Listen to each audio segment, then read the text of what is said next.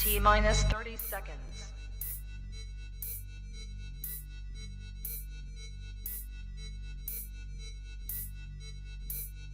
T-minus 20 seconds.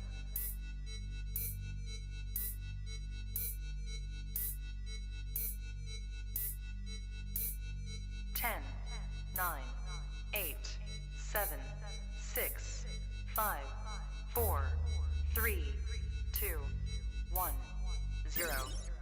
You are watching a master at work. Straighter, not a roundhouse right hand. And that's what we've been talking about. The straight shot is the one where he gets leverage on it. I don't want to kill Pull somebody back for a little bit. seconds. Nah, I want a body on my record. Now, I want to see you fight motherfuckers. I do. All right? I'm with you. I'm with you. As long as you're trying to fight the great, the best competition.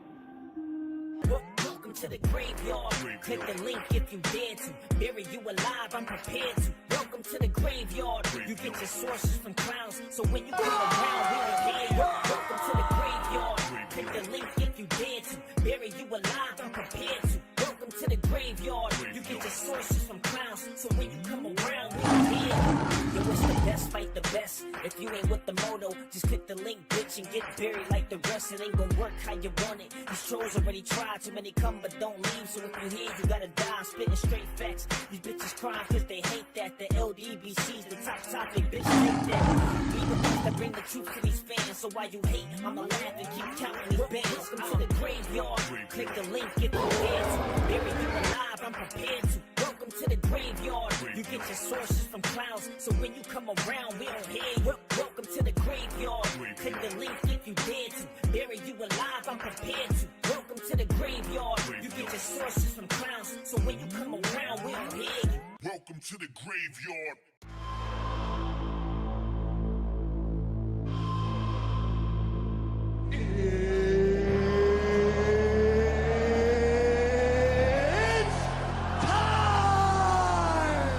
Feeling high, feeling low, feeling anxious. I can hardly take it. Turn me on, shut me down, and back on again. Oh, your silence, I'm going crazy, leaving me confused. I'm trying to get a hold of you. Oh, tell me, do you see me breaking? Why are my hands shaking? Will you let me go? Tell me yes or no. Oh, oh, will you let me go? Oh, oh, tell me yes or no. Oh, oh, will you let me go? Oh, oh, tell me yes or no.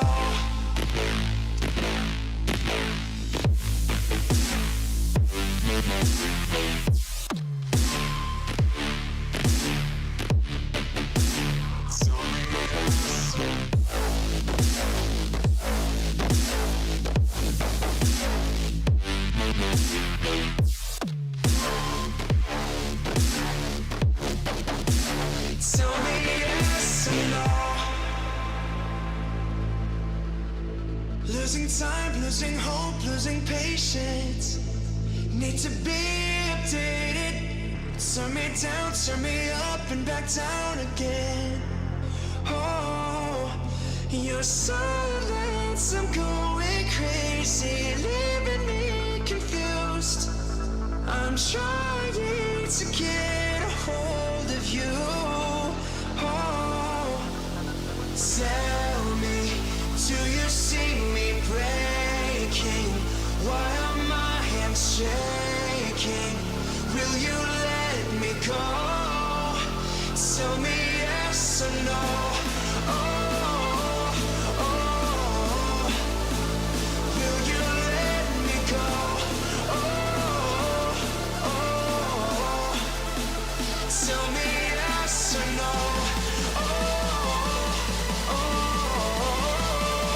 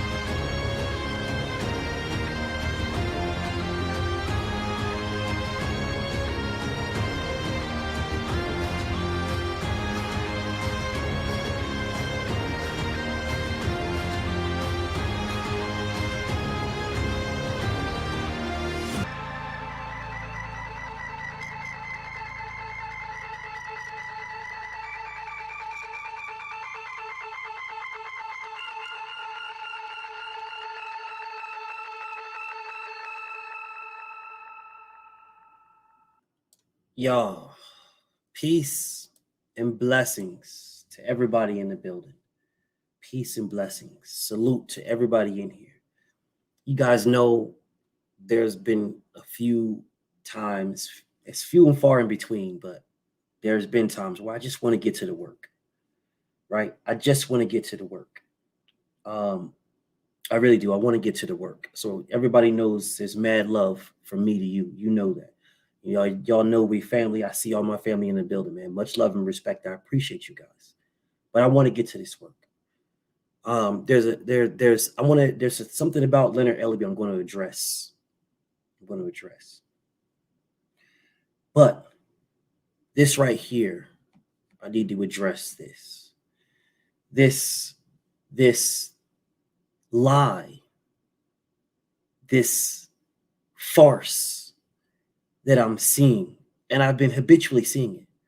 People saying, I've been hearing it a lot too. I've been hearing it a lot. And I've been hearing it for weeks and weeks and weeks that Devin ran from Tank. He ran from Shakur.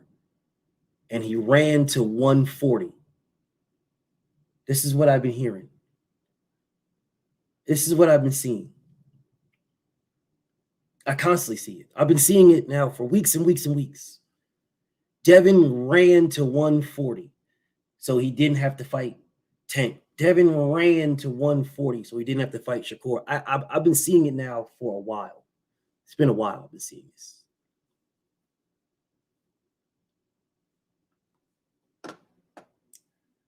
No problem. There's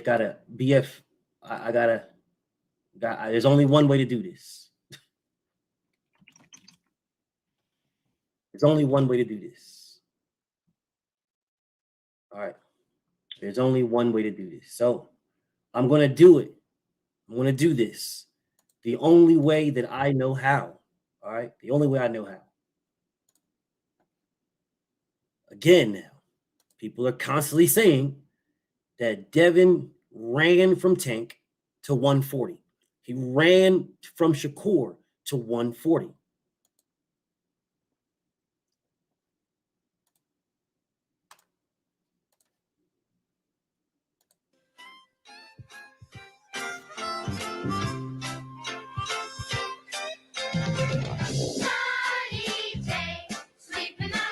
He ran to 140. Do you niggas not know how to fucking get there? Wow. Do you niggas not know how to get to 140? I'm fucking confused here. I'm confused. I swear to God, I'm confused.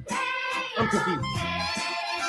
The man ran to 140. Do you niggas not know where the fuck he's at?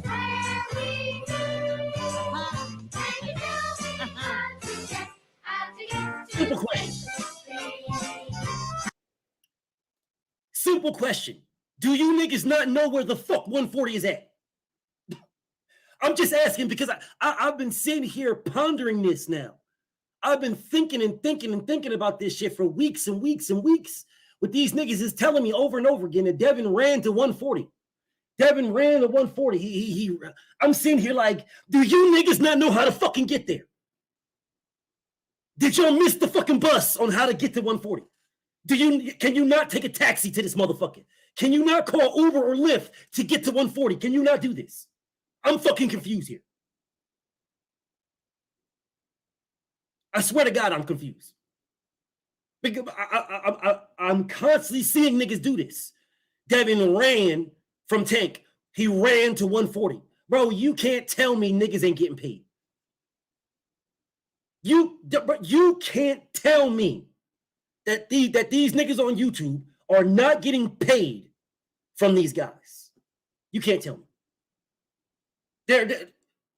There is no explanation for me. There is no explanation on how you can tell me that Devin ran from Tank to a weight class that Tank had a belt in.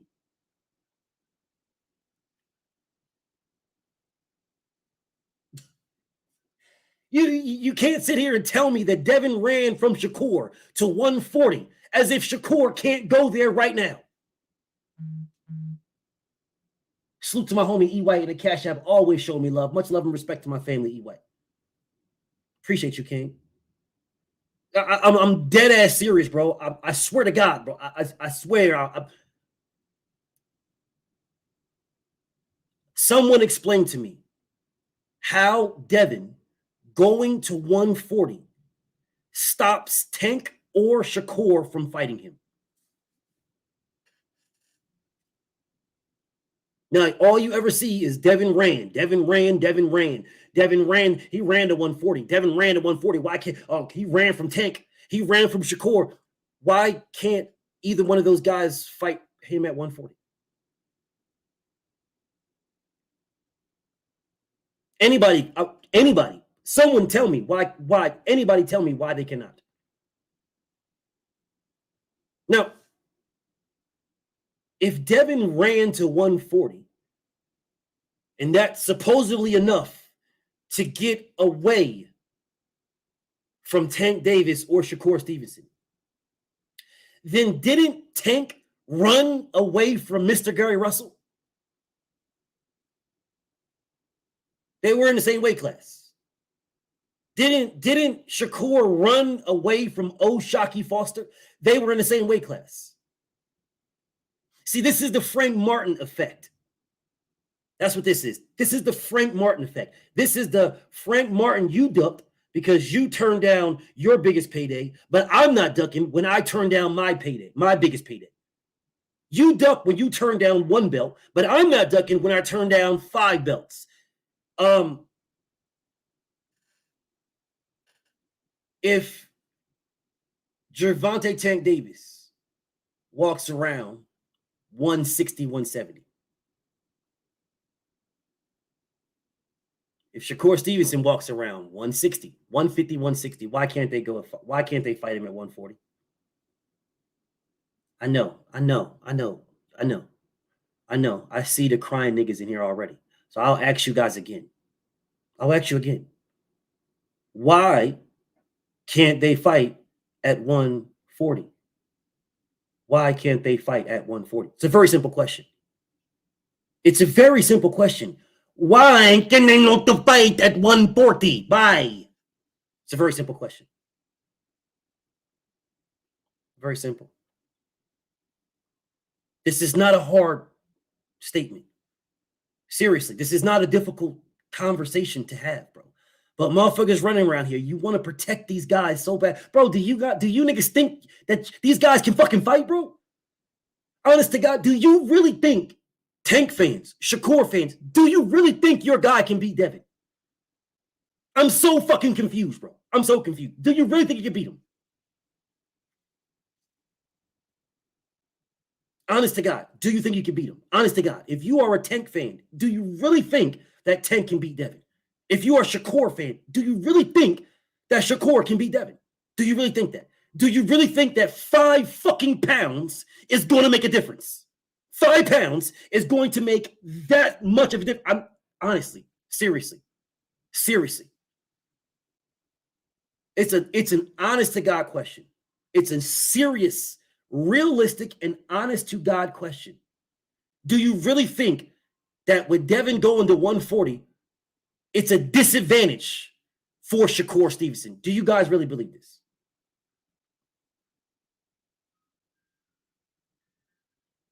Simple question. Simple statement. It's very simple, but this is no shade or nothing. It's a very simple statement. Do you believe that Shakur or Tank beat Devin? Do you believe this? Do you believe that 5 pounds makes the difference? 5 pounds. Do you guys believe that 5 pounds is all the file? It's all the thing. Tank and Shakur will flatline Devin. Okay, well, if they will flatline Devin, then why are you guys running around saying that Devin ran to 140? See, you cannot have it both ways here. You can't have it both ways. You can't say they'll both flatline Devin, but Devin ran from them to 140. Well, how did he run to 140? Let's try this again.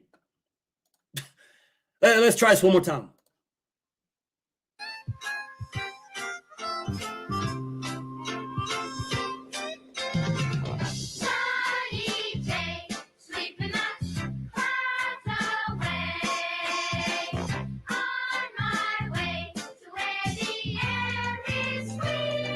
Do you niggas not know how to get to 140? Do y'all not know how to get there?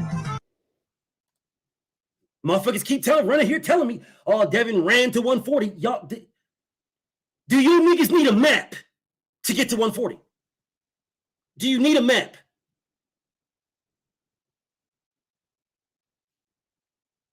This is a very simple question. Do you need a map? Do you need a map?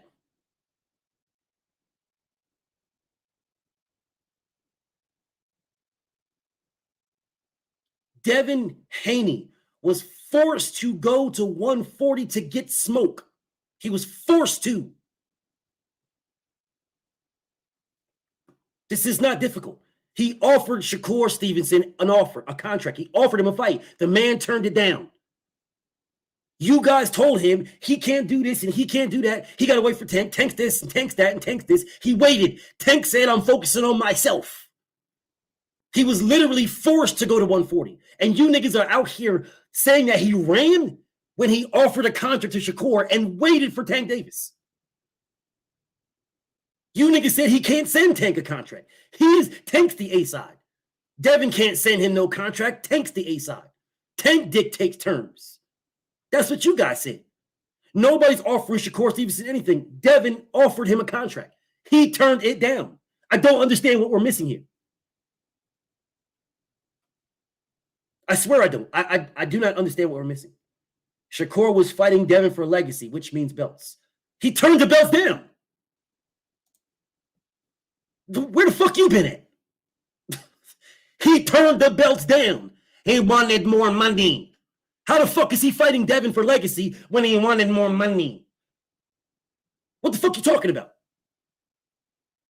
He wanted more money. He went to the WBD to get more money. The fuck is you talking about? He was fighting Devin for legacy. That means belts. What the fuck you talking about? What are you talking about? Devin chose to go up and duck Shakur and Tank. Okay, so then you're telling me that Tank ducked Gary Russell and Shakur ducked O'Shaquie Foster. Is that what you're telling me? Is that what you're telling me? So Shakur ducked Undisputed at 130. Shakur ducked Josh Warrington at 126 and Undisputed at 130. Because Shakur chose to move up and not fight for Undisputed. Is that what you're telling me? I just want to be clear here. I want to be clear. Is that what you're saying to me? Did Shakur Stevenson duck Josh Warrington and he moved up? And did he duck O'Shaquie Foster at 130 and then moved up? Did Shakur do that because he moved up? Simple question. Simple question. It's very simple question. Very simple question.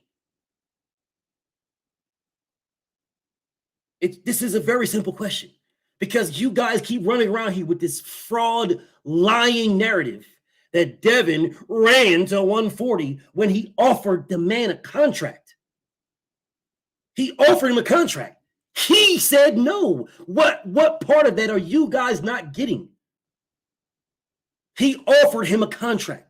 The man said no. He wants more money. He literally went around Devin for a belt. And you guys are blaming Devin. Devin couldn't get no smoke. Devin went to 140 to fight the number one guy at 140 because he couldn't get no smoke because Tank Davis and Shakur Stevenson ducked him. But yet niggas out here making goofy ass videos and interviews and articles and all kind of stupid ass shit about, oh man, Devin ran to 140. How did he run to 140? Doesn't Shakur know how to get there? How did he run to 140? Doesn't Tank know how to get there? How did I run somewhere that you know how to get there? He had a choice and he chose. Yes, he had a choice and he chose to send Shakur a contract that Shakur chose to turn down. That was Devin's choice. That was his choice. That was his first choice. His first choice. Yeah, Devin's first choice was to try to fight Shakur Stevenson instead of Vasil Lomachenko. That was his first choice, which you guys act like didn't happen. 6 times he tried to fight Shakur. 6 times. 6. But you guys just want to focus on when Shakur turned him down and went to the WBC. You don't focus on the 6 times.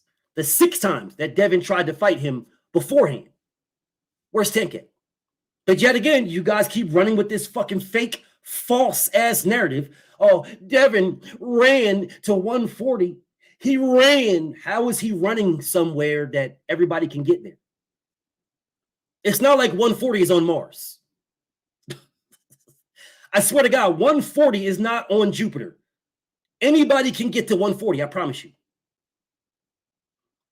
Anybody who is at 135 right now or 147, a good nutritionist can get you to 140. It's not a difficult place. So you guys keep running around here saying that Devin ran somewhere that other fighters can get there. Tank has been there, but yet you guys are still saying that Devin ran to Tank's house to duck Tank.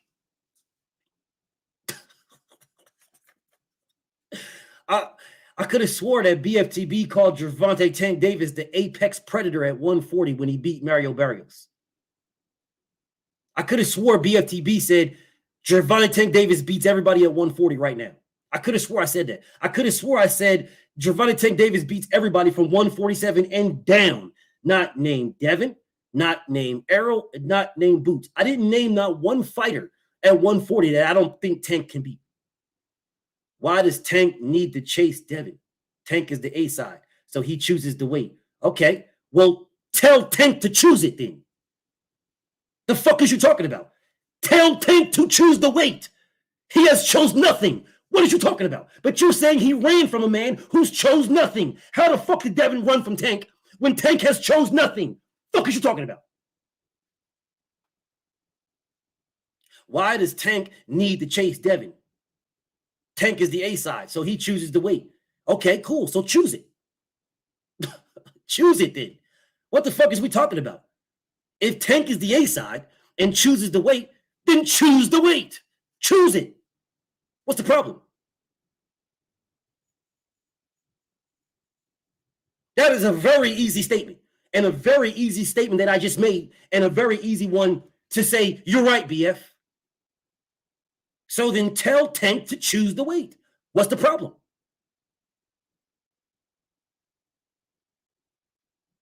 I see you saluting everybody, but you wrote this to me. So I'm speaking directly to you. I put this on here. If Tank is the A side and chooses the weight, then choose the weight. Choose the weight. Has he chose the weight? Has Gervonta Tank Davis told Devin Haney we are fighting at 135? Has he said this? I know you hear me. Do you niggas hear me? Is my mute? Is my mic working? Is this shit on mute? Do y'all hear me? Hello? Hello? Can y'all hear me? Is this motherfucker working?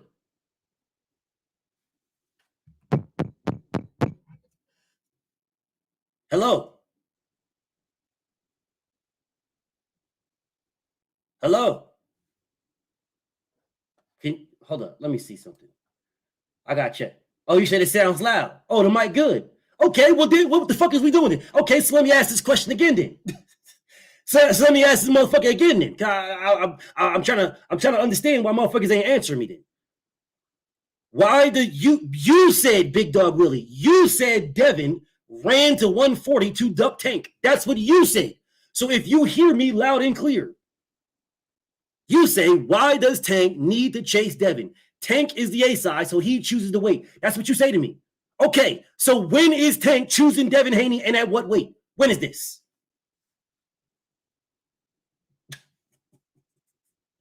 When is this happening? When is this? When is this? It's a very simple question, yo. It's a very simple question. I see my brother Bees. What's up, my brother Bees? I know my brother Bees will answer me. Other niggas ain't going to answer me. I know Bees will answer me. Salute to my brother Bees. I see you. Bees will answer me. Bees will fight this one to the death. He can't, but he will. He will. Yeah. So let me repeat what I said earlier. BFTB keeps hearing people say that Devin ran to 140. He ran to 140. Devin ducking Tank Davis because he ran to 140. Devin is ducking Shakur Stevenson because he ran to 140. I will ask you guys again. Do you guys know how to get to 140? He ran to 140, so what's the point? The point is you are a pathetic meat muncher. That is the point. Absolutely pathetic. Absolutely pathetic. So you can't defend your hero, but you can spin the narrative to shit on the guy who is waiting for him to send something. Beezy, it ain't going to happen. Beezy, it's not going to happen, King. But let me be clear. I'm not shitting on anybody. BFTB had to take a step back. I had to take a step back because I was too deep in the trenches, right? So I had to take a step back. And I'm sitting here and all I see is people saying that Devin ran to 140, he ran to 140, he ran to 140. Well, at 140, he's fighting the number one guy at 140. He's fighting the number one dude there. The number one. That's who he's fighting, the number one guy. So how do you... So Devin, he can't send Tank no contract because Tank is the A side and Tank dictates terms. So we can't send Tank an A side. He can't send him a contract because Tank's the A side. But Devin is ducking him because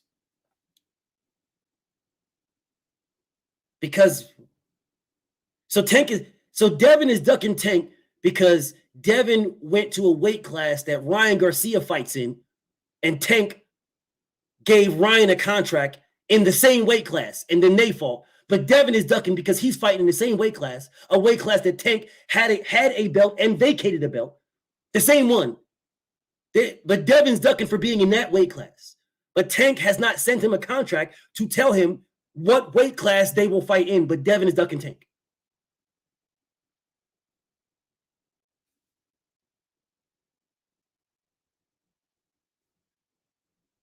I know, Bees. Salute to my brother Bees. I know. I know you want to spin and put a little fluff on it. I know. That's a good idea. That's a good idea to spin it and put a little twist on it, put some laughter behind it. Because you was trapped in a very bad spot.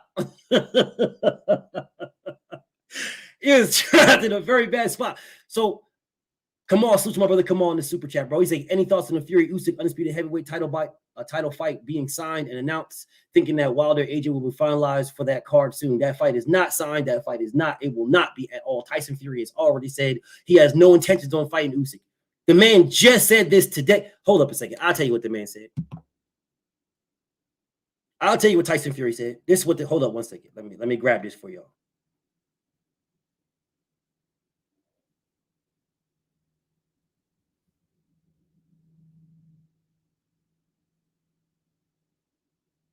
Tyson Fury just said this today. Why would I want to fight Usyk for no money? He's got zero personality. He's an ugly bastard with gappy teeth, and he's half the size of me. If I beat him, it's, oh, well, he beat a middleweight. If he beats me, he beat the legendary Tyson Fury for no money. If you put Usyk in a Morecambe, and whatever the fuck that is, put Usyk in Morecambe in a leisure center, he wouldn't sell it out. I offered him 30% of a large bag, and he said they want more. On what merit do you deserve more? I'm a superstar. You're a nobody. That is what Tyson Fury said. He is not fighting Usyk at all. That is what he just said today. So that fight is finished. Yeah, you can wrap that one up. You can wrap that one up. I see you, Rich D. Salute to my homie, Rich D. Salute to my homie, James Kelly, bro. Much love and respect to you, bro. Mr. B advised. Heavy in the cash app. I appreciate you, King. Definitely appreciate you. Damn. I appreciate you, my brother. Definitely appreciate you. But listen, please listen, bro. This is what let me ask you guys this. Let me ask you guys this. If fighter A calls out fighter B to fight, fighter B says, you are fighter A. You dictate everything. I'm fighter B. I can sign or move on. You're calling me out. I'm calling you out. I'm telling you that you dictate everything. If fighter A does not send fighter B a contract, isn't fighter A a clout chaser? He not serious? He not serious?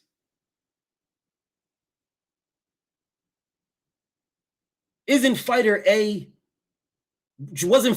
just saying that just to say it?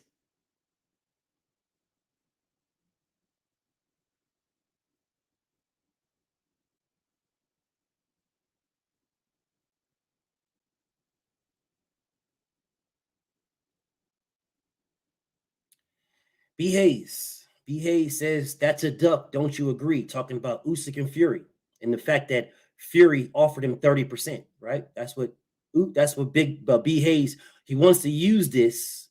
He wants to use this to try to somehow meld Shakur Stevenson and Devin in that. That's what he wants to do. Okay.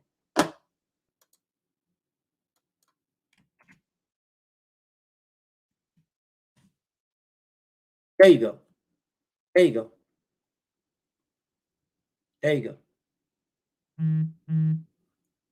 Salute to my homie, Expensive Paper. Much love and respect. Heavy in the Cash App, bro. All love and respect to my Brody, bro. I appreciate you, King. I definitely appreciate you. There you go, B. Hayes. I do not know why you think you can mess with me, brother. I don't know why you think you can mess with me, but there you go. I will explain to you the difference in this situation and that one. Nah, man. I don't know why you think you can mess with me. Nah, man. I ain't even trying to. I was just fucking with you, dog. I mean, I can explain it, though.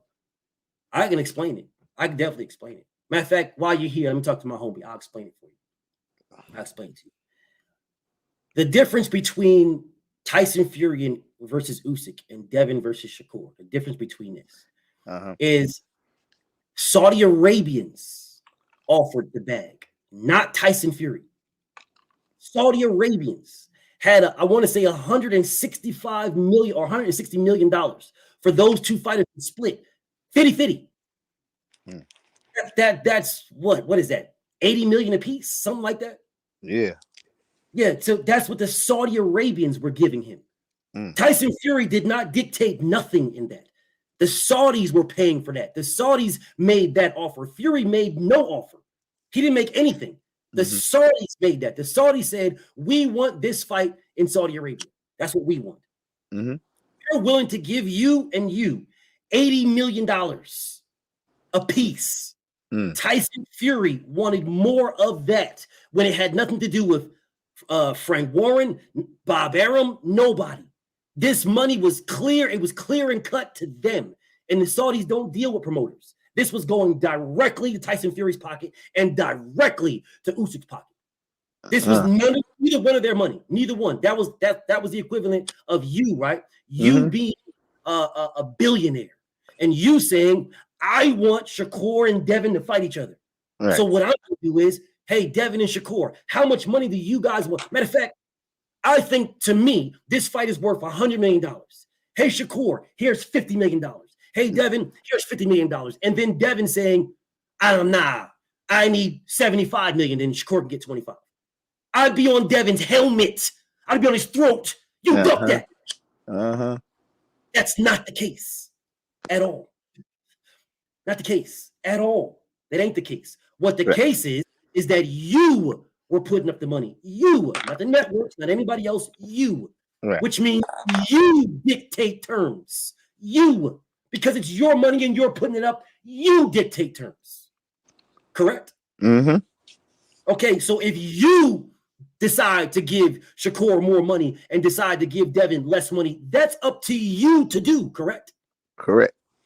Okay, so if either one of them turn it down, then they duck. Whichever one of it did, they duck because you were giving them 100% of whatever it is, of whatever split you was given. Do you understand what I'm saying? Yeah, I understand. I understand the difference for sure. I was just trolling you for real, dog. I wasn't trying to fuck with you. Nah, it's all love, but it's all love. It's definitely love. Yeah, But, because I done already said on your show that Devin ain't a duck. So you know what I'm saying. I have said he ran the 140 though, but that was okay. Let's talk about that. He ran the 140. Shakur can't get that. No, I mean at the end of the day, I mean I think he was always going to 140. He shouldn't they just shouldn't have been capping like they was gonna stay at 135. Then we wouldn't be talking about them running the 140.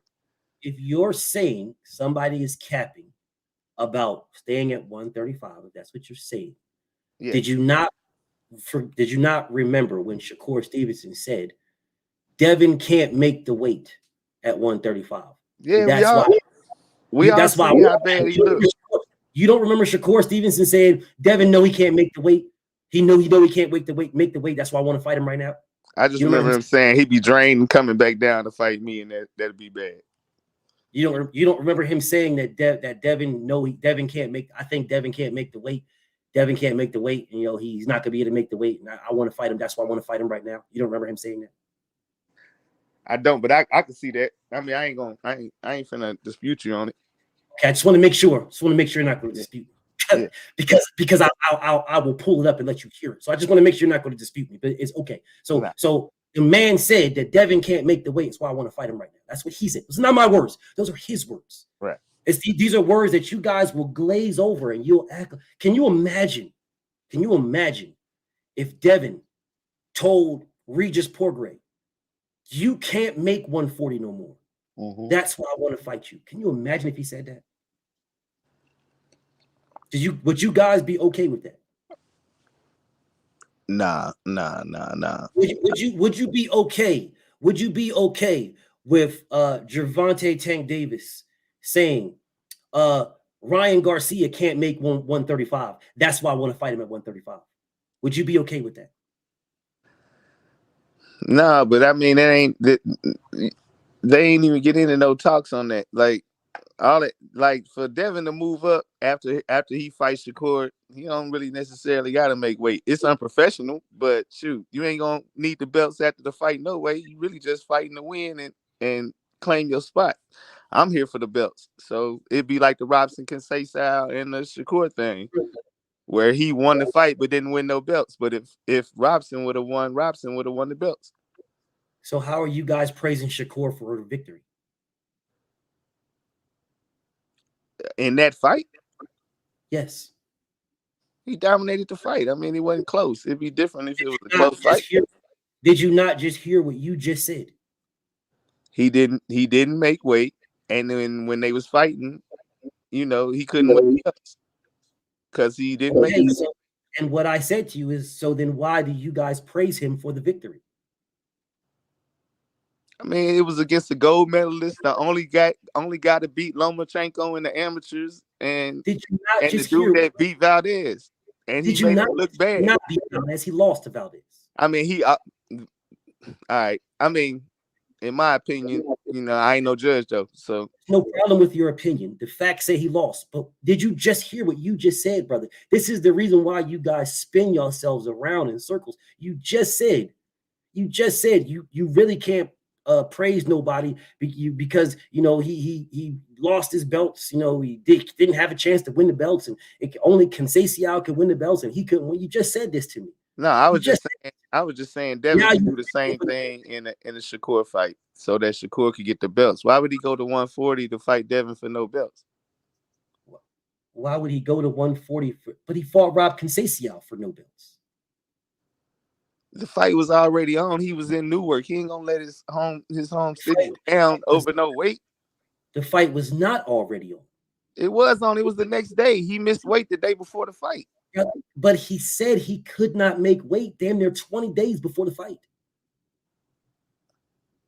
That's what he said. Damn near 20 days before he couldn't make the weight. He did, and then he did everything he could to make weight until he was pissing orange. He did everything he could to make weight except for hire a nutritionist. And then he hired a nutritionist after he missed weight. Not hire a nutritionist. He does did everything nutritionist now. Weight, except right now. But didn't the man say he wants undisputed at 130? But Bob didn't want undisputed at 130 because Cordelia and Hector Garcia couldn't sell no tickets. They wasn't enough for him to put money behind the fight. He said that. So if those guys don't sell tickets, then how are you guys telling me that Devin don't sell tickets if they want to make that fight?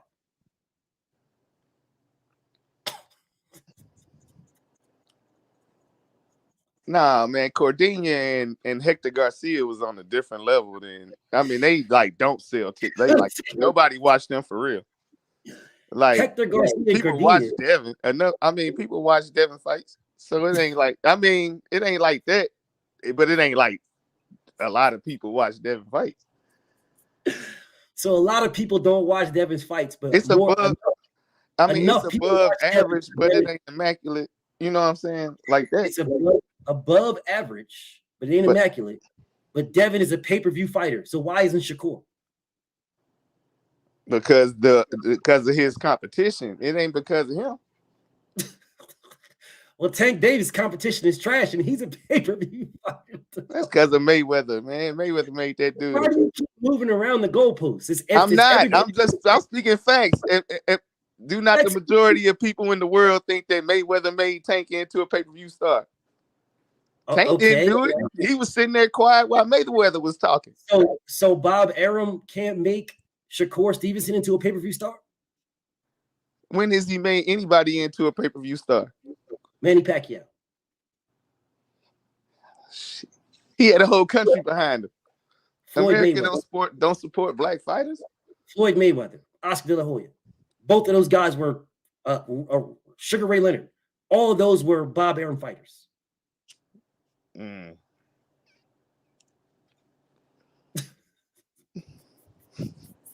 Shakur time coming, bro. But I ain't gonna say Bob Arum go, Bro, listen, can I ask you this question again and you refusing to answer? Okay, I'm sorry. What's the question? My fault. I done flipped on the question. You did multiple times, but you said that those guys, Hector Garcia and those guys down, they don't sell. That's why Bob Arum ain't making the fight. Right. He said that. But yet they'll make the fight with Devin. But you guys tell me Devin don't sell.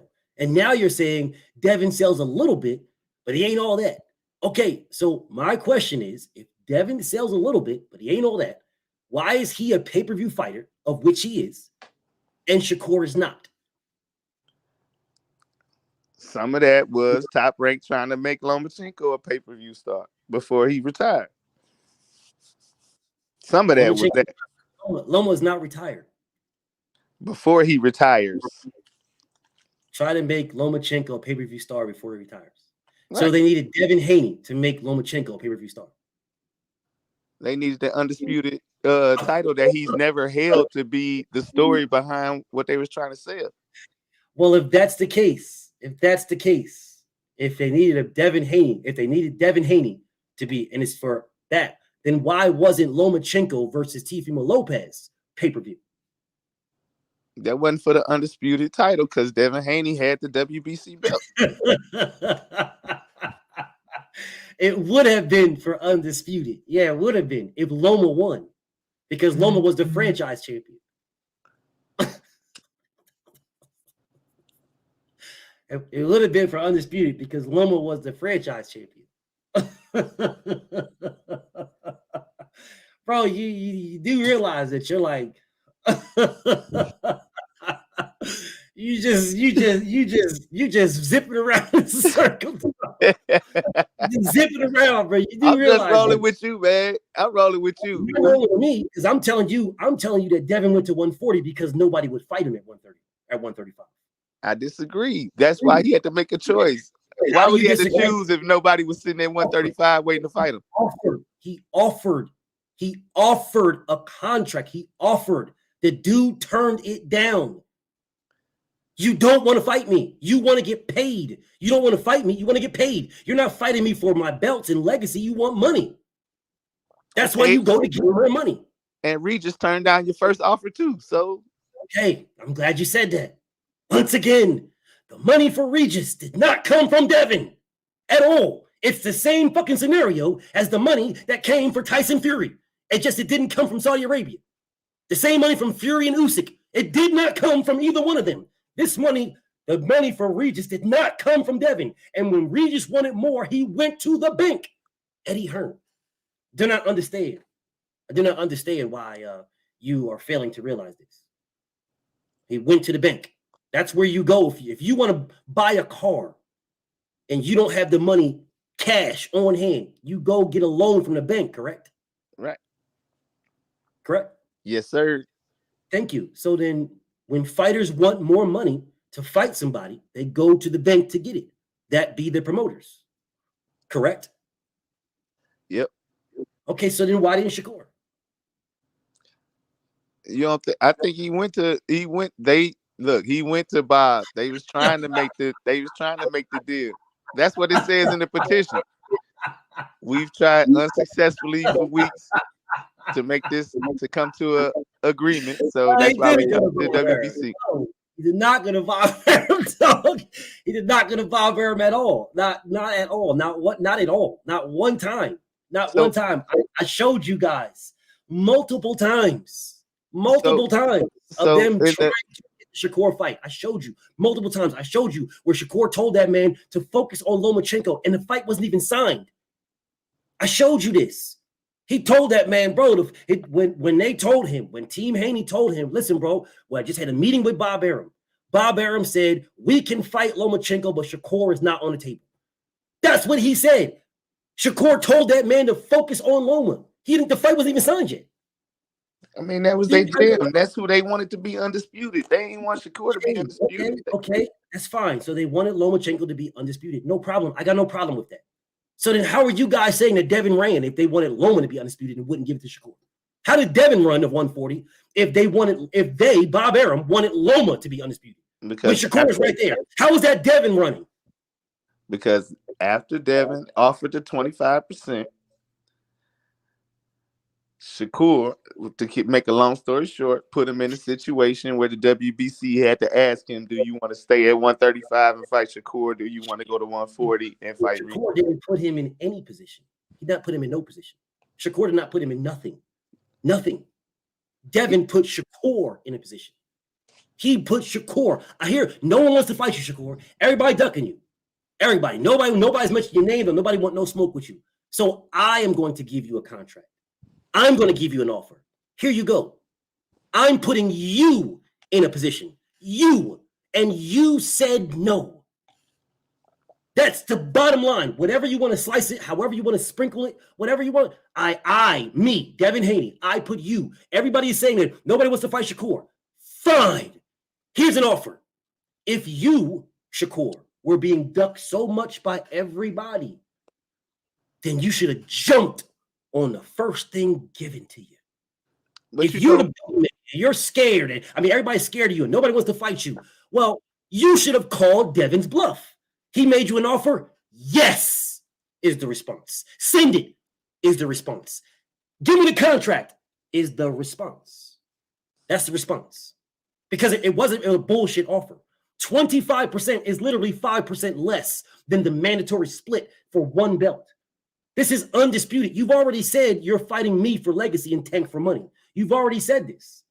You did that. So if you did that, no problem. Here's your contract. Here's your offer. It's your time to say, yes, I'm taking it. Let's go. I'm going to beat your ass. I'm going to get all these belts. And now it's Gervonta Tank Davis time. That's how you do that. My first response was your response. Is that response right there? He did not. Well, he didn't. Well, if your first response was my response, if we're on the same page there, then he didn't want it. He wanted more money. He did not want the legacy. He wanted the money. No, he didn't want both. He wanted he told you that Devin was legacy and Tank was money. Did he not say that? He said it. That's okay. So if Devin is legacy, well, if you're fighting a legacy fight, you're going to take less for a legacy fight. You're going to take less, specifically if you're the B side.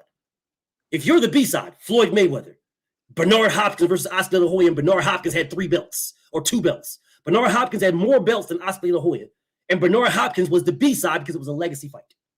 Floyd Mayweather was the B side because it was a legacy fight against Oscar De La Hoya. Canelo Alvarez was the B side because it was a legacy fight against Floyd Mayweather. right. I can go on and on and on. Hey, but This man had a legacy fight and turned it down. But that's why I was saying he couldn't go to 140 with Devin because it was a legacy fight. That's why he was fighting Devin for the legacy. It's still how are you going to tell me it's a legacy fight if you wanted more money? I mean that's we can argue that, but I mean that ain't no argument. I just gave you prime examples of niggas who took what they were offered because it was a legacy fight. I just gave you prime examples. I get it, and I just told you my first response would have been your response. However, his first response was, "I want more money." Shakur duck. If me and you were on the same page, we know what the legacy fights are. You're going to take less for the legacy fights if these niggas is offering you, and your response is the same as my response. Then Shakur ducked this man. I don't understand what we're talking about. You can put whatever you want to put on it after the fact, but he ducked a man. You can whatever you want to put on it, whatever spin you want to put on why he ducked. It was he ducked because he wanted. He ducked because of this. He ducked because of that. He ducked. Whatever spin you want to put on, because if you believe that this man beats Devin, and if he believes that he beats Devin, then he takes the 25% for his highest payday, and he beats Devin. He was going to get his highest payday and all the belts. I do not understand where you guys are confused here. Devin had to go to 140 because no one wanted to fight him. But he never said no, BF. He just went another route. Okay. Well, if I offer you something and you go another route, because I want more, then your actions said no. No, my actions say I want to fight, but I want to get more to fight. Well, then, if that's the case, then why do you guys call Frank Martin a duck? Because his action said he wanted more to fight. Not by agreeing. His problem is they agreed on the shit, and then when did Frank Martin ever say he agreed? Your team is you. If your team is acting on your behalf, then that's you. Frank Martin never, it's not him. No, it is not him. No, that is not him. It's he never he paid to be here. He should have been in the meeting then. Why wasn't he in the meeting then? Never agreed. You're moving the goalposts. I'm not. I'm like, if you're not in the meeting and you paying niggas to be in the meeting, then them niggas in the meeting are you. You are moving the goalposts. The man out of his own mouth said he never agreed to anything. Out of his own mouth. He said, I agreed to everything. Then I saw the dollar amount and I wasn't cool with that. The man said the exact same thing that Shakur said. When did Shakur say that he don't agree with the location, the date, the ring size? When did he say he didn't agree to any of that? When did he say he didn't agree to that? When did Shakur Stevenson say, I don't agree to the ring size, I don't agree to the location, and I don't agree of the date of the fight? When did Shakur say that? He never said that. He never said that. So then that means the only thing he didn't agree with, he agreed with those things. The only thing he didn't agree with is the money. Correct? Correct. Okay, then it's the exact same thing as Frank Martin. It's not. I'm sorry. It ain't. Because he never said yes, then said no. You are sorry. You are sorry. Because the man agreed to everything except the money. The same thing Shakur did. Listen, bro, however you guys want to spin this, whatever you want to spin, the only reason why Devin is fighting Regis Prograis at 140 is because nobody will fight him at 135. That's the only reason. Or else he'd be fighting Shakur Stevenson. He offered Shakur Stevenson a fight before he fought Regis, before he offered Regis anything. Facts. Absolute facts. Shakur Stevenson turned down Devin before Devin went to fight someone else. Facts. Facts. You guys keep saying he ran a 140, he did not. He had no other option. Who was he going to fight? It was what? What? Just sit around and wait for Tank? Just sit around and wait for what? Just wait for somebody? What was he supposed to do? I mean, the fact not carry on his career? What was he supposed to do? Man, we all knew he wasn't coming back. He was supposed to drop the belts and declare for 140. How are you saying coming back? He didn't go nowhere. He was at 135. He offered Shakur Stevenson a fight. So what was he supposed to do when Shakur said no? What was he supposed to do?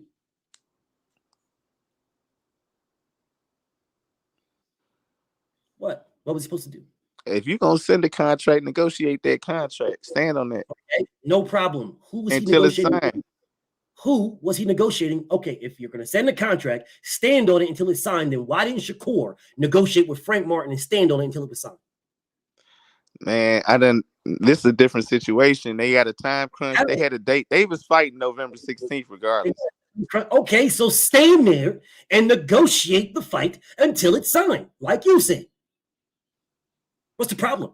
His attitude was, man, if you didn't want no smoke, you should have just said something. Attitude was, you do what you just said. You stand there and you negotiate the fight and get it done. Listen, bro, we're on a time crunch. Why when I can fight the next dude in line in 24 hours? Okay, and he so calling my name Devin, anyway, and I really want to whoop his ass anyway. Why would Devin sit around when he can fight the number one ranked guy at 140? Why would he sit around? He wasn't You're killing it. He wasn't gonna be around no way. Like he wasn't coming back. What do you mean he wasn't gonna be around no way? What are you talking about? They wouldn't even put the Loma weight on TV. They wouldn't put. I still ain't seen no footage of that weight. What weight? The Loma and Devin. What you call the shit, man? You know what I'm saying? No, I don't. The same shit that's going on with Canelo and Charlo right now. The weigh-in. It was live. That's why I kept saying wait. It was messing me up. The weigh-in. They wouldn't even put the weigh-in on TV. It was live. What are you talking about? Or did you forget where Devin pushed Lomachenko and was charged $400,000 for it? It was live. What are you talking about? Where were you at? What planet were you living on that you didn't see that? That was the press conference, wasn't it? That was the final press conference. That wasn't the weigh-in. Brother. Oh, no, you know what? You're right. But that was the fake shit. They did the fake shit. They wouldn't put the real joint on TV. What is the goal of what you're trying to do right now? What is the goal of what you're saying to me? Because it's so hard for Devin to make weight. Everybody knew he wasn't going to come back to no 135. That's all I'm saying. They should have just said that shit. Do you realize that if it was so hard for Devin to make weight, and that's the reason why that was Devin's last fight with Top Rank? If Devin did not make weight, then if Devin would have beat Lomachenko, the belts would have been vacant. The exact same thing that Cashapp did. The belts would have been vacant because he missed weight. What the fuck are you talking about? What are you talking about? I'm not saying that he should have missed weight and not been able to activate his mandatory. I didn't say that either. What I said is you said that the weigh-in wasn't on TV. It was a fake one. That was the fake one. You didn't see the weight. You're insinuating that Devin didn't make weight somehow. No. They made weight earlier, and then they was able to rehydrate for the TV stuff. They made weight earlier. If they did the same thing in the other if they made weight, then what does it matter what you are talking about right now? They made weight. I'm just saying I was comparing that to when they showed us the actual weigh-in with Kambosos and the way Devin looked. I mean, we knew that he was draining himself down to that. What does that? Okay, well, if we knew that Devin was draining himself down, then why doesn't Tank want to fight him at 140? Why doesn't Shakur fight him? Now, Tank, he should be doing. He should be doing. Either one want to fight him at 140. Either one. I say Shakur doesn't want to fight Devin at 140 right now because it wouldn't be for any belts. What does that matter? He just turned down 5. He turned down all the belts. I would just be going back to the fact that they said that when they do fight, it's gonna be for everything. Okay, well, Devin offered him everything. He turned it down, brother. Devin offered him everything. He said, I want more. What fucking more is there than everything? He didn't turn it down. He said, I want more. He did turn it down. If you're saying you want more, you ain't taking what I'm giving you. I want more. I'm turning down what you gave me. I'm turning this down. I want more. I'm turning that down. What the fuck is you talking about? Because you keep saying he said no, and he didn't say no. Okay, listen. If you offer me something and I say I want more, I turn down what you offered me. Come on, man. Give me a little bit more. I'm turning down what you're offering me. Come on, man. But I still want what you offer. You don't want what I'm offering you because you will take it if you want it. You don't want it. You're saying, come on, man, give me a little bit more. Meaning you don't want what I'm offering you. I do want what you. What are you not getting? What are you not getting? Sorry, man, I don't understand why you missing it. Like, you know what I'm saying? I don't know why you're missing it. You are missing it. I am offering you everything. Everything. Here's everything. All the belts. I'm offering you everything. And then I'm giving you your highest payday. I'm giving you your highest payday and everything.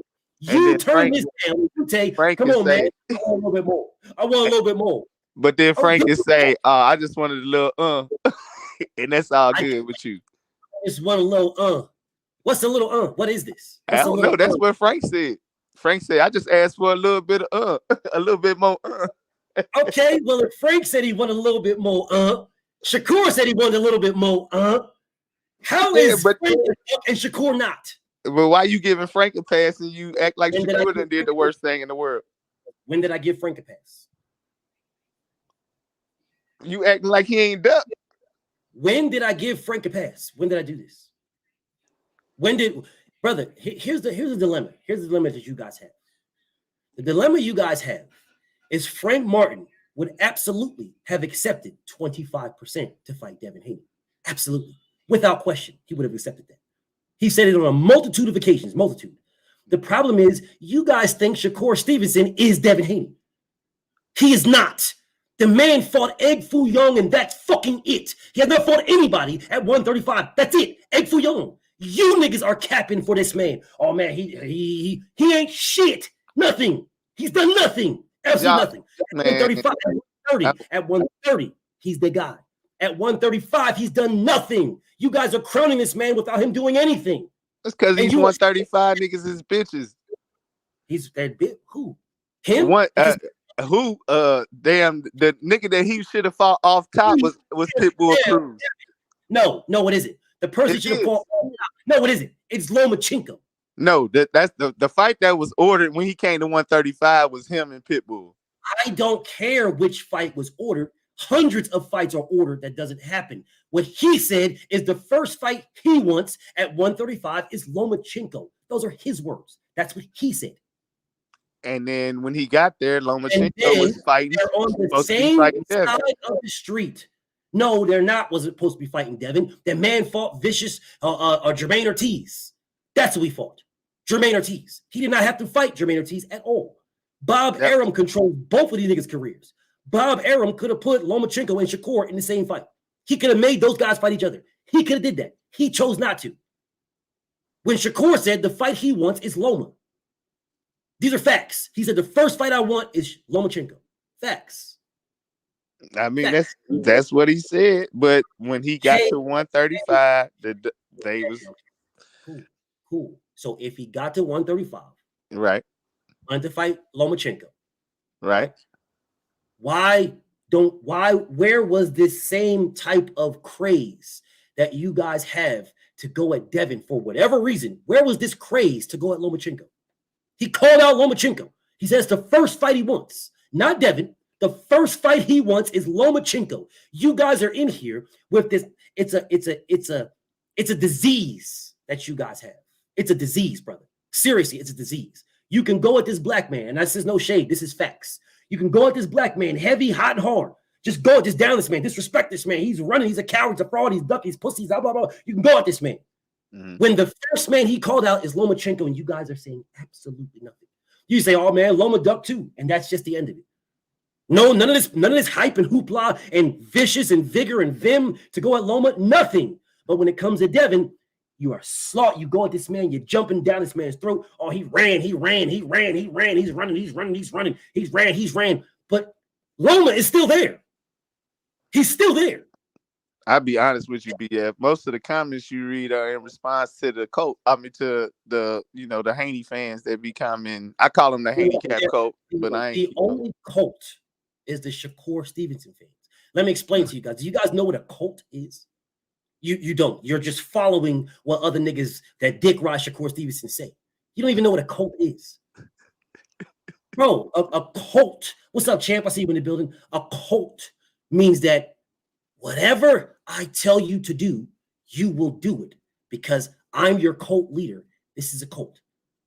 Devin cannot say do this and then someone does it.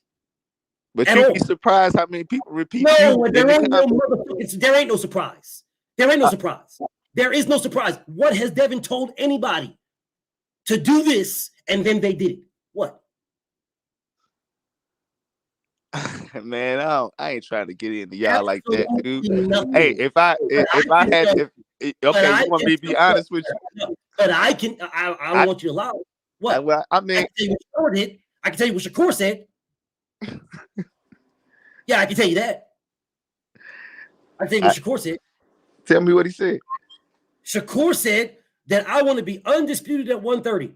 And you guys ran with it. You ran with it hot and heavy. That's all. You just, no, I'm not doing, no, that's what it is. That's just blah, blah, blah. And then he dropped his belt on the scale. You guys ran with that. Oh, that's right. Yeah, you're right. And then after that, the man said, I can still make 130.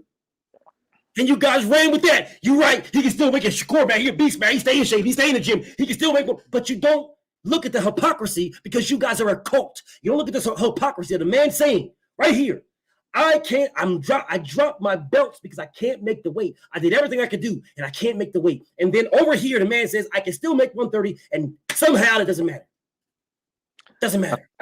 Man, but he also said that he was eating fast food and he wasn't focused, and that's why he didn't make weight. He's since gotten a nutritionist, and now he probably feel like he can really make that.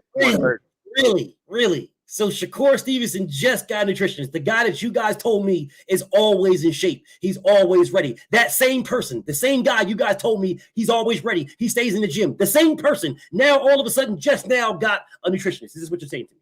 No, that's what he said on the build up to the Yoshino fight. He was not always in shape.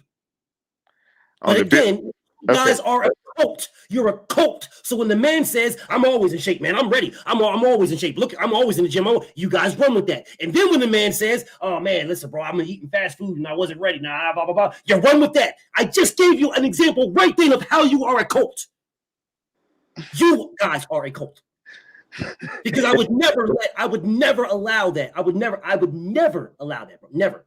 There's no way. No way in the world. No way. No way. If Devin did not try to fight Shakur Stevenson, I would be killing that man. Bro, you told me the 135 is yours until the rest of 2023. That's what you told me. You told me personally, man to man, me. Yeah. That's what you told me. All right. Now you just immediately you don't offer Shakur nothing. You don't try to fight this man at all. You just go to 140. Then you lied to me. You lied to me. Fuck everybody else, bro. You spoke to me, man. We spoke, man to man. We spoke. I told you I didn't even want you to be here. I told you I don't even want you to be at 130. I'm 135. You're killing yourself to make the fucking weight. You told me, fuck these niggas. If they want something, they got to go through me. That's what you told me. You tried to fight this nigga. This nigga turned you down. You had no other choice. What choice is there? What choice did he have? The choice he had was to stay at 135 and fight Shakur for a different split. How was he going to stay at 135 to fight Shakur? You wanted the man, but you just told me. You just told me. They couldn't make it. You just told me that, oh man, they hid the first weight because Devin knows he can't make the weight. They hid the first weight. He knows. That's what you told me. Yeah. Now you're telling me you want the man that can't make the fucking weight to just stay there and just wait for Shakur for whatever. Not Shakur, whatever. Because Shakur ain't trying to negotiate, Beezy. Stop the bullshit, nigga. Hey, based on what they said, that's what I'm saying. If they would have never been, Who if they said? never would, Who? what Bill Haney said, if you want 135, you got to go through me. Okay, well, he went. Well, Shakur said, Then Shakur said, hold my beer, and went around this nigga. Then they called in during Shakur fight, talking about they wasn't leaving 135. When you knew all along you was leaving 135. That's my point. How was he? You don't got no fucking point, nigga. Or did you forget where I told you he tried to fight this goofy ass nigga before he fought Lomachenko? Did you forget this? And you just told me, oh man, they wasn't going to offer him then. They wasn't offering then. They wasn't offering then. Did you forget where I told you I got the fucking receipts where this goofy ass nigga said, focus on Lomachenko? Did you forget that? What about that time where he tried to fight him before he even fought Lomachenko? What about that? The whole Top Rank wanted Lomachenko versus Devin. I don't give a fuck what Top Rank wanted. What did Shakur? Why didn't Shakur say, wait a minute, you tried to go to fight me? Let me call Bob. The nigga said, focus on Lomachenko. This was before Lomachenko, nigga. So don't tell me about what the WBC. I told you he tried to fight Shakur. He tried to fight this nigga 6 times. 6. The fuck is you niggas talking about? I'm just saying. So what about that one? Why didn't Shakur Stevenson, when Devin tried to fight this man before he even fought Lomachenko, Devin tried to fight this man then. Why didn't Shakur Stevenson help out? Why did Shakur negotiate? Why did Shakur negotiate with Bob Arum? Oh, whoa, wait a minute. Devin went to fight me? Let me call Bob. Let me call Jay Prince. Yo, Jay Prince, what's going on? Yo, Bob Arum, what's going on? Why can't, bro, Devin said he tried to fight me. What's up? Let's make this. Why didn't he do that then? I think it's because, and it's, you're going to say I'm moving the goalpost, but I think it's because he was already in bad standing. You saw Bob get up on the post conference of the Valdez joint because they didn't really want him to fight Valdez. I don't care, brother. I'm talking about his relationship with Top Rank, and if Top Rank want Loma to fight Devin, then you can't be a renegade at all times. I don't care what they want. We are talking about what Shakur wants. I don't give a fuck what they want. Shakur said he wanted Loma. Okay, Shakur said he wanted Loma, but Devin had all the fucking belts. When Shakur Stevenson was told by Team Haney, we tried to fight you. Top Rank said that Loma, we can fight Loma, but we can't fight you. That's what he told. And the man said, focus on Loma. That's what that's his response. And now you niggas is running around here telling me, oh man, he pressed for his mandatory. Bro, he had to do none of that shit. Devin was trying to fight that nigga. Before he was mandatory or anything, Devin was trying to fight that nigga. And that nigga is the nigga that told him to focus on Lomachenko. That nigga. But you niggas keep glazing past this shit. This is the shit I'm talking about, bro. This is why you guys have no response for this. You have I'm no trying response. to tell you why I can excuse it, but I mean, you know what I'm saying? I'm telling you why I can excuse it. How can you? This makes absolutely no sense. No sense. So it don't make sense that hold on. You saw Bob get up in the middle of his press conference. Time out. All right.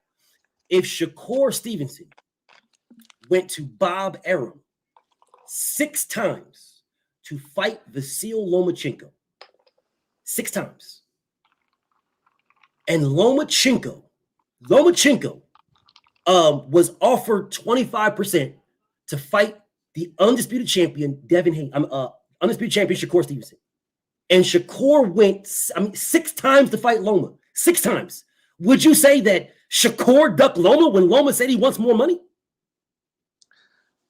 Dude, I mean, we could talk about that, but all I'm saying no, nigga. I'm gonna ask you this question again. I'm gonna ask you this again. I'm gonna ask you one more time. You're a conversation dominator, Pierre. Okay, but you're not answering the question. You're not answering the question. Okay, you're not answering. You're trying to move around.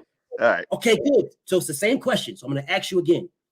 If the undisputed champion Shakur Stevenson went to Bob Arum 6 times to fight Lomachenko and then offered Loma 25% when Loma said he wants to be undisputed and Loma turned it down, would you call, if Loma said he wants more money, would you call Shakur Stevenson a duck?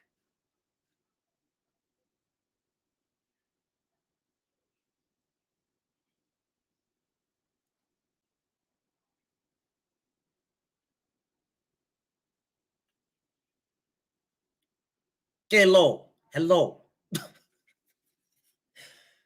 Oh, you fell off? Okay. I'm here.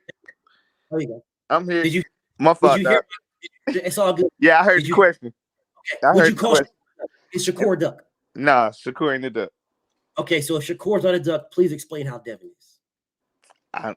I told you Devin wasn't that duck. I said Devin ran the 140. I got it. So would you say Shakur ran to 140? He ran away from Lomachenko and ran to 140. Would you say that? He should fight.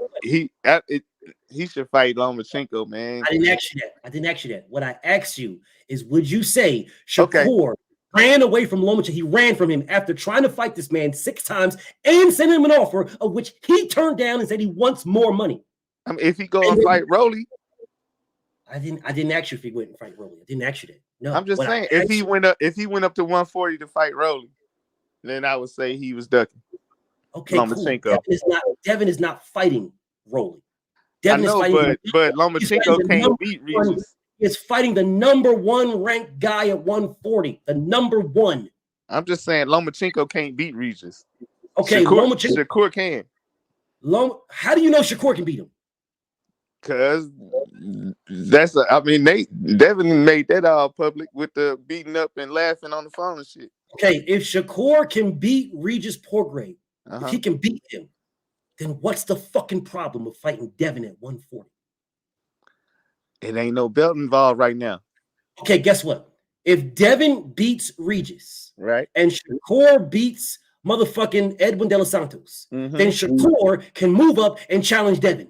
If he does not, is he ducking? That's what I said, but then you told me that unifications trump mandatory. I'm going to ask you this question again. If Shakur Stevenson beats Edwin De Los Santos and Devin beats Regis, if Shakur Stevenson does not move up to 140 and challenge Devin for the WBC belt, is he ducking? Yeah. Keep that same energy. But you told me that unifications trump mandatories. So if Devin take a Devin take a unification instead of taking the mandatory against Shakur, is Devin ducking? No, because Shakur Stevenson will be his mandatory. So after Devin unifies, he will have to fight Shakur Stevenson. What the fuck is we talking about? What if he get another chance to unify again? Don't he get well, after he unifies, he'll have to fight Shakur Stevenson. Nothing changes. That's the first belt Devin gets. If Devin beats Regis, that's his first belt. It's the first one he must defend. Right. The first one. So if Devin beats Regis and then fights Subadal Matisse and unifies, this is better for Shakur. It's not worse. It's better for him. It's better. So no, you don't understand. Because you're saying here, so all you see ain't the same. No, it's better for him. Because what Devin can do is what he offered him at 135. Undisputed in one fight. I can collect all the belts and then fight you for undisputed in one fight. You get undisputed in one fight. I have to do it in 4. You get it in 1. What's the fucking problem here? Hey, that's what I want to happen. Like, no, it's not, dude. Hey, I really wanted him to. I don't believe you, bro. I don't believe you. I really wanted him to win the WBO and then tell Devin the only way you're gonna become undisputed is through me. Ty Fresh, what's up with you, King? Salute to my brother Ty Fresh in the Cashapp heavy, bro. I appreciate you, my brother. Listen, bro, I'm gonna tell you this right now. Right. If Devin Haney beats Regis Porgrave and Shakur Stevenson beats Edwin De Los Santos, I guarantee you Shakur will not be trying to fight Devin. I guarantee you he'll be talking about I want to be undisputed at 135. I guarantee you. I think he's gonna try to go WBO route after he win the WBC. How is he gonna go to WBO route after that when Devin's a champion? He's the #1 contender in the WBO. He will not be the #1 in nothing but the WBC. I know you told me that. You told me that, but I still think he's gonna go after that WBO. Bro. The fuck you mean I told you that? The rules tell you that. The rules. you can't be a fucking champion unless you're white. You're not going to be no fucking champion, and then they're going to rank you as a #1 in another sanctioned body. You can't name a nigga that never did that, or a Spanish guy. And he wouldn't be able to fight for the vacant because Devin still hold the WBO. The WBO is not vacant.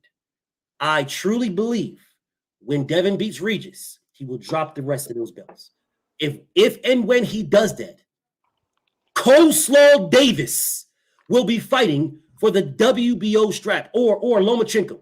Lomachenko versus what's the name? Will be fighting for that. Lomachenko versus Bozo. Right. That's the IBF. That's the WBO. They're not fighting for the. I thought they was fighting for the IBF. They will be fighting for the WBO. If they fight for the IBF, it's even better for Bob Arum because Coleslaw Davis will fight for the WBO. So that will be the WBO will belong to motherfucking Coleslaw Davis. The WBC will belong to Shakur. The IBF will belong to Lomachenko, and the motherfucking WBA will belong to Tank Davis. They will never unify. Ain't Kid Austin above the? Let me say this one more time. They will never unify. There will never be no unification. Shakur Stevenson already told you niggas he is not fighting. He is not fighting Coleslaw Davis. He told y'all this. That's his little brother. They ain't fighting. That nigga ain't fighting for no title and no 9-0. Why wouldn't he? Then nigga said he wait for the light-skinned nigga to move up so he can collect the belt. Yes, I promise you that nigga Coleslaw Davis will be fighting for that fucking belt. He fuck around and might fight Frank Martin for it. He fuck around and might fight Frank Martin for that belt. He fuck around and that might be the fight for the vacant WBO belt. Because Tank Davis, probably not though, because Frank will probably get the WBA regular. Tank is going to get elevated to the WBA super. I see you, AC. Give me 1 second. All right. Tank's going to get elevated to the WBA super. Shakur will be the WBC. Lomachenko will be the IBF. Coleslaw Davis will be the WBO. Now you tell me where's the unification there? Lomachenko first. Lomachenko fighting who for unification? Fighting who? I mean, he gonna try to fight Lomachenko for the unification. Who is Lomachenko fighting? Who? Shakur. Lomachenko is going to fight Shakur Stevenson for unification. I believe so, yeah. Because Bob will make that. Bro, y'all are full of shit, bro. Let me explain something to you guys. So you're telling me, Bob will make Shakur and Loma for unification, right? But he wouldn't make Devin versus Shakur for undisputed. So you don't think the money gonna be enough? You don't think I did not ask you if the money was gonna be whatever. That's where Bob faulted. That's where Bob fell on the Devin and Shakur. He didn't put more money on. Whoa. Now you're telling me that Bob fell now, but you guys are telling me that Devin ran to 140. Make up your mind. Did Bob fail or did Devin run to 140? Bob wasn't putting no more money in, so he went to the WBC. WBC said, "Do you want to fight Shakur or Regis?" And he said Regis. He ran to 140. Did not hear the question that I just asked him. I could have swore I asked this man, did Bob fail or did Devin run to 140? That's what I could have swore I just asked him. I don't know why. It's both things could be true. It's both a true. How the fuck is both things true? Because if Bob would have gave Shakur the money that Shakur wanted, then we would have a fight. Right. So how the fuck is both things true?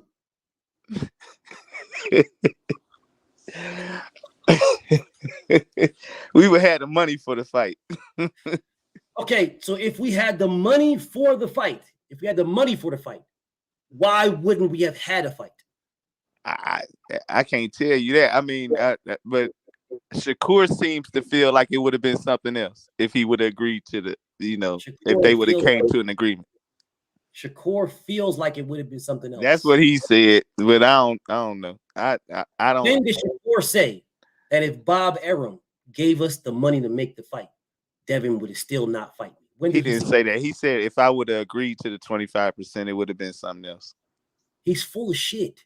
I mean, he probably is, but I don't know that the fight would have happened even if they would have had the money for it. It's not hard to determine, bro. He had an opportunity to accept it. He had an opportunity. They both been saying they're going to fight at 140 or 147 for like years now. Both of them been saying it. They've both been saying this. Then how did Devin run to a weight class where he said he's going to fight the man at?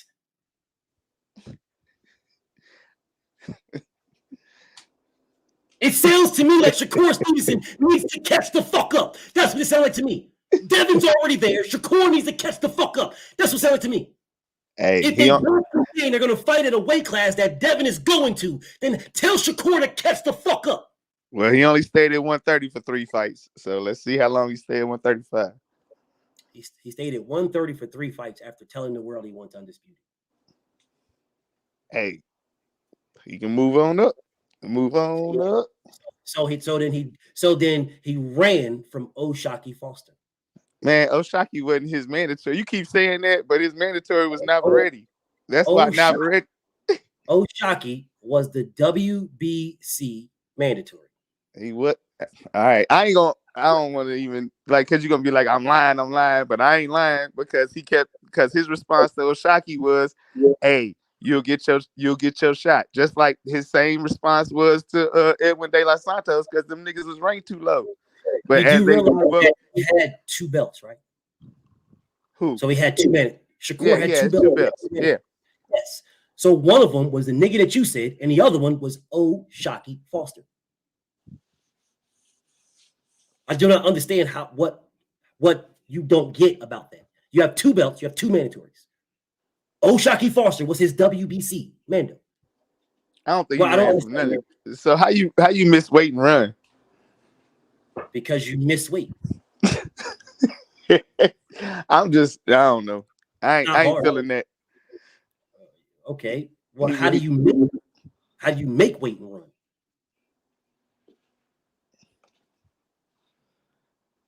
If somebody give me a choice to fight this dude or this dude, and I pick this dude, and it's arguably that I didn't want to fight the other dude. That's all I'm saying. Okay.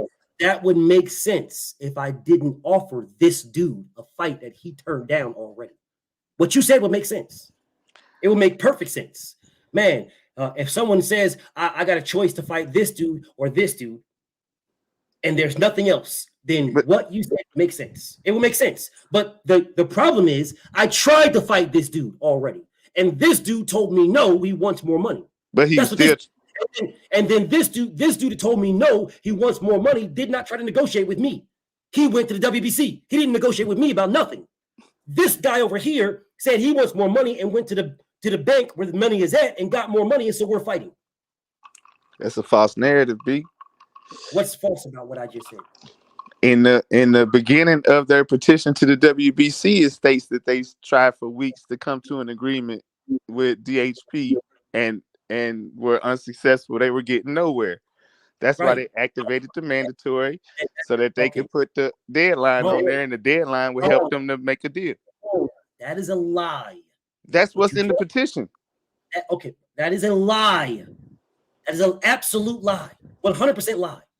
100%. All right, you just twisted around. You just twisted it around. That's what it says.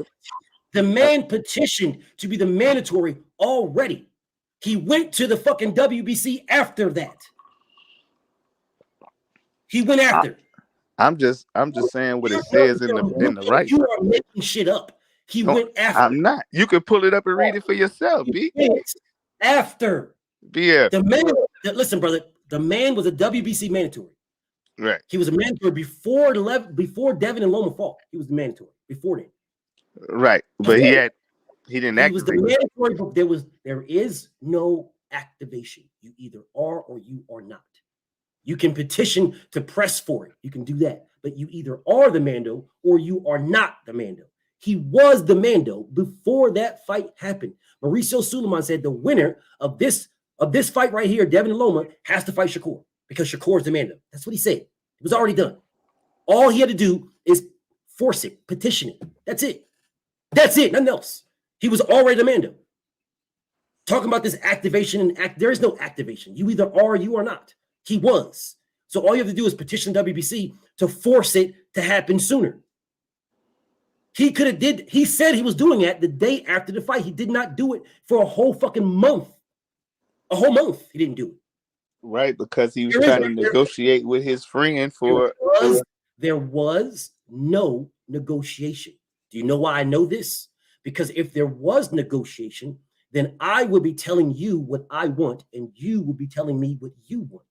Shakur never told anybody what he wanted until Devin made him an offer. When he was Bob Arum made him an offer. When Bob Arum made him an offer, when he made that offer, the man said he wants more. There was no negotiation.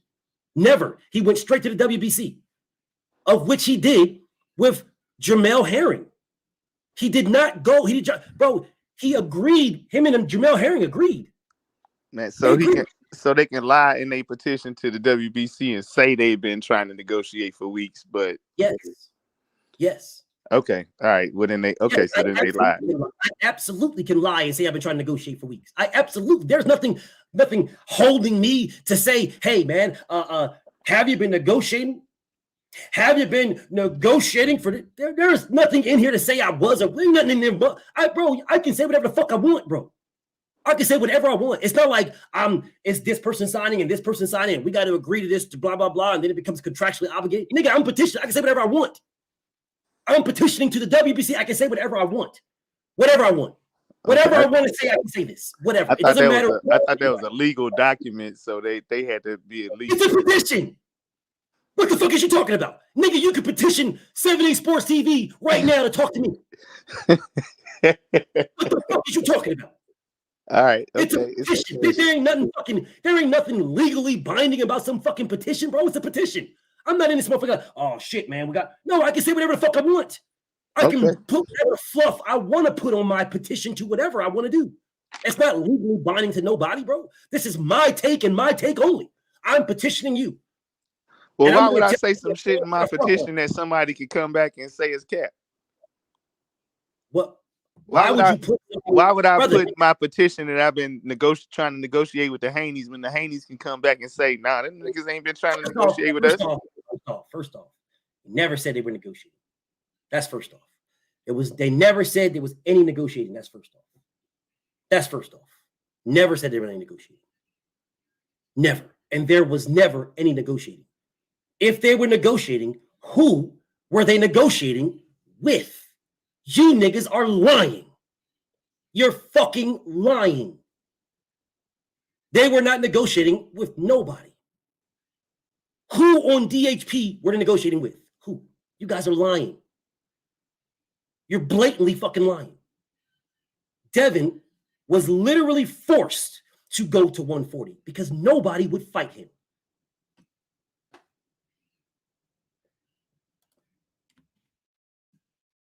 Nobody would fight him. Thank you, champ. Thank you, champ. Thank you, champ. Nonito Donaire. Thank you. Thank you, champion. Nonito Donaire. Thank you, walking Hall of Famer. Nonito Donaire. Thank you. Thank you. Thank you, walking Hall of Famer, Nonito Donaire. Thank you. Can you read that right there? What the chat says? I can read it. I can read it and salute to the king. All right, champ. Okay. So now that we know this, anybody can petition. Anybody. Your petition, you can say whatever the fuck you wanted it. Whatever you want to say. When he said Jason Maloney, he's saying that was in a petition. Devin was forced to go to 140 because nobody would fight him. Nobody. To include Lomachenko. Where was Lomachenko sending Devin Haney a contract? Where was Lomachenko talking to Bob Arum about a contract with Devin Haney? Where? Lomachenko was in the hospital getting his ribs healed up. Where was Lomachenko trying to get that rematch? Where was he? You niggas was calling for the rematch. Where was Lomachenko? Where? The link is pinned, my nigga. The link is pinned. Where was Lomachenko calling for the rematch? Where was he saying, I'm petitioning Bob Arum to get this? Where? Where? Shakur Stevenson, he gave him an offer. Shakur turned it down. Gervonta Tank Davis hasn't said shit. Nothing. Still, to this day, nothing about there's 3 fighters that I want. Devin Haney's one? Yes. Lomachenko? Yes. And there's one more. George Kambosos? Nah. Shakur Stevenson? Yes. Okay, well, if those are the 3 fighters you want, what the fuck are you doing to get any one of them? What are you doing? Devin was literally forced. Literally forced. Literally forced to go to 140. Nobody wanted to fight him. Nobody. Literally forced.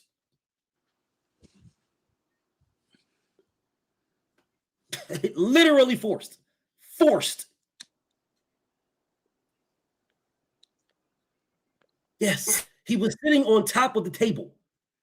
Tank Davis sending me a contract. Let's get it popping. Nothing. That man ducked the shit out of him. Shakur Stevenson, you want to fight me? Here you go, Shakur. The man says, I want more, and ran the fuck out the room to the WBC. Nothing. You motherfuckers ran right here talking about Loma wants the rematch. Why don't you fight Loma in the rematch? Where the fuck is Lomachenko? The ball is not in Haney's court. The ball is in Bob Arum's court. Bob Arum is the one that offered Shakur Stevenson that 25%. What fucking offer did Bob Arum give Devin Haney for a Loma rematch, nigga? What offer? What offer? Talk to me, nigga. The link is in the comments. Talk to me.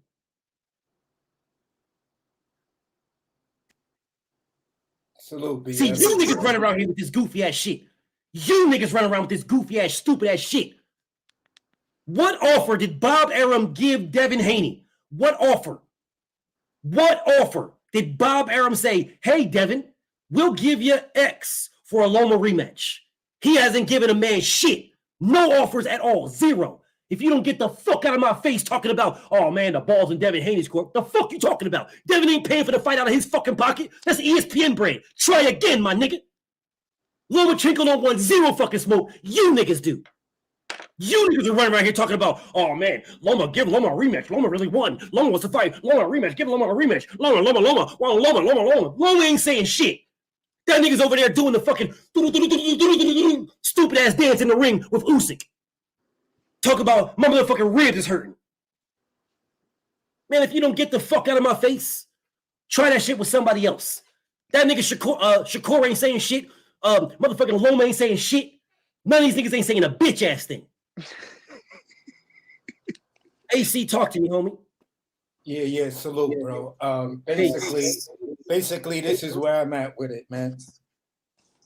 I was a huge Shakur fan, just like I'm a huge Devin Haney fan, but I gotta go with Team Haney 100% because Shakur been making moves that for all the shit you talked, you showed up in the ring and said Dev ran after the Loma fight or whatever, and you said, and Shakur said that Dev is an easy fight. He would beat Dev extremely easy. Yada yada yada.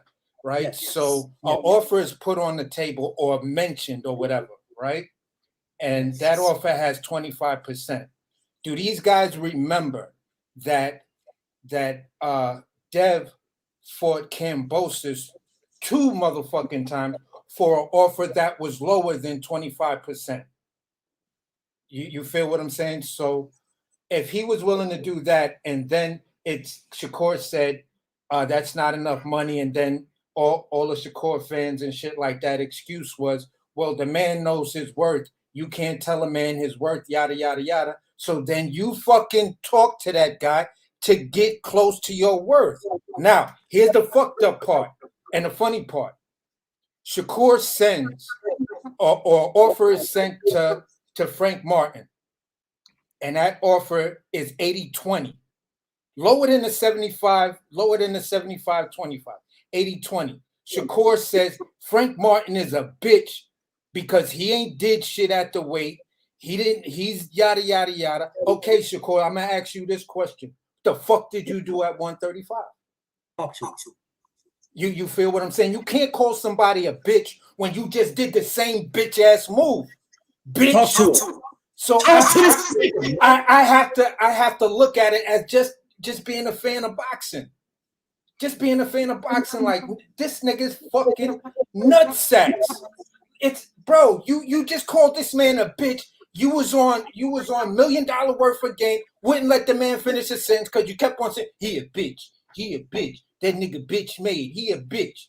He ain't did shit at 135. He a bitch. Nigga, you didn't do shit at 135. And you had the opportunity to get a bag. It may not have been the money you want, but guess what, you bitch? It's for fucking undisputed. That's the fucking bag right there. It's undisputed. Now you can jump to 140 and do what the fuck you want because you just beat the man who beat the man who beat the man. But you don't want that. You want more money, not undisputed. What the fuck are you telling me? So who's the real bitch? That's a double duck to me. That's Peking duck and duck confit all on the same fucking plate. So I'm like, bro, what the fuck, man? Listen, me and my guys, we always get into it. And I get heated the same fucking way to where I be standing up, yelling into my speakers like, bro, the fuck are y'all talking about, man? But Devin Daddy said he was going to stick around to give Shakur a shot. Okay, capping ass Shakur's uncle went to the outside party knowing that there wasn't a contract, and these bitches is holding up signs that say sign the contract. Nobody want to talk about those elephants in the room. Niggas is quiet when you bring up that. Nah, that's not the same. How the fuck is it? How the fuck isn't the same? The man told him, all right, you talking all this shit before I bounce up out of here. Here, 75-25, man. I'm a free agent. I'm not really signing somebody, so I got to get my paper. So at the end of the day, I know my word. I need to get my bread. Okay, my guy, get your bread. Ain't nobody complaining about that. But the fucked up part is you're fighting for undisputed. That part you keep forgetting is that part. You said you wanted to be undisputed at 135. It was right fucking there. Facts. It was right fucking there in front of you. You got an offer and you turned it down because you said you want more money. Dev didn't turn it down. So why the fuck did you? And now Frank Martin is a bitch.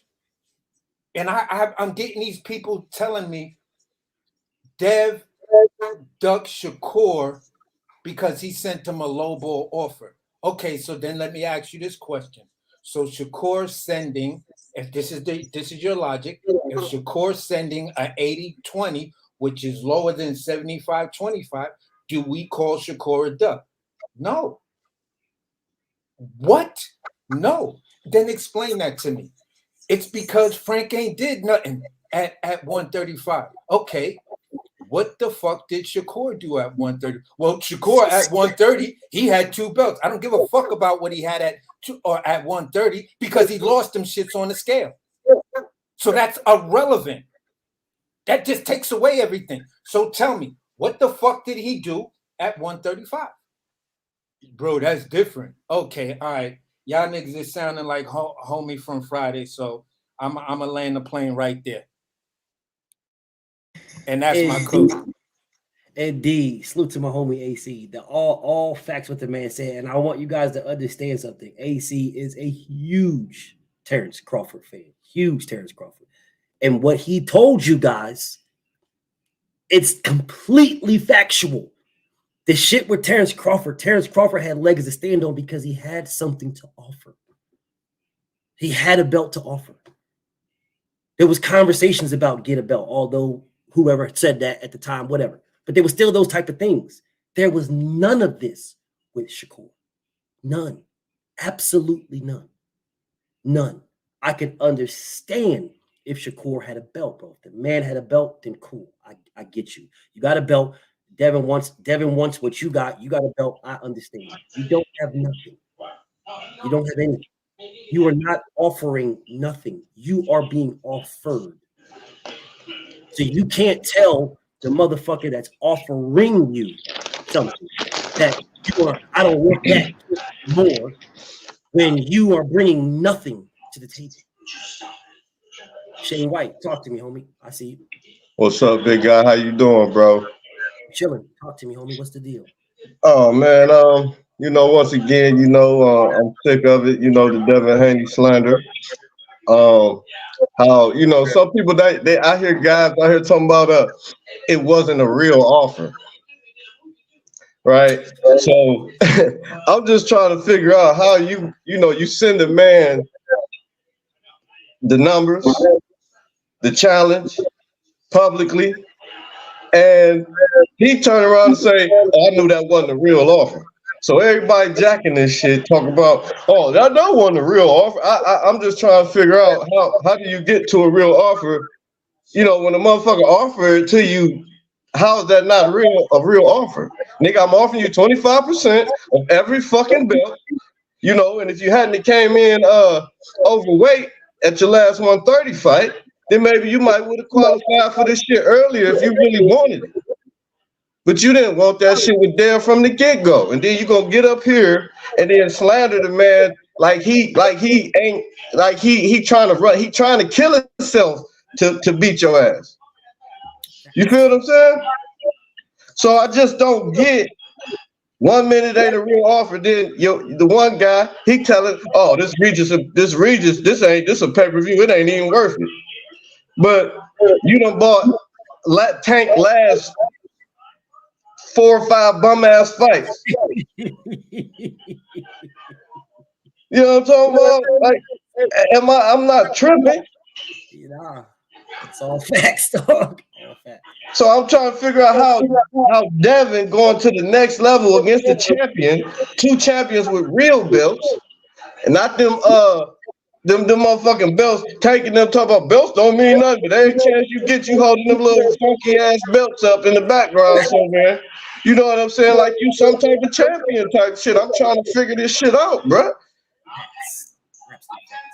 So I just need the people and the Tank fans to help me understand why we look like we part of a Devin Haney cult, but we just asking for, you know, man on man, champ on champ, you know, just the best, like you said, the best fight the best. Facts.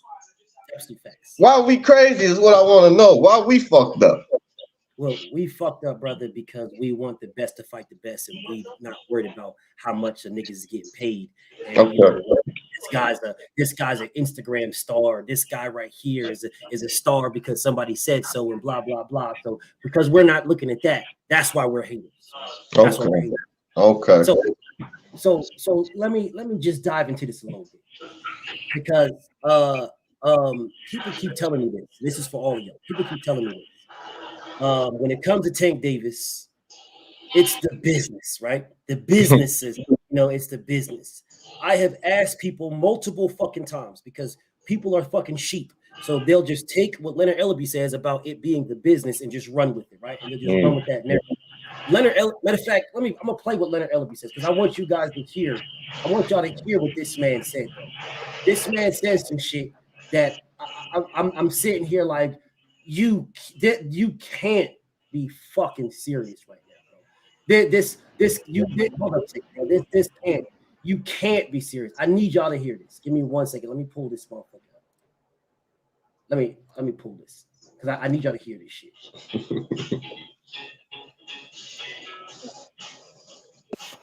Can y'all hear that when I played that? Did y'all hear that?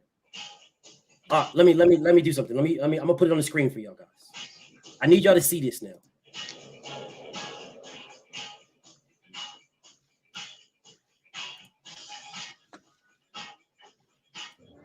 I wouldn't want to, people talking about a fight happening right now.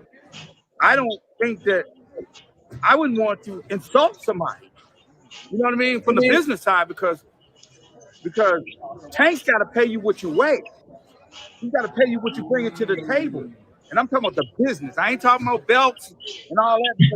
Today, Tank has told you that if you're not fighting for a belt, that don't matter. People want to see, and it's like they're gonna come.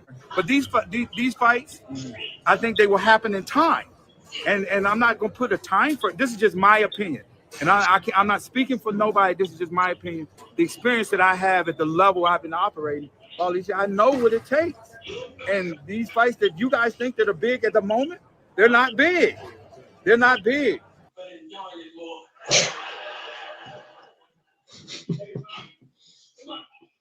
You bring the cigarette, the smoke, and you bring it. Did you hear yourself just now? Yeah, I said bring the cigarette. No, I don't mean that. Did you hear yourself cough? I heard you a block away. It sounded like they was tearing up the streets. And you want to know if I brought you some cigarettes? But did you bring them? I told you one. I think you're on mute. Yeah, I know you did. Can you hear me? Y'all Yeah. hear me? Y'all hear me? Okay, bet. So this man says he knows what it takes to make fights. He knows. He says the fights that we want, the Devin versus Tank, the Shakur versus Tank, the Loma versus Tank, even the Frank Martin versus Tank, the fights that we want, he says they're not big. That's what he says. Now, let's do something right quick. Let me do something right quick. I need you guys to understand something now. Let me do something. According to this man,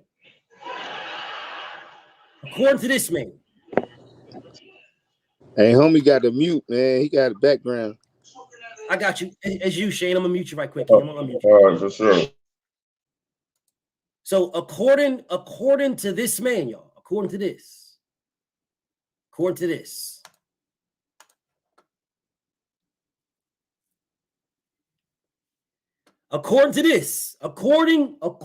to Leonard Ellaby, when he said the fights that we want are not big, they're not big. All right, they're not big. So what you're saying is because these fights were all pay-per-view. This fight was big. This fight was big. This fight was big. This fight was big. This fight was big. And this fight was big. Those are all pay-per-view fights. Hector Garcia was pay-per-view. Rolly Romero was pay-per-view. Isaac Cruz, pay-per-view. Mario Barrios, pay-per-view. Leo Santa Cruz was pay-per-view. So according to Leonard Ellaby, he knows big fights. He knows the fight that was Tank versus Devin. It ain't big. It ain't ready yet. It ain't big. Tank versus Shakur is not big. Tank versus Loma is not big. Tank versus Frank Martin is not big because he knows boxing. The fights that you guys want, they ain't big. They're not. They're not big. These fights are not big.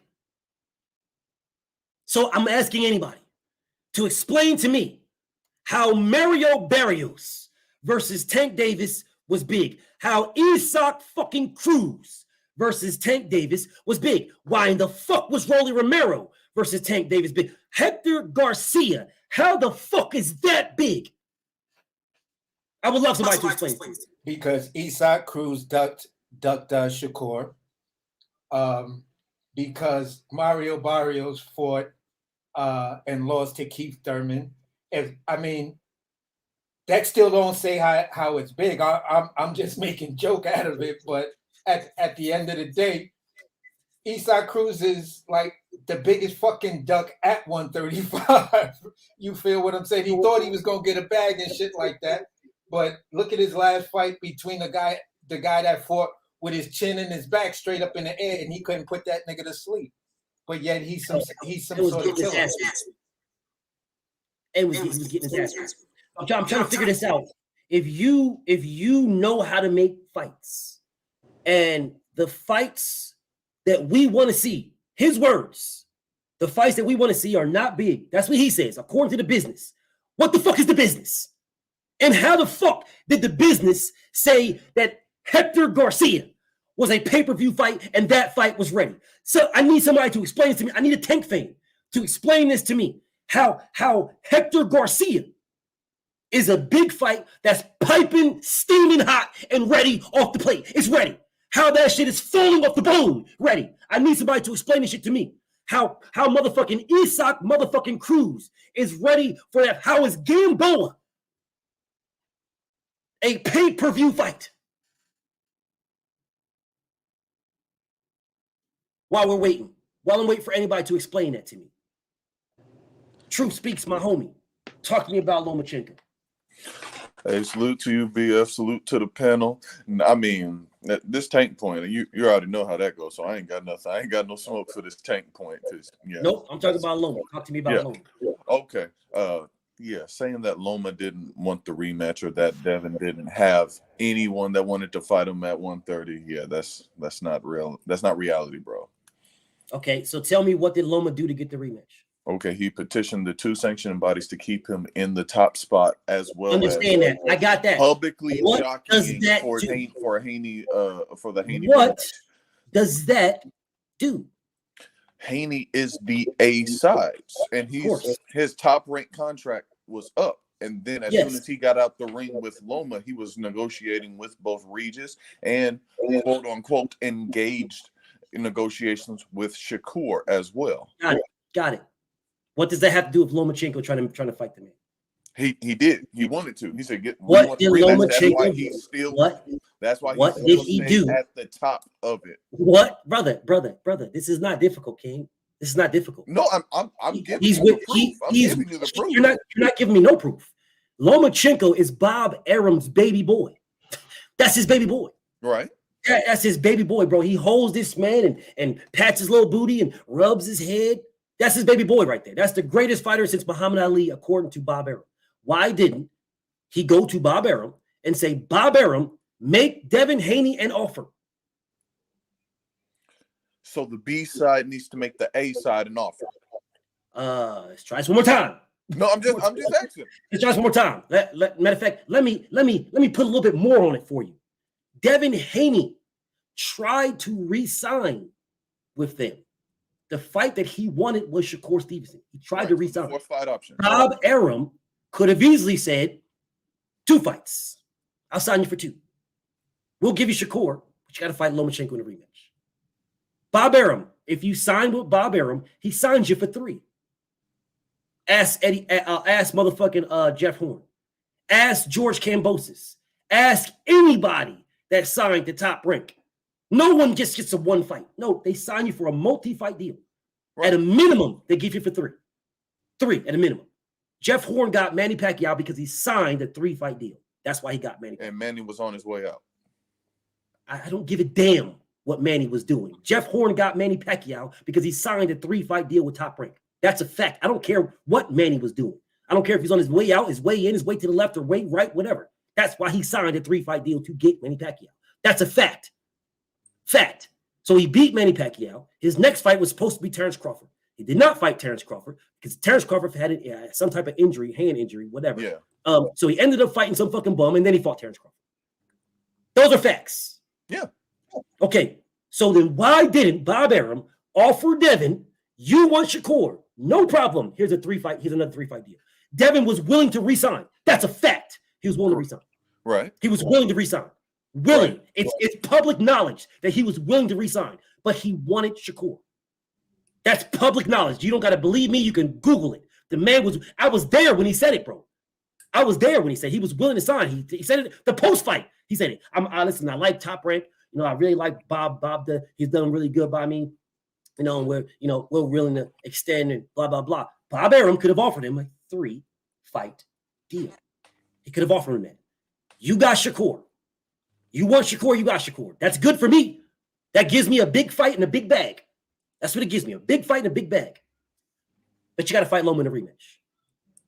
There's your stipulations. There's your stipulations. They did not even offer him that. They didn't even do that.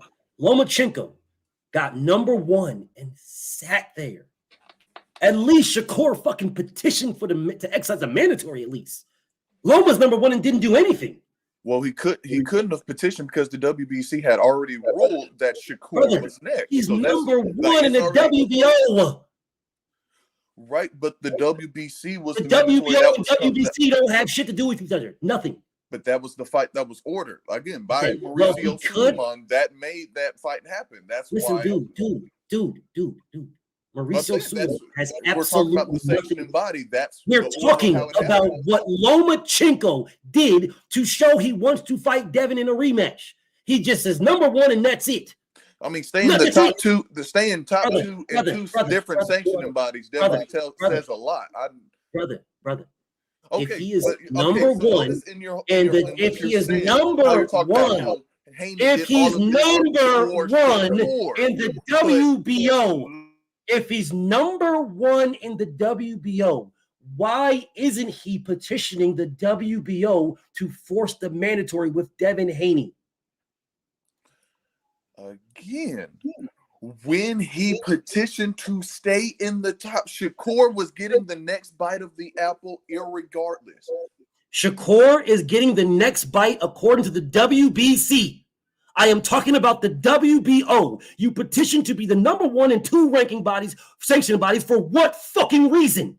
What reason?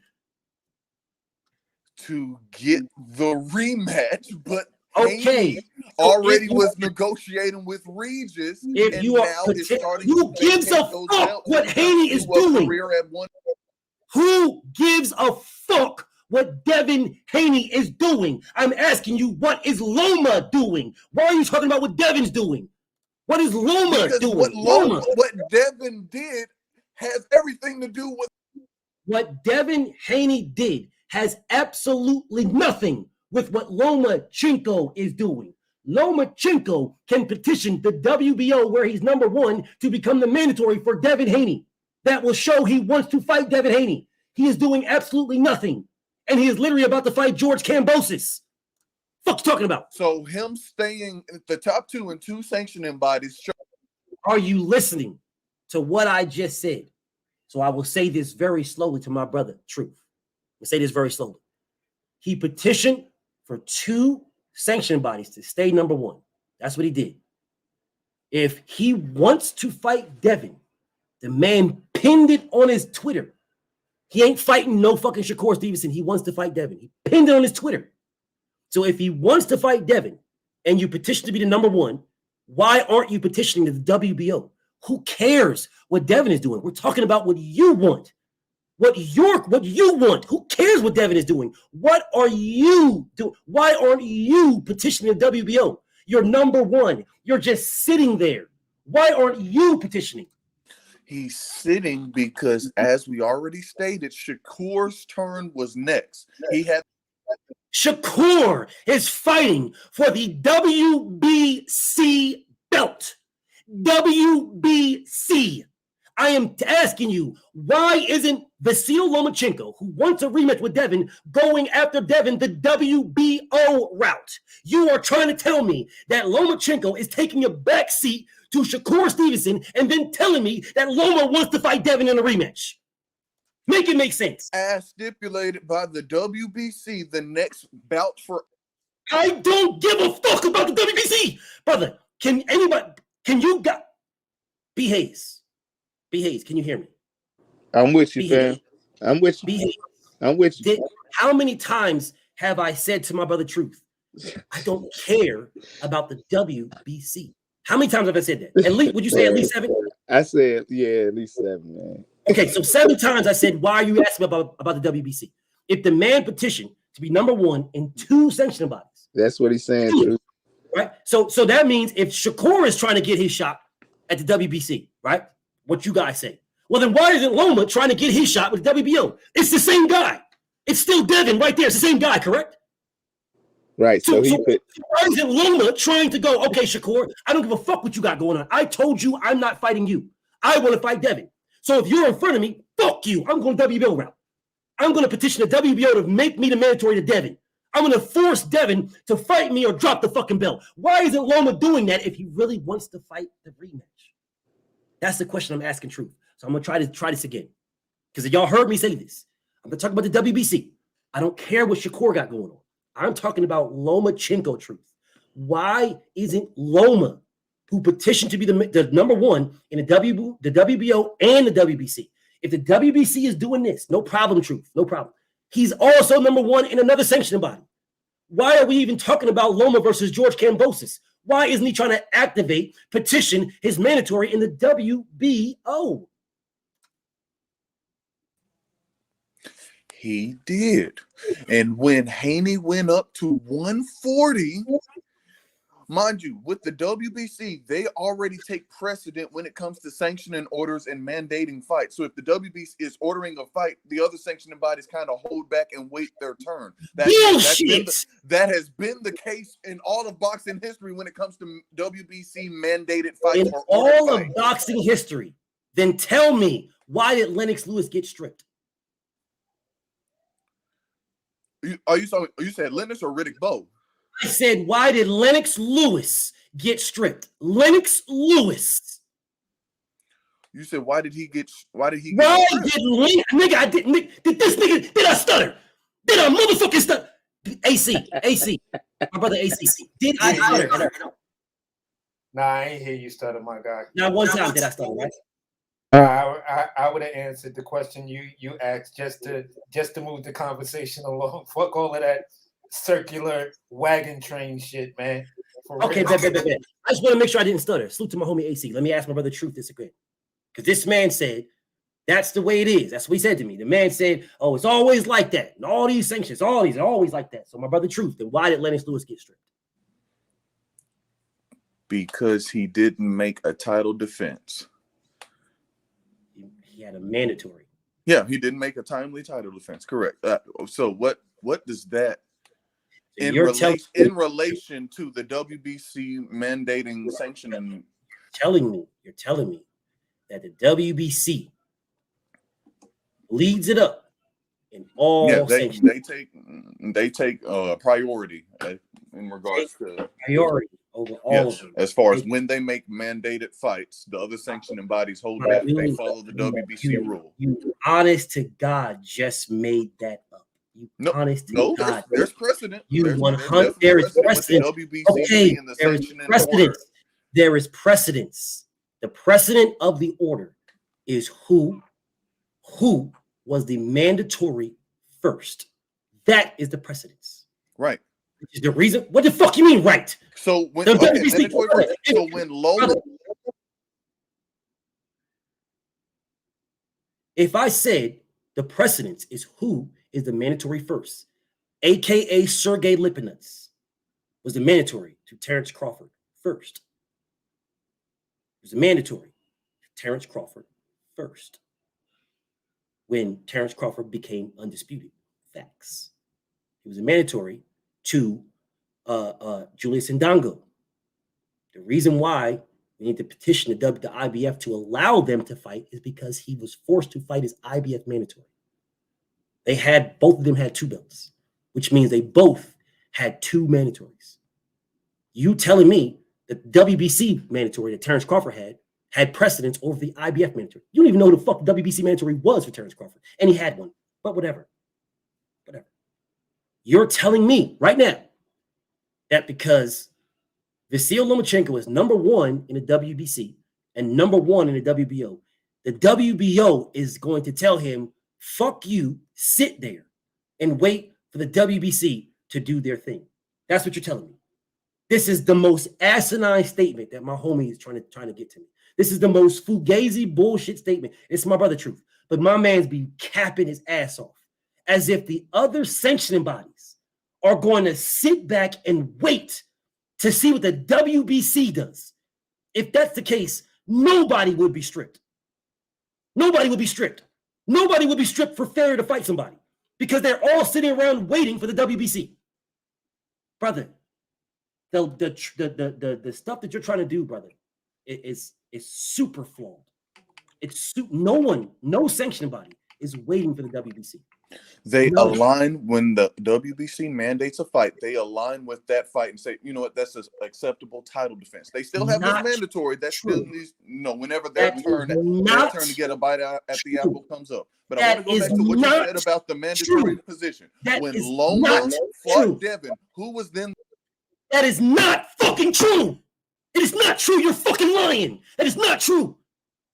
You're lying. You are fucking lying. That is not true. You're lying. I will tell you again how that works. If my mandatory, when I won this belt, I won this belt, the IBF belt. That's the belt I won. If I won the IBF belt, then I have to defend my IBF belt first because that's the first belt I won. If my belt has a fucking mandatory to it, if it has one, if it doesn't, I'm good. If I win the WBA belt and the WBA has a mandatory, I now inherit that mandatory. I inherit it, aka Anthony Joshua. He beat Charles Martin for the fucking IBF title. He beat Vladimir Klitschko to unify the IBF and WBA, and he inherited Louis King Kong Ortiz. He inherited him. You don't know what the fuck you're talking about. He inherited him. And the only reason why he was able to skip Louis Ortiz and fight Carlos Takam because Louis Ortiz went the WBC route. You know what the fuck you're talking about. You're just making shit up, bro. So if Lomachenko was number 1 in WBC and number 1 in the WBO, my brother. If the WBC route is taken care of, he can go the WBO route. The WBO route has nothing to do. It is not his problem. You're trying to make an excuse on why Lomachenko is absolutely doing nothing. That's not an excuse. When Loma fought Devin, he then fulfilled that number 1 of that fight, and then it was Shakur's turn at the Apple. So therefore, Shakur has the fight now. Loma, since he already got his shot, he got his bite at the Apple because Bob Arum didn't sign that rematch. For the WBC. Stop trying to just talk vaguely, King. Keep the shit in context. It was for the WBC.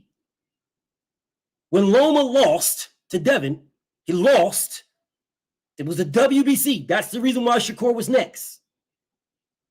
Keep the context. I'm listening. Go ahead. Correct. That is the correct context. I didn't say anything out of context. Okay, so what does that have to do with the WBO?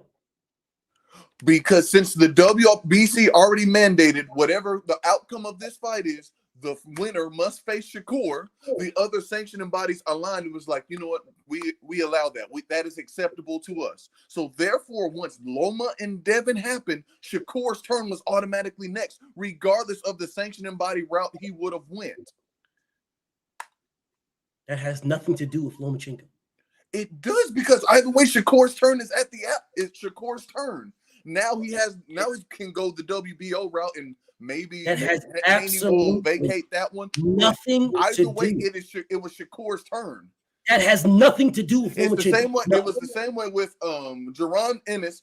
How he has the interim, but he now has to wait for whatever Bud is about to do with those belts. He has to wait his turn.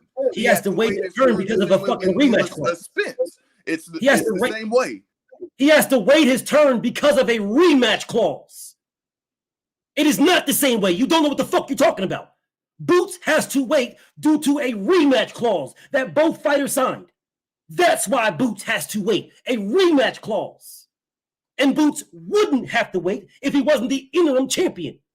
Because Boots became the interim champion, that's why he must wait for his title shot. Because if it was the mandatory, they wouldn't give a fuck about that rematch. They would strip Terrence Crawford if he didn't fight him. Facts. Unless Jerron Boots Ennis allowed it. You don't know what you're talking about. You're just talking. But everything you said about Shakur being next is correct. But that has nothing to do with Lomachenko going the WBO route. Nothing. At all. You're telling me, oh man, well, you know, the WBC, I mean, they get in line behind, the WBC. That is not true.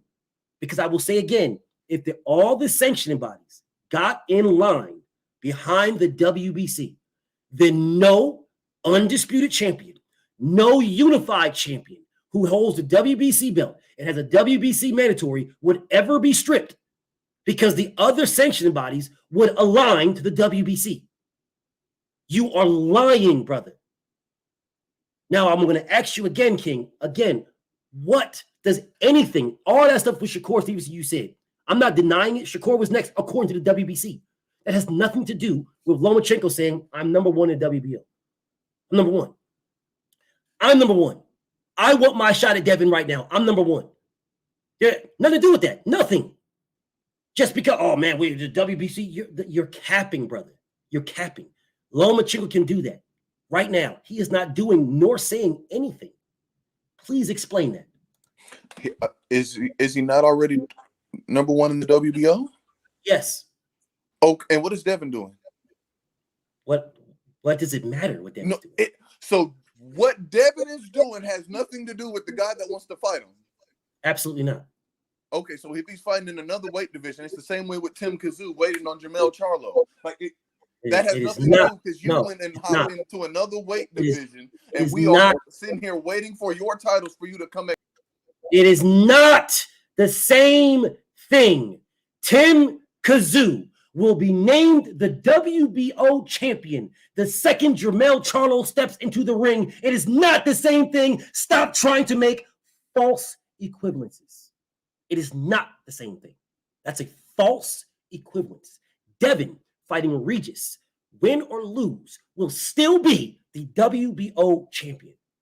Lomachenko can be petitioning the WBO to fight for that belt now. I don't give a fuck what Devin's got going on. You will fight me or you will vacate. I don't care what you got going on. That is what Tim Kazoo did. You will fight me or you will vacate, Jermell Charlo. That's what you'll do. And the WBO said, okay, you can fight Canelo Alvarez, and the second you step in that ring, Tim Kazoo is the champion. It is not the same. Now, is Lomachenko doing what Tim Kazoo did since you brought him up? Yes, he's already number one. And then after, when Haney said, is Lomachenko, just how he made. God damn it, bro.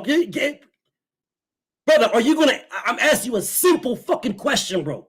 The maneuvering and the weird, that stuff that you're doing, King, is weird, bro. It's weird. This is a simple yes or no answer. Is Lomachenko, because you say he wants to fight Devin, is Lomachenko doing what Tim Tszyu did? Jermell Charlo, you will fight me or vacate. That's what Tim Tszyu did. So Jermell Charlo fighting Canelo Alvarez. The second he steps into the ring, he is now just a unified and not undisputed.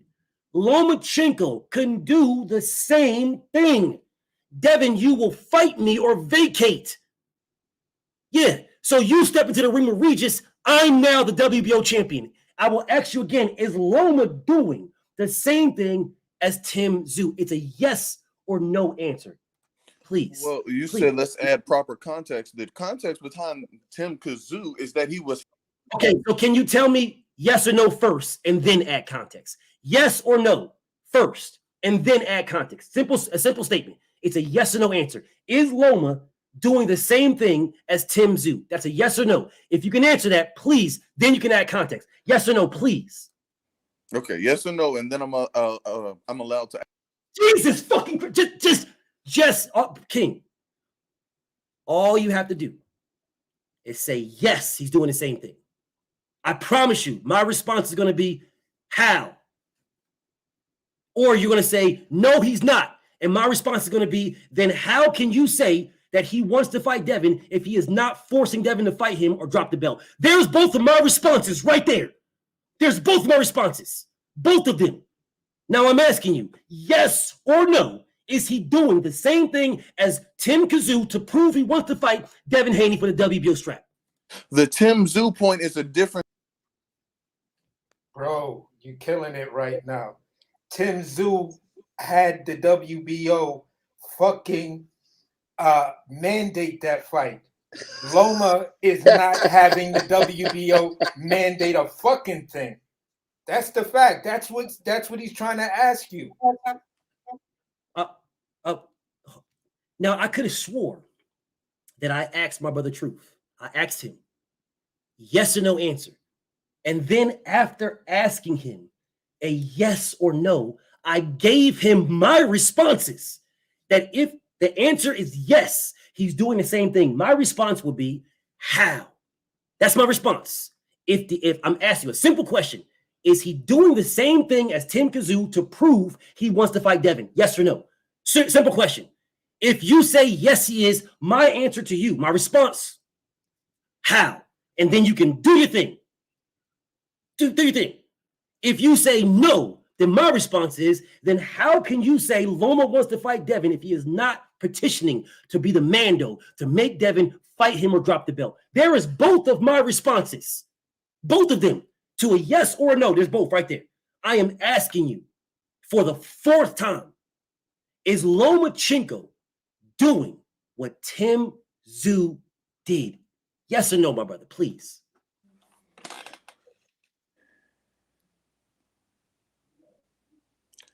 Tim Tszyu situation. Yes or no? Totally different. Now, for y'all who want to jump on, and this was between me and BF, but that's fine. Let's go to BoxRec, and you will see that Tim Tszyu has been fighting WBO interims for his past. Oh my God! I swear to God, and this is the reason why I tell these guys. This is why I tell them. This is why I say this to them. This is why I say, bro, you can't fuck with me, homie. It's a simple yes or no answer that you can't answer, which proves you're dick riding Lomachenko. Oh man. If this proves you're dick riding Lomachenko, bro, you are dick riding. You cannot. I literally told you. I literally told you my responses to a yes or no, and you still can't say yes or no. You still can't. You're in here capping like a motherfucker, bro. You still can't. You can't just simply say, yes, BF, he's doing that. Or no, BF, he isn't. I gave you my responses. You can't. You're nut riding so bad that you can't even say yes, he is, or no, he's not. This is sad truth. This is so sad, bro, because I gave you my response. If yes, he is, I gave you my response. If no, he's not, I gave you my response. Yet you can't answer a simple, very, very simple. If Lomachenko wants to fight Devin, if he wants to fight him, he's number one in 2 sanctioned bodies. If Shakur's got one of the sanctioned bodies that he's number one in, no problem. That has nothing to do with him forcing his way the WBO route. The whatever Bob orders belt. The WBO. The one that just stays with the top rank forever. Habitually win with top rank. King, my brother, truth. It's a very simple question. I don't know why you're making it so difficult. Because I gave you my answers. I'm going to give you my response, the question, and my response. Why isn't Lomachenko petitioning the WBO, forcing them to say, I'm number one. I want to fight Devin. I'm number one. I don't give a damn what Devin's doing. I don't care. I don't give a damn what Shakur's doing. I've already told the world I ain't fighting Shakur. I want Devin. So I'm number one in WBO. I don't give a damn about Tim Tszyu fighting blah, blah, blah. Tim is not Lomachenko, King. He's not. Lomachenko, again, is Bob Arum's baby. Tim Tszyu is not. So I say again, this is the man who's got 3 belts faster than anybody ever in the history of boxing. 3 division champion. His second, third, and fourth fights, first, second, third, fourth, for whatever. He's got more title fights, championship fights for the WBO belt than he does regular non-title fights. He's got more championship fights, and the WBO belt is included in damn near every last one of them. He is a number one at WBO, King. He's number one. If he wants to fight Devin, if he wants to, why isn't he pushing the WBO to make him, and Bob Arum, to make him force that Mando and force Devin to drop the belt? I don't. Go ahead, bro. Go ahead on your speech. Okay. So with the Tim Tszyu point, I know the WBO finally came in and said, Mel, we are finally stripping you. That was after Tim Tszyu fought in 2 interim title fights because they was dragging their feet about stripping them, and then he hopped up 2 weight divisions, which finally gave them the courage to do that. Lomachenko has not had the opportunity to even fight in a WBO eliminator, let alone an interim title. So that's a totally different scenario that we're bringing up as far as that. Only brought that up just because Tszyu had to wait. But coming back to Loma. Did Lou have to wait for the WBC? Huh? Did Tim Tszyu have to wait for the WBC? What do you mean? He's in line for the WBO. Oh, no shit. Did Tim Tszyu have to wait for the? You said they got to wait for the WBC. They all take precedence for the WBC. Well, Is he got to wait for the point, WBC? he had to wait for Mel because Mel got injured. I will say again, does he have to wait for anybody, for Jermell Charlo to fight for a WBC? Tszyu, no, because they're aligned behind them, behind the WBO, behind Tszyu. So they're aligned behind. So the belts are aligned behind Tim Tszyu. Yeah, in this scenario, yes. Nigga, you just said to me that the sanctioned bodies in the history of boxing align behind WBC. I also said they wait their turn for when it's their time to You're demand full that of fight as shit. well. I told you they wait that turns. well. I told you that. You're lying. So you told me in the history of boxing, they align behind the WBC. That's what you said to when me. the WBC initially, they take priority. I mean, when they have a mandatory, they normally set it out and they align behind. That don't mean they don't also get a bite at the apple as well. Their mandatories don't get it. It's the same way how the WBC mandated for Loma, and then they came back around with Shakur. What the fuck is you talking about? What are you talking about? Brother, you said the sanctioning bodies align behind the WBC. You said that's always been that way in the history of boxing. That's what you said. That doesn't mean they still don't have their turn to mandate fights. Again, and the example I just used, the WBC mandated for Loma and then Shakur. Do you think you're going to pull the banana in the tailpipe over this motherfucker, bro? You think you're going to just say some shit and act like you don't know who the fuck you talking to, bro? You really think that you're just gonna say some shit and we're just gonna sit around this motherfucker and none of this shit matters? Nothing you say matters. That's what you think. You think that it's gonna be a-okay for you to just be like, oh well, you know, I didn't say that, but I really said that. I didn't say this, but I really said that. Brother, you said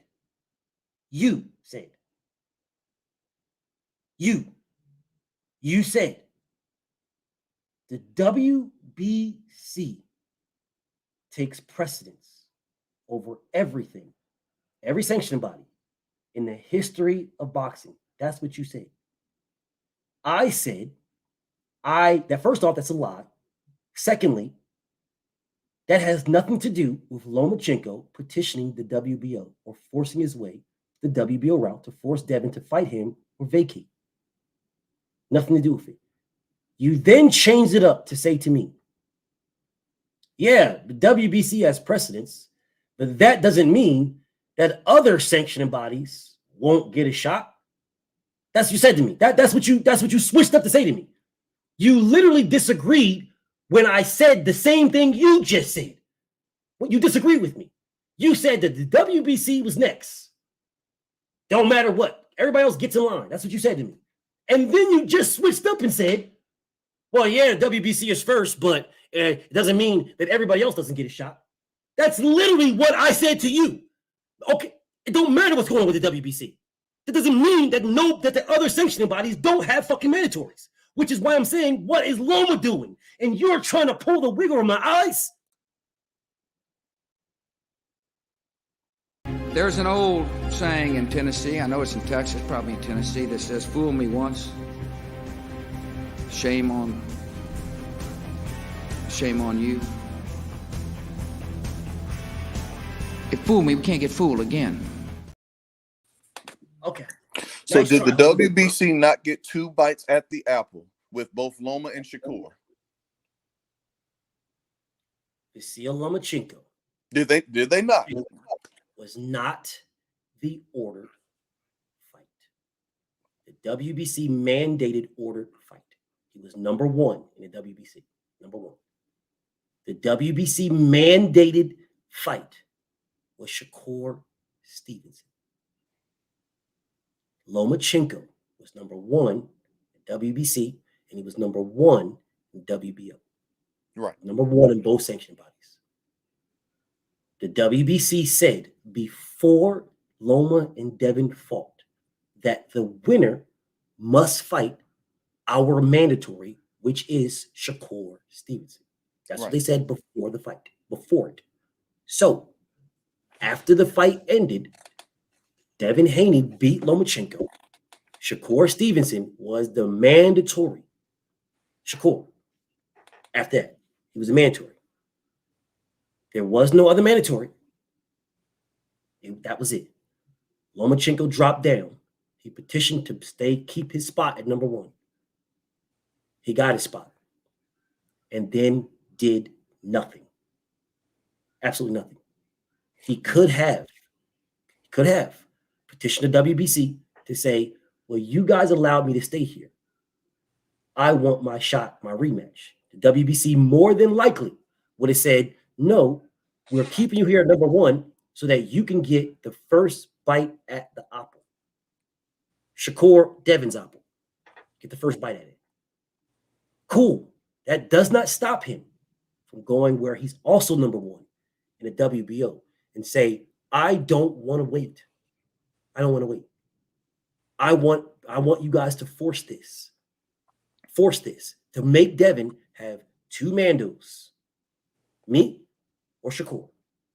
That's what I want. Force that. He did nothing. He is doing nothing. It doesn't matter about Tim Tszyu fighting eliminators, brother. Tim Tszyu is not backed by Bob Arum. He's not backed by Bob Arum.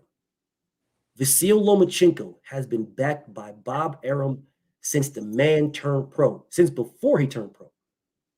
He has gotten every bit of every opportunity before he turned pro.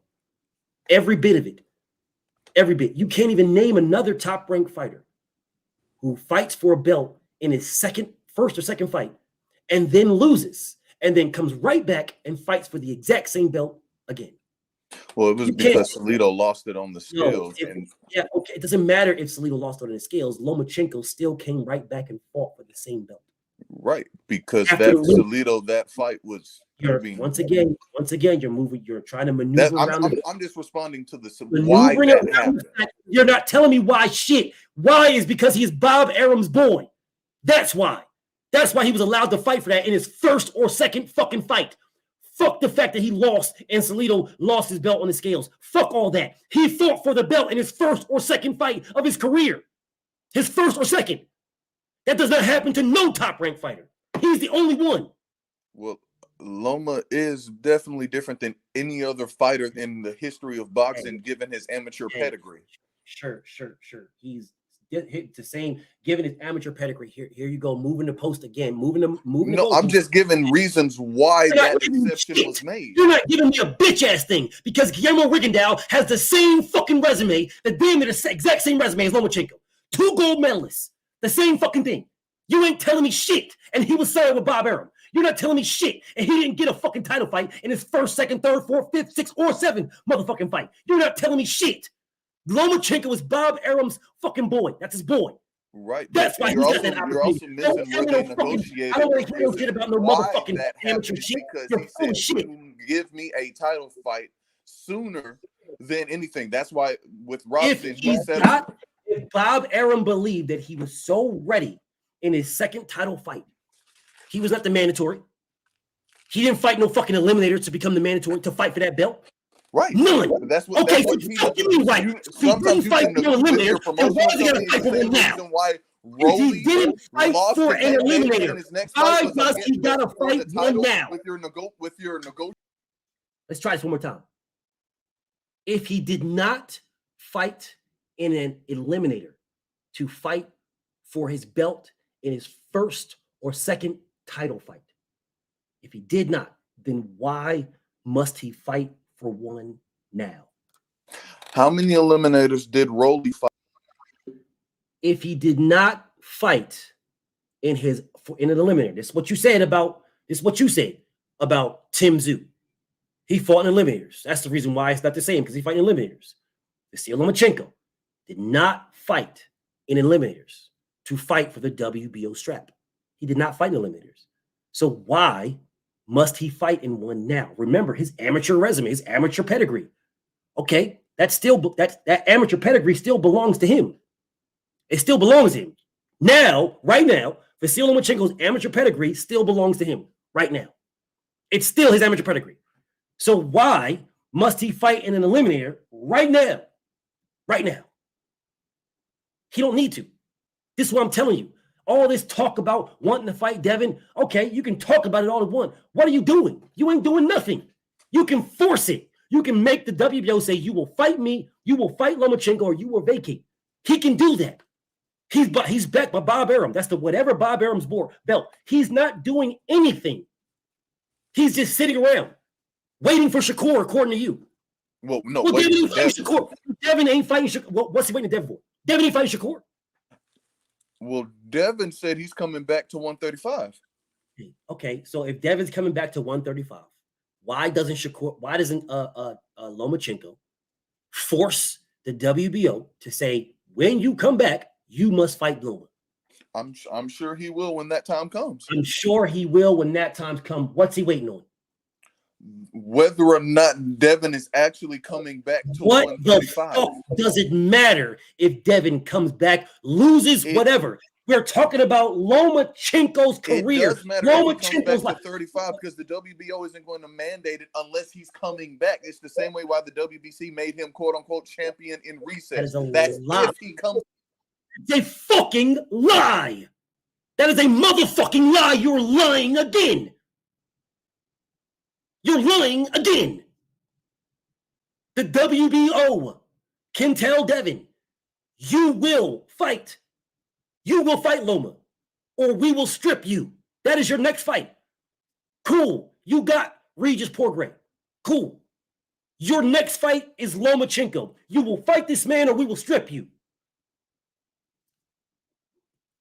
And then Loma can fight for a vacant title. I'm going to fight Devin for the WBO, or I'm going to fight somebody else for the vacant. I don't understand what you're not getting. You guys are in here capping your motherfucking asses off. You're doing every and anything to put the blame on Devin. You're doing every and anything when everything says it's them other niggas. It's them other niggas. Tank is the A side. Tank ain't sending shit. He dictates terms. He is with PBC. He dictates that. Devin ain't got no rapport with them like that. Devin, well, he got rapport, but not like he got with Bob Arum like that. He's got rapport. He just did a fucking deal where he fought Lomachenko with them. He's got rapport with them. Yeah, he's got rapport. He was willing to re-sign. There was rapport there. He don't got that with them niggas over here with Tank. Tank dictates. I don't understand what the fuck you niggas is talking about. If Lomachenko is his guy, and he is Bob Arum's guy, Bob Arum can put this man in a position to fight Devin now. Devin Haney, you will fight Lomachenko or you will vacate the title.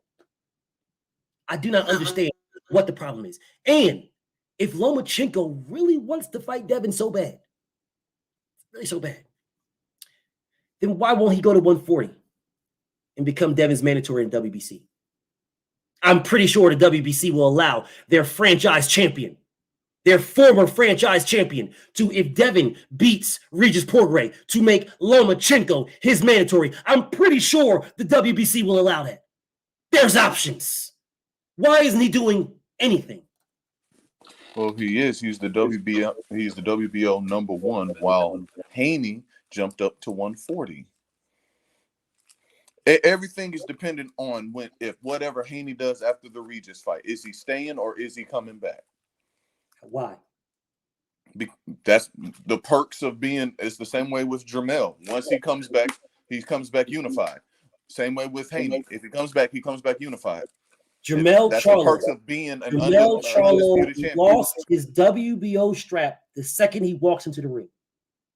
Right, he was, but that's because of both the layoff and Tim Tszyu fighting in interim after interim. No, bro, that's not true. You got to remember this, bro. Let me just say this real quick, so we could take Tim Tszyu off the table. You have to remember, Jermell Charlo and Tim Tszyu were both in training camp to fight. That is how Jermell Charlo fucked his hand up in training camp to fight Tim Tszyu. That is an absolute fact. Then while his hand was healing, or after his hand healed, he got the call to fight Canelo Alvarez. This is why Tim Tszyu fought the other two fights, because Jermell Charlo's hand was broke while he was in training camp to fight Tim Tszyu. Correct. That had nothing to do with anything though, because he still fought in 2 interims while Jermell was fighting another champion. That's why the WBO stepped up and said, "Yeah, we'll do this for the promotion, but now it's time to give Stu his title." Bro, did you not just hear what I said? He was in training camp. They were both in training camp. He fought those because Mel was injured.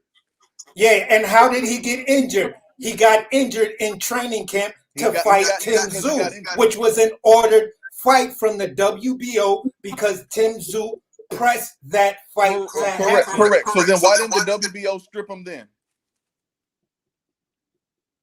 Because they just told the man the minute you step in the ring. No. You're talking about now. Why didn't they strip him then? Strip what? What? Why didn't they strip? Why didn't they strip? Why didn't they strip Mel? And he got injured. His titles. And he got Not injured. of his titles, of his title, instead of When he having got to injured. fight in interim after interim. He Because did was not already have injured. to fight. There's interim. already precedent for if you're injured, they strip. Brother, that's not true. Some fighters do. Some fighters. I was gonna say we can pull it up. We can pull up. Devin was not being stripped. He was placed champion in recess for the WBC, which has nothing to do with the WBO.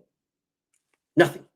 Oh, right, but that quote unquote champion in recess still applies because when Manny Pacquiao and Dennis Ugas, what was Manny? That was the WBA, not right, the WBO. but I'm saying there's precedent among the sanctioning bodies. You're telling me there's they did it and they did it, but them others. This is the same guy telling me there's precedence, but all these guys follow behind the WBC apparently to this man. When they mandated order, it's the same way how the WBO mandate and all of the other sanctioning bodies came in line. It is up to the sanctioning body to place the champion in recess.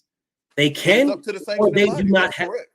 Okay, since it's up to the sanction, you ask AC, why didn't they put Jermell Charlo a champion in recess? They did not have to. There's no order that says if you get injured, I place you champion in recess. There is no order. Correct. None. It is up to the Okay, so if it's sanctioning correct, body. then why you 100%. ask that question then? If it's correct, they don't need the to place sanctioning a body, champion. not the fighter. That's the thing, because you're trying to bring this back on Lomachenko. Why isn't he doing or whatever? But it's up to the Brother, you're trying to combine two things together, and then you're trying to talk over everybody. You're combining two things together. You said we're bringing this back to Lomachenko on why they didn't place Jermell Charlo champion of recess or strip him. That has nothing to do with Lomachenko. Absolutely nothing. You're just throwing a whole bunch of stuff on the wall to see what sticks. That has nothing to do. Nothing. Whether the WBO says we're going to place Jermell Charlo as a champion in recess because he's injured, because he got injured in training camp to fight Tim Tszyu. That has nothing to do with Lomachenko making himself or talking to Bob Arum to force the mandatory on Devin for the WBO. Those two things have absolutely nothing to do. Nothing. AC killed you when he told you about why the Tim Tszyu fought in eliminator after eliminator. That had nothing to do with Jermell Charlo. Nothing. He wanted to fight in those fights. He did not have to at all.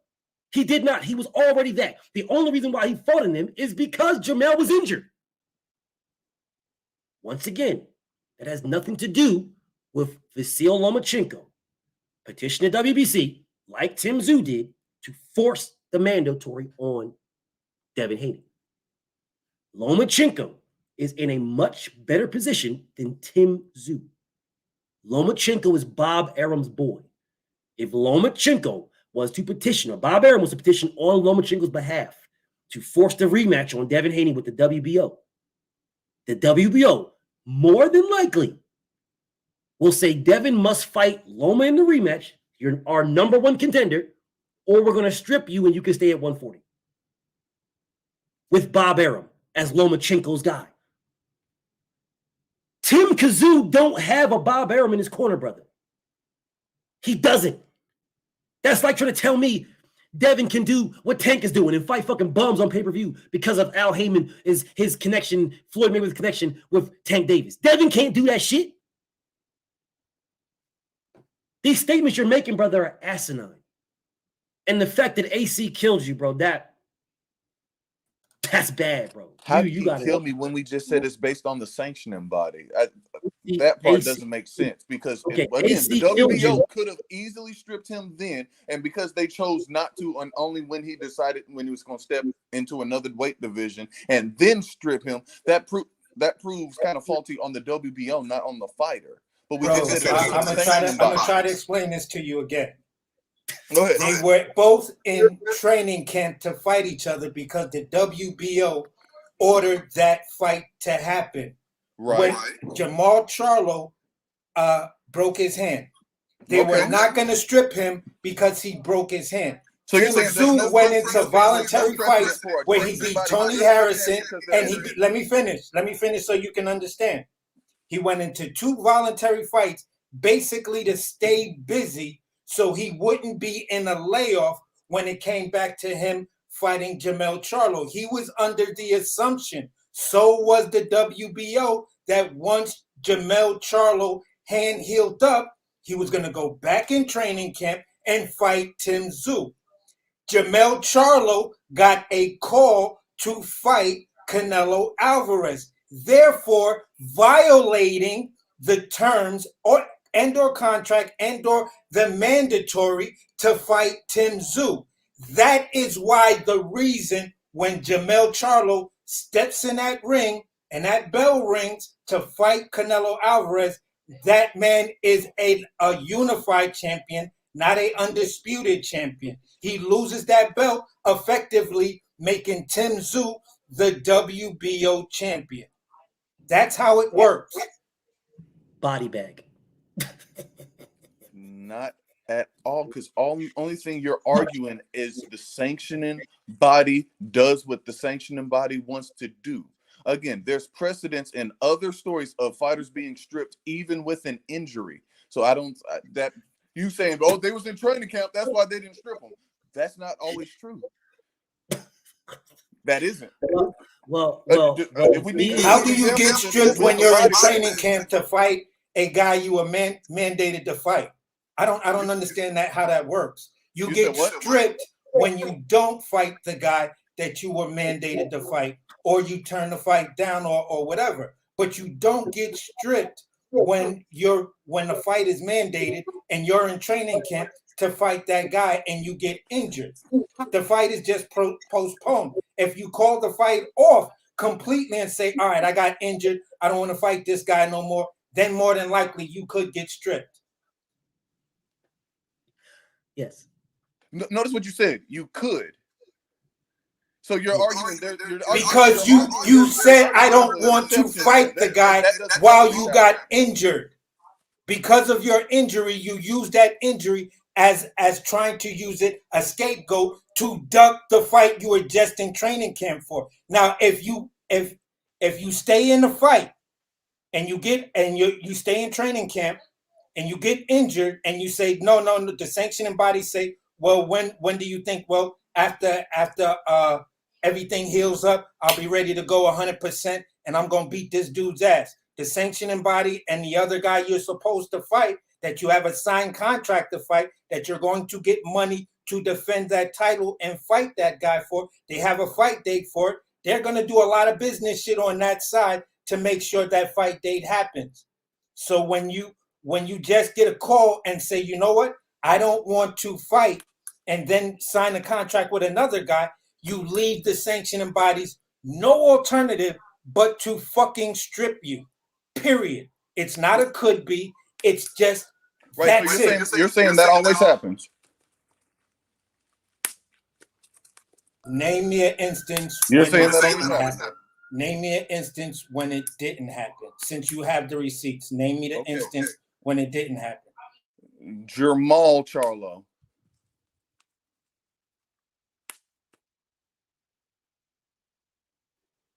Are you serious? Yeah, explain that to me.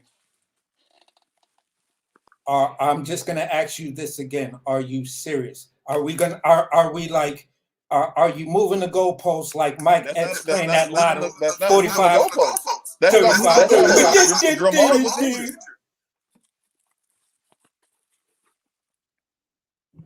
Well, a man said Jermell Charlo.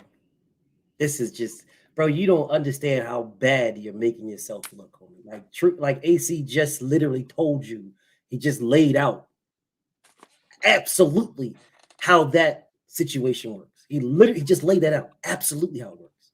Absolutely. And yet you still say Jermell Charlo. Still. This is absolutely crazy to me. This is phenomenally crazy to me. And you're doing all this, and you're a very smart brother. You're a very, very smart human. Very smart. You know you're doing all this to protect Lomachenko.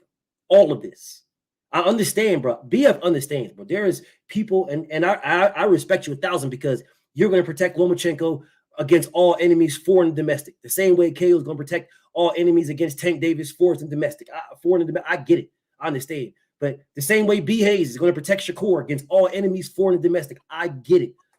But you make yourself look really bad, bro. Like really bad, bro. really bad. Like Lomachenko is literally saying and doing nothing. Nothing, bro. You all that hype, all that hoopla, all that rah-rah stuff about you won and you want the rematch. You get right there. You're number one in WBC, number one, number two, but number one in WBO because Shakur is number one, but he's going to fight for the WBC. So when he does that, he's out. That does not stop Lomachenko right now from telling them, Bob Arum, force this, Bob, force this. I saw me with my own eyes. I saw Amir Khan jump into the rankings at number 5 to fight Terrence Crawford in the WBO. I saw Kell Brook jump into the rankings at number 5 to fight Terrence Crawford. I seen that. These guys were not ranked at all. As soon as they go to fight Terrence Crawford, they jumped in the rankings at number 5. I seen it with my own eyes. And you're telling me that Bob Arum can't maneuver 2 of his fighters to fight for belts. His fighters, Shakur and Loma, those are his fighters. And you're telling me he can't maneuver those guys to fight for belts. Specifically, Lomachenko, his guy, the guy that he said he told the world, I think you beat Devin, and then lied and said, I never said that. And it's on video, it's on camera. The mic recorded, the hot mic recorded him saying, you beat him. I think you beat him. Yeah, and the whole world saw you beat him. In my opinion, you beat him. So you mean to tell me that Bob is not going to give this man another bite at the apple? His baby boy? Stop the cap, Petruth. You're seriously capping, homie. Seriously, you know he will. You know he will. All Loma has to do is say, make it happen. They literally made this man a WBC franchise champion, and he never had fought for a WBC belt his entire life. Never. Not even a minor WBC belt. Never. In any fight ever in his career. Never. And then the WBC said, well, you did so much for the WBC that we're going to make you our franchise champion. When he never even fought for the belt. None of them. He didn't even fight for the WBC Ukraine title. Never. No belt ever in his life. And you're telling me that Bob Arum can't make him the WBO, force the WBO mandatory on Devin. This is the same Devin that Bob Arum told you'll never get a Lomachenko fight. Told him this. The same Devin that he said we don't even know if Devin can even stay in the ring, if he's even can compete with a Lomachenko. This is the same Bob Arum that said this. Yet now you're telling me he's in such a bad position that he can't do nothing. And he really wants to fight with Devin. He really, really wants it so bad. But Devin, we're waiting on Devin to do something. When did they wait on anybody?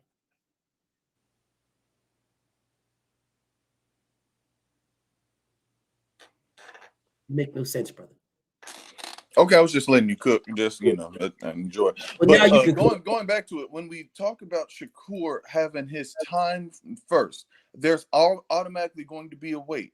On top of that, you have to add that the unified champion now is fighting in another weight division, and we have no idea if he's actually coming back down to the division. Again, all this that we're talking about now, like if we're going to deal in reality, Shakur is fighting for the WBC, Haney is fighting for the WBC up at 140. Those are the facts we have now. Whatever happens in the future is yet to be determined because we don't know how those outcomes are going to go. So there's a possibility that Haney comes back down. And guess what? When Haney comes back down, hey, I'm back at 135. Loma's going to step right back up. But either way, there is a wait that we have to wait for.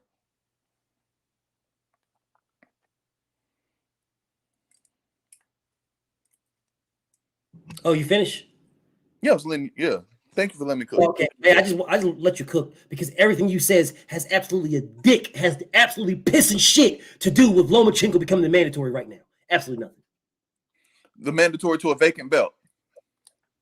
The mandatory to Devin Haney. The mandatory to a vacant belt, because if Haney stays and vacates, Loma is first in line. So what are we saying? Is Lomachenko going to fight for that belt? For the WBO? Yes. He has that potential, yes. Okay, so what does it matter who the champion is? He wants a rematch with Devin. Okay, so if Devin's at 140, why can't he go to 140 and fight him? 135 is already too big for Loma. Listen, bro, it's a very simple statement. It's a very simple statement. If he wants a rematch with Devin, if that's what he wants, then why can't he go to 140 and fight him? He wants a rematch for the belts, not just to fight a fighter to be fighting. He wants a rematch for the belts. So if he wants a rematch for the belts, then why can't he force it right now? Oh, is Haney at 135? You said you're coming back. You said you're coming back. At 135. Right, so Haney also said he was staying at 135 for the rest of the year. We clearly see that's brother, you can't move the goalpost on me. You just said, oh man, listen, Devin said he's going to come back down. So Devin comes back down, Lomachenko's right in line. That's what you just said. What you want me to believe is that Lomachenko wants to fight Devin. He wants to. But he is going to sit around and wait to see if Devin comes back because he wants to fight Devin for the belts at 135. He don't want to fight Devin. He wants to fight Devin for the belts at 135. I could fight Devin at 140. It's 5 fucking pounds. That's all it is, 5 pounds. I had no problem making Guillermo Rigondeaux move up from 122 to motherfucking, or not even 122, from 118 to 126 or 130. I've got no problem making Guillermo Rigondeaux move up 2 full weight classes to fight me. I've got no problem. But moving up to fight Devin, the guy that I want to fight, that's too much. Too much weight for me. It's way too much weight for me. Way too much weight for me to fight Devin.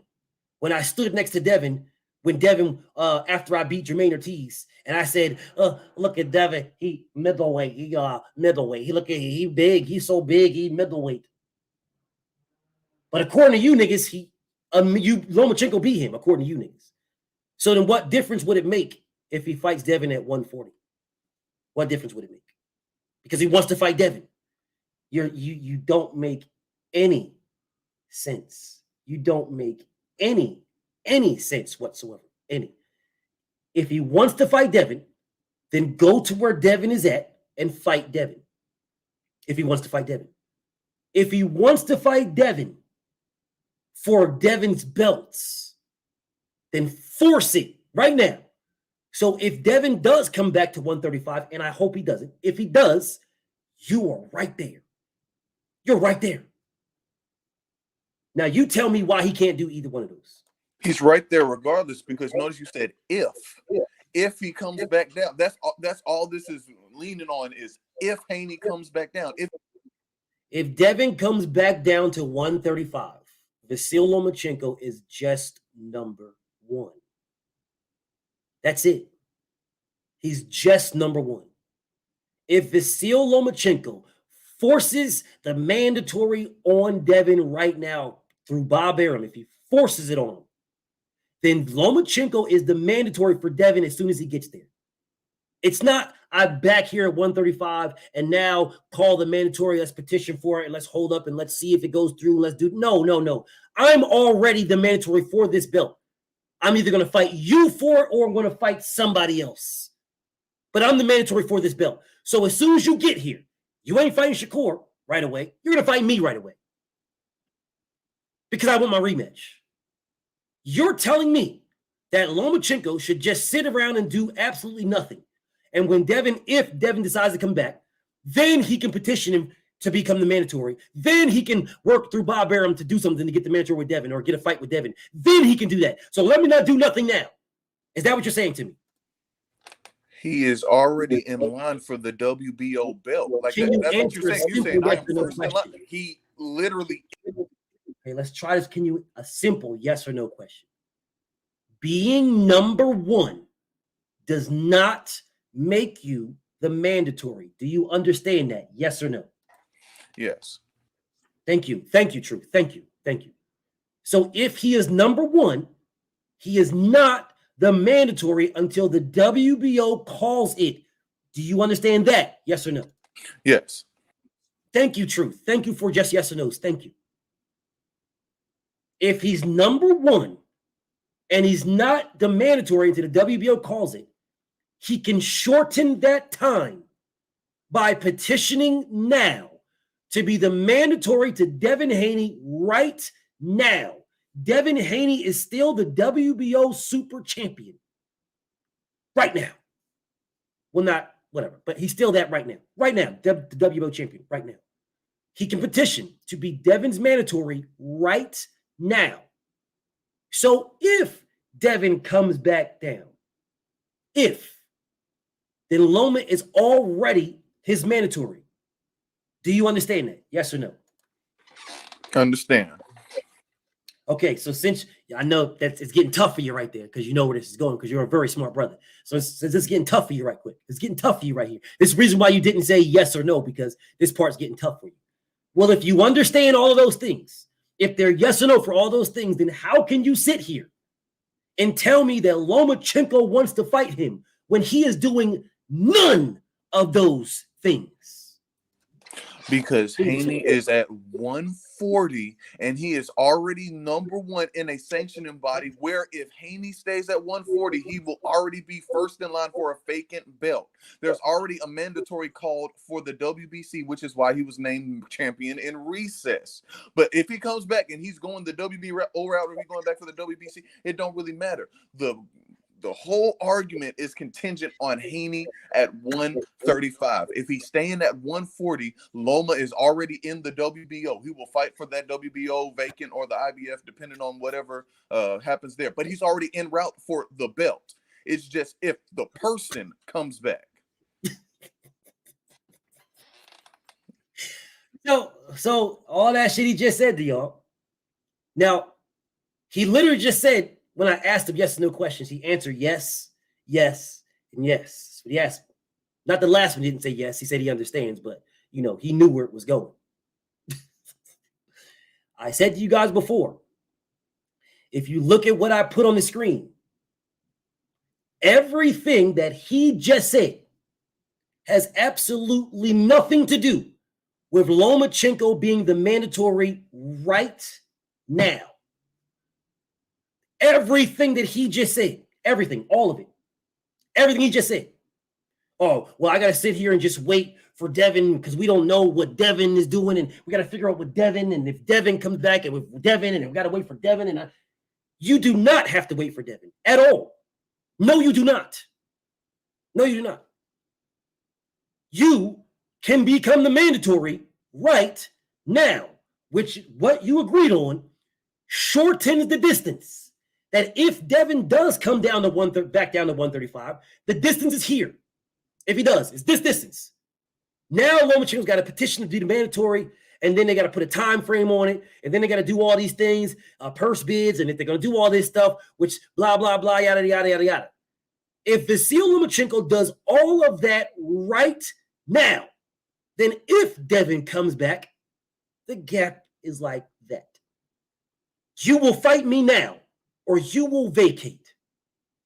That's what you will do. But Black Truth is telling you guys that Loma don't need to do none of this. He can leave it like this, but he really wants to fight Devin. He really does. He wants to fight that rematch. He wants to fight that rematch so bad, but there is this much space right now because, but he really wants to fight him. Devin, he wants that rematch. He wants to fight Devin so bad. He wants that rematch, and there's this much space. And he agreed that there is this much space. He agreed to it. I am telling you that if Loma wants to fight Devin, he can make himself the WBO mandatory right now to make that gap like that. So if Devin decides to come back down to 135, you will fight me. I'm your mandatory. Yeah. Shakur is not your mandatory no more. Shakur is the fight that you can fight when you want to because you are champion in recess. I'm your mandatory. Yeah. You're champion in recess, Devin. You don't need to fight Shakur right now. You need to fight me. Because if you don't fight me, you get stripped. Yeah. You get stripped if you don't fight me. You can tell WBC, okay, I'm going to fight my mandatory in Lomachenko, and then I'm going to fight Shakur Stevenson. You can't tell the WBO I'm going to fight I'm going to fight this guy right here who's a champion. He's a champion right now. I'm a champion. He's a champion. I was a champion in recess. He's a champion. But I'm going to fight. I got to fight him for no. Same thing as Jaron Boots Ennis. Jaron Boots Ennis is the interim champion. He removed himself from that Mando across the board all over the place because he's an interim champion. There's different rules for those guys. Shakur is removing himself from it too. Lomachenko would be that man's Mando.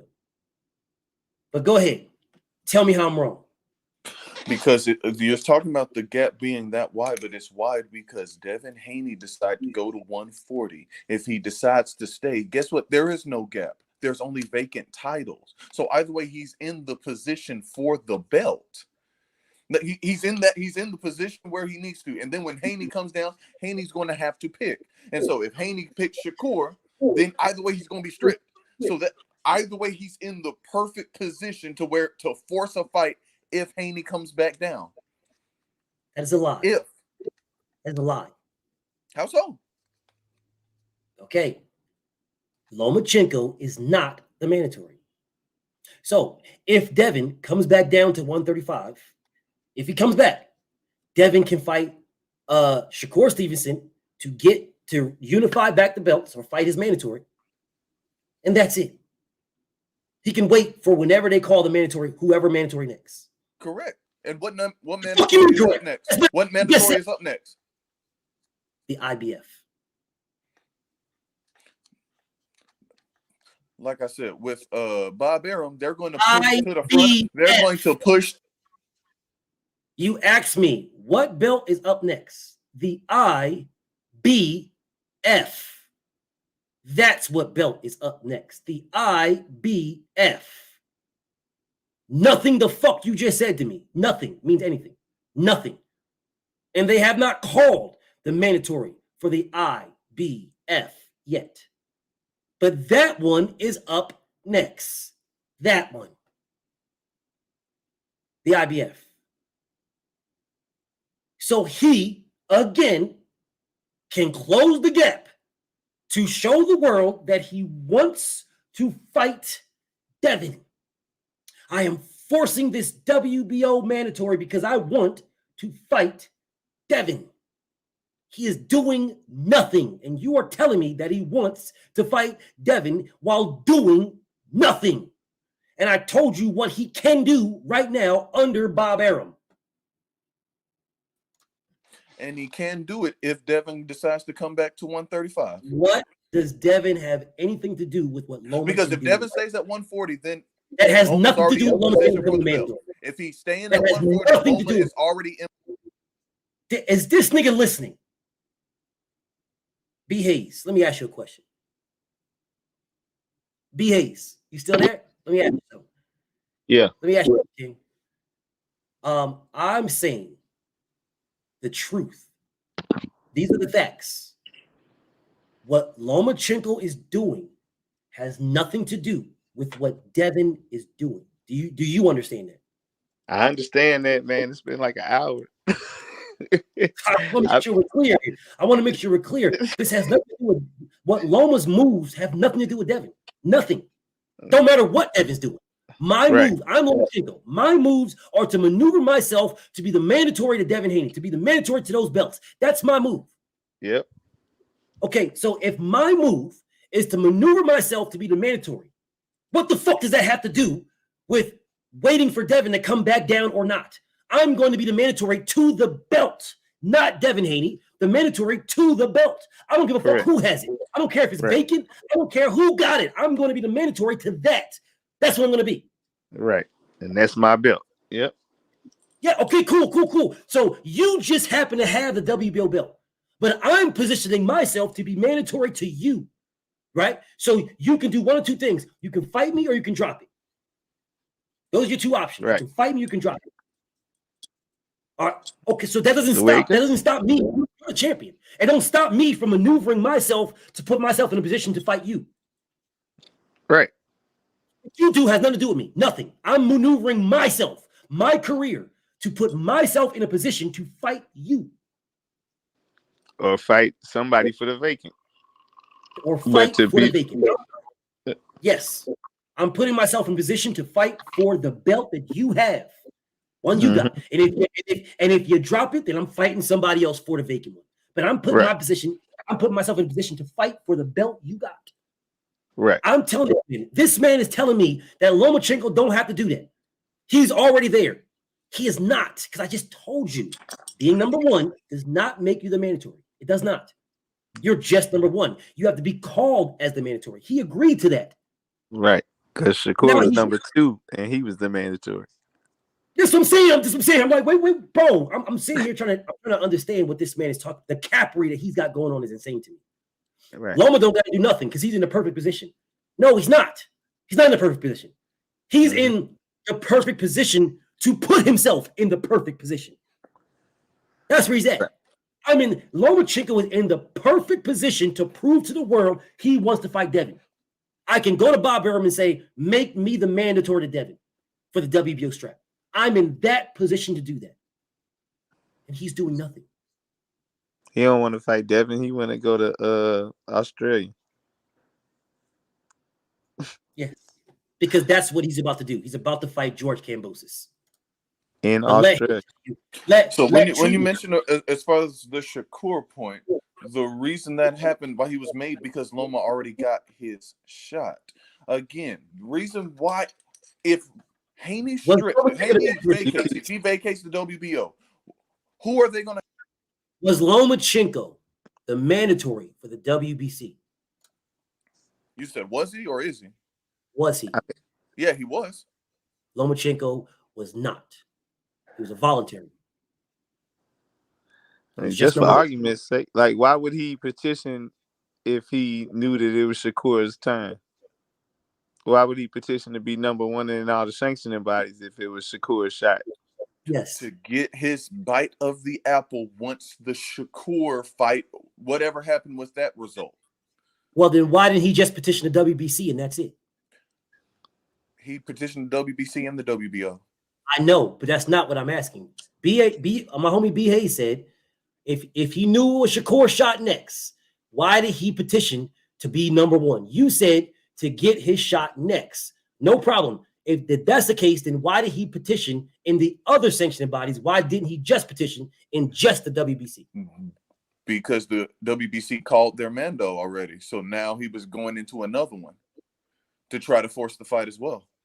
It's the same thing that Shakur did. Shakur petitioned 2 different sanctioning bodies as well. Okay, well, let's try this one more time. One more time, brother. One more time. They did the WBC and the WBO. Both of them did the same thing. E. Hayes said to you a simple question. If you're saying that Shakur's shot was next, then why did Lomachenko petition to be ranked ahead of him? Why did he do that? He could have petitioned to stay at number 2 or go to number 2. He could have did that, and he would have still had his shot at Devin Haney. Still, because when when Shakur and Devin fought, Loma would have been number 1. So he would have had his shot. So why did he petition to jump ahead of Shakur Stevenson? Because Loma was trying to get the immediate rematch, didn't work, and he's number 1 for whatever happens with Shakur and Devin. If Lomachenko was trying to get the immediate rematch, that's what he was trying to get.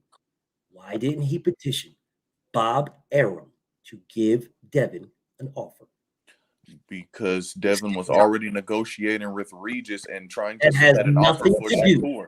Shakur's turn was already up. That has nothing to do with anything. Right. Yeah. So the WBC saying that whatever happens with this fight, Shakur's next has nothing to do with anything. Trying to get why they couldn't call for the immediate rematch. Lomachenko talking to Bob Arum to have Bob Arum give Devin an offer for a rematch has nothing to do with the WBC, the WBO, the IBF, the WBA, or Shakur Stevenson. It has nothing to do with any of them. Nothing. It has everything to do with Lomachenko wanting to fight Devin in a rematch. Everything. So why, again, didn't Lomachenko go to Bob Arum and ask Bob Arum, his daddy, to give give Devin whatever he wants? I lost to him. I really believe I won, but I lost, no problems. And I'm clearly going to be the B-side. I'm not going to make the money I made before. So give him whatever he wants so I can get the rematch. Why didn't Loma do that? Because another fight in Bob's stable. What does another fight in Bob's stable have anything to do with Lomachenko and what he himself wants? Loma himself, he got the bite at the apple. It was already mandated and in Bob's stable that Shakur was up next, regardless of the outcome. So then what Loma did was cool. Bro, you hear what this man is saying? Is the question that I'm asking too difficult? No, dog. Nope. I mean, bro, he jumped Shakur Stevenson, right? He jumped that man. He jumped over him. He's number one in WBC. He jumped over that man. He jumped over him. You jumped over him. So if you jumped over him, he was in your stable with top rank when you jumped over him. What the fuck you mean? So you're going to jump over him and then say, well, you guys go ahead and fight? Then what the fuck you jump over him for? You could have just petitioned to stay number two. You jumped over him for a reason. I mean, am I making sense here, B. Hayes, or am I making something up? No, you making sense. So you jumped over Shakur Stevenson for a reason. You knew Shakur was the mandatory when you jumped over him. You knew it was a mandate when you petitioned to be number one. You could have petitioned to be number two. You could have did that. He's he even shot that tweet out like, damn, they took my Mando away that like that. Yeah. He's number one. He's number one. You go ahead and fight him. I got my bite at the apple. You go ahead and fight him. He's in my stable with Top Rank and Bob Arum, and we're in the same stable. You go ahead and fight him. I'm number two. I'm petitioning to be number two behind Shakur. Why did he do that? What he tried to do, and then the reality. So he tried to do that to force the immediate rematch. Didn't work. Cool. Shakur gets his turn. Okay, I'm after Shakur. How didn't it work?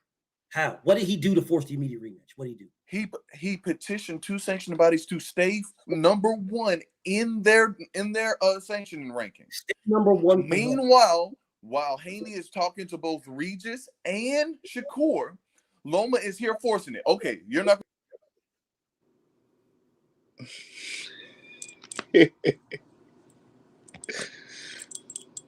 Yeah, this man is insane, bro. Listen, bro, I say Shakur Stevenson fans are the wildest, craziest, weirdest group of fans in the world. It is the Demon Cult. It is Lomachenko fans are the absolute most delusional fans in the world. It is Lomachenko fans first, and then it's Shakur Stevenson fans, and then it's Tank fans. Or those guys might be tied. But I'm saying this man, Truth, my brother, love him to death. This man is fucking delusional. This man is bro. You know you're delusional when another delusional person is telling you you're delusional. My nigga B Hayes is sitting here like, bro, what the fuck is this talking about? My brother B Hayes is like, bro, this man is bugging. Hey, but why you talking about, you know what I'm saying, Loma and Shakur fans, man, you gotta say them Haney fans be off the chain. I mean, if you can tell me what they're off the chain with, we can have that conversation. Matter of fact, we can say, what are Haney fans off the chain with? What are they off the chain? Because they say the only reason Haney went to 140 is because everybody ducked him. Okay, now prove me wrong. Prove me wrong. Well, Shakur, there was an option on the table where and Shakur turned it down. Me or vacate. And what did Haney do? And he made him an offer. And what did Haney do when the made him an offer? Said, what do you want to? Okay, so if there was an offer on the table, this is why y'all are delusional. This is why y'all are fucking delusional. This is why there's an offer on the table, and he made the man an offer. The offer that was on the table was the offer that Devin put on the fucking table. That was the offer. Here's 25% to fight me for undisputed. That's the offer. Devin put that on the table to fight Shakur. Shakur turned it down. You guys are fucking delusional. You're fucking insanely, rabidly delusional. If I'm giving you something when nobody else is giving you nothing, and I'm giving you something, and you turn it down, then you don't want to fight me. I do not understand what part of that you guys are missing. No, I agree. If you're being off. Well, if you agree, then how in the fuck are you saying Haney fans are delusional? They're the worst fans because they say that no fighters want to fight Devin at 135. But you just agree with me. Please explain. Because Haney was offered a choice between a fighter. So once again, now you're not going to talk about what I just said. You're just literally going to move the goalpost again. Oh, Haney was offered the choice between a fighter and no, he was not offered the choice. Haney made the fucking choice. When nobody was trying to fight Shakur Stevenson. B. Hayes, tell me where I'm wrong. Was anybody trying to fight Shakur? Anybody? No, nobody was trying to fight Shakur. Nobody's trying to fight Shakur, right? So who is the only fighter at 135 that made that man an offer? Who?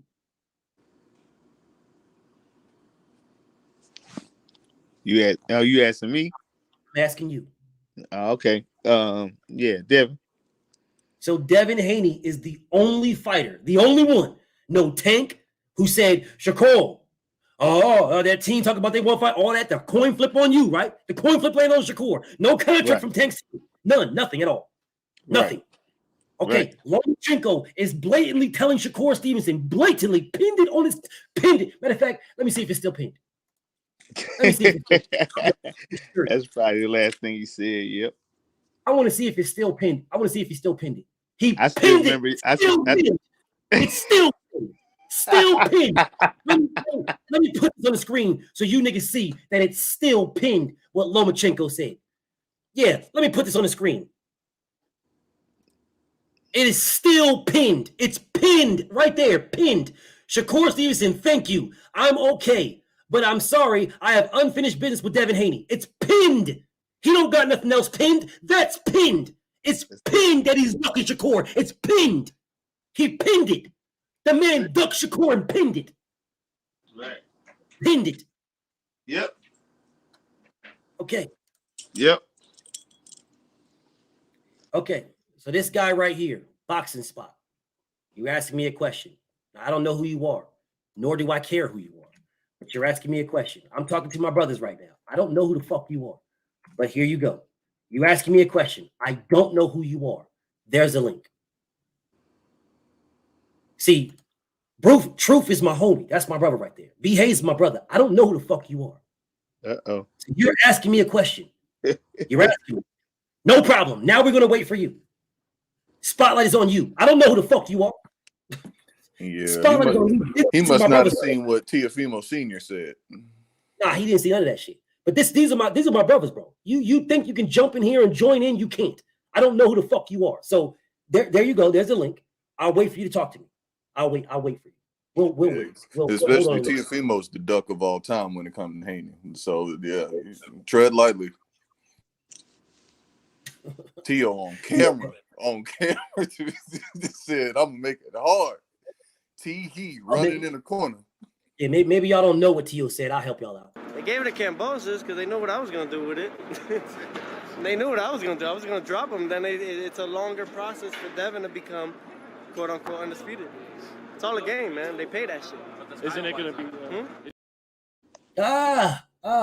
Bro was giggling the whole time, man. Yeah. Not only did Teofimo Lopez's whole ass say that, Teofimo Lopez just petitioned to be the WBO super champion, which means he will not have a fucking mandatory until 2025. Yeah.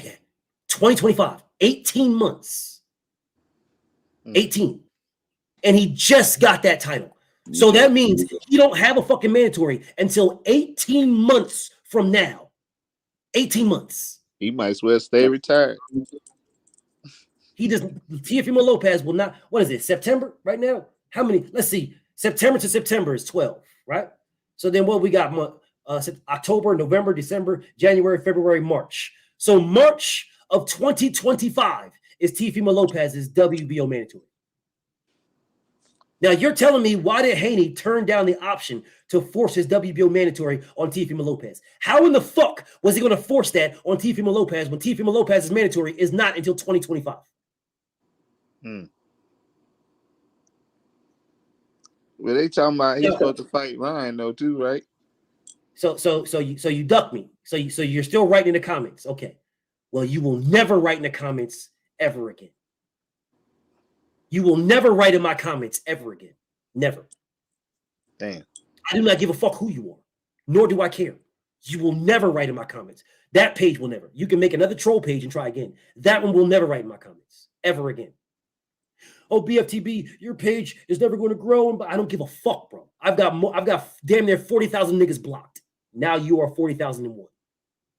Damn, son. So, BFTB talks to my family. I don't give a fuck about you hoe ass niggas at all. At all. Don't give a fuck about you hoe ass niggas. Not one bit. Nothing you say to me means nothing. Nothing. Don't care. I swear to God, I don't care, bro. I promise you I don't. I care what Truth says. That's my homie. Me and him, we could go at it. I care what B-Hay says. I don't give a fuck what you say. And I mean that. I mean that with full disrespect. I don't give a fuck what you say. You niggas care what I say, which is why you come to my page. I don't give a fuck about your existence at all. Your words, I don't give a fuck about what you say, what you think, what you care. I don't care. I don't care. I care about what Truth says, which is why I will argue with him. I care about behaves, which is why I will argue. I will not argue with niggas I don't give a fuck. Fuck you. And I mean that. Full disrespect. Anyways, back to my brothers. Back to my homies. Back to my homies. So my brother B-Hayes. My brother B-Hayes is in here protecting Shakur Stevenson. My brother Truth is in here protecting Lomachenko. Right. I'm not protecting Devin from nothing. I'm not protecting him. Devin fights at 140, cool. You want to come back down to 135? All right. Don't tell me about your weight drain, nothing, none of that shit. I'm telling you, I don't want you to. I want you to fight at 140. That's what I'm telling you. I don't want you to. I want you to stay at 135. You're killing yourself. I told you this personally. You're killing yourself to make that division. But I'm going to support you.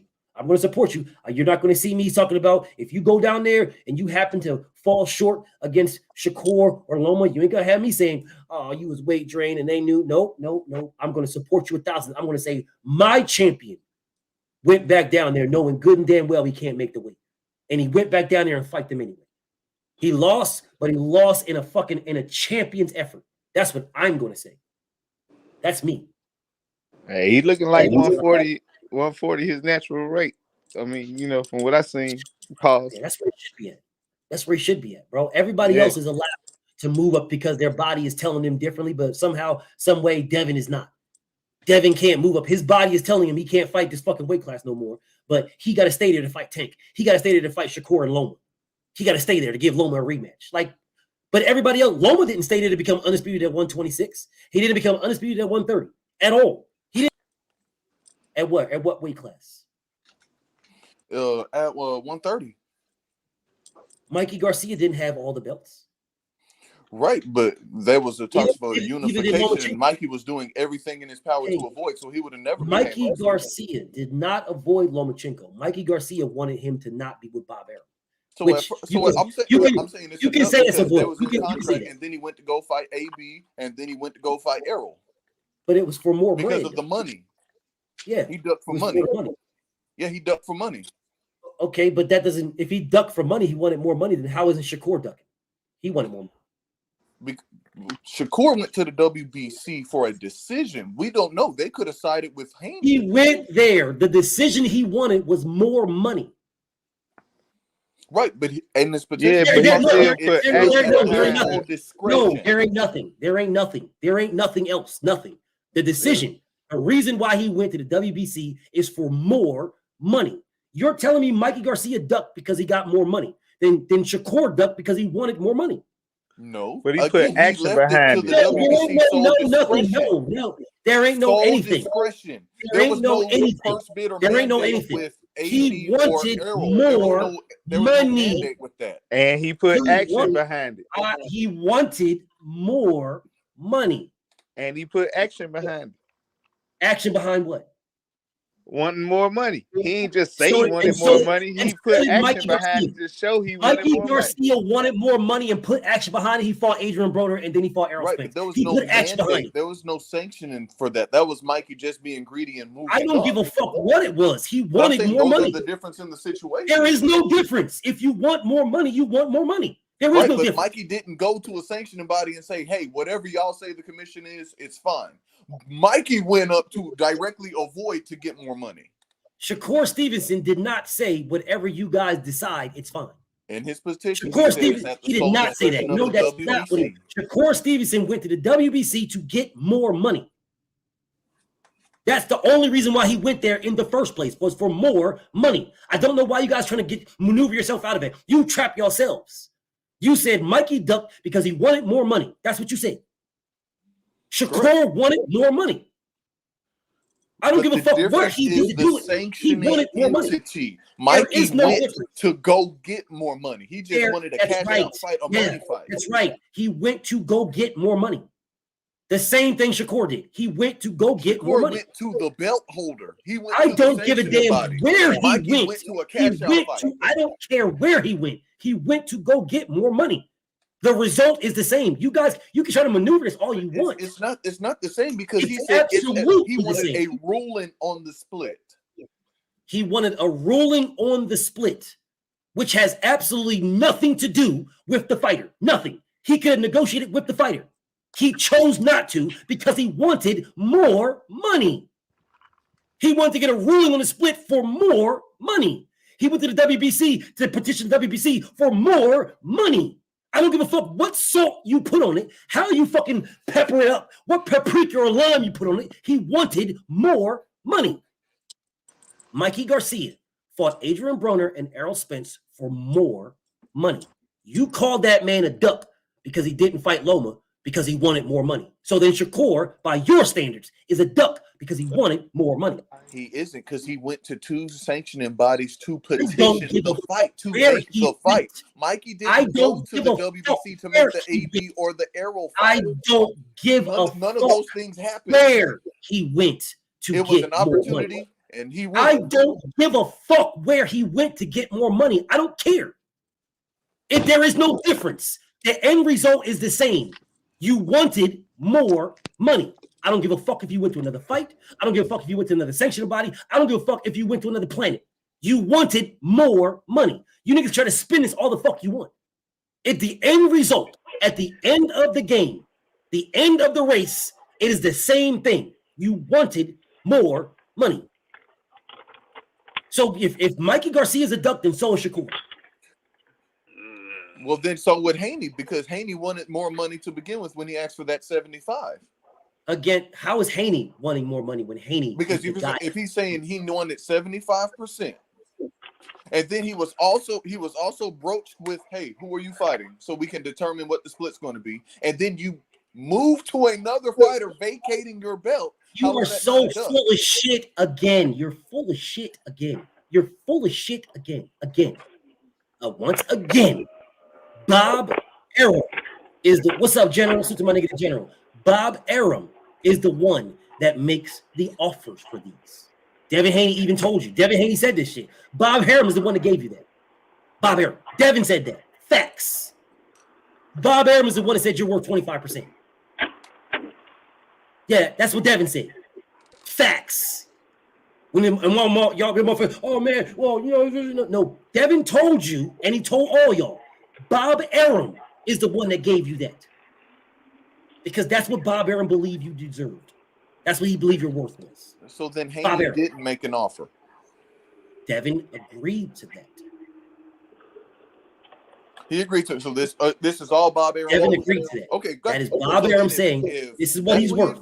Bob Arum is saying this is what you're worth. To the WBC. So why didn't you go to the man that told you what you are worth and say, no, I am worth more? Because, like you said, Haney agreed to that. I will fight for this. Okay. Haney agreed to that. That is their worth. Right. Bob Arum dictated. No, you said Haney agreed. Bob said, what would it take to make the fight? Haney said this. It is not what happened at all. Not. Bob Arum said, Shakur, this is your worth. Haney agreed. Haney agreed with his end. I'll take 75. Yeah. Let's try this one more time. Obviously, the only thing that's left is 25. Let's try this one more time. Bob Arum told Shakur Stevenson, this is your worth. That's your worth. Devin agreed that that is his worth. If Shakur disagrees that what his worth is, then he should be talking to Bob Arum, not the WBC. You can try to spin this however you want. You can spin it whatever way you want to. Whatever way you want. You said Mikey Garcia ducked because he wanted more money. So did Shakur Stevenson. The difference is there is no difference from wanting more fucking money. If I want more money from 7-8 Sports TV, or I want more money from Nonito Donaire, there is no fucking difference from me wanting more fucking money. There is no difference. I want more money. If it comes from 7-8 or if it comes from Nonito, I don't care. I want more money. There is no fucking difference. If you want more money, you want more money. So if Mikey Garcia ducked Lomachenko because he wanted more money, then Shakur ducked Devin because he wanted more fucking money. Shakur.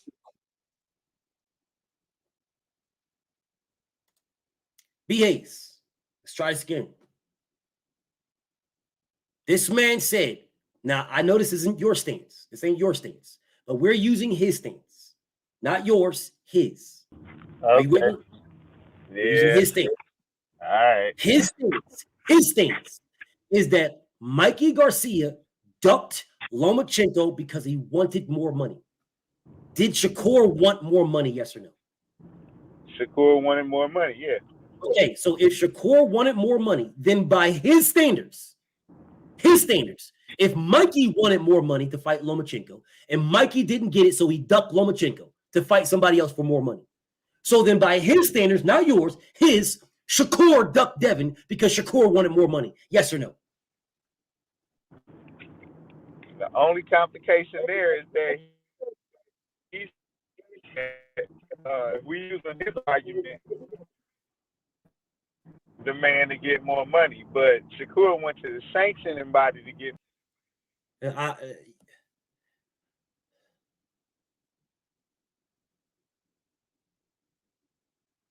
Let me try to break this down smaller for you guys. I swear to God, I have to dumb this down as dumb as can be. I got to dumb it down as dumb as can be.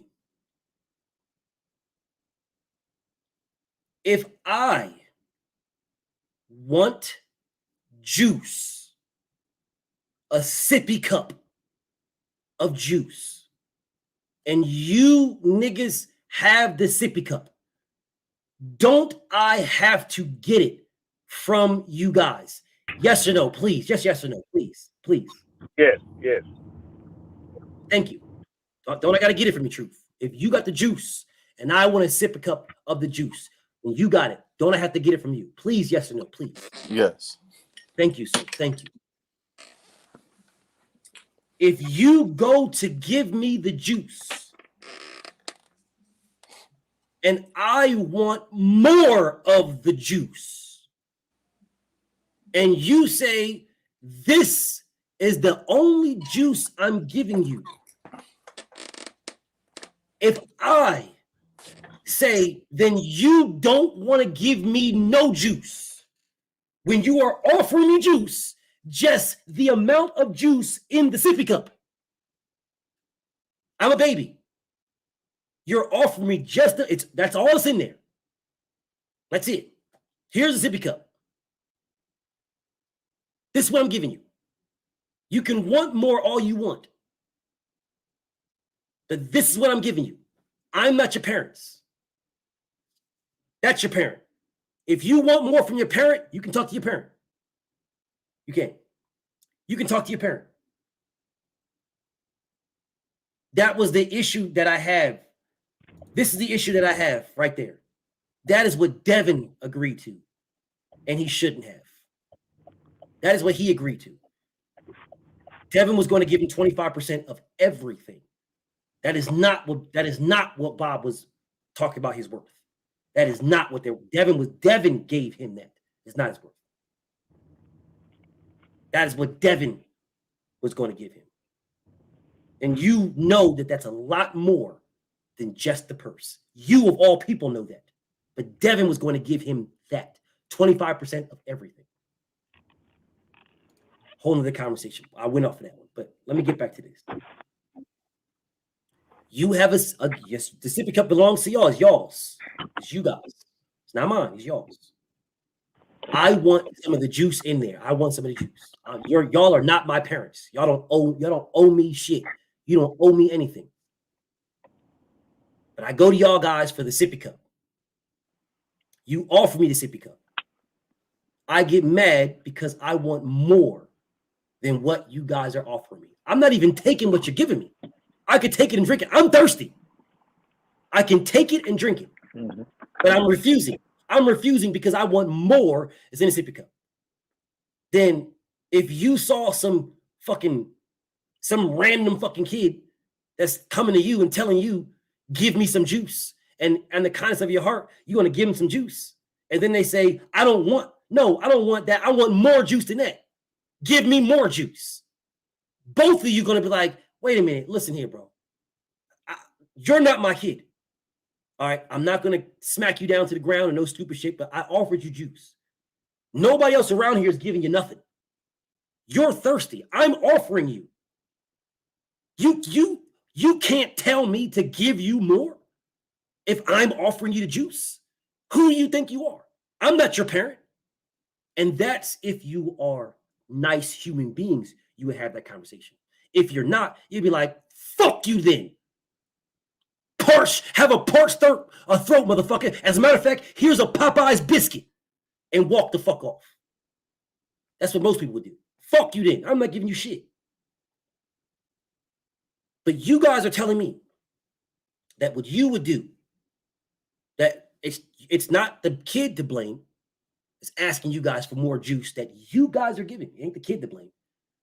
You guys are to blame for not giving the kid more juice that you don't even have to give. You're to blame is what you guys are telling me. Not only are you guys to blame for that, the kid goes to his parents and you just happen to know the parents and tells, and you want the parents, he goes to the parents to tell you to give them more juice when you don't have to give them shit. And you guys are telling me that you guys yourselves would be to blame for not giving the kid more juice. That's what you guys are telling me. Fucking insane. You're fucking delusional. Now, I understand you'll try to make up some things. Well, my brother Truth will be like, well, in this situation, is it the kid growing up to be a doctor? Because if he's growing up to be a doctor, then he'll make a lot of money and he'll have a lot of money to pay you back for the juice. I know Truth will do that shit. My brother B. Hayes will be like, well, I mean, I hear you, BF, but, the reality of it is, that kid, listen, for me, Ken, is the kid wearing retro Jordan 1s. Because if he's wearing retro Jordan 1s, the kid might be in a good position. No, neither one of you will give. Well, if you offered the child that nobody around here, nobody, they see this kid, motherfuckers is pulling away. Ew, get away from me, cooties. They pulling away from this little motherfucker, hair on, nappy and shit, walking around. They pull him, get the fuck away from me. You two brothers see this kid thirsty and offer him the water in the sippy cup or the juice in the sippy cup that you have. And this motherfucker, this ungrateful motherfucker, says, no, give me more, when nobody else around is giving them shit. And both of you brothers are sitting here telling me that it's your fault to not give this child more juice when you don't have to give them shit. Well, BFTB, really, in this situation, the child, He's in line to be next at the juice machine to get some juice he's in line at the juice machine to get juice. He's in line. And depending on how long you want to make that fucking wait for that child, it's totally up to you. Totally up to you. But you can take this sippy cup, this 25% sippy cup that I'm offering you right now, and you can drink. Or you can sit around in this fucking line and just wait in this motherfucking line until someone says, some parent comes around and says, you know what? I'll give you a cup. But my cup isn't as big as the 25% cup that they was going to give you. So, but here is some juice. And you motherfuckers is sitting here telling me that that's the right way to go. And if you guys are the ones giving the juice, then you guys are wrong. That's what you guys are telling me. Insane. Fucking insane. If it was me, that little bastard would starve. That little bastard would die of dehydration if it was me. I promise you that. I'll sit right there and be like,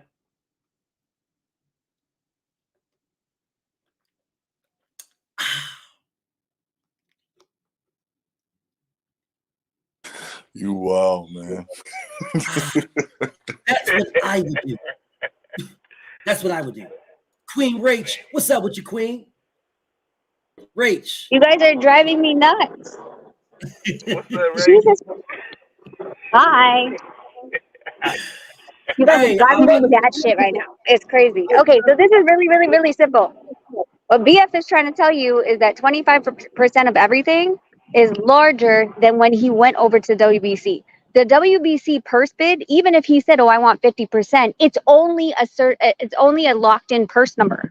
That's all he's going to get. So if Top Rank goes against Haney Promotions and loses that purse bid, let's just say that he got his 50% that he wants, and all on the purse bid said, we Devin Haney outbid Top Rank by $1 million. So they bid $5 million for both purses, and they got a 50-50 split. Then Shakur would go back to Top Rank with $2.5 million minus the 20 to 30% of the promoter fee on top, plus the expenses of the sanctioning fees for the belts, plus, and then of course all his other stuff, right? His advisor, his manager, trainer, all of that other stuff. But Top Rank will shake. So when BF's talking about the full pot, the 25% of everything, merchandise that was sold, alcoholic beverages, T-shirts, gate sales, and let's just say it is a pay-per-view. That's 25% of a larger thing that you're looking at, not just established purse. Because once you go into a purse bid, first of all, you have to hope that someone bids enough, because all they have to take is the highest bid. That's it. And you don't know what that highest bid is going to be. If you go into that, that's all you're getting. You don't get merch anymore. You don't get ticket sales. You don't get anything. Because the only thing that the sanctioning bodies can control is the purse. That's it. Did that clear it up, or did I just make it more confusing? So if you don't mind, I'd like to ask a question, Miss Rach. Yeah. So wouldn't that be more beneficial to the Haneys, because that's less money they would have to put out other than their original argument? Their original offer is now that the purse bid or whatever came back, that's less money they would have to, less obligation they would have to give Shakur, because now it's just that locked in rate. Correct. Yes, it is. So the 25% would actually be like a peace offering. Like, hey, bro, I'm going to help you. Since we're going to put this fight together, I'm going to give you more because since we're supposedly friends, right? I want to see you come up as much as I want to make money. Let's make it happen. Let's make it lucrative. Let's both put money in our banks for our kids. That's good for Haney if he goes to a purse bid. But Shakur's people has to actually turn down everything and say, no, we want to push it to a purse bid. Let's go to a purse bid. Right. And I completely understand that. So, and just to extend the example, like, have you ever wanted good and you even offered something, but they wanted something so specific that maybe been bad for you, but okay, you want this bad? Cool. Let me show you how it's bad, even though it benefits you. That's where I'm coming in at, as far as that actually is more beneficial towards Devin, because he gets to keep more of his money. And if Shakur wants this locked in rate, okay, cool, fine. I tried to give you better, but since you want this, cool, this is all you get him. Yeah, but the thing is that Devin can't actually advise Shakur Stevenson. That's illegal by the contract. Bob Arum will have to stamp right in. So even though, yeah, it's all good and wise to at least like, hey, dude, what the hell are you doing? I'm doing you a favor here, and now you're trying to stomp all over this. He can't. So someone from Shakur's side has to talk to him and say, dude, you're fucking up your bag. What are you doing? Right, and I get that. But that is Shakur's decision. Like sometimes you can't just you my bro so much, I'm trying to give you all this money, but you don't want it. Cool. At that point in time, it's not your job to teach them that lesson. He'll learn that when he learns that. Okay. Did you not just hear what she said, bro? Did you not just hear what she said? I did. If she can't, you didn't. legally advise him on that. But Devin cannot tell him that. I know I said that. It's not his job legally, but I'm talking about far as Haney's side. The fuck you mean? Devin can't tell him that. Let's see what this come back with, and then you get this locked in, whatever, minus your fees and everything. So you're really losing out on it. Since this is what you wanted, here you go. Haney's can't do that. I know. I'm saying he can't say that, but I'm saying yes. As far as seeing the purse bid or the commission split out. For what reason? Because it costs money. You're gonna piss off so many people because it costs money to go into a purse bid. You have to be an actual licensed promoter, sanctioned with the sanctioning body that's paid all your licensing fees with the sanctioning body for the year that they're talking about, in addition to the fee that it costs for you to play in the purse bid and have a check in hand for the amount of the 10% of what I think it's 10% if you win the bid that day. Because it's literally all they do is open up the envelopes and say, who's the highest bid? That's who it's going to. Give me your 10% of your deposit towards this bid. And then, they work everything out from there. But you're costing people that don't know if they're going to win the bid money just so you can see and take a sneak peek at what you're going to make and then try to run it back the other way. People are going to be pissed. They'll be like, nah, you wanted to go this route. Now you either vacate your position or you fight for what we just put on the table. There's no ifs, ands, or buts, no negotiation. Now you have to, your back's up against the wall. You fucked up your bad. You're going to have to lie with it now. Either step in the ring at a lower price or get the hell out of the way. Right, and that's what I'm saying. That's what Shakur wanted. He didn't want. You're not saying anything. That has nothing to do with what, brother. You're not listening. No, you're I not am. listening. I am. You're not. You're not. Whatever they came back with, Shakur was just going to have to shut up and take it. You're not listening. You're not listening. You're not at all. You're not listening at all. He offered the man, first off, way more than what he was going to get there. Offered him that. That's first off. Secondly, it was going to cost Devin and Devin Haney Promotions because he's not with Top Rank.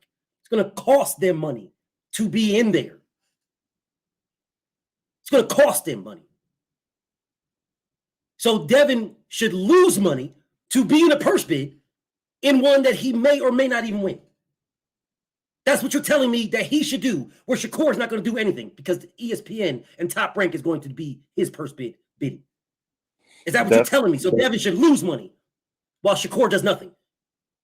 Well, not necessarily does nothing. There is no fucking necessarily. That's what she just told you.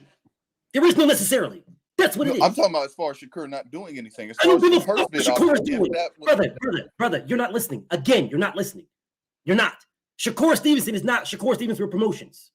It is ESPN and Top Rank that's going to have that envelope that Queen was just talking about. It is not Shakur. He is not putting up anything. DHP, the promotional company, DHP, will be putting up money.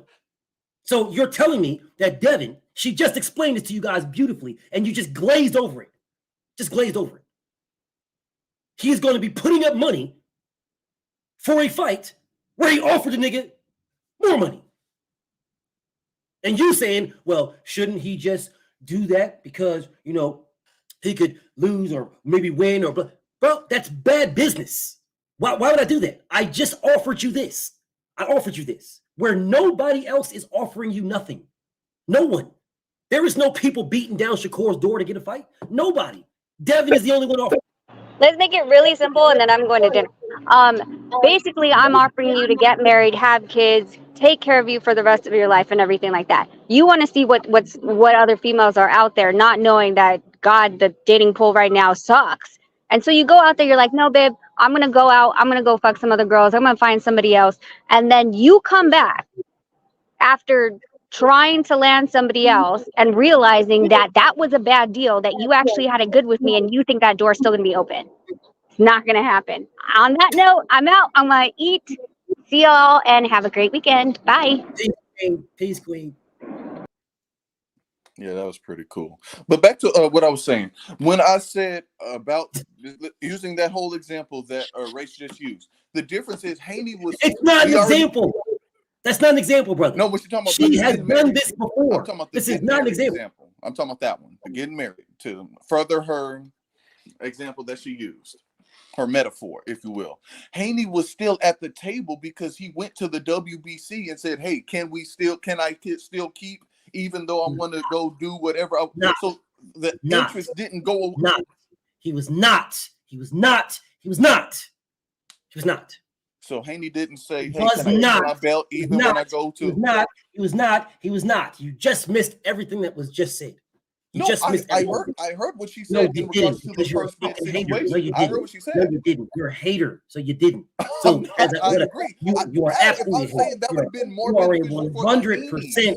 You're a 100% hater. So what you are doing is you're looking to put something on Devin. That's what you're looking to do. The reality of it is Devin is the only one that gave this man an offer. That's the reality. That is the reality. That is as cut and dry as it gets. That is the end game reality. Nobody gave this man nothing.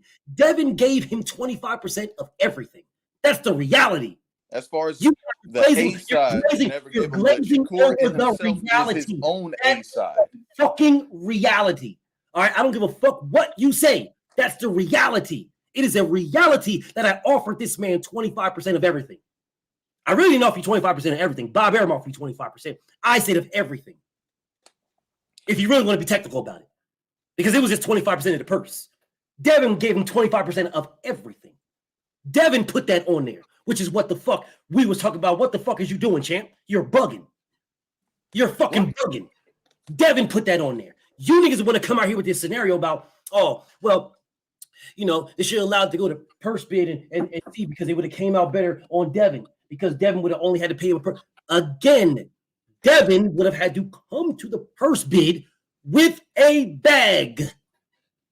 Devin, it would have cost him money to do it that way. It wasn't costing Shakur nothing.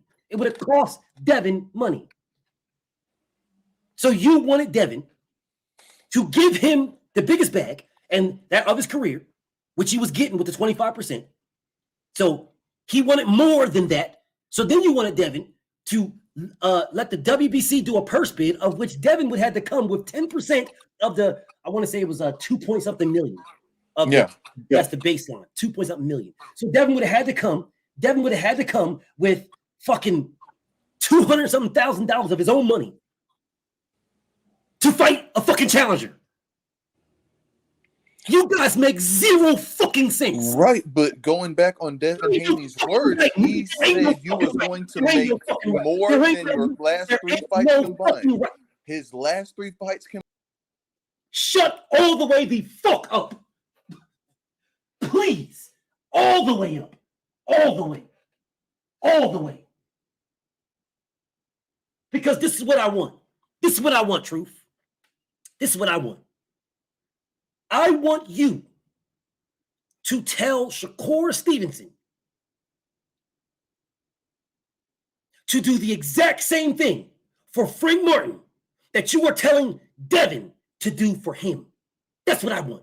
I want you to tell Lomachenko to do the exact same thing for Devin that you are telling Devin to do for somebody else.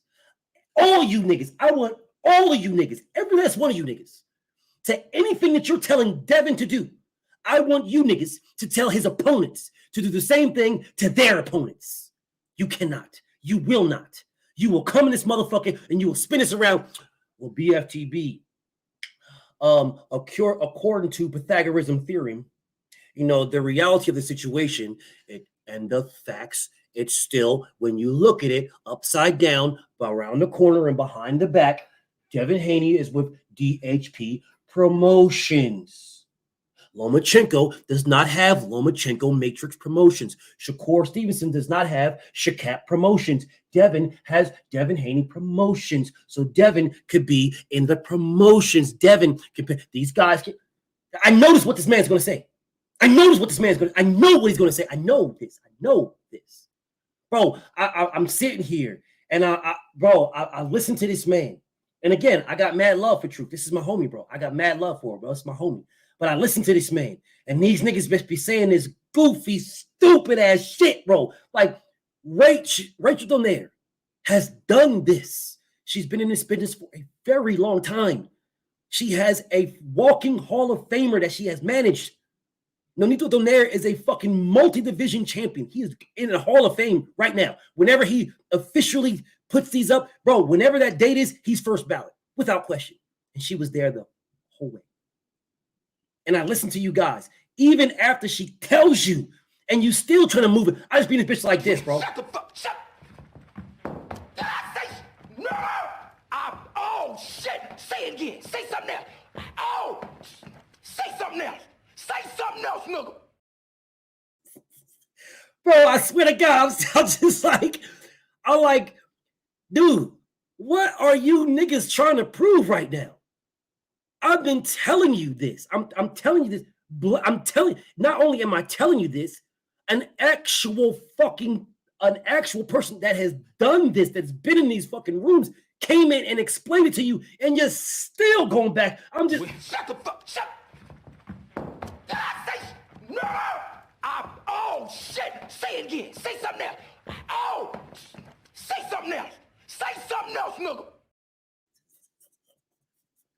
Nah, I don't understand. I don't understand how this man, how this man can come in here and say anything over what Rachel said. I don't know. Watch him try. Watch him try. I'm not saying anything over what Rachel said. Everything Rachel said is 100% gospel. What I'm saying, as far as Haney said Shakur is going to make his more money than his last 3 fights combined. Cool. If he's already coming to that with the purse bid, that was already money he was willing to invest in the fight in the beginning. So that's what he already said. So then, if it happens to go to purse bid, shut the fuck, shut. No! Oh, shit. Say it again. Say something else. Oh, say something else. Say something else, nigga.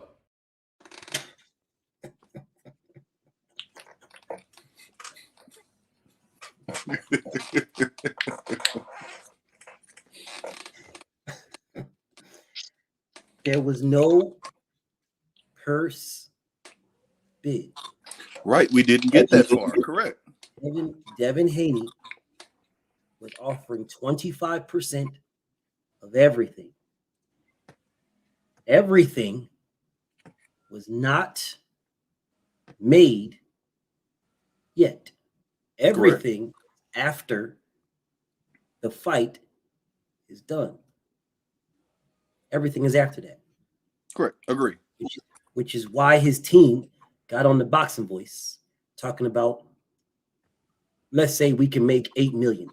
If they're telling you, if someone is giving you a hypothetical, they are not going to say 8 million. 9 times out of 10, a hypothetical is going to be a 5 or a 10. 9 times out of 10. I don't necessarily know the rules regarding hypotheticals. I don't give a damn about what the rules are. You can try to use that hypothetical. You can try to use that fucking the proliferations of what orange juice is. I don't give a fuck. 9 times out of the 10, I'm going to sit here and talk about hypotheticals. Hypothetically, motherfuckers going to give you 5s and 10s because that's the normal shit to give. Don't nobody come out and say hypothetically 13.5. Nobody's going to say that shit.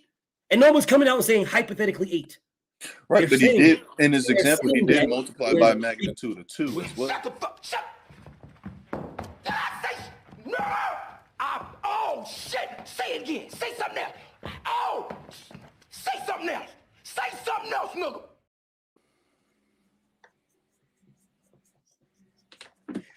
This man is trying to fight every step of the way, and he's wrong as 2 boys fucking. And he's trying to fight every step of the way. Every step. This man is trying to fight every inch. He's trying to fight it every inch. Brother, when people give hypotheticals, normally, not even normal. If I give you a hypothetical, I'm giving you a number that's in the ballpark of what I know. And I'm speaking from myself. If I'm giving you a hypothetical, it's in the ballpark of a number that I know. Why would I give you a hypothetical in the ballpark of a number that I know? Because I already know the numbers. So it's easy for me to articulate what I'm trying to say to you if I give you a hypothetical that's already in the range of what I know. Like if I know a number is 2, I know it's 2. Then if I tell you, hey man, hypothetically speaking, 4 million. Hypothetically speaking, 1 million. Then I know all I have to do is double that for the accurate shit. I know that. I know. Now you can't catch me up. You can't catch me up in the things because I know I gave you a number that's hypothetically close to the number that I know what it is. So you can't catch me up. You couldn't catch me up in the numbers because I'm giving you a hypothetical number. It's not the exact number, but it's a hypothetical number where you can't catch me up. That's why people give those type of things because right, but that's you as far as giving hypotheticals. Yes. That doesn't mean that's the rule. So then for you're a telling me. hypothetical. A hypothetical. So you're telling me I know what you're going to do. I do. I know what you're going to do. You're looking for anything that you can anything where you can refute anything. That's what you're looking for. You're not looking for answers. You're not looking for you have a result. You specifically, because you're a very, very smart dude, right? So specifically you, which is why I have to take you off the what's the name, because you'll keep trying to talk in such a way, try to articulate a point that's wrong as fuck. But you say it so eloquently that motherfuckers be like, oh, blah, blah, blah. No. You're wrong as a motherfucker. B. Hayes, I'll keep B. Hayes on because B. Hayes, he gets caught up in his words. You articulate very well. So if you would just do what you're doing now, let me cook and then let you cook, that's why I would leave you on. But when you don't do that, I remove you. So I give you your props. You're a very educated brother, bro. You're very articulate. I give you that. I ain't got no problem with giving my brothers their props. So that's why I take you off the screen. Not to nothing else, because you try to spin shit in such a beautiful way, and I'm just not going to allow you to do it. You guys have an end goal already. You have an end goal in your mind, and you're trying to find a way to get to that end goal. Whereas me, I know my end goal and exactly the path to it because I researched it before I started my live. You guys have an end goal with no path, and you try to find it, which is why you sound the way y'all sound. That's the reason why y'all spin is so wild, because you don't know what you're doing. You know where you want to go, but you don't know how to get there. Like you want me to agree. Okay, yeah, Frank Martin did duck. Okay, you're right. Devin did duck. Okay, you're right. Shakur didn't duck. Oh, okay, you're right. Yeah, Loma really does want a rematch. He really does want it. It's Devin is holding up. That's where you want me to get to. You just don't know how to get me there. That's why I can trap you, because I know exactly where I'm going. You guys don't know where you're going. You're just talking because I'm going against y'all favorites. Brother, Rachel Donaire just told you what it is. You guys are literally, you want Devin to not only give Shakur his biggest bag, you also want him to pay for it. Now, I know what you guys have said to me, right? You guys have said to me, BF, he should have let it go to purse bid, and then if Shakur ducked it, then we wouldn't have no way, nothing else to say that Shakur is a duck. Just let it go to purse bid. Just let the thing follow through, and when it follows through, and then he's getting 50% of $1 million or $2.5 million. He's getting 50% of 2.5, and then we can call him a duck. You guys still wouldn't call him a duck. You still wouldn't. I have no belief that you would call him a duck. And on top of that, Devin would have to pay for that. So Devin would pay money. DHP would pay money to bid on his own fight. So if he loses the bid, which he very well could, then he just paid to be a part of this. There is a fee that you pay to be a part of that. So you want Devin to pay. Look at the rules. Look at the rules. You don't believe. Look at the rules. There's a fee to pay to be a part of that. A non-refundable fee to pay to be a part of that.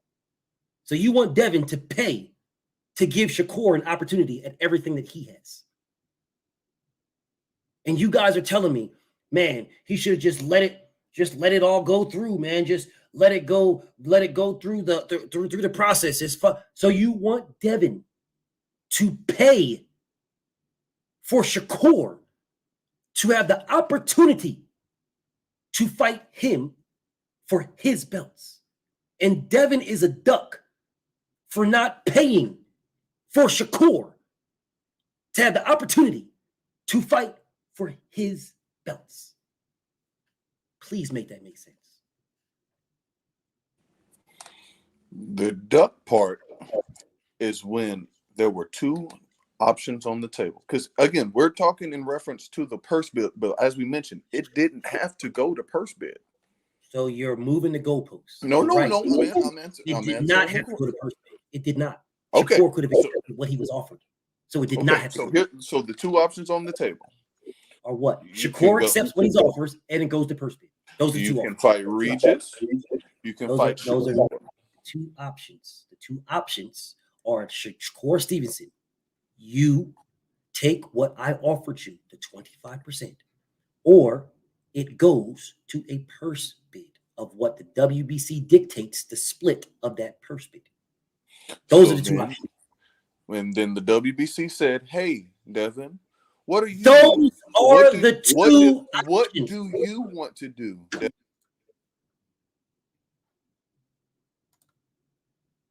Shut the fuck. Shut.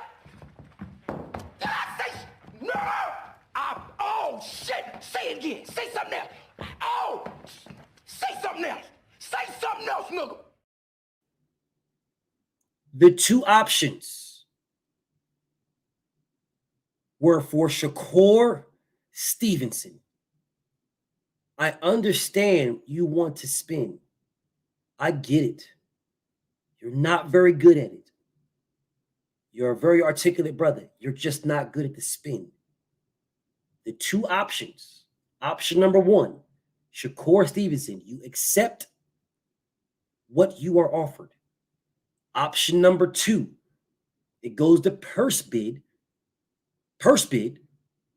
and whatever the split of the purse bid that Devin would have to pay for himself, then that's what you fight.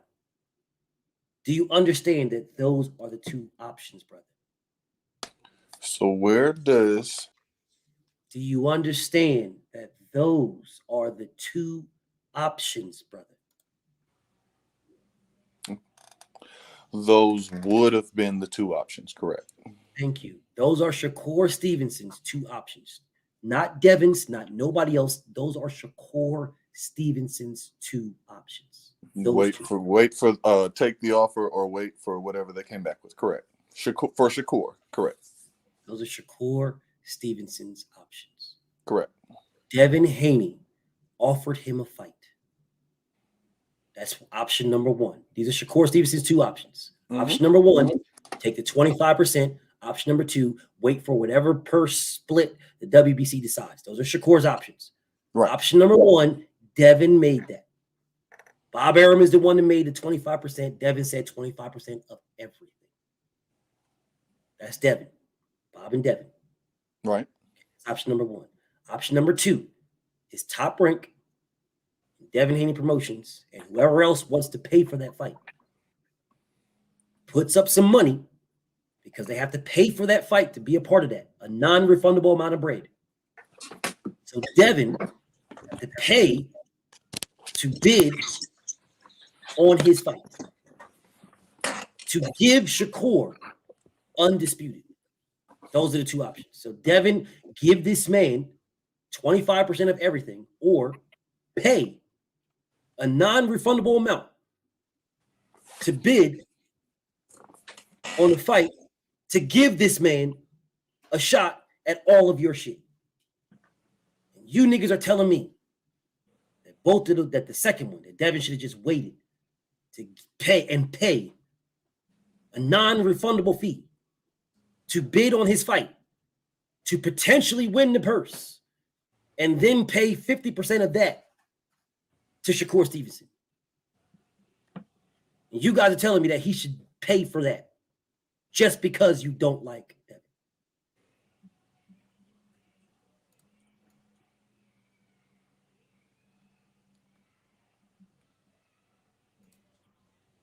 Is that what you're telling me, my brother?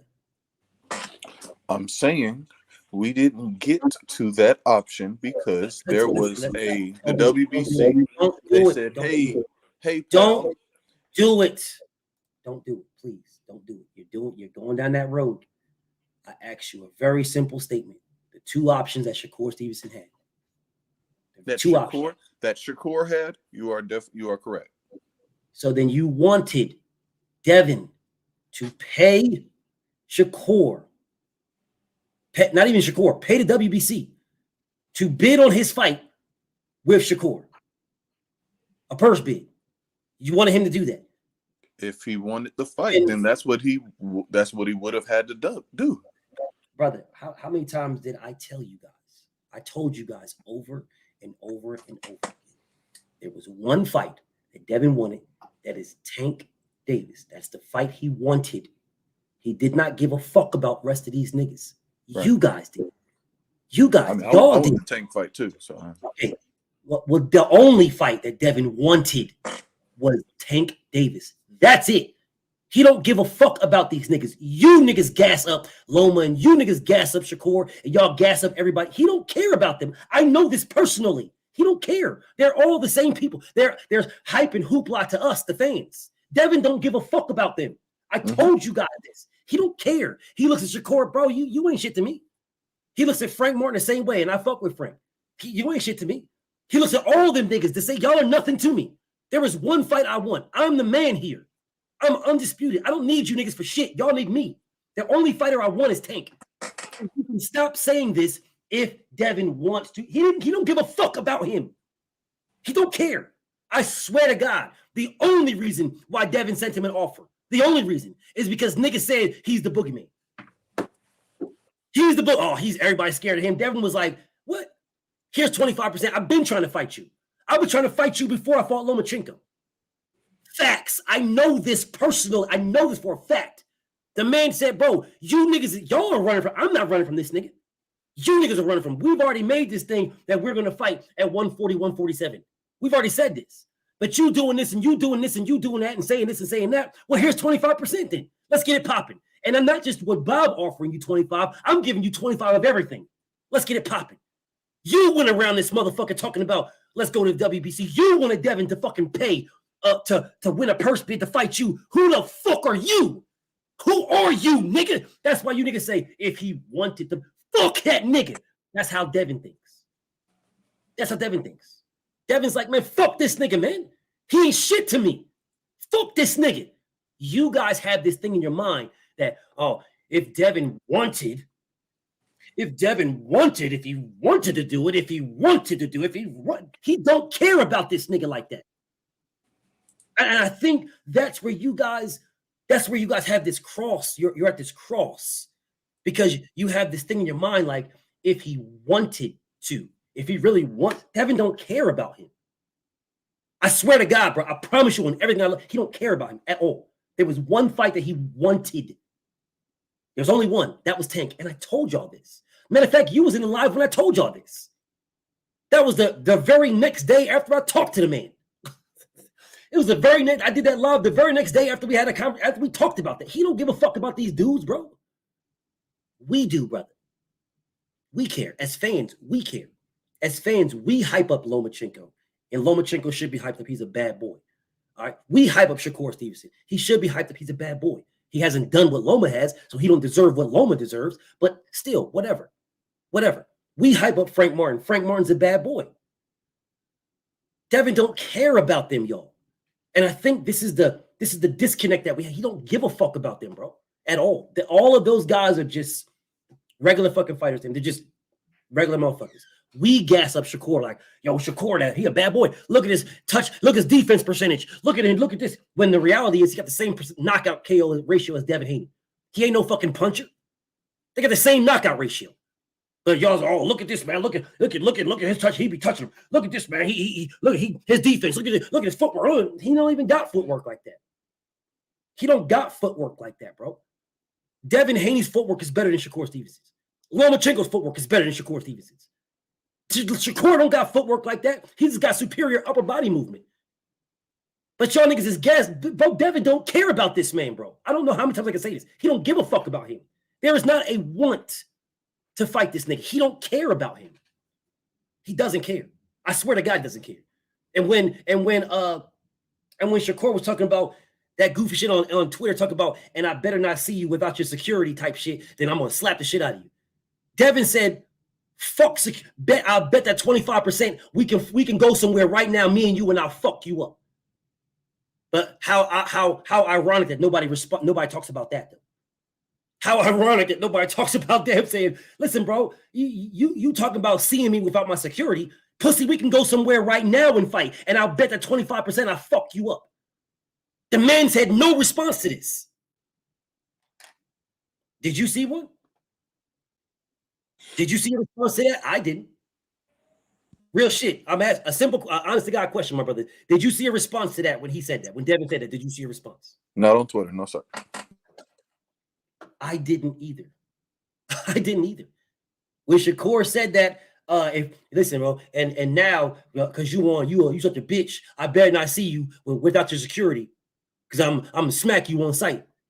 And then Devin told the nigga, what? We can go somewhere right now and fight, and I'll bet that 25% I'll fuck you up.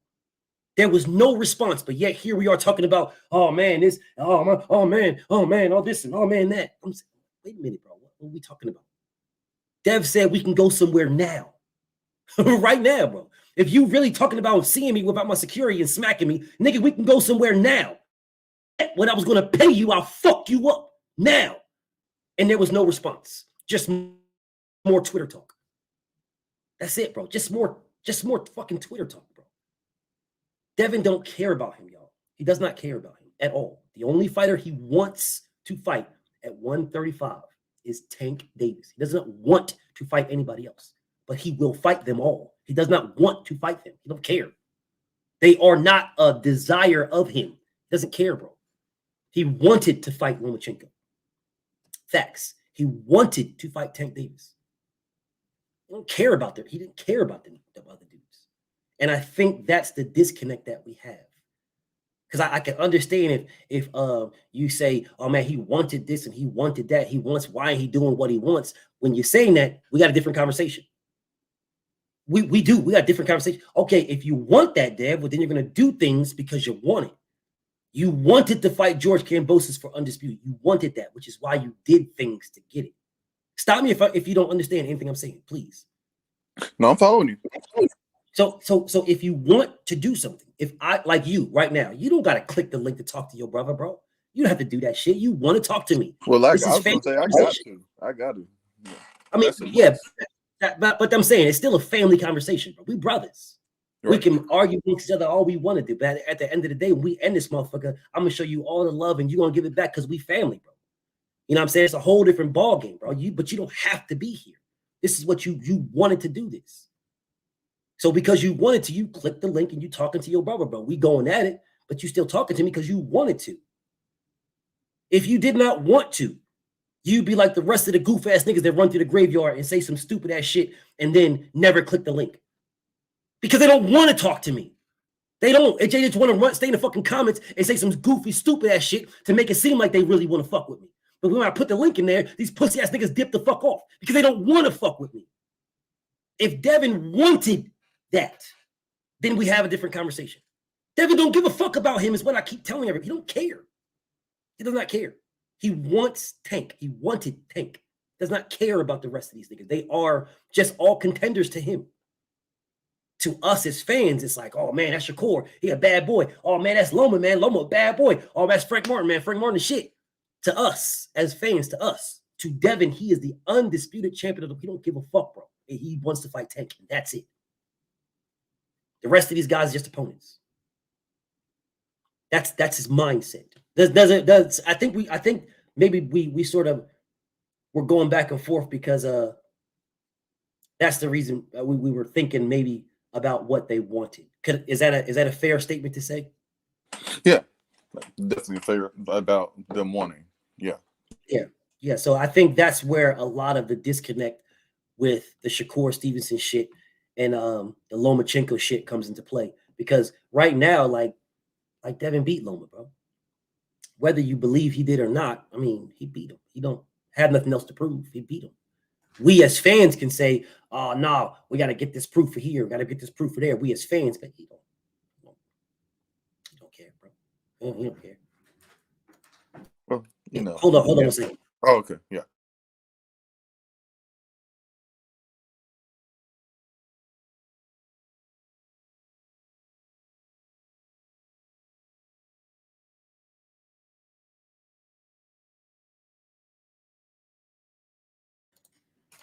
Okay, my bad. But yeah, so that Loma point's wrong. But you know, I definitely get where you're coming from. What point you saying? That Devin beat him. Devin beat him? Yeah, that Devin beat him. He did beat him. According to you, he didn't. According to some people, to the majority of the boxing world, it's the same way how they argue Mayweather and Castillo, but the only difference is Mayweather doubled back to make sure there was no doubt whatsoever. The only difference is Mayweather didn't have to. He didn't have to. The only difference between the two is nothing. There is nothing between them. Absolutely nothing. The same way that people don't believe. There's many people that believe Gary Russell was robbed. That ain't the majority, though. Says who? Where did you do the poll? What poll did you do?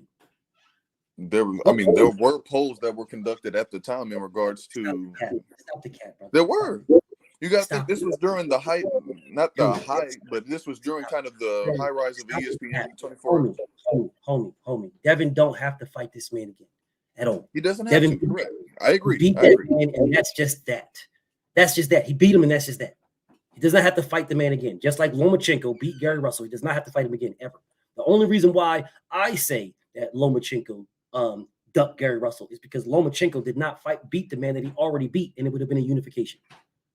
Now, if Lomachenko had beat Gary Russell, right, and he beat Gary Russell and unified when he beat him, and it was the same fight, he unified and beat him, and we say, "Oh man, nah, you got dropped, bro." The only reason why you won that fight is because they didn't count that knockdown.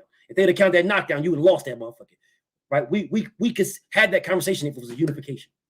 It wasn't. It wasn't. It wasn't unification. Gary Russell ended up coming back and beating Johnny Gonzalez for the WBC title. So he has a WBC belt, and Loma had a WBO. Well, I beat you already. So now I'm going to fight you again and unify and beat your ass again. That's the difference. He did not. Devin was undisputed. Undisputed. I wanted to fight you, Lomachenko, for years. You ducked me for years. For years, you ducked me. Years. I was your mandatory for years. You went and got a whole new belt that didn't exist. You avoided me like a motherfucker. You guys can say whatever y'all want. Oh, BF, it was undisputed over what, blah, blah, blah, blah. You want undisputed, but you can't tell me that. Other people can. You can't. Because you told me the WBC mandatory is favored over all the other ones. So you can't say that to me because Devin was WBC mandatory to Lomachenko. Right, so you can't say that. That mandatory. And plus, when the WBC, in regards to the franchise, I know we're not going down that road, but. No, we're not going to. We're not going to. Because your man got a belt that did not exist in boxing to not fight Devin.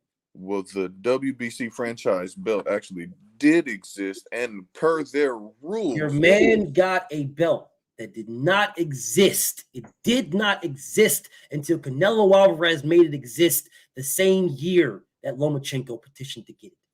Loma did not petition. Bob Arum petitioned. Lomachenko signed. That did not happen. But even if we entertain that, according to the and also according to Maurice by the WBC that is exactly rules, according to the same WBC rules. Your cap for this man is insane. That's not cap. These are the WBC rules. If it's a lie, they told it. If it's the WBC, it's a lie, they told it. The franchise champion is considered the champion and will be the first known champion throughout. And that the franchise title wasn't transferable until Tio, because the duck happened when Tio wanted it so he could duck Haney. That's where the duck gets confused. The duck happened. The duck happened when Lomachenko got it in the first place. There was no reason to get it, none. Because Loma if unification, Loma was given that and elevated. Lomachenko was not given anything. He signed for it. I could understand, bro. I could understand if Lomachenko was, you know, he just went to the WBC and it was like, here you go. This is a great belt. You're a great champion. Here you go. I can understand that. That's no problem. I could get that. That's not what happened. That's not what happened. That is not what happened. They petitioned the WBC for this. The board, the WBC board, weighed what was petitioned, and they agreed to grant him that as a franchise status. He had to sign for it. He signed for it. The same way that Canelo signed for it, the same way that Juan Estrada signed for it. Juan Estrada told them, I will sign for this, but the only way I'm going to sign for it is if my mandatory stay in place. That's the only reason why he took it. These are facts, brother. These are facts. Facts. Lomachenko knew what he was getting with this, and he signed for it. That is also incorrect as well. Okay, so if it's incorrect, then why did Mauricio Suleiman say he signed for it? Mauricio Suleiman, again, if we're going by Mauricio Suleiman's words, right? Did Mauricio Suleiman? We're going by his words. I just want to make sure. Did Mauricio Suleiman say he signed for it? Mauricio Suleiman did say he signed for it. That is correct. Yes, he did. And BF, you are the same person that told me that if somebody is a liar, when did Lomachenko say he never signed for it? Lomachenko he never said that. Lomachenko said he did not request for the franchise. You are a motherfucking liar. Vasil Lomachenko never one time said that he did not sign for it. Never once. Never once. He said he never asked for it. Correct. He never asked for it. Okay, if you never asked for it, that's different for signing for it. He signed for it. Mauricio there ain't no again shit. He did not have to take the WBC rules. It's very simple. It is not even. This is factual information. The WBC franchise title changed. They changed their rules. So what he initially told Loma was not indicative of what the WBC franchise title was.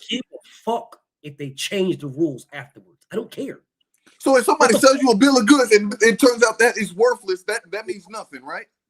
If somebody sells you a bill of goods and you sign for what they sold you, you knew what the fuck you was buying. But no, not if you're saying, "Oh, you're a great champion." This thing means so. It's like when used car dealerships, someone sells you a lemon after saying, "Oh, this is so great." As soon as you get it on the road, it ain't nothing. That's exactly what the WBC did, because they created that quagmire when they changed Haney and Luke Campbell into Luke Campbell and Loma. Quagmire. There was no quagmire. If using the same scenario you just said, if someone sells you a used car, sells you a lemon. You signed for it, motherfucker. I don't give a fuck if you didn't know it was a lemon. Right, but you didn't understand because it was sold a bill of goods. That's totally different than saying, "Hey, I know what this is." You are accurate. You're full of shit. You are full of shit. The only reason why Vasil Lomachenko could even look at the franchise belt as a lemon, which he would not be. The only reason why he could look at it as a lemon is because they made it transferable. That's it. They made it transferable. That is like, using your analogy, you signed for a car. You bought the car. It's your car. After you bought the car, they said, well, you can now, this car can be given to somebody else. We can just give it to somebody else. Yeah. If somebody hits your car, if you have a fender bender, then we can just give it to that person. Whoever bumped into your car, it's your car. You bought it from us. You signed for it. You signed for this to buy from us. It's not a lemon. You signed for it. It's not a lemon. It's a car that you want and you signed for it. Now, if somebody fender benders you It's now their car. We changed what you signed for. It's now their car when they fender bender you. Don't try to tell me it's a fucking lemon. Oh, you signed To for a lemon. extend the analogy, if the person you got the car from is out telling everybody, well, I mean, you know, he's not really the owner of the car. That's not really his car. He has several contradictory statements in regards to the car that he quote unquote signed for, and then changes the rules regarding that car, even though you signed for it and the rules were set in place, but he.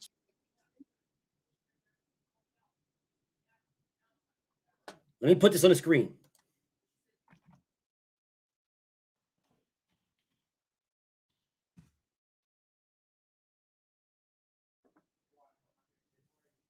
There's my question. Did Loma sign for it?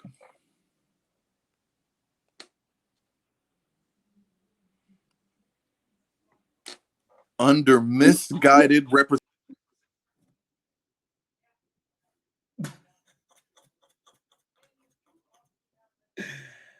My man's going to tell you that Loma signed for it under misguided representation. Under misguided. Let me make sure that's correct. Is that what you're saying? Under misguided representation, he signed for that, right? Yeah, he signed. Got it. Under misguided representation. So do you guys know what the accurate guided representation was? The accurate guided representation is that when you become the franchise champion, you can never lose it. That was the accurate guided information. Yeah, when he says under misguided information. So what this man is telling you is that Lomachenko signed for a belt that he could never lose. He accepted a belt that he could never lose. He accepted a belt that he would have no mandatories for and could never lose. The misguided information was that he could actually lose it. Now watch this man try to spin. No, the misguided representation was the Mauricio Suleiman changing on who the actual champion is versus who is actually in the WBC rules. That's the misguided representation. And that is well documented as well. So again, the misguided representation and all that soliloquy he just gave you, that bullshit, the misguided representation was that the WBC franchise title was not transferable, meaning that if I got my ass whipped, I'm still the franchise champion. That was the misguided representation. Now, he can try to tell you these highfalutin Yankee words, well, you know, and the hyperproliferations of the nuclear justifications, of the hyperbole, of the synonyms, of the acronyms, of the apple seeds. It's pear juice. He can tell you all that shit all he wants to. The misguided representation of what Lomachenko signed for was that he is the champion in perpetuity. He is the champion forever. He is the champion for life. Yeah, that's him. The franchise status means that you've done so much for the WBC that we're going to make you our champion emeritorious, which is what Floyd Mayweather is, meaning the champion for life, franchise champion for life. They misrepresented the franchise status, and Teofimo Lopez petitioned to make it transferable. So because it's transferable, that was a misrepresentation to what Vasil Lomachenko signed for. Now, he'll try to tell you something else. Watch him try to tell you something else. Go ahead. Tell him that's not it. Okay. So in the WBC rules, subsection, let me go. No, it's probably 3 point. No, it's not 3.6. It's actually 3 point. It's actually 3.6 all the way down to, you could potentially go down to 3.8. And in regards to that, the real champion was Lomachenko. Mauricio Suleiman himself contradicted the WBC rules and then went ahead and changed them. Now, as far as you talking about the misrepresentation of the transferable, that's not me trying to sell something. That's what actually happened. They changed the rules in regard to that's not the reason for the misrepresentation. The misrepresentation was the actual status of the champion.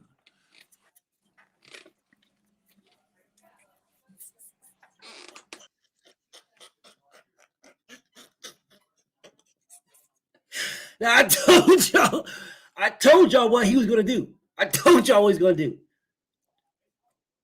The WBC franchise status is something that you petition for. The WBC reads your petition, the board votes on it, they grant it to you, and you must sign for it. When you sign for it, you now are the WBC franchise champion, right? That's a franchise status. You are no longer the WBC champion. You're a WBC franchise champion, the status. You have that. Okay, so as the WBC franchise champion, the status, it is not transferable. It's yours forever. You have that. You can move up and down in weights and challenge everybody like Canelo. Yeah. Don't matter if you lose or not, you're still a franchise champion. It's not transferable. It belongs to you. And you have no mandatories. Now, Lomachenko was the WBA champion and the WBO champion when he fought Luke Campbell for the WBC belt. Lomachenko was not the global Wallapaloopa Super Oopa Loopa WBO champion where he had no mandatories for 18 months. He wasn't all that. But for some strange reason,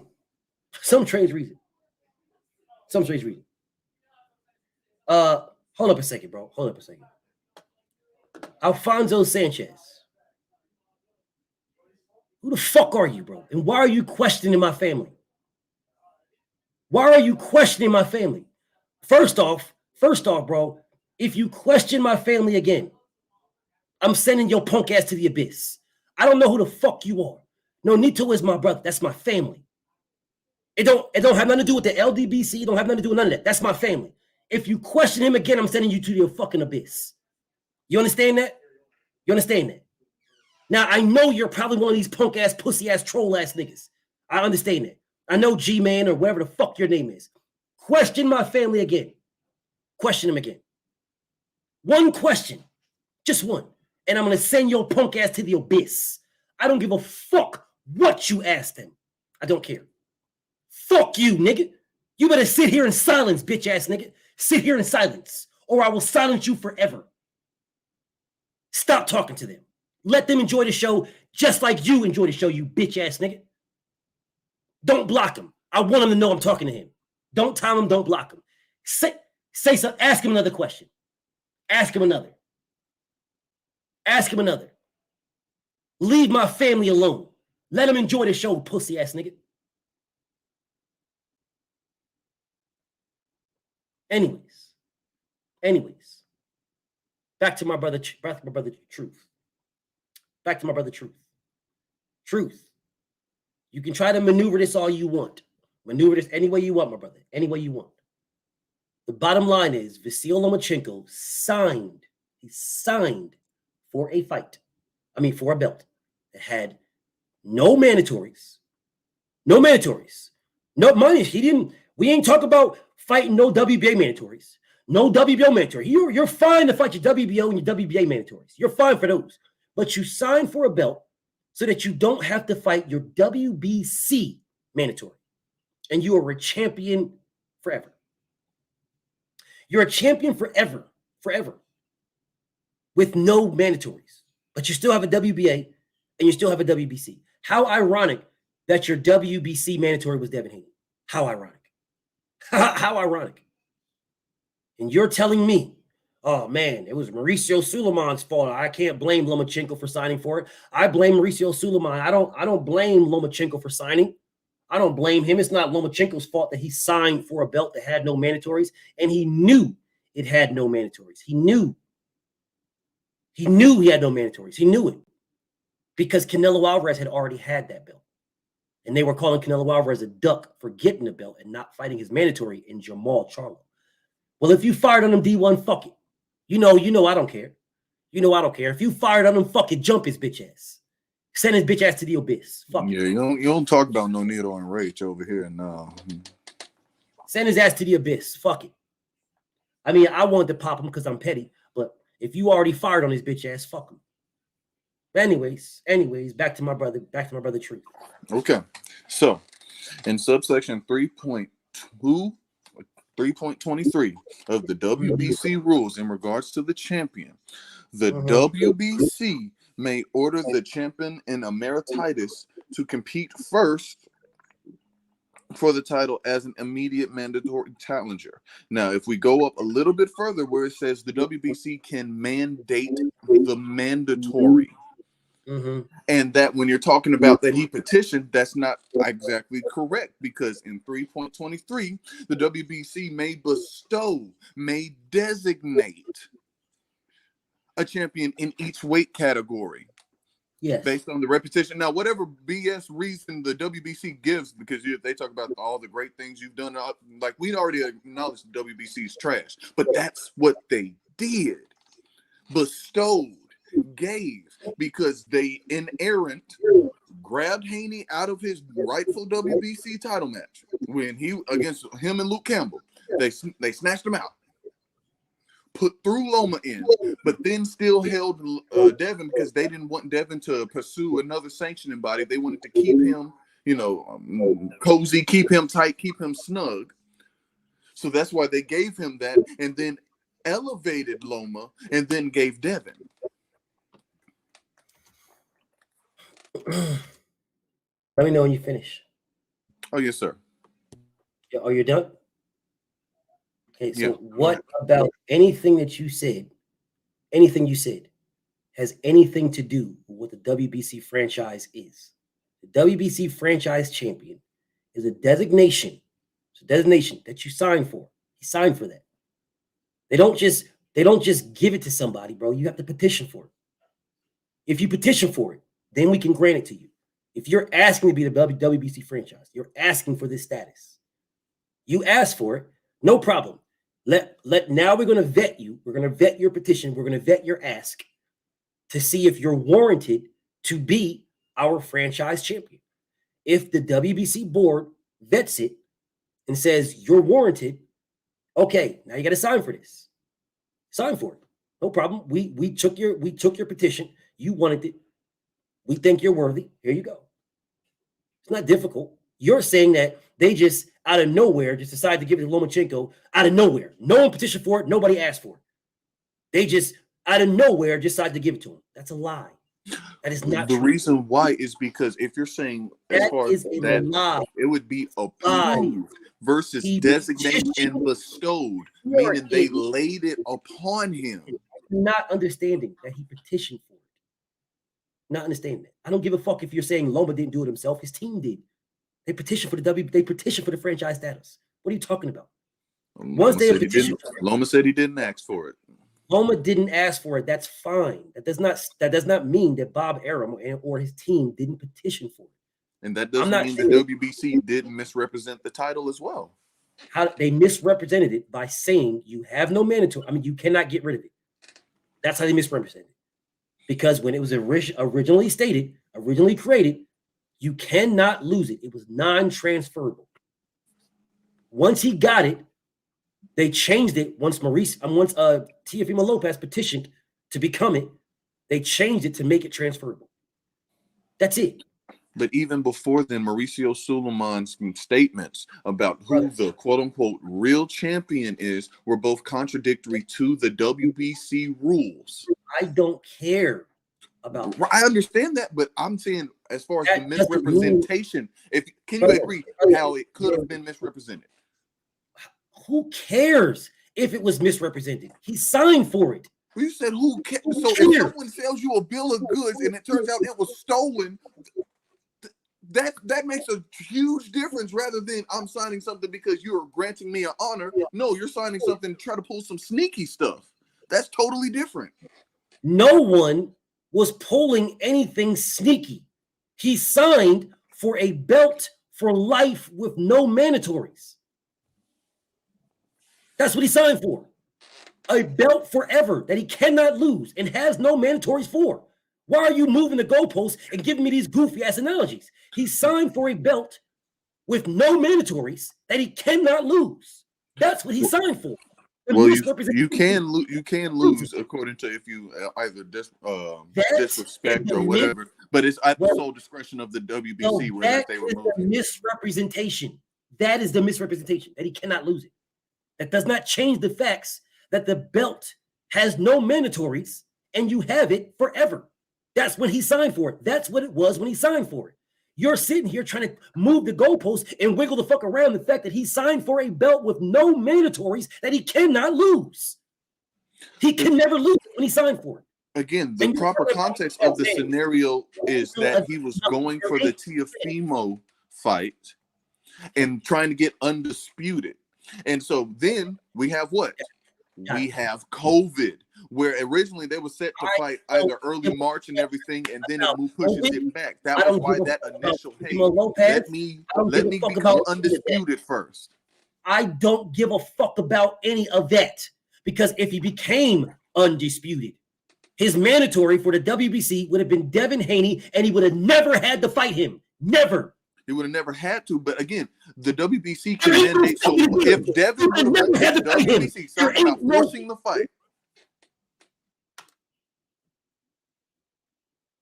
There is not well, again, if Lomachenko had beat Teofimo Lopez, if he beat him, Lomachenko would have been in the exact same shoes as Teofimo Lopez.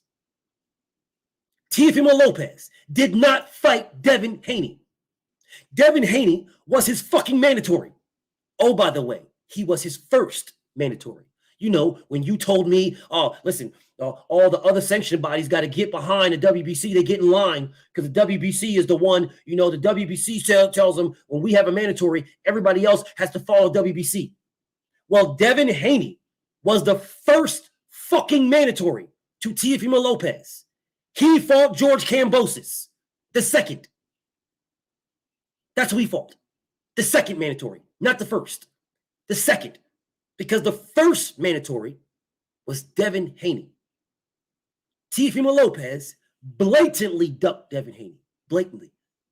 But Teofimo Lopez never had to fight him because Teofimo Lopez was the franchise champion.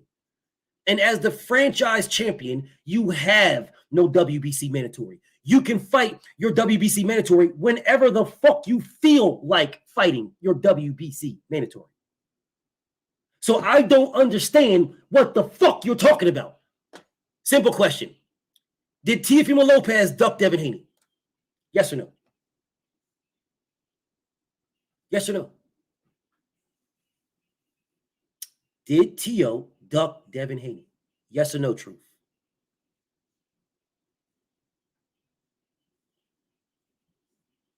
Truth. Now, you told me this already. You told me already. So let me guess. Now you don't want to say it because you know it backs Lomachenko into a corner. It's all good. I'll tell you myself because you already said it. Teofimo Lopez ducked the shit out of Devin Haney. Matter of fact, BFTB played this. I'll play it again. Yeah, I'll play it again. They gave it to Kambosos because they know what I was going to do with it. They knew what I was going to do. I was going to drop him. Then it's a longer process for Devin to become, quote-unquote, undisputed. It's all a game, man. They pay that shit. Isn't it going to be... Yeah. So we know that Teofimo Lopez ducked Devin Haney. We know this. Right, no, 100%. Okay, so if Teofimo Lopez ducked Devin Haney, then how can we say that the WBC was going to force Lomachenko to fight Devin? How can we say that Lomachenko was going to even fight Devin at all? How can we say that Bob Arum was going to even make that fight when Bob Arum said that Devin needs to prove he belongs in the ring with Lomachenko? That's what Bob Arum said. Bob Arum said that Devin, you signed with the wrong promoter. We need to prove that there's 10 better. Well, you know, there's 10 better lightweights than Devin Haney. I can name 10 better right now for Lomachenko. And you're telling me that Lomachenko didn't duck Devin, Lomachenko didn't avoid Devin. Lomachenko was given the belt for the WBC. He was just given it. It doesn't matter if he signed for it. It don't matter. It was bestowed on him. They granted to him. He was misrepresented. He's supposed to have this belt for life and never have to fight a mandatory. You're literally telling me that the belt that you're saying they misrepresented to Lomachenko. This is what you're telling me. If they would have represented it correctly, he would have never had a WBC mandatory, and he would have never lost his belt against Teofimo Lopez. That's what you're telling me, if they represented it correctly. I'm saying the same way Teofimo got the WBC to change their rules. The same way, how we talking about all these things that happen. Teofimo, the WBC changed their rules. What rule? The transferable. So they changed the rule to make the belt transferable. So if they never changed the rule, then the belt would never leave Lomachenko. That's also incorrect as well, because in the rules as well, the WBC can mandate a challenger. The same way how they changed it for Teofimo, who wasn't even in the running. You're telling me that Devin Haney, the WBC darling, wouldn't have gotten. What were you talking about? The WBC franchise has no mandatories. The WBC can mandate a mandatory. The WBC franchise has no mandatories. If they mandate the WBC can mandate a challenger for even the champion.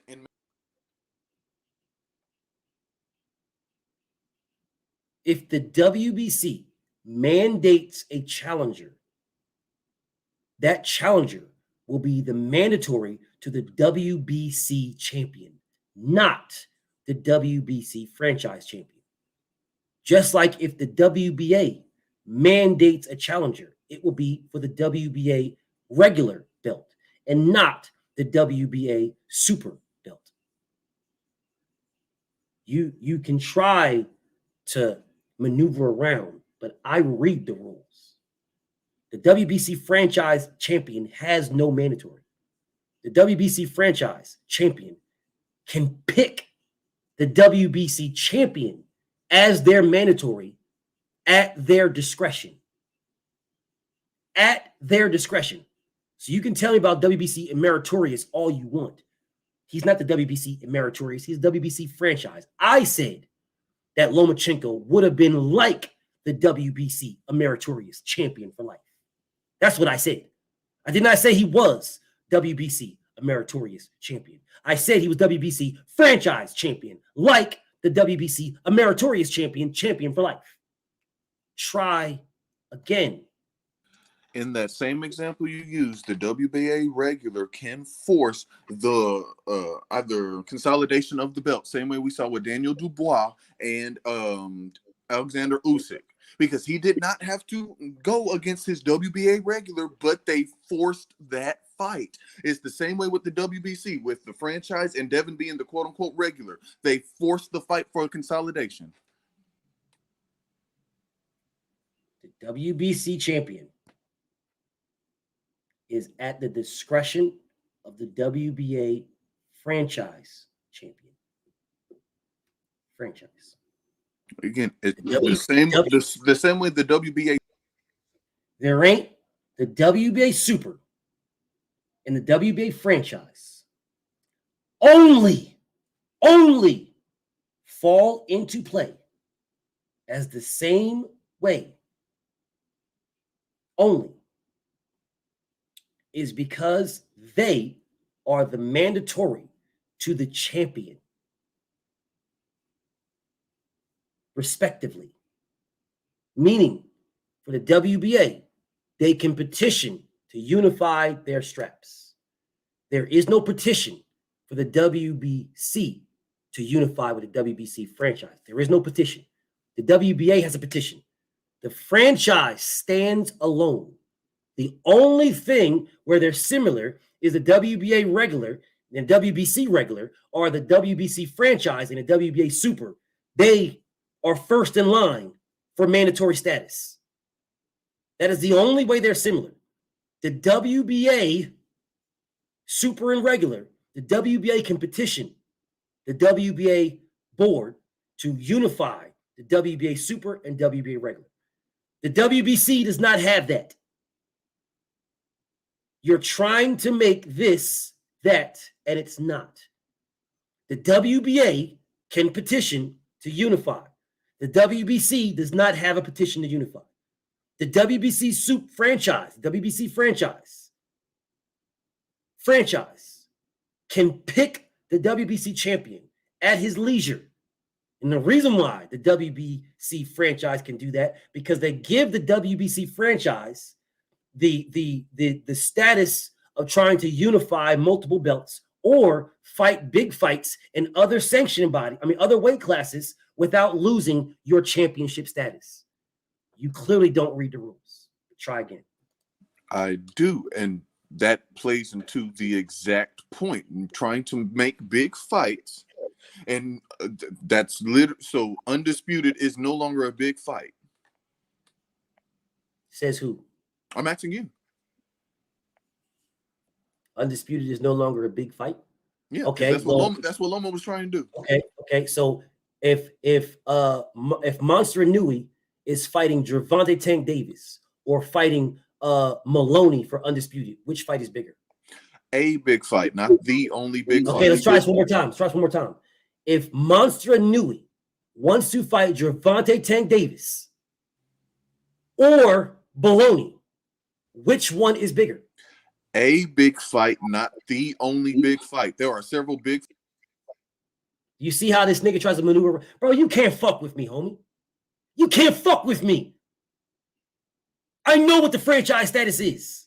You can't maneuver around me, nigga. You can't maneuver around me. I know what it is. Yeah. The franchise status allows the fighter to either unify or fight in big fights. Either or. Either or. Don't tell me, oh, is Undisputed not a big fight? So if Lomachenko wanted to fight Teofimo Lopez for Undisputed or Gervonta Tank Davis, it is a clear statement on which fucking fight is bigger. Clear. If Tank Davis was at 140 and Lomachenko wanted to move up and fight Tank Davis at 140 or become Undisputed against Teofimo Lopez at 135, it is a clear statement of which fucking one is bigger. Tank Davis. It's not even close. The franchise status would allow him to keep his belt, his WBC belt, and move up and fight Tank Davis, and then move back down and still be the champion. If he moves up, gets his ass knocked the fuck out, moves back down, he'd still be the champion. He can still fight Teofimo Lopez for Undisputed. That's what the franchise status allows. That. I don't know what the fuck you're talking about. That's what it allows. That. No, I don't understand what the fuck you're trying to tell me, because none of that equals this man fighting Devin Haney. None of that. All this fabricated, elaborated monstrosity of bullshit that you're trying to spew out here does not tell me that Lomachenko was going to fight Devin Haney. It tells me that the man accepted a status to avoid fighting him. Now, I don't know where the fuck you was trying to go, but whatever the fuck you was trying to say, what about that equals Lomachenko not ducking Devin Haney? What? Them consolidating the belts the same way the WBA didn't have to consolidate with Dubois and Usyk. It's the same way the WBC can mandate a challenger even for the franchise title. The same way they changed the WBC rules for Teofimo. If Haney is already considered the regular title, and to clear up all confusions in regards to that, they can mandate for that unification, quote unquote, fight between Loma and Devin. It's the same way how T.O. petitioned for them to change the rules. Devin would have had an easier job asking. Where? Now that since where? Where did it happen? Where did the thing is, it hasn't happened because when Canelo was the franchise, based on what moved, he changed weight division. That's what made Mel the new champion. Based on what you just said, give me an example of it happening ever. Based on I just said Dubois and Usyk. Dubois Usyk was not the WBC franchise and WBC regular champion. Right. The only two instances is Canelo, but Canelo moved and changed weight. What other two instances? Juan Francisco Estrada is the WBC franchise champion. Right. He's still there. The fuck is you? Okay, so give me an example of the bullshit you just said happening. It has what? So because something hasn't happened doesn't mean that means that Give me an it's not example going to happen. of it happening. You're telling me that Devin Haney could have did that. Okay, so why couldn't, if that's the case, if Devin Haney could, why couldn't Devin just petition the WBC to become the mandatory as soon as they made him the fucking champion? He could have. Bullshit! The rules say he is not. The rules say he's already the WBC champion. That's what the rules say. The rules say and those same rules. Shut up. Shut up. You're lying. You're fucking lying. You're lying. You're fucking lying. You are lying. You are in here trying to dick ride for Lomachenko. You're lying. You're blatantly lying. You are blatantly fucking lying. Blatantly. Jamal Charlo was the WBC champion. The exact same thing happened to him that happened to Devin, and it happened to him first. So Jamal Charlo can just petition the motherfucking WBC to force Canelo Alvarez to fight him. You're lying. They made the belt purposely and specifically so you couldn't do that. It's up to Canelo Alvarez to pick Jamal Charlo. You're fucking lying. You're lying, and you know you're lying. You're trying to make shit up to cap for Lomachenko. The belt that he got, that he signed for, was purposely and specifically made for Canelo Alvarez to not fight Jamal Charlo. That is what it was made for. That's what it was made for. You're lying, bro. That's the reason why that the belt was made for him, to not have to fight his WBC mandatory, Jamal Charlo. You're telling me, oh man, it don't matter. Jamal Charlo just petitioned WBC, and they'll just force the fight to happen. They made it so it didn't happen that way. That's the whole purpose of the fucking belt. There will be literally no purpose in making the fucking belt if I can just petition the motherfuckers that made it and force me to be the mandatory anyway. That is the whole reason they made it for. Or did you fucking forget that? It was made so Canelo did not have to fight Jamal Charlo. Facts. That is what it was made for. So that nobody can force Canelo Alvarez to fight his WBC mandatory, Jamal Charlo. How ironic that y'all do not call him an email champion. How ironic. When he was the first one to be elevated. How ironic. But Devin is an email champion because Lomachenko decided to duck him. Lomachenko decided to sign for a belt with a status that everybody in the world knew what it was for. When Canelo Alvarez got it to avoid Jamal Charlo, we knew what it was for. And not the same year, the year before. Canelo got it the year before. Lomachenko got it the very next year and signed for it. I didn't ask for it. I don't care. If you didn't ask for it, then you shouldn't have accepted it. Nobody forced you to take it. And that's what Mauricio Suleiman said. We didn't force you to take this. You didn't have to take this, bro. You did not have, no one told you that you must take this. You don't have to take it. There is plenty of WBC champions right now that don't have a franchise status. Plenty. But yet they're still a franchise champions right now. He accepted it. He signed for it. Get over it. Your fucking hero is not a motherfucking perfect. He signed for a status so he don't have to fight Devin, which was the same reason why Canelo Alvarez signed so he didn't have to fight Jamal. Which is the reason why Juan Francisco Estrada said, I will accept it, but I want my mandatories. That's the whole reason why he said that. That's the whole reason he said it. The whole reason. I'll take this, but I want my mandatories. That was the condition on Juan Francisco Estrada signing to accept the franchise status. That was his condition. I do not want my mandatories removed, which is the reason why he's still in my pound for pound and I fuck with him heavy.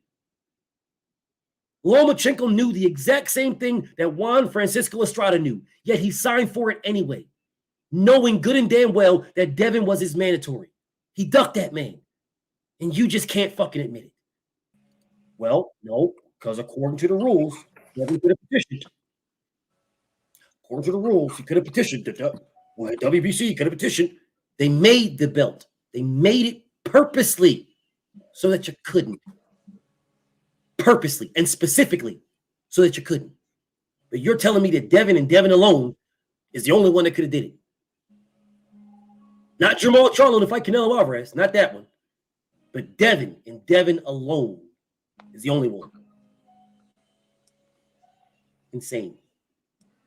Insane, Truth. Insane, bro. Yes, he could have.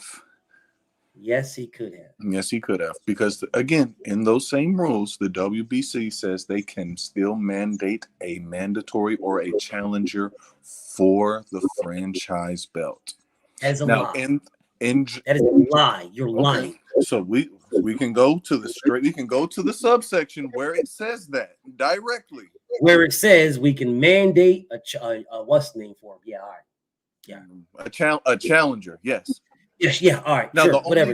only way you can see that ran itself out is because Canelo moved. You're full of shit and you know you are. It doesn't matter where Canelo moved. It doesn't matter. It doesn't matter. And so that's why he was elevated and there was no controversy. It does not matter where you go. It does not matter. You are the franchise champion at 160. That's what you are. Mm-hmm. Which means that if Jamal Charlo would have petitioned, according to what you're saying, which you're lying and you're blatantly lying, then Jamal Charlo could have still petitioned to be Canelo Alvarez's mandatory. So there would be no reason to have a WBC franchise champion at all. You're lying, and you're blatantly lying. Is Canelo still the 160 champion?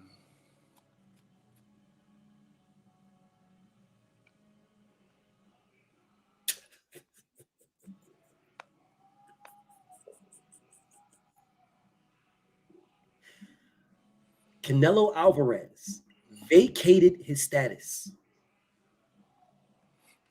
at 160. So you can get rid of it, or the WBC can remove it from you.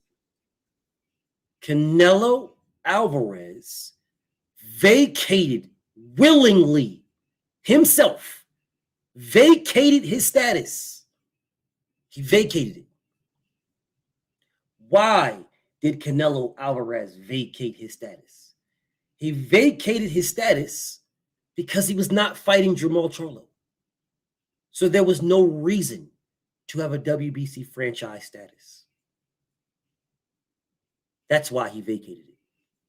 He was not staying at 160. He was not going to campaign or compete at 160. So there was no reason to have the franchise status because he was not going to fight Jamal Charlo.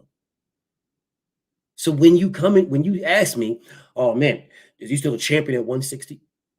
And you think you're doing something, you're not. They did not strip Canelo Alvarez. They did not remove Canelo Alvarez as the franchise champion.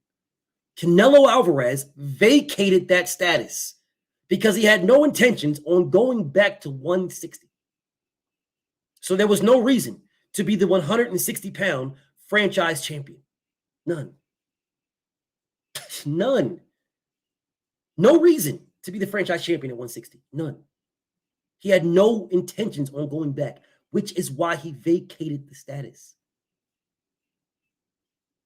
It was not stripped of him. It was not removed from the WBC. He himself gave that status up. It does not change what the status represented. The status represented that he would never have to fight Jamal Charlo or any WBC champion at 160 because he has no mandatories there. That's what the status represents. That is what is always represented. That is what the rules say to this day. You are lying, saying, oh, we can go to the board and petition to be, because Jamal Charlo would have did it because he wanted to fight Canelo Alvarez. He would have did it. You're lying, blatantly lying. The franchise shit is on the WBC fucking website. You're blatantly lying, blatantly. You're trying to combine a champion and Meritorious as a fucking franchise, and I already told you they're not the same. You're blatantly lying, blatantly, to protect Lomachenko.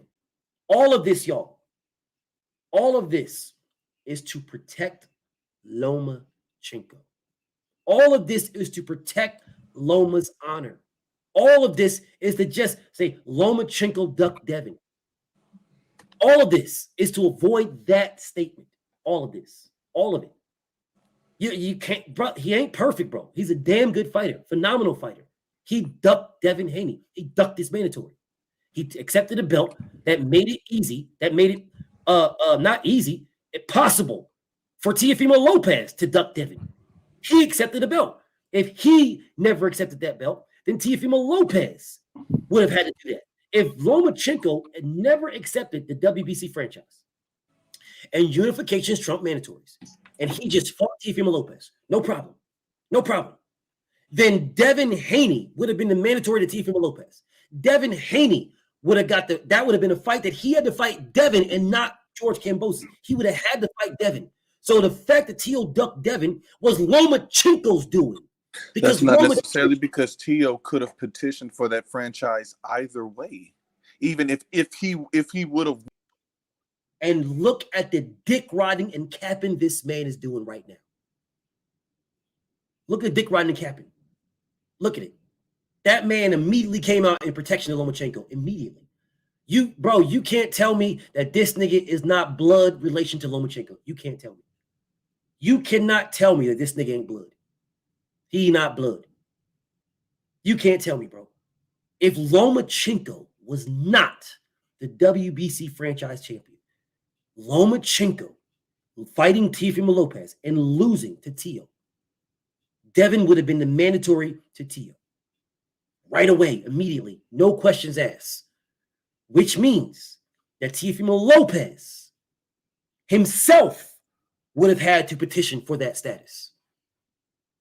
Himself. There wouldn't have been no saving him because he fought Loma for the franchise status and asked for it to be transferable to duck Devin Haney.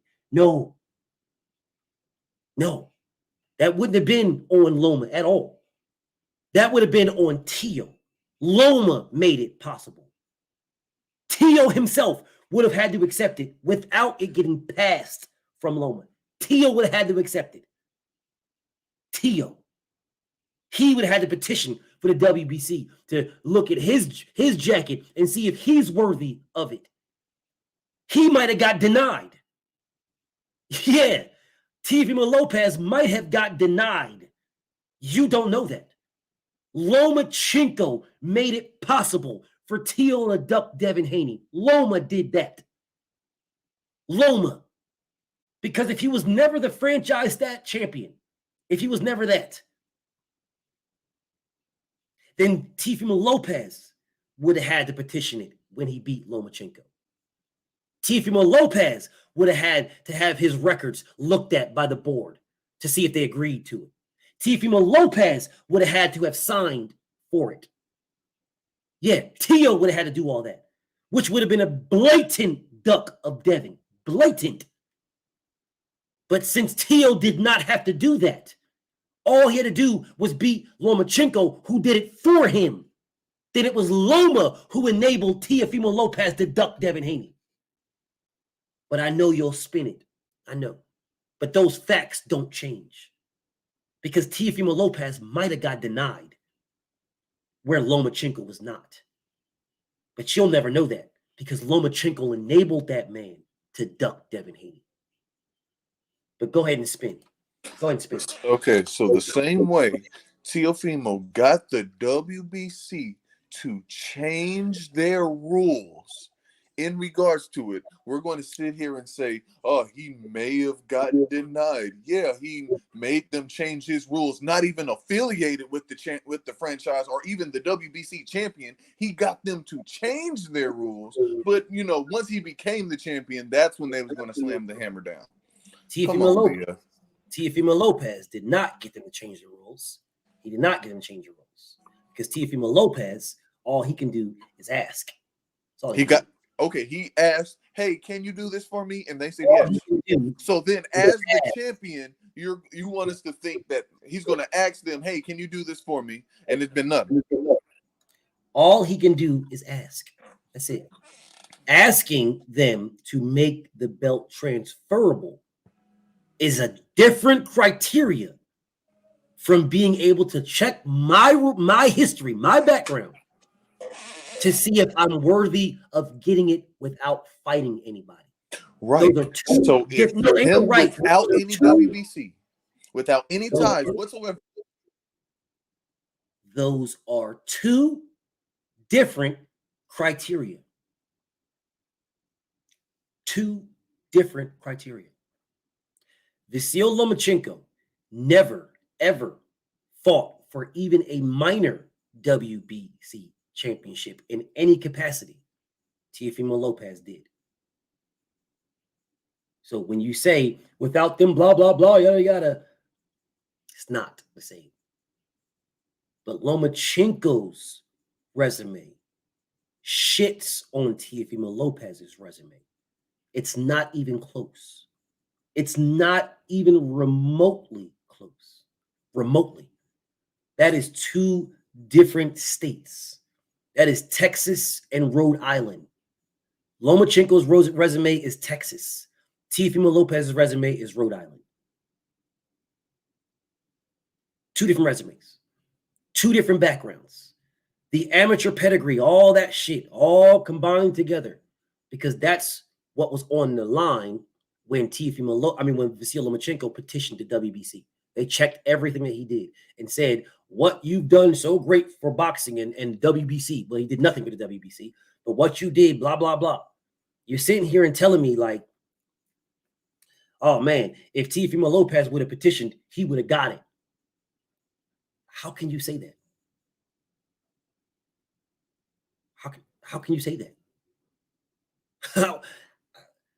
I don't understand how you can say that, bro. When there's only 3 franchise champions, there's only been 3.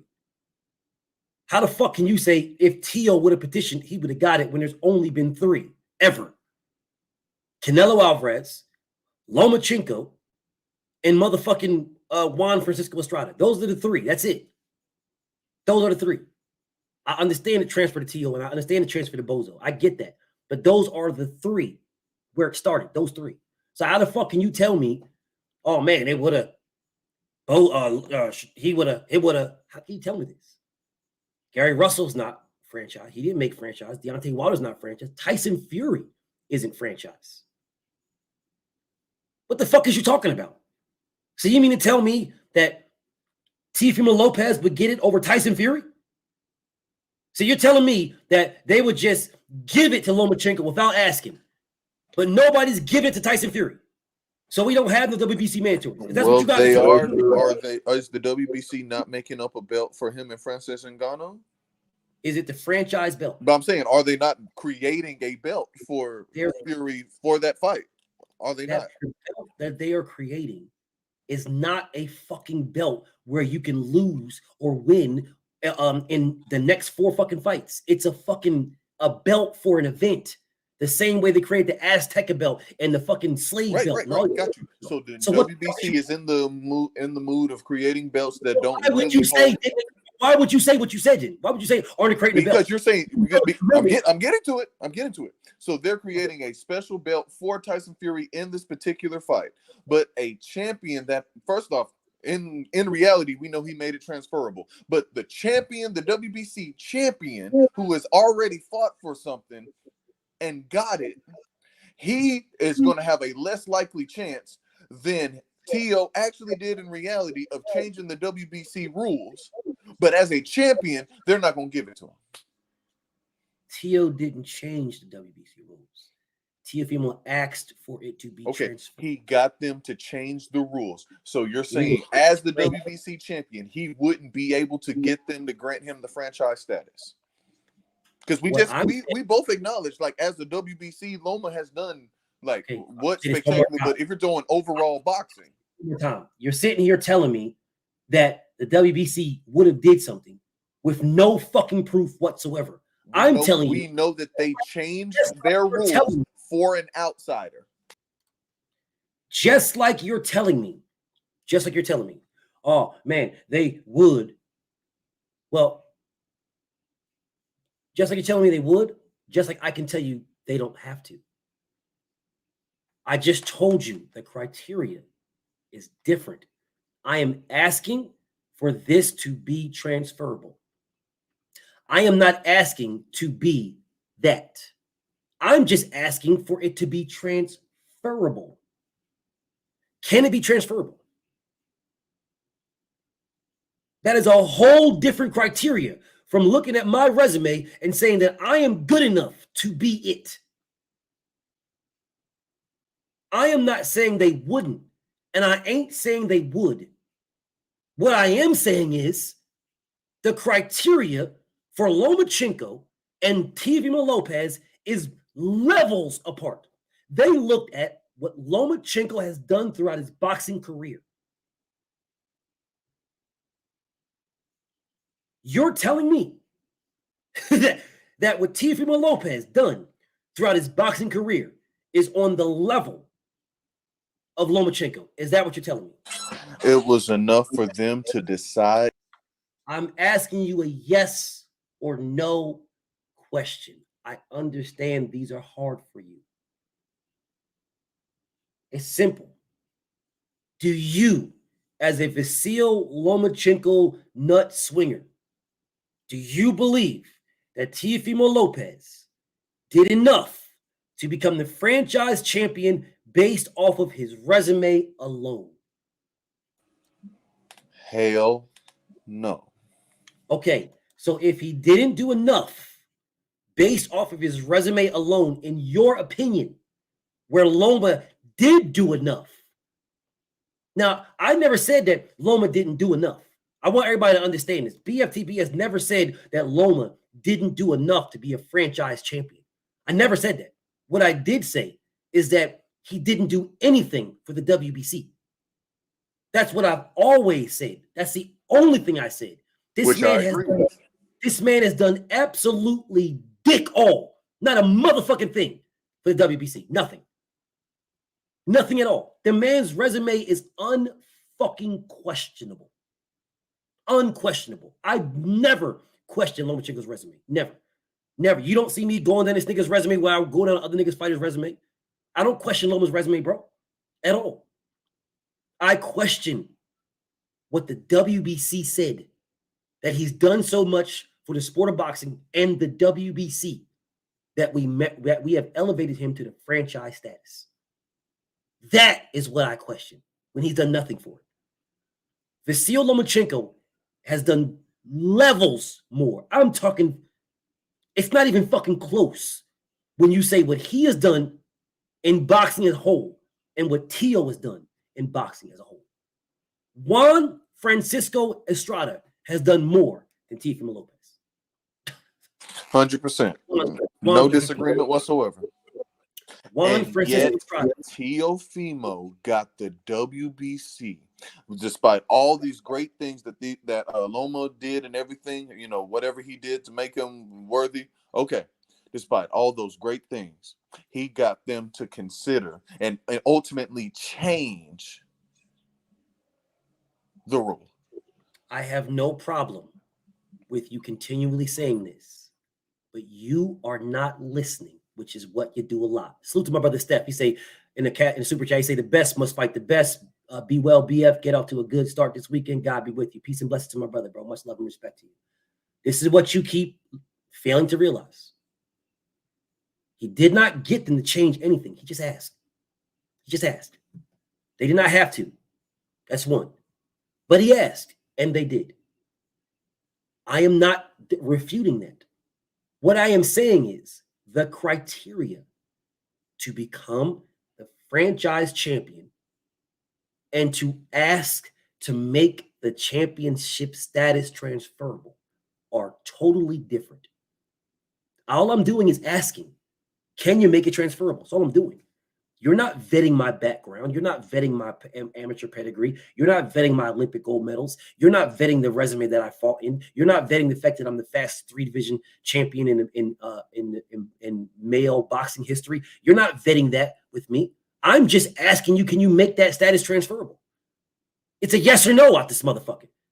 But for me, if I would have fought Lomachenko, if Loma never got it himself because of his great resume and his great amateur pedigree and the accolades that he has obtained in the ring, That's why he was able to get that. I don't have that. He's got that. So if he never did it and then I beat him, okay, cool. I have him on my resume.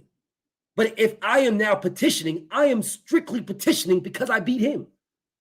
My resume ain't fucking this shit, bro. I'm petitioning because I beat him. I'm hoping you guys give me this status because I beat that guy. No reason, nothing else. Nothing. I'm not the fastest 3 division champion. I'm not 2-time Olympic gold medalist. I didn't fight in more championship fights than regular fights in my professional career. I ain't got none of that. I'm building my ask to be the franchise champion off of what he did and the fact that I beat him when he had a fucked up shoulder.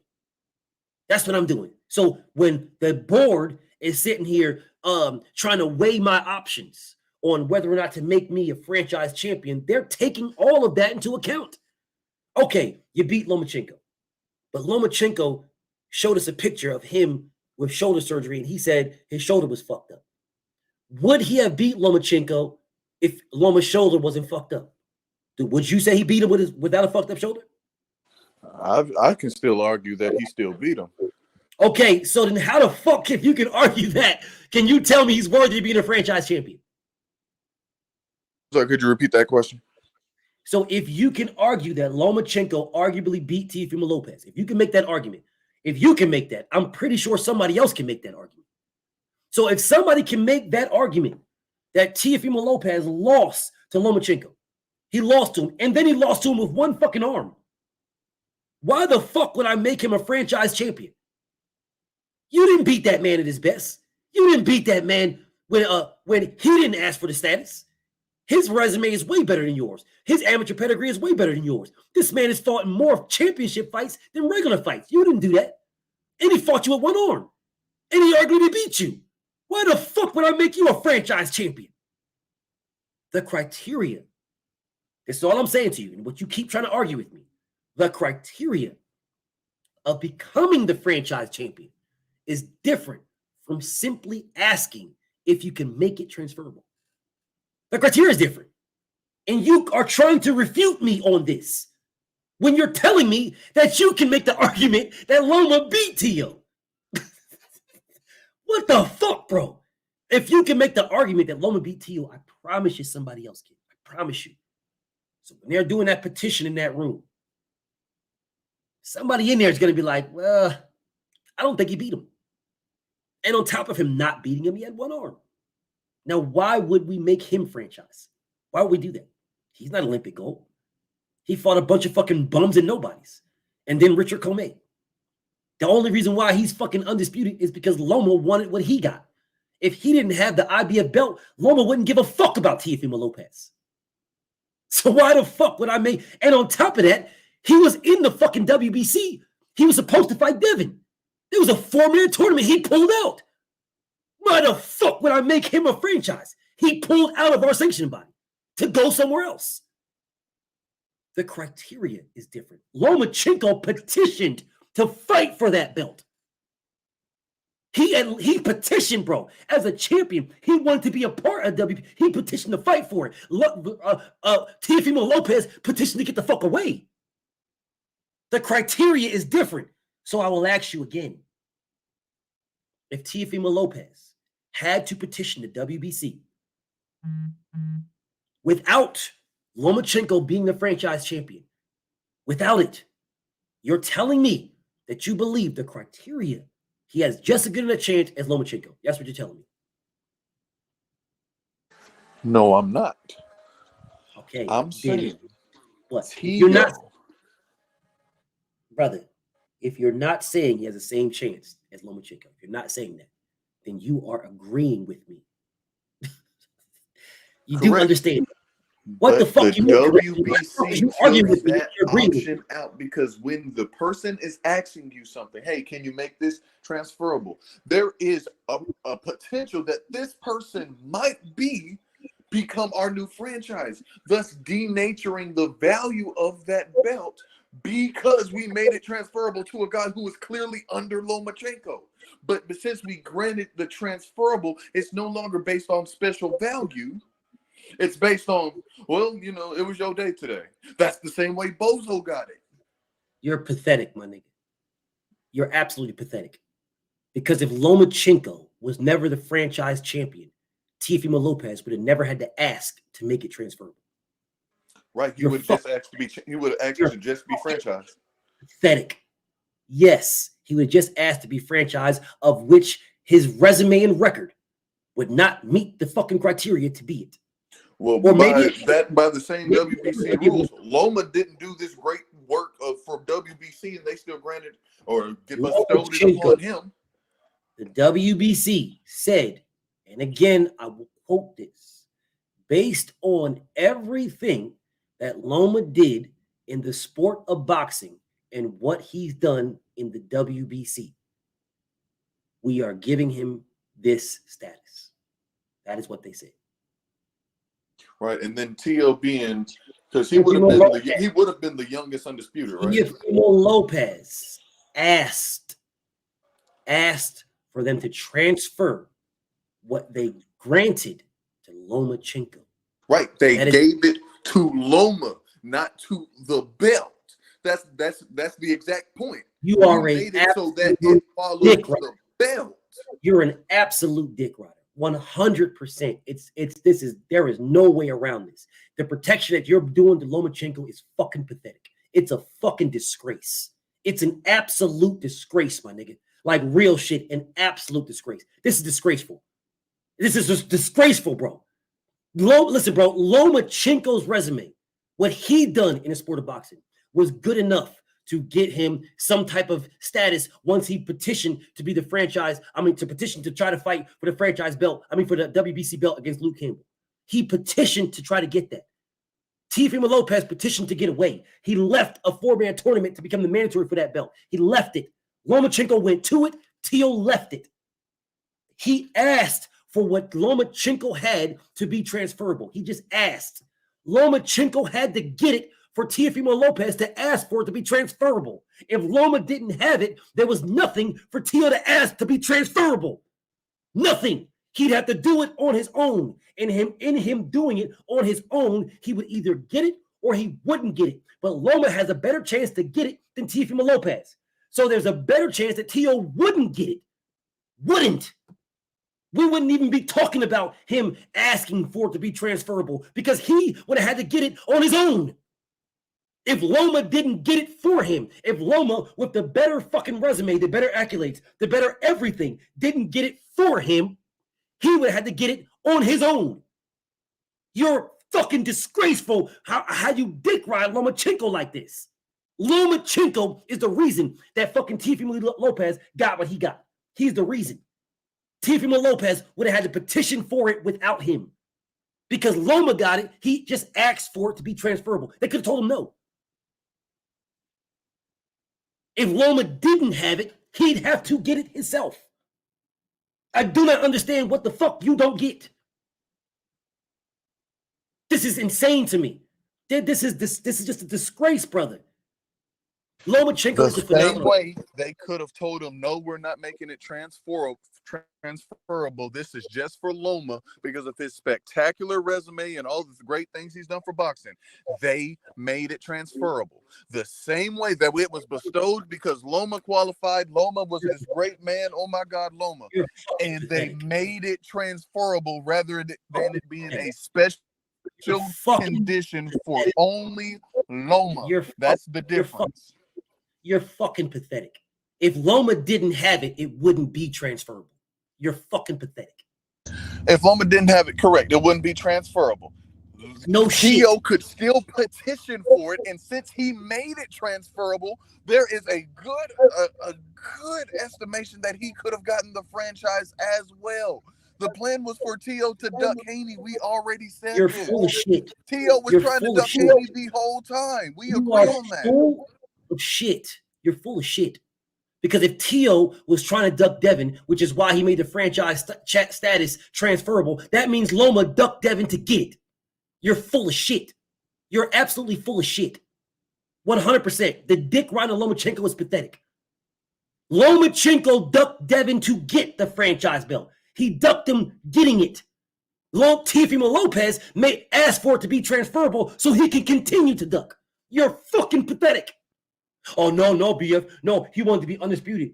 He could have been undisputed without it because unifications trump mandatories. He did not need to accept it. He did not need to avoid his mandatory in Devin Haney at all. He did not need to do that at all. He never needed to accept that. Never. He could have turned it down. He did not. He took it to duck Devin Haney. There was no other way around it.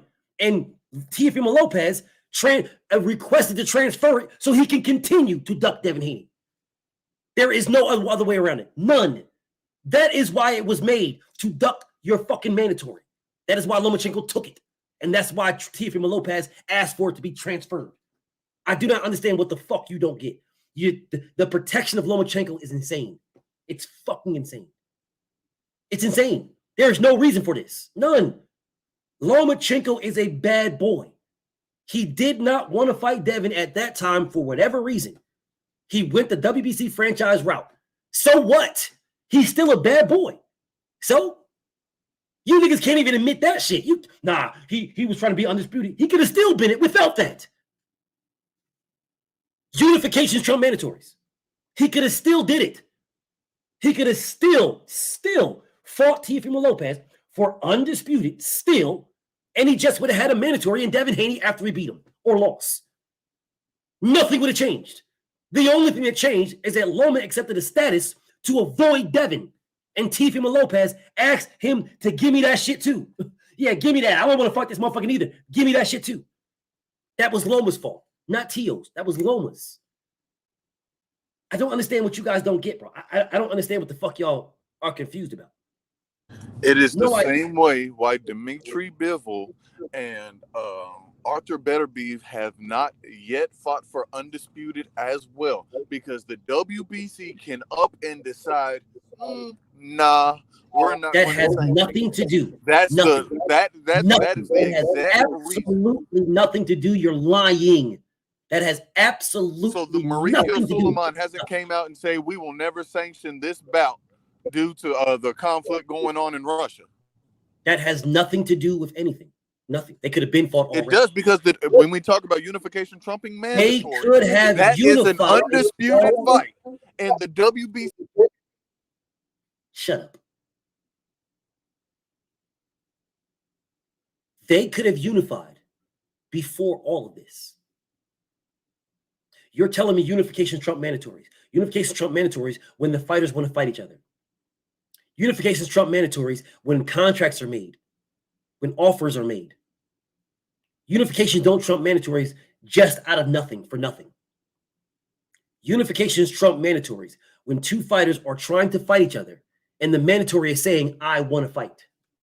That's when unifications trump mandatories. Don't try to give me this fucking cockamamie bullshit about, oh, Mauricio Suleiman said they'll never sanction it now that the war's going on. Well, they could have fought already. They could have been fought. Before Mauricio Suleiman said this, they could have fought then. They could have been fought. They could have fought before motherfucking this man was the WBC champion. They could have fought when he just was the IBF champion. They could have fought when he was an IBF and WBA champion. They could have fought. They could have fought, or they could have fought right after he beat Volcic for the WBC belt. They could have fought. Actually, he was a WBC champion before he was a WBO champion. Because if I'm not mistaken, he beat that the plumber dude for the fucking WBO champion. They could have fought when he was the WBC and fucking and IBF. They could have unified then. Don't give me this cockamamie bullshit. Oh, Mauricio Suleiman said, if unifications trump mandatories, when fighters are trying to fight and a mandatory is standing in the way, that's when unifications trump mandatory. Bro, you can't spin me. You can't spin me, man. You can't spin me. You can't. You can spin other people. You can't spin me. Unification. So we have that, and then we have the WBC refusing to sanction that unification bout with Amanda Serrano just because she's fighting a 3-minute bout instead of what they claim for safety. But they are refusing to sanction fights regarding their belts. Happened. But this That is the has WBC. This has absolutely nothing to do with all of this fucking protection you are doing for Lomachenko. Nothing. Nothing. Your end goal, I told you already, your end goal is you want, listen, Lomachenko never ducked nobody. Lomachenko didn't duck Devin Haney. Lomachenko didn't duck Lomachenko. No, Lomachenko wants to fight Devin. Lomachenko didn't duck nobody. That's your end goal. Your spin is all over the place because you don't know how to get there. And you cannot get there with me. You can't get there with me. Not me. You cannot get there with me, bro. Because I know the road. Nigga, you're walking on it. I've walked it already. I walked it, walked back. I'm walking with you now on the road I've already traveled. And you're trying to tell me, no, go this way. Now you got to go that way. You can't spin with me. Vasyl Lomachenko, your favorite fighter in the world, accepted a status that he did not have to accept. He did not. Unifications trump mandatories. Teofimo Lopez and Lomachenko were both top-ranked fighters. That fight was going to happen next regardless. Devin was the WBC mandatory. Mandatory. He would have had to they would have had to pay that man step-aside money. Pay him step-aside money or unifications trump mandatories. They would have told him, you are the mandatory challenger to undisputed champion, whoever it is. You're the mandatory challenger. George Kambosos, you got next. Because remember, like you told me, the WBC, all the other sanctioning bodies get in line behind the WBC. That's what you told me. Well, Devin would have been first up at the door for the WBC. George Kambosos would have been behind him for the IBF. George Kambosos would have been behind him. Would have been behind him. Devin would have been first up. Bozo would have been behind him. Yes, that's how that would have worked. So Devin would have got a shot at Teofimo Lopez right away. Right away. And if Tio tried to petition for the franchise status, then Tio would have been the duck, not Lomachenko. Nobody would be saying that Lomachenko ducked Devin. That would not even be a thing at all. It wouldn't be a thing at all. No one would be saying, oh, man, you accepted a franchise belt to duck. No, nobody would be saying anything. Nothing. Nothing at all. That wouldn't be a thing at all. It would be Teofimo Lopez. Why the fuck are you accepting the Canelo Alvarez duck belt? You're ducking Devin. You don't want to fight Devin. It would have been Tio that, not Loma at all. It would have been Tio. So when Devin was either fighting Teofimo Lopez, if Tio did not get approved for that duck belt, when Devin was fighting Teofimo Lopez, Vasyl Lomachenko could have fought George Kambosos. The winner of Vasyl Lomachenko and George Kambosos would have been the mandatory to the winner of Teofimo Lopez and Devin Haney. That's how that would have worked. Yeah, that's how it would have worked. Yeah. So Devin would have beat shit out of Teofimo Lopez if he didn't get that belt. If he didn't get it. If he did get it, then Devin would have been WBC champion and Teofimo Lopez would have been the undisputed champion because he would have been undisputed. He would have fought for the actual WBC title and then was elevated to the franchise. So he would have been undisputed. Teofimo, he just would have been that. That's what it would have been because it would have been the real WBC belt. Devin would have been the WBC champion, but the undisputed champion would have been Teofimo Lopez. Then they would have had the beef between that with Teofimo Lopez, not Lomachenko. That would have been Tio. So Loma, if Tio did not get granted it, which he more than likely wouldn't have, but if he not get granted it, then Devin would have fought Tio. He would have beat the shit out of him. Loma would have fought George Bozo. He would have beat the shit out of Bozo. He would have been the mandatory to Devin Haney. Devin would have ended up fighting Loma before the war started. Yes, years ago. Or COVID might have happened, so it would have got pushed a year. And they would have fought a year later in 2021. And not 2023. They would have fought in 2021. Before the Ukraine war and all that other shit. Yeah. The outcome might have been the same. Then again, it might have been different. Because Loma would have been 2 years younger. Yeah, 2 years younger. That was all Lomachenko's fault. That was Lomachenko's doing.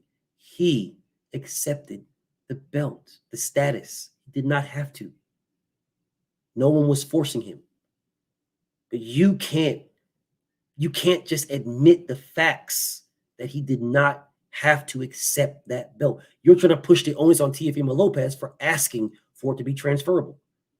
Well, there would have been nothing to be transferred if Loma didn't get it in the first place. Go ahead and spin. I'm not putting the onus on Teofimo. See, all I've really been doing is just pointing out the WBC's inconsistencies in regards to both their sanctioning and what they consider as far as the franchise title. And both in regards to unification trumps mandatories, I bring up examples of how the mandatories trump unifications. So that's all I'm doing is pointing out the WBC's error in all this rather than Teofimo. Teofimo's a duck 100%. Okay, if Teo's a duck and so is Loma. But now what WBC mandatory trumped the unification? All of the fights Artur Beterbiev has fought. Other than the WBC sanctioning the fight between him and Artur, not him, but Dmitry Bivol and Artur Beterbiev. Instead, he's fighting in defense because they refuse to sanction it. They're not. What are you talking about? That just happened. Correct, but that's the reason why we're not getting the undisputed fight, brother. The war just happened. What the fuck is you talking about? And we currently. So did you not understand where I said? Did you not understand where I said they could have fought before he fought that Joe Jackson or Joe whatever his name, Joe the plumber guy? Yeah, he could have fought then. They could have fought then. Artur Beterbiev and Dmitry Bivol could have fought instead of that fight. There was no war going on. What the fuck is you talking about? At that time, who was the WBC champion? Artur Beterbiev got the WBC and the IBF. He had those two belts. Unified the WBO and the last one with that Joe the plumber dude. The WBO one. And Bivol has the WBA. He could have fought. He did not have to even fight Voxic. He could have unified with Bivol at any time. That didn't have nothing to do with the WBC. Hell, Voxic could have unified with Bivol. You're making a false equivalence that just happened due to the war. That just happened. After he had 3 belts and Bivol had 1, they could have unified then. Right then. The reason why they didn't unify right then is because their promoters were not trying to make that fight. The promoters have to try to make the fight in order for the sanctioning body to sanction it. If they don't try to make the fight, there's nothing to sanction. The only reason why the WBC is not sanction that fight due to the war, they're not sanctioning that with no fucking Russian fighters. It's not just one, it's all of them because of the war. What the fuck is you talking about? You're making false equivalence.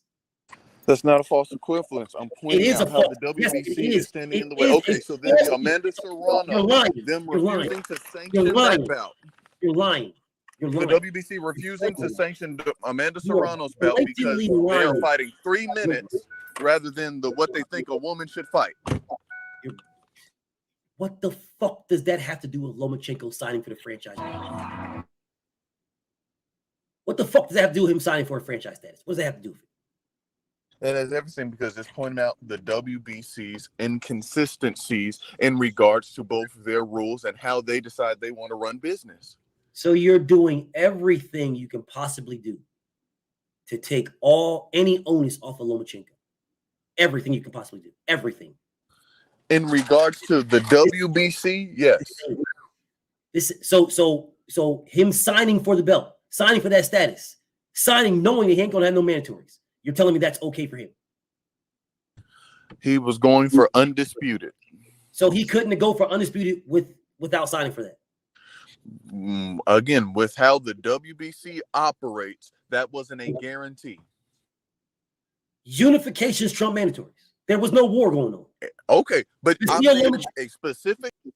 You're lying. You're fucking lying, nigga. You're fucking lying.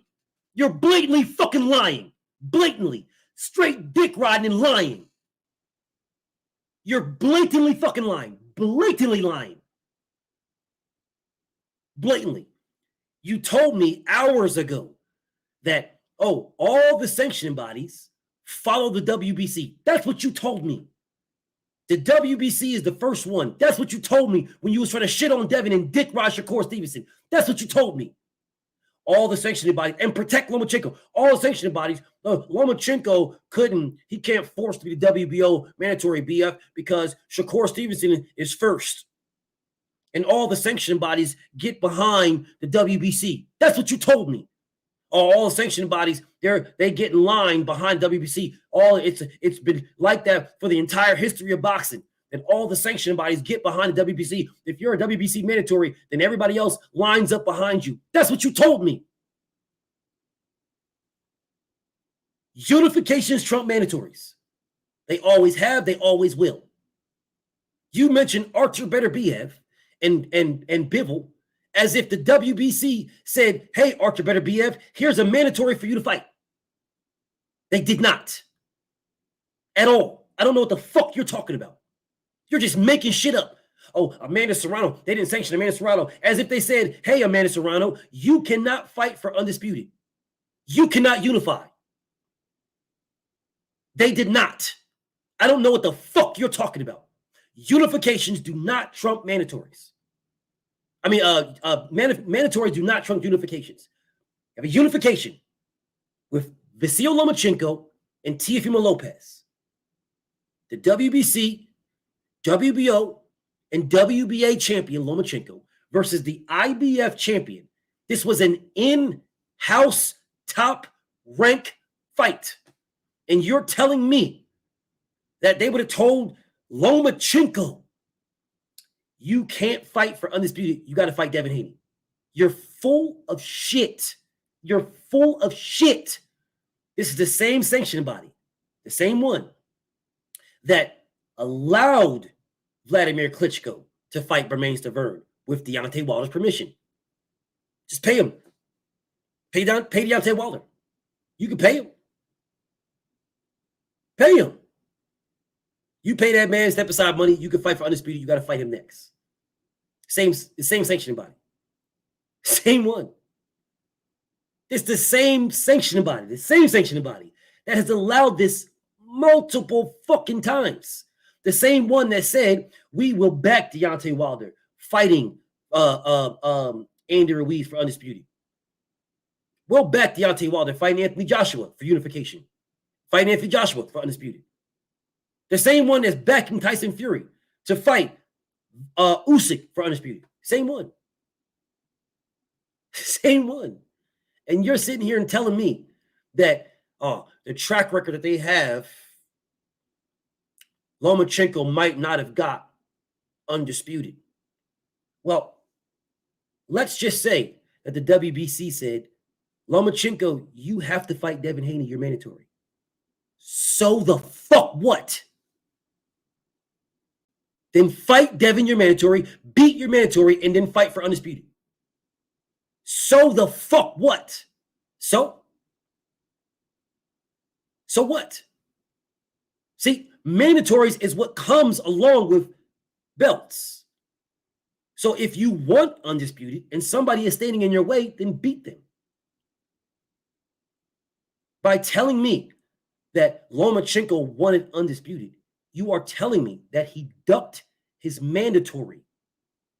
He ducked his mandatory for it.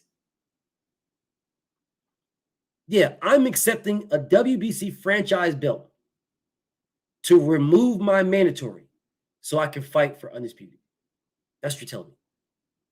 But go ahead. Go ahead. Try and spin. Go ahead, spin. Again, when we go back to the WBC, this great honor, this man, this gift, truly, from all mankind and did Lomachenko accept the franchise status? Did Lomachenko accept the franchise status? Simple question. Did Loma accept the franchise status? to become undisputed? Yes. Okay, so if he accepted the franchise status to become undisputed, isn't that avoiding his mandatory? Incorrect. If you accept the franchise status so you don't have a mandatory, so you can fight for undisputed, then aren't you accepting the franchise status to avoid your mandatory? Sounds like champion in recess to me. So I'm going to ask you this question again. Ask you this again. I understand you want to wiggle around and maneuver around. It's a very simple question. It's very simple. If you avoid your mandatory to fight for undisputed, that is not champion of recess, because Devin is already undisputed. If you are not undisputed and you avoid your mandatory to fight for undisputed, then aren't you avoiding your mandatory? If you avoid your mandatory, are you avoiding your mandatory to fight for undisputed? It's a yes/no answer. If you avoid your mandatory to fight for undisputed, aren't you avoiding your mandatory? I'm just making sure I have the question correct. If you're avoiding your mandatory by fighting somebody else, are you avoiding them? Is that correct?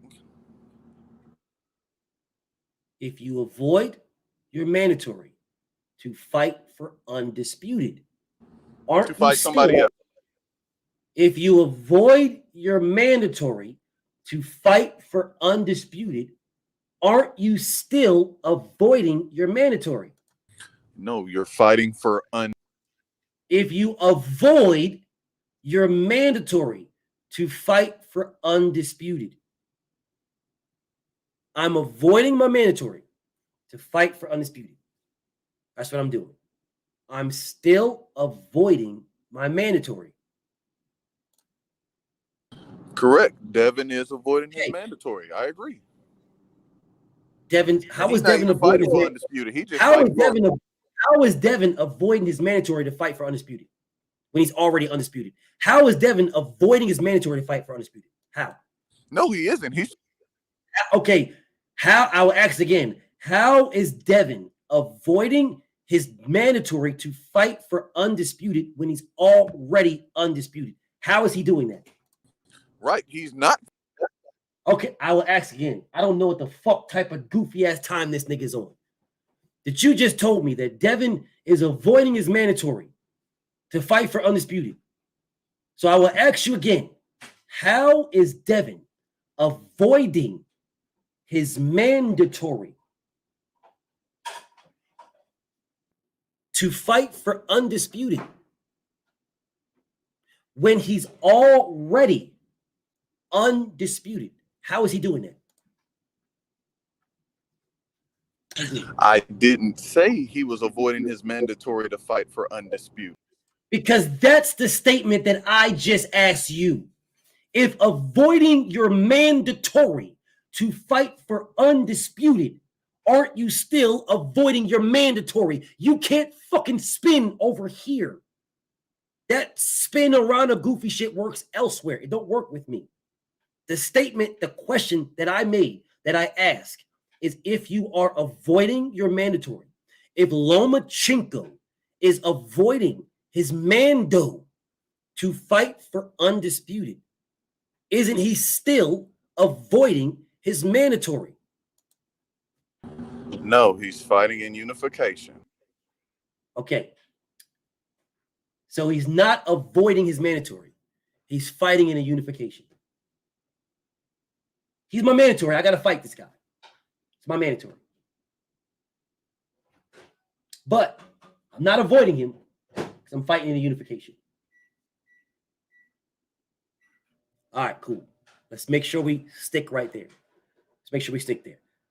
You told me that the WBC supersedes all other sanction bodies. Yes or no?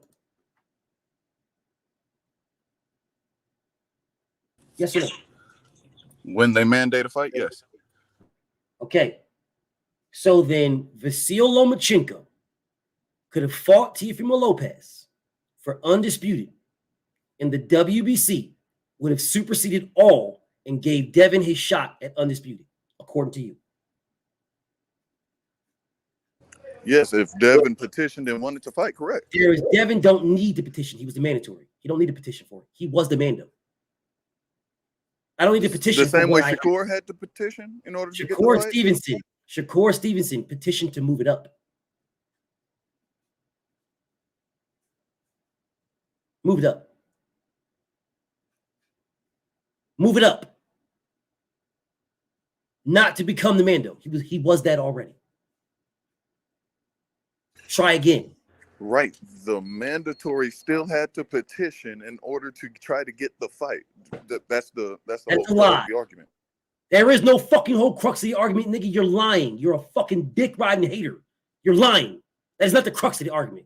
He was the mandatory already. Shakur was the mandatory. That's what he was. You're lying. Blatantly lying.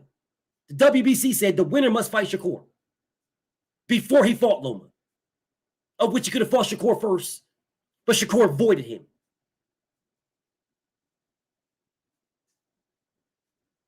He was already that. He didn't do anything. Nothing. Devin told him, you should have been did that.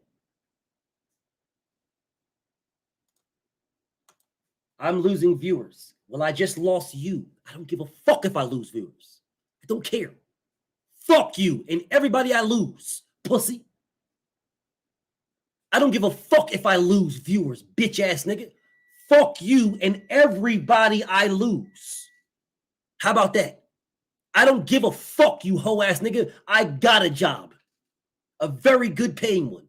I don't give a fuck what you say or think. Fuck you and every fucking viewer I lose, pussy.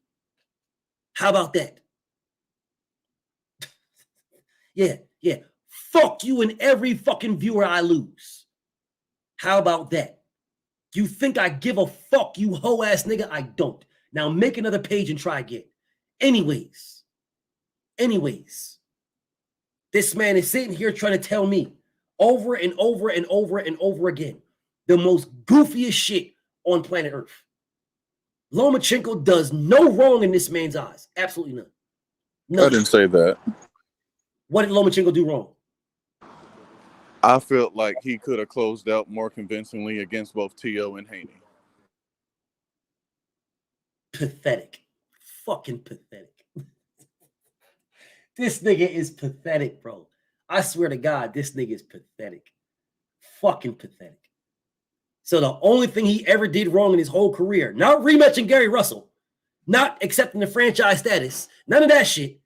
Not moving Guillermo Rigondeaux, move up 2 fucking weight classes to fight him, where he was already at 126, but then the man goes to 130 and then pulls a fucking 22-pounder all the way up to 130 to fight him. None of that shit. None of that.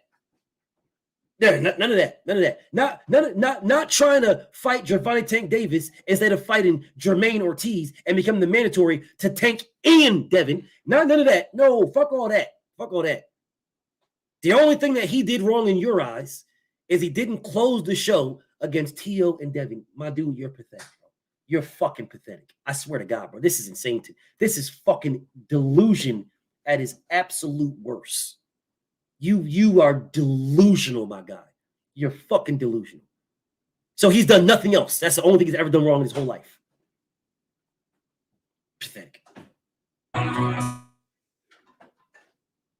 Pathetic, bro. This is pathetic. I can say my personal belief is the quote unquote franchise may have been a misstep. A misstep. Yes. I do believe that he was deceived and into, that whole thing with the WBC being inconsistent. But I will say, I do think the franchise wasn't the best step for his career. Fucking pathetic. He was deceived, is what this man says. This man says that Lomachenko was deceived. He was bamboozled. He was swindled. He bought a car and it was a lemon. That's what this man is telling me. I'm fucking blown away. The car, the lemon, the fucking bamboozled, the deceived.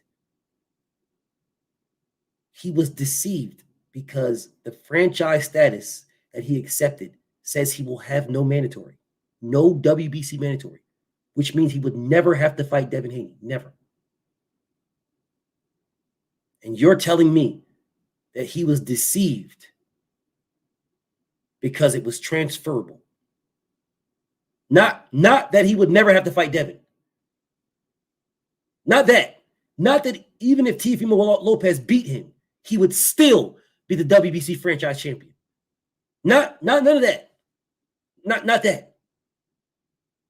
Just the simple fact that when he signed for it, knowing that he would never lose it, knowing that he would never have to fight Devin, they changed the rule on him.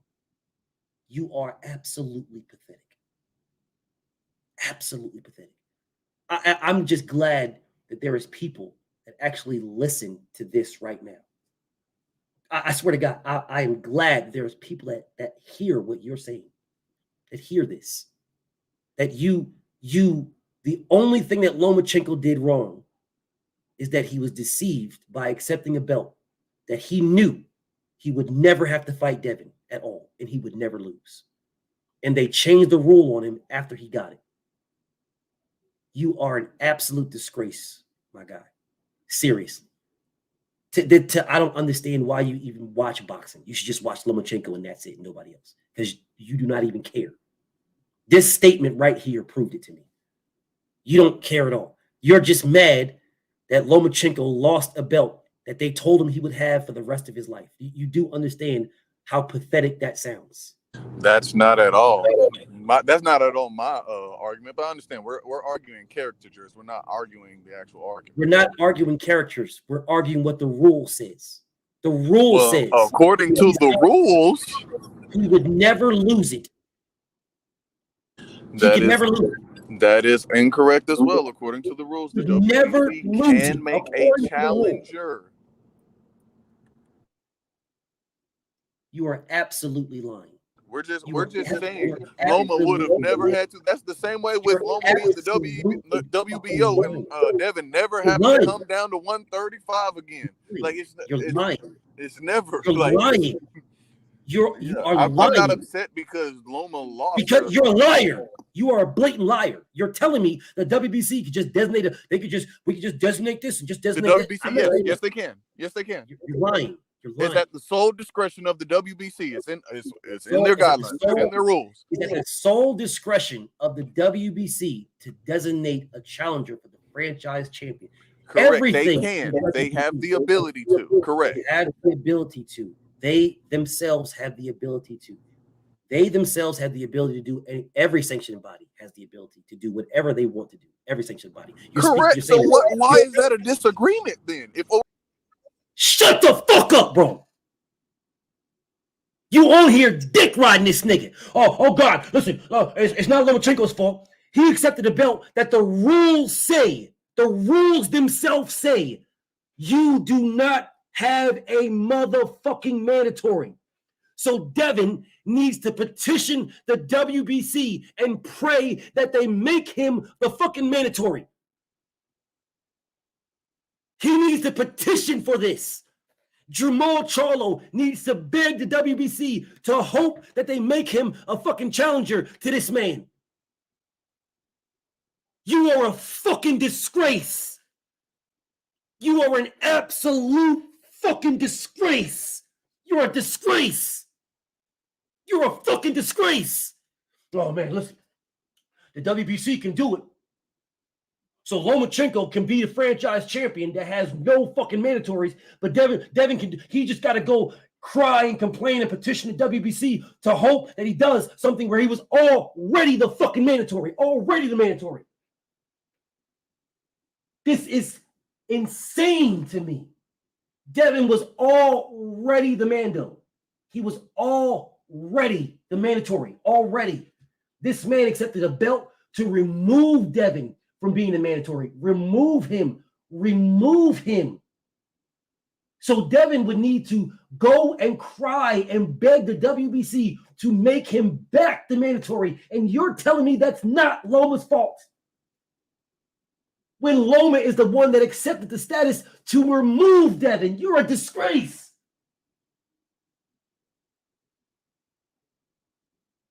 You're a disgrace. This is disgraceful.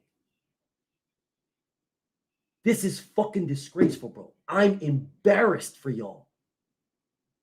I am embarrassed for y'all.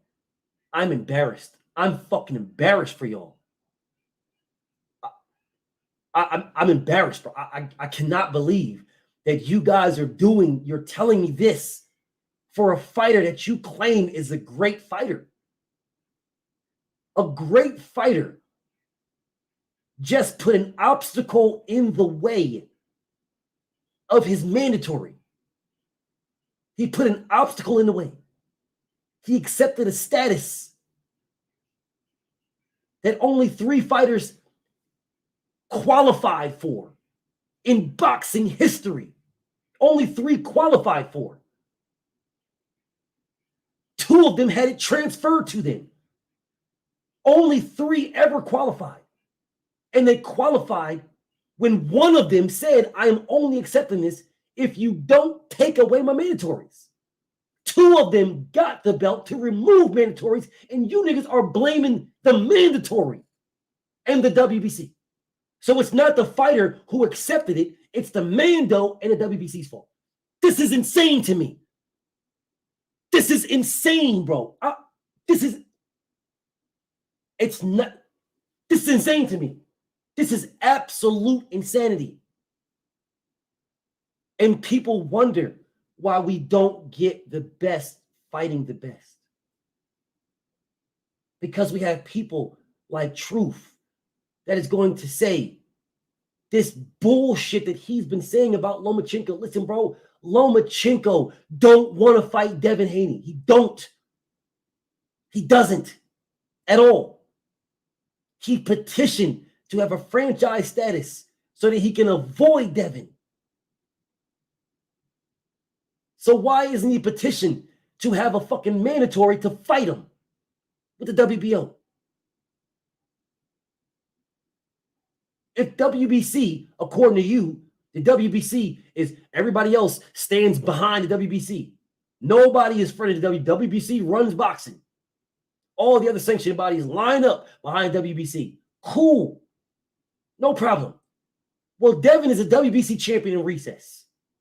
He is the current WBA, WBO, and IBF champion. Current. Which means that Lomachenko can be petitioning the WBO to fight the current champion. You are making excuses for that to not happen. You're blaming Devin. Well, Devin got to come back to 140. For what? I mean, for what? How is that stopping Lomachenko from doing anything? Lomachenko can't move until Devin moves? Lomachenko fought for a vacant belt before.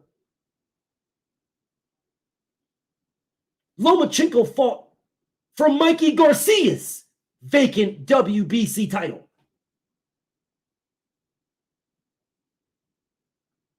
He petitioned the WBC to fight for the vacant WBC title. So why can't he petition the WBO to fight for their belt? You are a disgrace, bro. You're a fucking disgrace. These guys don't want to fight Devin at all. I'm embarrassed for y'all, bro. I can't even, I'm embarrassed for y'all. I'm embarrassed, bro. I'm embarrassed for y'all. I'm embarrassed. This is embarrassing. This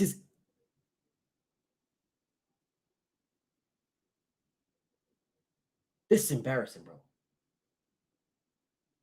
The greatest fighter since Muhammad Ali. The footwork, the speed, the combinations and the angles. And you are sitting here for damn near 3 hours, making every excuse for Lomachenko. Every fucking excuse. This is fucking embarrassing, bro. I'm fucking embarrassed for you niggas. What up, Reese? Bro, I'm fucking embarrassed for y'all. This is disgusting, bro. The cappery, the dick riding, this fucking loser, punk ass, soft, moist, bitch made mentality that you niggas have. I'm fucking embarrassed. If you offered Devin a flat fucking fee, you offered Devin a flat fee of $2.8 million. And the only way that Devin gets undisputed is if he takes a flat fee and fights in Australia. And even if he wins, he's got to take the exact same flat fee and go back to Australia, even if he wins. And because he wanted legacy over money, he took it. But nobody else has to do this. Nobody has to do this. And Devin is to blame for everything when he is the only one that made any sacrifice. Any sacrifice. He's the only one. And you guys call Devin Haney fans a cult. Devin, what is he doing that he shouldn't be doing? He tried to fight Tank. Tank don't want to fight him. He sent Shakur an offer when nobody else sent him one. Shakur asked for more. He gave this man 25% of everything. He gave this man more than what he got in 2 fights for undisputed overseas. He gave this man more in 1 fight. And you pussy niggas is still saying, Devin, I gotta give him more. Devin's ducking because Devin didn't give him more. Devin didn't give him more. If Devin needed to just sit there and wait. And if Devin didn't just sit there and wait, then Devin ducked. But Shakur Stevenson didn't sit and wait for Frank Martin. Shakur Stevenson signed the very next day. Within 24 hours, he signed to fight somebody else. Within 24 hours. But Shakur's not ducking. Frank ducked. Devin gave this nigga Shakur weeks. He gave him his only offer. No one to this day has still given this man shit. It is Devin and Devin alone that has given him an offer. Devin alone. No one has still given him nothing. Nobody. But Devin needs to give him more when no one has given this pussy ass nigga nothing. But Devin needs to give more. And if Devin doesn't give more, then Devin is ducking. When he is the only one that gave anything. I'm fucking blown away. I'm blown away. I'm embarrassed, bro. It's hard for me to look at this screen. I swear, bro. It is hard to look at this. I'm so embarrassed for y'all. I'm so fucking embarrassed. I'm ashamed of y'all, bro. I am ashamed. I promise you, bro. I am ashamed for a person that all I care about is the best fight and the best. And I don't give a fuck who is holding it up. Whoever is the one that's holding it up, I'm going at you. Whoever that is. I do not care. I have proven this. I have proven this over and over again. To a lot of people, to y'all chagrin, whether y'all don't like me doing it or whether you like me doing it, I have been consistent. Whoever is holding up the best fight and the best, I have gone at them.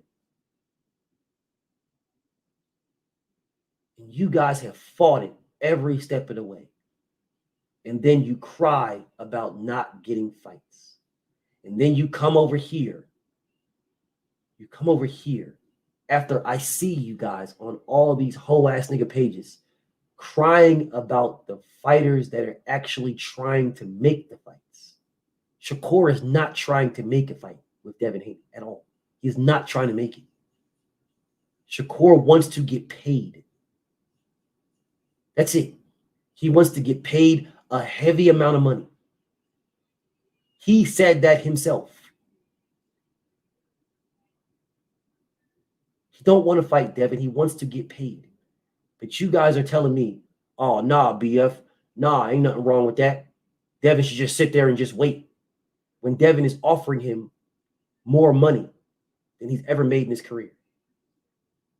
But that's Devin ducking Shakur because Devin doesn't just sit there and wait. But Frank is ducking Shakur because Frank didn't take what Shakur gave him. I'm embarrassed for y'all. I'm fucking embarrassed, bro. I'm embarrassed, bro. I'm embarrassed. I feel like I'm by myself out this motherfucker, bro. I feel every time I turn around, I just feel like, what the fuck is you talking about? Are you listening to yourself? Do you fucking hear what the fuck you're saying to you? Do you fucking hear what you're saying? Do you fucking hear this? Do you hear yourself saying that Shakur isn't ducking because he wants more money, but Frank Martin is ducking because he wants more money? And then you guys try to justify this shit. You try to spin these fucking weak-ass, soft-ass narratives. If Frank Martin ducked, cool. Shakur ducked too if Frank Martin ducked. If Shakur did not duck, then Frank Martin did not duck. If Shakur wanted more money, and you guys are cool with that, then Frank Martin wanting more money, you should be just as cool with it. But you're not, because you have no credibility. You have no consistency. You don't stand on anything. You just dick ride. And the crazy thing about both Shakur and Frank Martin, they both wanted more money. Devin took less to fight for undisputed. I cannot make this up. This is no knock on Frank. This is no knock on Shakur. These are facts. These are facts. They both wanted more money. And Devin took less. He took less.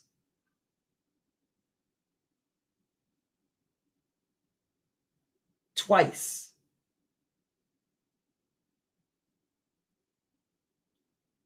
And you guys are in here telling me, no, there's a difference because Frank Martin agreed to fight Shakur Stevenson.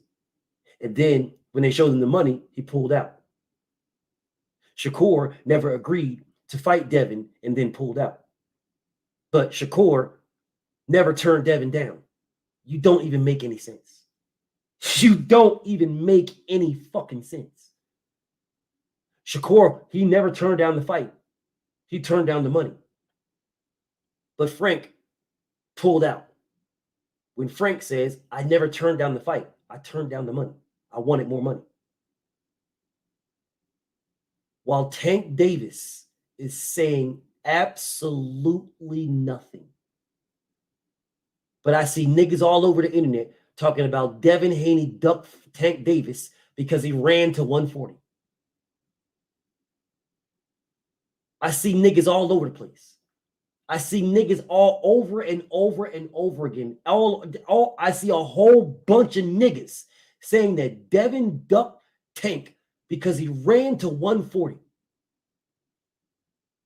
And then when I say, all right, okay, well, if Devin ducked Tank because he ran to 140, well, didn't Tank duck Gary for running out of the same weight class that he was in? Didn't Tank duck Lomachenko? Didn't Tank duck anybody he didn't unify with? Oh, nah, BF, it's the business. Nah, BF, it's not that. Nah, Tank's a star. Nah, BF, Tank ain't duck nobody. Tank the A side, he ain't duck nobody. Nah, BF, Tank didn't duck, nah. And then Tank will come out this motherfucker and tell you that he wants to fight Devin, he wants to fight Loma, and he wants to fight Shakur. That's what he will come out and say. And then you niggas will say, there it is, that Baltimore gorilla, that killer. He calling him out. He calling the guys out. And then he will send nobody nothing. And then you niggas will tell me that Tank Davis is being ducked. Lomachenko don't want no smoke. Devin don't want no smoke. Shakur don't want no smoke. When Tank Davis is the one that sends contracts to anybody. Tank Davis is the one that picks who he wants to fight. It is Tank Davis that picks that. Tank picks. But you motherfuckers will come in here and tell me that Tank ain't ducking nobody.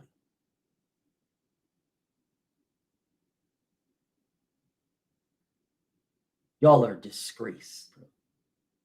I'm ashamed of y'all, bro. I'm ashamed, bro. I'm fucking ashamed. I am fucking ashamed. I feel like I'm sitting on an island by myself.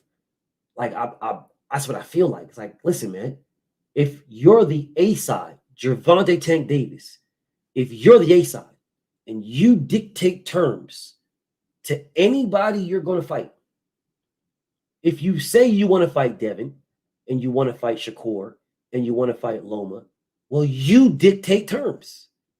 Send them an offer. How hard is that? What's the problem? You dictate terms. Send him an offer. You're the A side. If you send Devin an offer and that motherfucker turns it down, he ducks you. If you send Shakur an offer and Shakur turns it down, he ducked you. If you send Loma an offer and Loma turns it down, Loma ducked you. You're the A side. You're Tank Davis. But you don't send no contracts. You just say you want to fight them, and that's it. And then your fucking squad of fucking weird, goofy ass niggas. You fucking squad of goofy fucking ass niggas will run around protecting that. That this man will say that he wants to fight those guys and then do absolutely nothing to fight them. And you'll blame them. You'll blame Devin. You'll blame Shakur. You'll blame Loma for Tank Davis sending them nothing. And in the same breath, you'll blame Devin for sending Shakur something. In the same fucking breath. You are a fucking embarrassment. You are an absolute embarrassment. So I'm not going to blame Tank. I'm ashamed of you. I'm fucking embarrassed, bro. I'm embarrassed. I'm embarrassed of all. I'm embarrassed. This is pathetic. Tank, I'm not going to blame you. You say you want to fight Devin, you want to fight Shakur, you want to fight Loma. But I'm not going to blame you for not sending them nothing. I'm not blaming you at all. You just want to fight them, and that's just that. But I am going to blame Devin for ducking Shakur because he sent him an offer.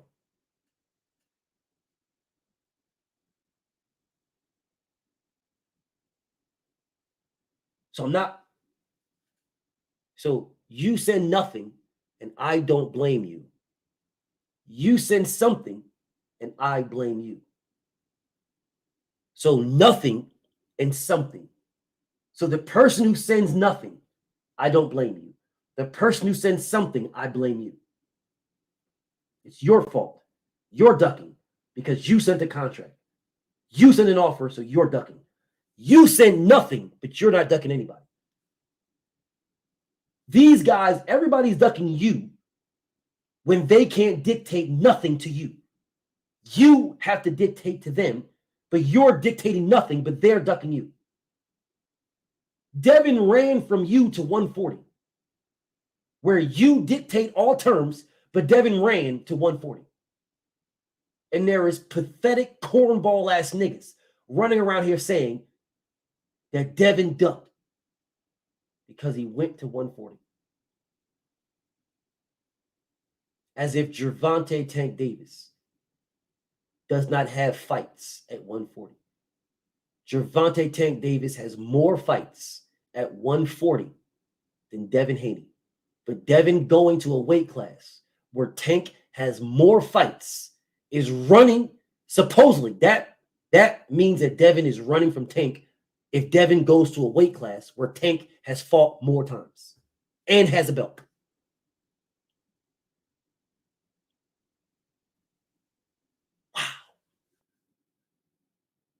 I'm ashamed. I'm fucking ashamed. I am embarrassed. I'm fucking embarrassed, bro. I'm fucking embarrassed. I swear to God, bro. I'm fucking embarrassed. This is disgraceful. Fucking disgraceful. So the man scratching and clawing to get a seat at the table,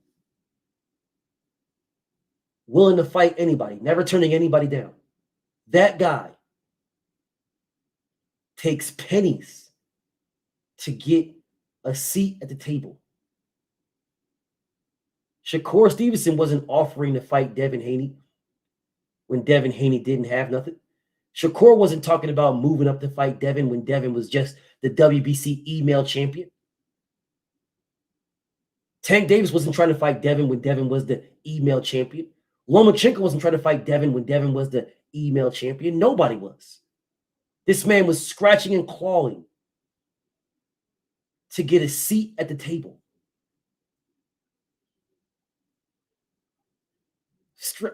Trying his fucking best, doing anything he could to get a seat at the table. And they refused to give it to him. Refused.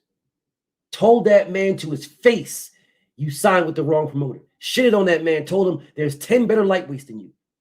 Downed and disrespected this man. All you ever fought is Mexicans. A bunch of fucking Mexicans that don't nobody know. You haven't did shit. You haven't did anything. I cracked you in sparring. I beat him up in sparring. The man fights his way, takes pennies on the dollar, gets at the head of the table, and then is willing to drop every fucking belt to fight Tank Davis. And Tank never sends him a contract to prove it. And motherfuckers tell me that Devin wasn't serious because he didn't drop them.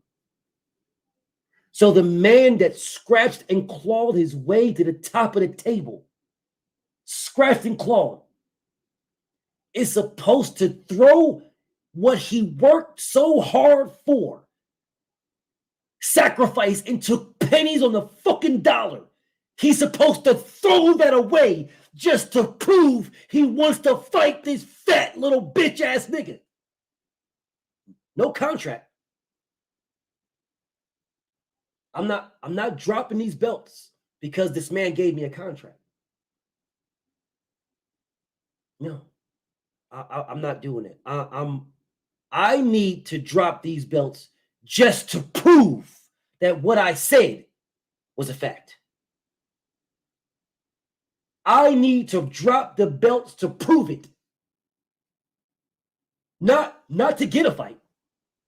Not just to prove that what I said was a fact. So you can't send me the contract and then I drop the belts to prove it. No, you want me to drop the belts before you send me a contract just to fucking prove it according to you. You niggas are a fucking disgrace. You are an absolute disgrace. Absolute disgrace. Absolute. This is, I am embarrassed. I'm fucking embarrassed. I'm embarrassed. There is one fighter, just one, that is trying to give us the best versus the best. And you guys will discredit this man at all cost. You have no idea why. None. You know good and damn well that that man is doing the right thing. You know he is. This nigga, this fucking goofy ass nigga Truth is still saying some the stupidest, goofiest shit I've ever seen in my fucking life. This nigga is a dick rider of epic proportions. Epic proportions. 100% epic proportion dick rider. Epic. 100% epic proportion dick rider. I'm embarrassed for my homie Truth, bro. I'm embarrassed. I swear to God, bro. I'm embarrassed for my nigga, bro. My nigga Truth, my brother. I'm embarrassed for you. Dead ass serious, because you don't see the embarrassment in yourself. You don't see it. You're fine looking in the mirror. It's cool for you to say the things that you say. It's cool for you to run with the way that you run. But I'm embarrassed for you, brother. I'm embarrassed for you. There is nothing wrong with saying Lomachenko is a great fighter, bro. Nothing wrong. Nothing wrong at all. He is a great fighter, damn good fighter. Phenomenal skill set and everything. There is everything wrong and not having the ability or the intestinal fortitude to admit that your fighter was bested. He was just bested. That's all, bro. He was just bested. Just bested. Doesn't mean that your fighter isn't still great. He was just bested. It doesn't mean that, maybe one day that Lomachenko won't get his get back. It just means that on this day he was bested, and you can't even admit that. You guys are delusional, man. Y'all are delusional. Tank fans, you can't admit that your guy is ducking Devin. He is ducking Shakur, and he's ducking Lomachenko. Gervonta Tank Davis is one of the most destructive fighters in the sport of boxing. Phenomenal fighter. BF loves Tank Davis, but I am not a liar. And I'm not going to sit here and tell you that Tank Davis ain't ducking nobody. Yes, he is. Yes, he is. Yes, he is. He is. He's absolutely ducking. Intestinal fortitude takes stand against what people think. Intestinal fortitude takes a stand against what people think. You don't have intestinal fortitude at all, because what people think is that Lomachenko beat Devin Haney. That's what people think. If you had intestinal fortitude, then as a boxing fan, you could say Devin won. Devin won. You could say that. You could say, listen, bro, my opinion, I believe Lomachenko won. I do. I believe he won. I believe that. You can say that. That's your opinion. But intestinal fortitude would say he lost. The scorecards say he lost, bro. We don't have to agree with them, but they are what they are. That's intestinal fortitude. You don't have that. You don't have that. You're not. I'm here on my dolo saying Loma won. You don't have intestinal fortitude. You don't. You can have an opinion all you want. Your opinion is yours and you're entitled to it. You're not entitled to the facts. This is embarrassing. This is embarrassing. You're entitled to that opinion too. You're entitled to the opinion that Maxie Hughes won. You're entitled to the opinion that Jack Catterall beat Josh Taylor. You're entitled to all those opinions. You're entitled to them. You're entitled to the opinion that Pacquiao beat Jeff Horn. All of them. You're not entitled to the facts. You're not. And if you had intestinal fortitude, then you could stand on the facts. You could value your opinion. You could run with your opinion, but you could stand on the facts. My opinion is Deontay Wilder knocked Tyson Fury out. That's my stance. He knocked him out in the first and the third. He knocked him out. That man did not make the count. That's my stance. On paper, the facts is that Deontay Wilder got a draw with Tyson Fury, and Tyson Fury won the third fight. Those are the facts. I can say that. Those are the facts. Those are the facts. You have no intestinal fortitude at all. You have none. You have no intestinal fortitude. Absolutely none. Oh, he out-jabbed him. He outlanded him.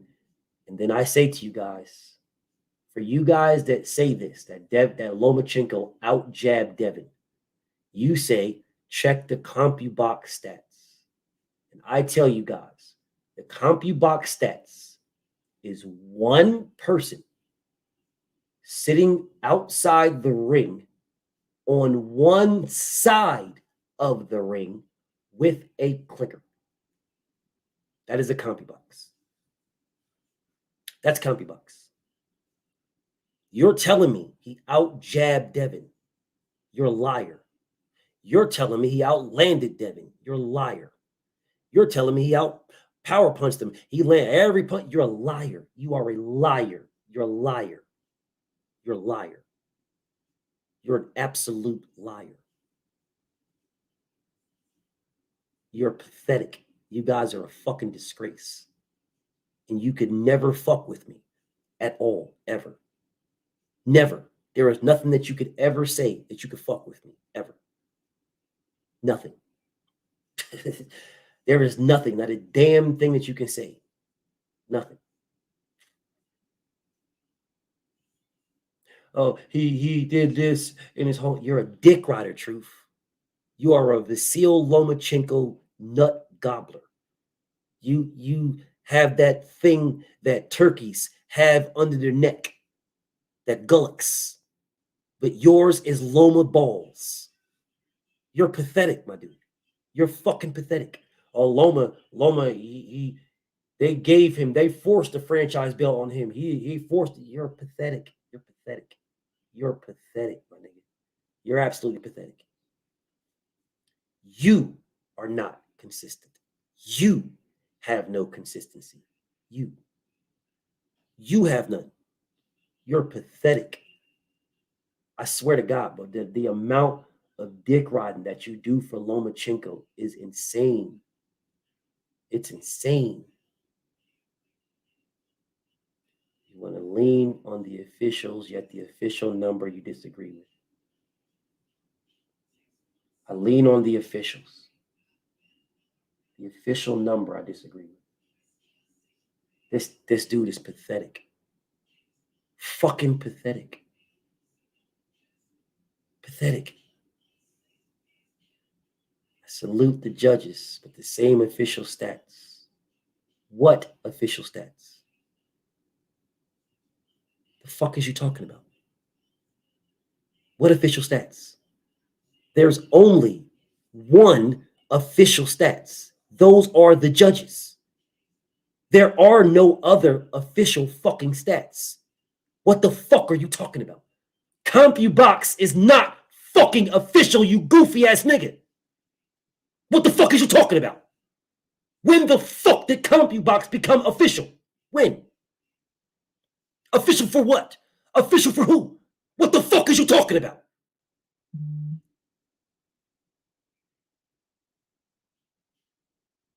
The fuck you talking about? How are CompuBox official? Top Rank used it on their... I don't give a fuck what they used. You use Lomachenko's dick for a fucking mouthwash. Does that make it official? You use this nigga's fucking shaved pube hairs as a loofah. Does it make it official? The only thing official are the judges. That is it. That is the only thing official. I don't give a fuck what they use on their fucking broadcasts. I do not care. I don't care.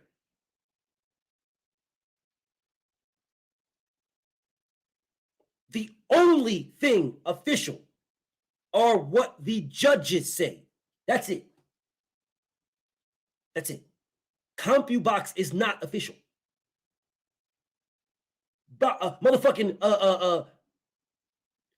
all the clicker, that not official. If it was official, then you can use it in the outcome of a fight. You cannot. You cannot. Yes, Alex, you cannot. It is not official. It's not. That's why they changed that 10-10 round after Tank. I don't give a fuck what they changed. They officially changed it. That's the only thing official. I don't give a fuck, bro. I don't care. They use it to justify. You're a dick rider, my nigga. You're a fucking dick rider. You're justifying Lomachenko is what you're doing. That's what you're doing. I told you already. You know where you know what your end looks like. You just don't know how to get there. Your end says Lomachenko's the greatest fighter to ever walk God's green earth. He never lost a belt in his entire life. Any bout that he actually lost, he really won that fight. They're debatable. He won them all. And he never ducked anybody, and everybody ducked him. That's your end goal. And you want to get there any way you can. You just can't get there here. You can do that shit somewhere else. You can't get there here. You can't get there here at all. You can't. Judges get it wrong. Sure. Judges get it wrong. Sure. And that's the only thing that is official. Now, whether they got it wrong or whether they got it right is irrelevant. It's the only thing official. That's it. That's fucking it. That's it. I already got you to admit Haney didn't want the core fight. You silly, simple, goofy ass nigga. How the fuck did you get me to admit that Devin didn't want the core fight when I told you goofy bastards that my goddamn self? I did a whole live stream and told you silly bastards the only fight that Devin wants is Tank. Everybody else is just a fucking opponent to him. This ain't the first time. You didn't get me to admit shit, you goofy, silly nigga. The fuck is you talking about? How the fuck did you get me to admit what I told you? You have got to be the silliest, goofiest nigga in the world. How the fuck did you get me to admit something that I told you? The fuck is you talking about? He just throw an offer out.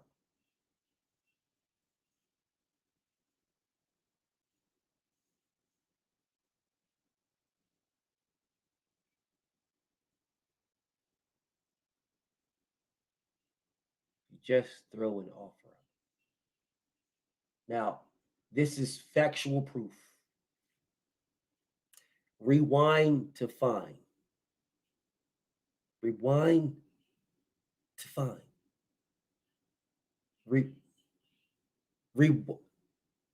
Rewind to find something that I told you. You want me to rewind to find something that I knew that I fucking told you, but you want me to rewind to find it. Rewind to find something that I told you. Rewind to find something that I had a conversation with Devin. I had a conversation. And the nigga told me the only fighter he wants is Tank. He don't give a fuck about the rest of these niggas. All these niggas are the same thing. All of them.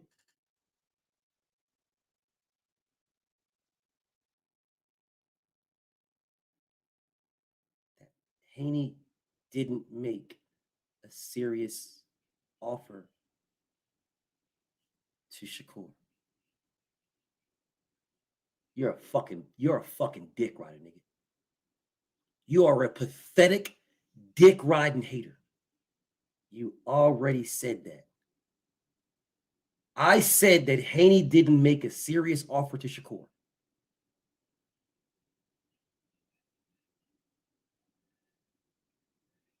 So you're putting So now you're going to lie on me right here to me. You're going to lie on me right here to me.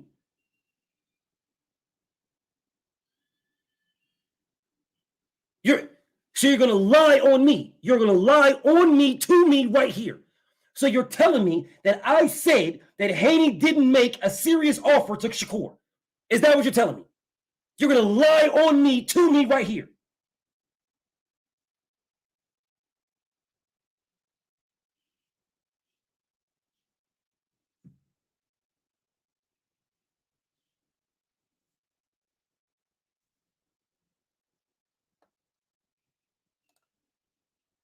Haney didn't make a serious offer. You already said that. You said nobody wants to fight you. Here's the offer. They say you're the boogeyman. Here's the offer. See, this is the reason why y'all are pathetic. This is why y'all are a fucking disgrace. This is why you're a fucking disgrace. You're a fucking disgrace. You leave out, purposely leave out to fit your faggot ass narrative. You purposely leave it out. That Devin offered it, that Bob offered him 25% of the purse. Devin offered him 25% of everything. Everything. You purposely leave out. Well, Rachel got on here and told you that 25% of everything was more than what the fuck he was getting. More. You purposely leave that out. You purposely use a piece of shit, nigga. All right, bro. All right.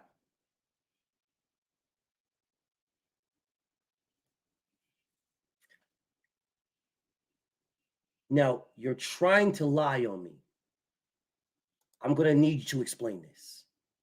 I'm going to need you to explain how you're lying on me, how I said this. I'm going to need you to explain this. I'm getting real close, homie. One thing that BF does not tolerate, bro, I don't at all, is lying on me. I do not tolerate that, bro. I've been through too much in my life to deal with a motherfucker that's going to lie on me. Way too much. I'm going to need you to explain this.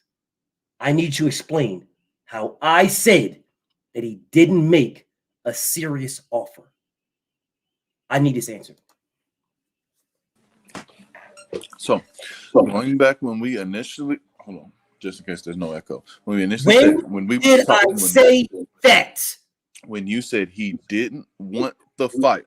When did I say that Devin didn't make a serious fucking offer? When did I say these words? When he didn't want the fight. When the fuck did I say those words? Those words right there. The ones you wrote on this motherfucking screen. When did I say Devin didn't make a serious fucking offer? When did I say those fucking words specifically? Those. When did I say that? When did I say that? When he didn't want the fight. Are you fucking retarded? I asked you a simple question. When the fuck did I say those exact fucking words right there? Those. Those exact words, never. Don't ever lie on me, bro. Because I will never lie. I'm not. But the question I pose is, how do you not want the fight? And we're supposed to consider that a serious offer if you're saying...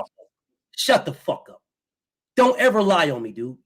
Don't ever fucking lie on me. Don't ever lie on me. Because I will never... Don't ever lie on me. Don't ever fucking lie on me. I never said that. Don't ever lie on me, bro. Don't ever do that. For real, for real. Now, and I mean this, all boxing, all jokes aside, everything is, don't ever lie on me, bro. Ever. Because I will never lie on you. Don't ever put that on me. Never. I will never respect you. You lying on me, bro. Never. If you want to say what I said, say what I said. If you want to try to accumulate or matriculate or maneuver on what you believe I was saying when I say, that's fine. Don't ever put words in my mouth. I will never put words in your mouth. I will repeat what you said. I'm not going to sit here and say, you told me that. Don't do that, bro. Don't do that, bro. I've been through too much to be sitting here looking at motherfuckers. I say, I fuck with you, and you fucking telling me I said this, and I know I didn't say it. Don't do that to me, dog. Specifically when it's on the live stream, and I can literally go back and ask you when the fuck I said that. Don't do that, bro. I've been through too much. I go through too much for that. Don't do that. Seriously, don't do that. You know good and damn well what I said. Don't do that, homie. Don't do that. Seriously, honest to God, all jokes aside, everything is, don't do that. I told you what I said. You didn't get me to admit shit. I told you. And I told you niggas this on a live stream a while ago. This ain't nothing new. I said what you said. You're trying me, homie. You're trying me. I'm asking you to not do that. Seriously, brother. I'm asking you to not. You did not say what I said. You wrote something that is not what I said. I never said Devin didn't send a serious offer. I never said that. Never. Don't put words in my mouth. I never said that at all. He absolutely sent a serious offer. Absolutely. Absolutely sent a serious offer. Absolutely. 100%. 100%. And the offer he sent him was more than what he should have. It was that serious. Absolutely a serious offer. Absolutely. 100% a serious fucking offer.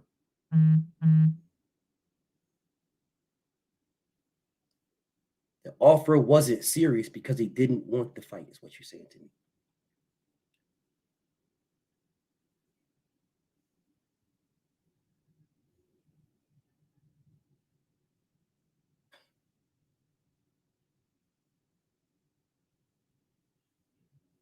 So then what you're saying to me is that every fight that Loma fought in that was not for undisputed wasn't a serious offer.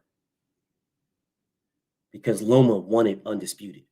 So the offer that Lomachenko sent to Jermaine Ortiz was not serious. Because Loma wanted undisputed. It wasn't a serious offer.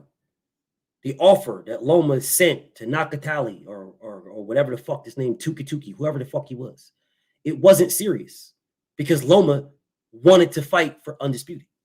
So then the offer that he sent wasn't serious. That's what you're telling me. You're trying to take words out of context. And you will never be able to do that with me. Never. I told you exactly what I said. Devin looks at all these niggas the exact same way. He don't give a fuck about none of them. There's only one fighter he wants to fight, and that is Devin. I mean, that is Tank. It's the only one he wanted to fight. The rest of these guys, he don't give a fuck about. He don't care. He doesn't give a fuck about them at all. You niggas do. Devin don't give a fuck about these niggas. They're all the same. That's what I said. He don't give a fuck about them.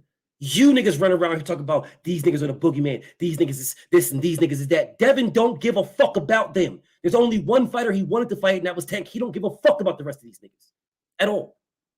At all. He does not care about them. At all. Not even one. They're all the same person. All of them are same to him. Ain't nothing, nobody.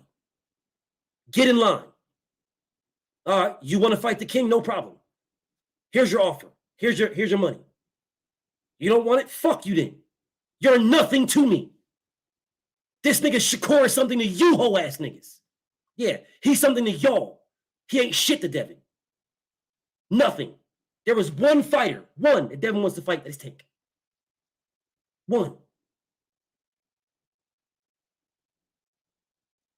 Devin didn't make a serious offer.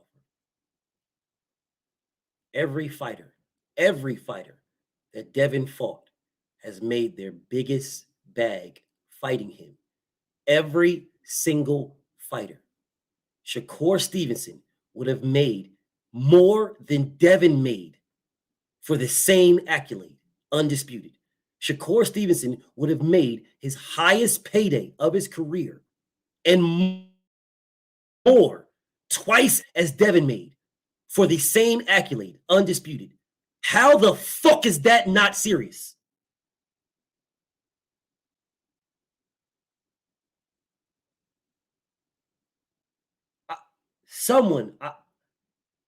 I need somebody to explain this to me. And I'm going to pause on my brother Truth. I'm going to pause.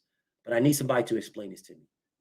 If I'm offering you more than I made in 2 fights for undisputed, and I'm offering you that in 1 fight for undisputed, how am I not giving you a serious offer?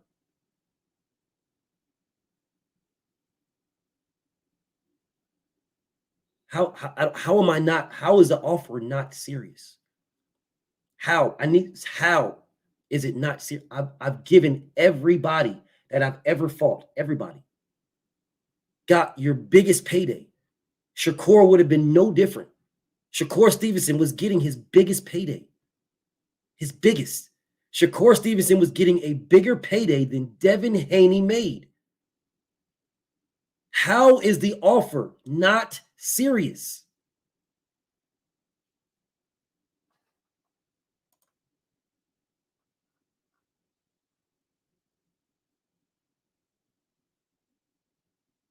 Somebody, please, somebody tell me, how is the offer not serious?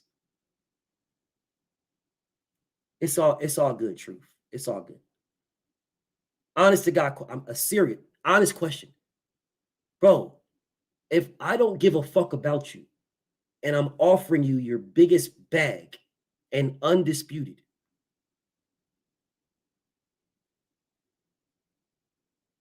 bro, I'm offering you your biggest bag and undisputed, and I don't care about you.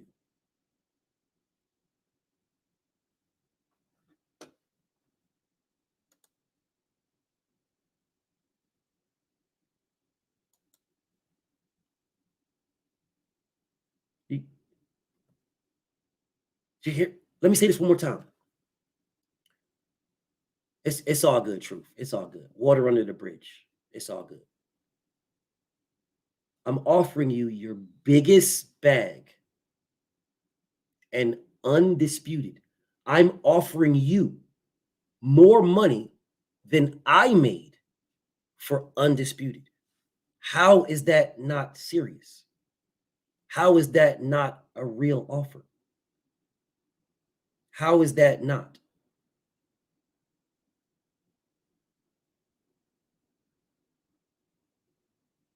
I am fucking blown away right now. And I don't think I've done a live this long in a minute.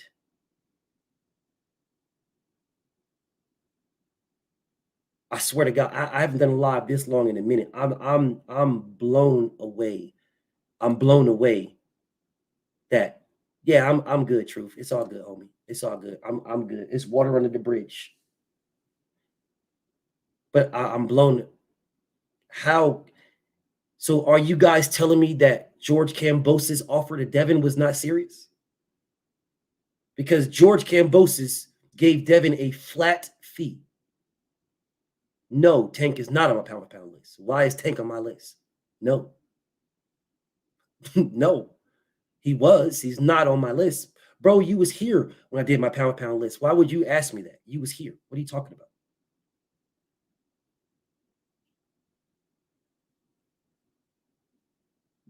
So the offer was not serious from Bozo. And Devin took it. He called his bluff and took it. Called his bluff and took it. Devin was offered a flat fee. Flat fee. Flat fee. Shakur was offered a percentage. Devin was offered 2.8 flat. And on top of that, you have to come back to Australia even if you beat me. And on top of that, you have to take the same 2.8 flat even if you are the undisputed champion. So you get 5.8 total. I make 20.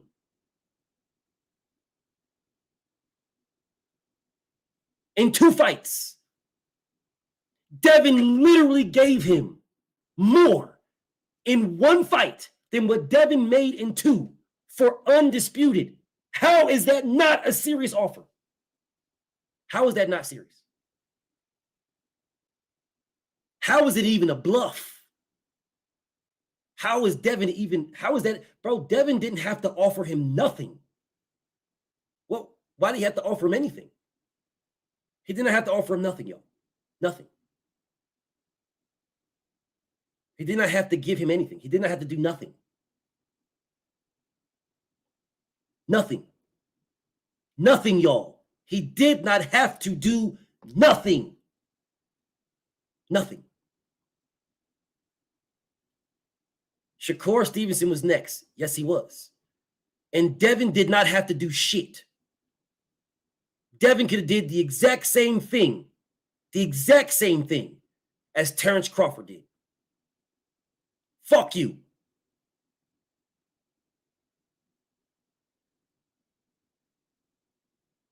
You think 65-35 is a fair split. Who cares what you think, Big C? This is no disrespect to you. Who cares? Who cares what you think? Who cares? I understand, and you're entitled to think that. That's fine, brother. I ain't got no beef with what you think. But who cares? Honestly, who cares? What you think is fair is irrelevant to the person giving it. It's irrelevant. You can think something is fair, or you can think something is not fair. That's irrelevant. 1 belt is a 70-30 split for the Mando. 1 belt. 1 belt. All belts were on the line. And you guys are telling me that Devin should give the man more. 50-50. He should just sit and wait and let the WBC dictate what split he gives Shakur for every single belt. And this is the crazy part right now. This is the craziest part on top of everything. Shakur Stevenson turned down undisputed and more money to fight for 1 belt and less money.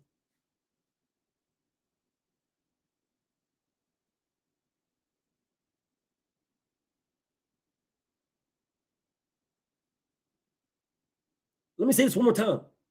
Shakur Stevenson is fighting for less money and 1 belt right now.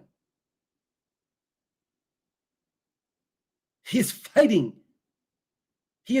for less money and 1 belt. Less money and 1 belt. And you guys condone this. Why isn't he going to the WBC to get a bigger split?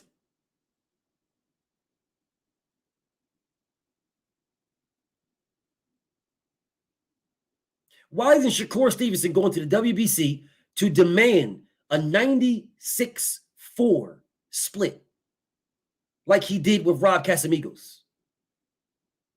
Or is he getting a 94-6 split? Is he getting a 94-6 split? Because that's what he got for Rob Casamigos. 94-6. He is taking less money to fight for 1 belt than more money in all the belts. How can you guys defend this? How can you defend this? I can understand if he's fighting for more money and 1 belt. I get it. If you're going to make $6-7 million to fight Edwin De Los Santos for 1 belt, rock on. Makes sense. Got you. I got you. I understand. You're not about the best fighting the best. You're about your bag. I get you. Cool. No problem. No problem. No problem. I get you. But you're not making that. You're making way less. Way less. In one belt. I see you, Big C. I see you. In negotiations, you never take the first offer. I think you guys are dumb. I really believe you guys are retarded. I swear I do. And I mean that humbly. No disrespect. I think you guys are retarded. I think you guys hang out with Freddie Roach too much. I really do. No, I'm not saying you hate Devin, brother. Big C, you the homie. I'm not saying you hate Devin. I'm not. I'm saying you're retarded. I'm not saying you hate Devin. I'm not. I'm saying you're retarded. This is why I'm saying that. You are saying you never take the first offer. That's what you're saying. You guys do realize if I offer, then you counter offer. I offer here, you offer here. We meet here. That's how negotiations work. If I offer you here and you do nothing, then how are we fucking negotiating? How are we negotiating?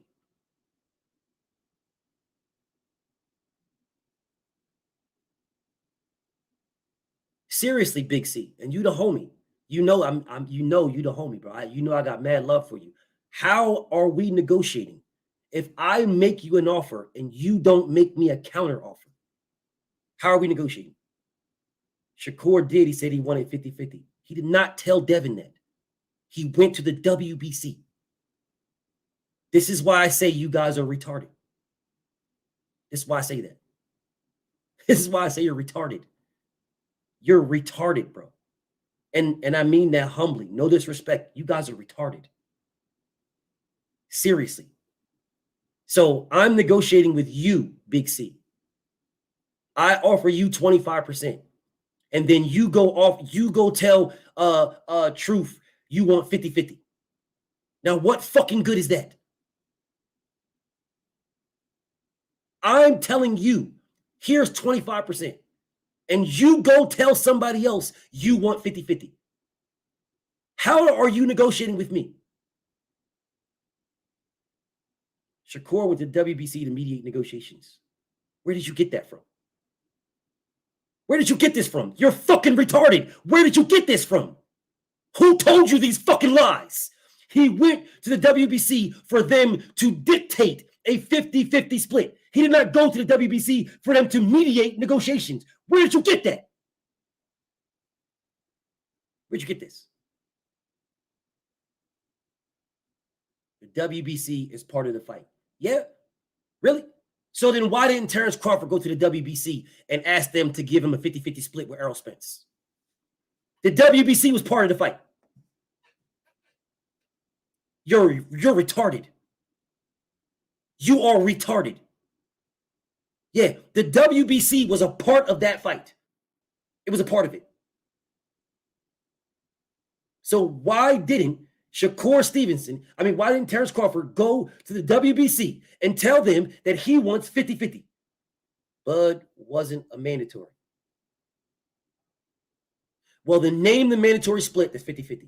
Name it. Ever in the history of boxing. Name the mandatory split that was 50-50 in the history of boxing. Name it. You are retarded.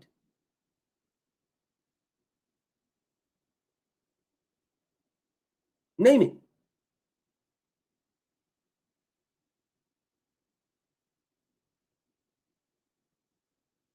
Sean Porter was Terrence Crawford's mandatory. Sean Porter. Why didn't Sean Porter get 50-50 versus Terrence Crawford?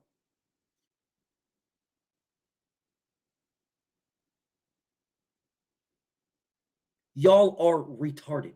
Y'all are haters. Whether you say you are or not, your actions prove you are. Your actions prove you're a hater. Oh, I don't hate Dev, but Dev could have gave him more. Dev could have gave him something that I think is fair. That's what Dev could have did.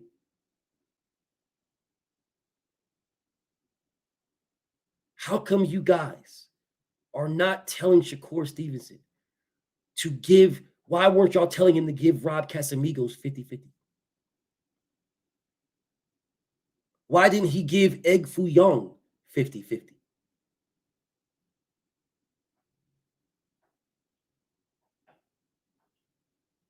Why didn't anybody that he fought get 50-50? Anybody Shakur fought, anybody. Why didn't any fighter he fought get 50-50? Any fighter. He's never done a 50-50 split with anybody.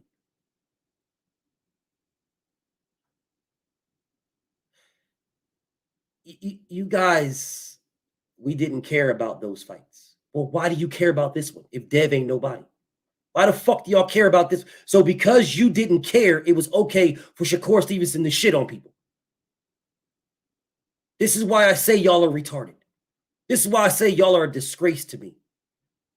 So because you didn't care about those fights, it was okay for Shakur Stevenson to shit on those guys.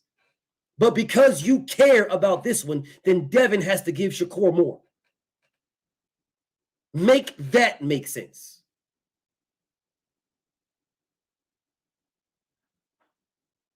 Please make that make sense.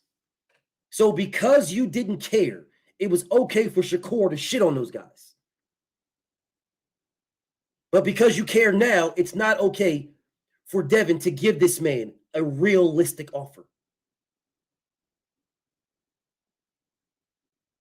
Devin is undisputed. Shakur is multi-division. That's a big fight. Says who? Who says this? You? You say this? You say it's a big fight. Your criteria says it's a big fight.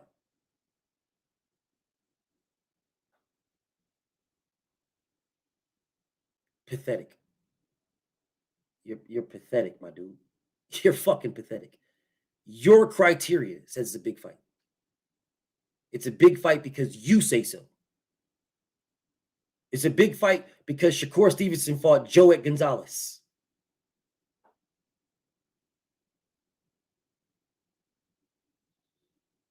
It's a big fight because Shakur Stevenson fought Jamel Herring. You trying to say Shakur versus Devin is not a big fight?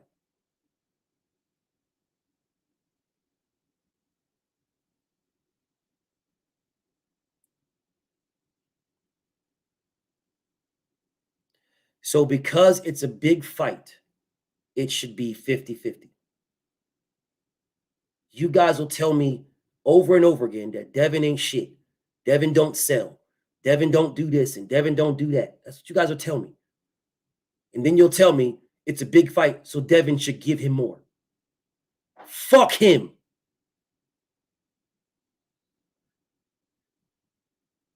What the fuck is you niggas talking about?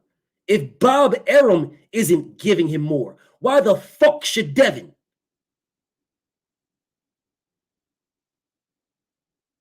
No, I said 65-35. If Bob Arum isn't giving him 65-35, why the fuck should Devin?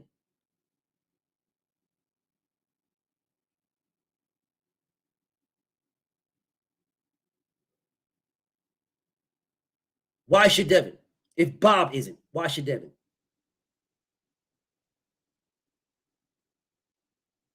Because I've already told you, 25% of everything cuts into Devin.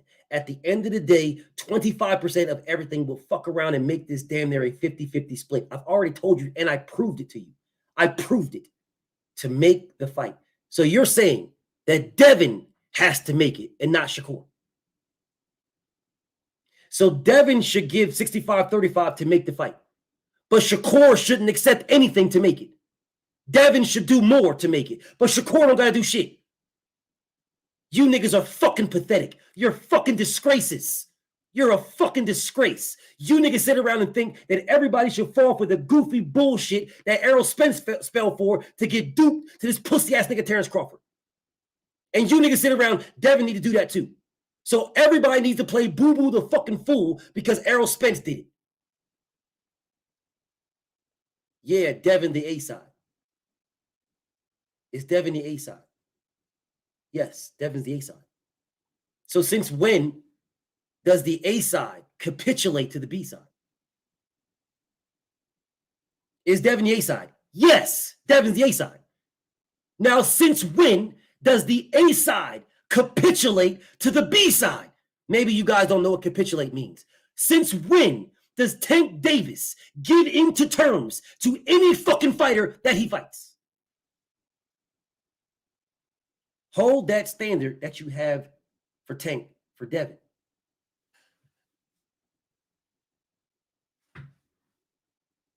You're a disgrace.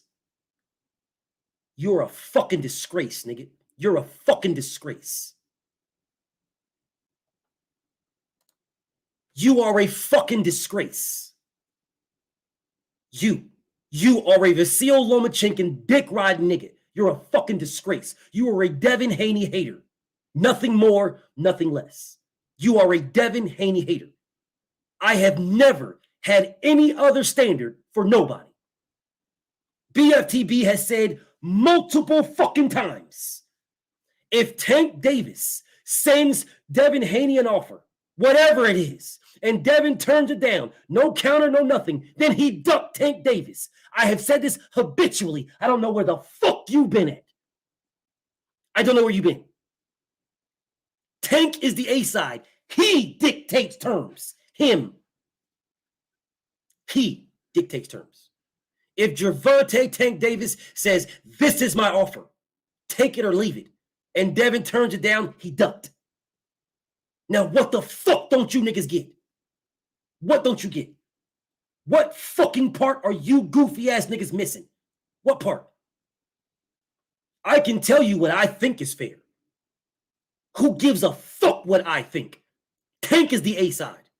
If Tank sends this to Devin and Devin turns it down, he fucking ducked. Now, what the fuck don't you goofy niggas get? What? What don't you get? What don't the fuck you silly niggas understand? What? Where did I motherfucking stutter at all? Where? Where did I stutter? Where did I leave off that you niggas is like, man, nah, BF? Where is this at? Do I gotta put it in subtitles? I'll put it in subtitles.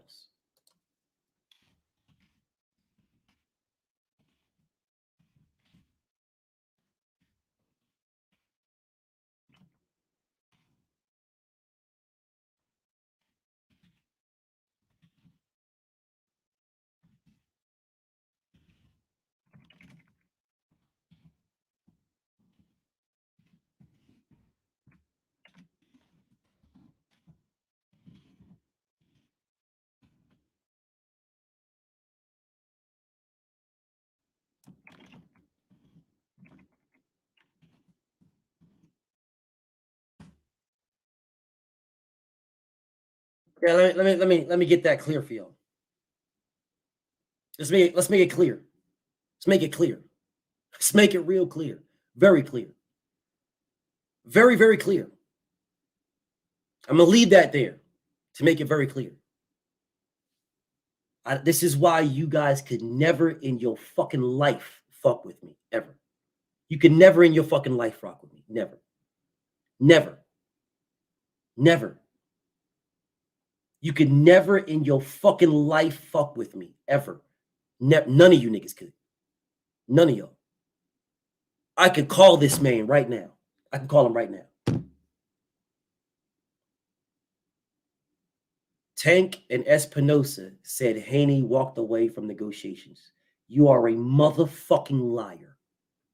You are a fucking liar.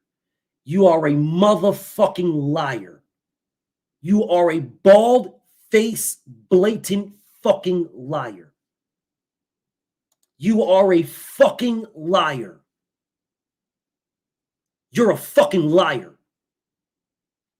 Tank and Espinosa said Haney walked away from negotiations. You are a fucking liar. You are a pure fucking liar. You are a blatant fucking liar. Blatant liar. I talked to Devin. Devin said, who the fuck were they negotiating with? Who? Who were they negotiating with? Who was negotiating with me? When? You're a fucking liar. You are a fucking liar. Blatant fucking liar. Yeah, blatant. You're a blatant liar. They walked away from negotiations, what you say. That's why they walked away. Steven Espinosa said there was never no negotiations, but you can pull it up. You can pull up where he said he was negotiating. Yeah, you can pull up where Steven Espinosa said that. You're a liar. You are a fucking liar. You're a liar. You're a blatant fucking liar. Blatant. Oh, they walked away from negotiations. Devin. They walked away from negotiations. You're lying. You're blatantly fucking lying. Blatantly lying. Blatantly. Blatantly. The motherfucker said straight out, bro. Straight out. Straight out.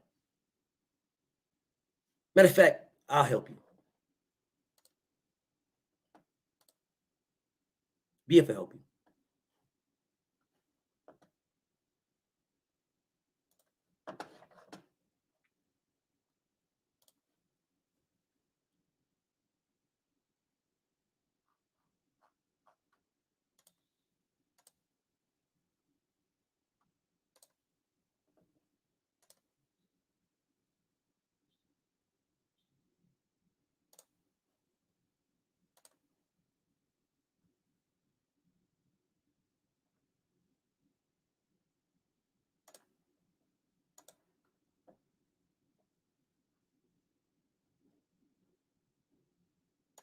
Yeah. I was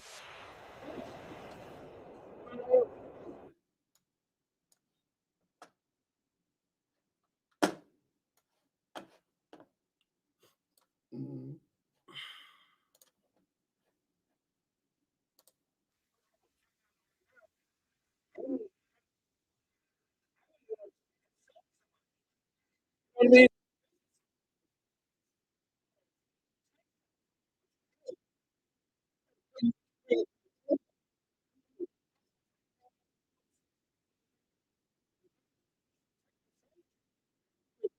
you're not fighting for a belt.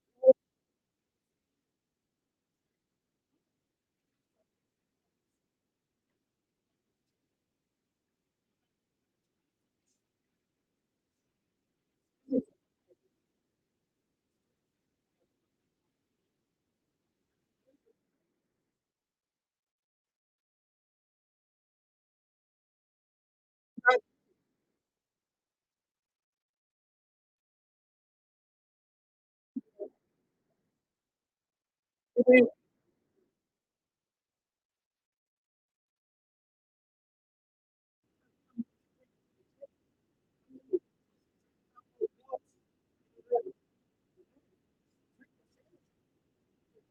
you're not fighting for a belt.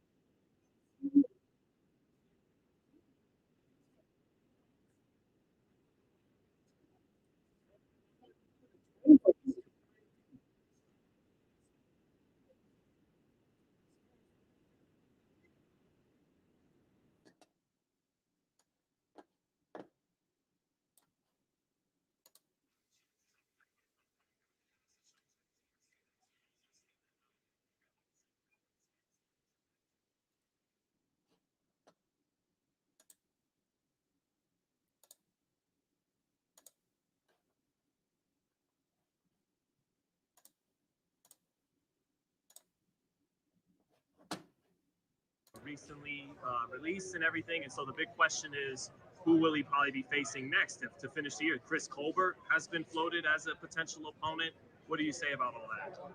I think it's sort of a little bit premature. Like I heard Colbert say maybe 130, maybe 135. So nothing's been determined.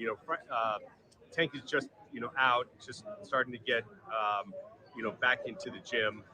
We I do expect to see him this weekend. Do expect him to attend the fight, but we really haven't engaged in those discussions yet. So, everything's open. Like all bets are, all bets are available. All fights are available. Is Isak Cruz gets mentioned a lot. How much based on how he performs this weekend, or is that even a realistic fight for Tank? Fresh out and everything, or is that a little asking too much for him? I mean, I think it's an option, and I think it's an interesting one because Isak's style, and in the fact that neither one of those guys was completely satisfied with how the first fight went. Isak believes he had a missed opportunity that he just could have followed up. Tank was hampered by the hand, and I think, I'd love to see that fight again. Doesn't mean it's necessarily next. I think a lot of people thought, well, Tank getting out and, Isak being on this card and trying to connect the dots. It's not really that simple. He certainly is those, but there's plenty of other guys that we could look at and will look at as well. Can we kind of rest assured he probably will be out for a third time before the year's over, or is that not set in stone?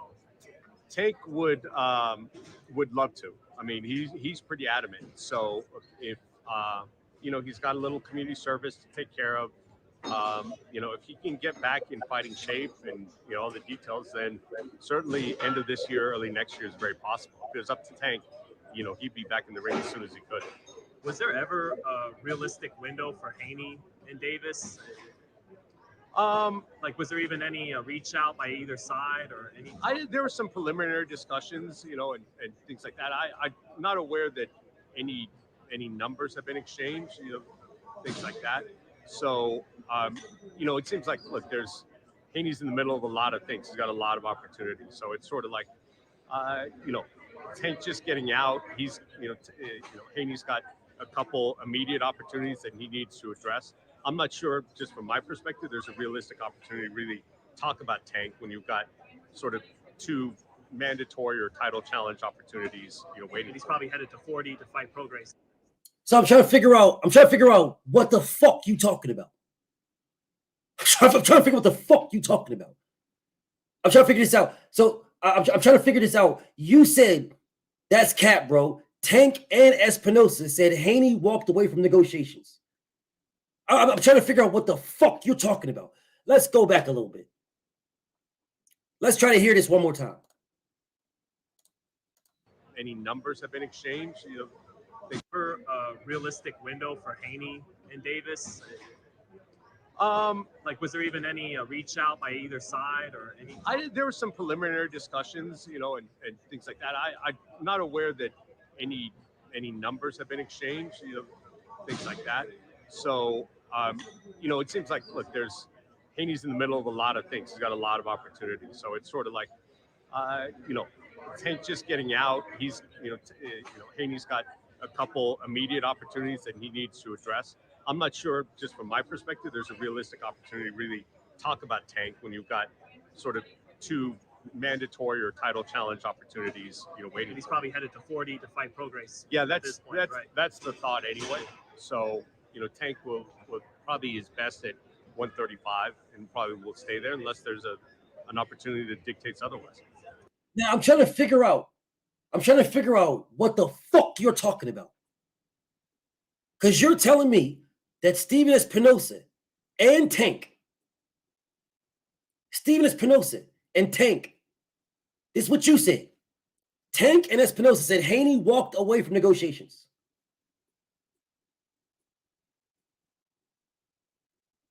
Now, where in what Steven Espinosa said is Haney walking away from negotiations? Seems like Haney is in the middle of a lot. Haney is the reason.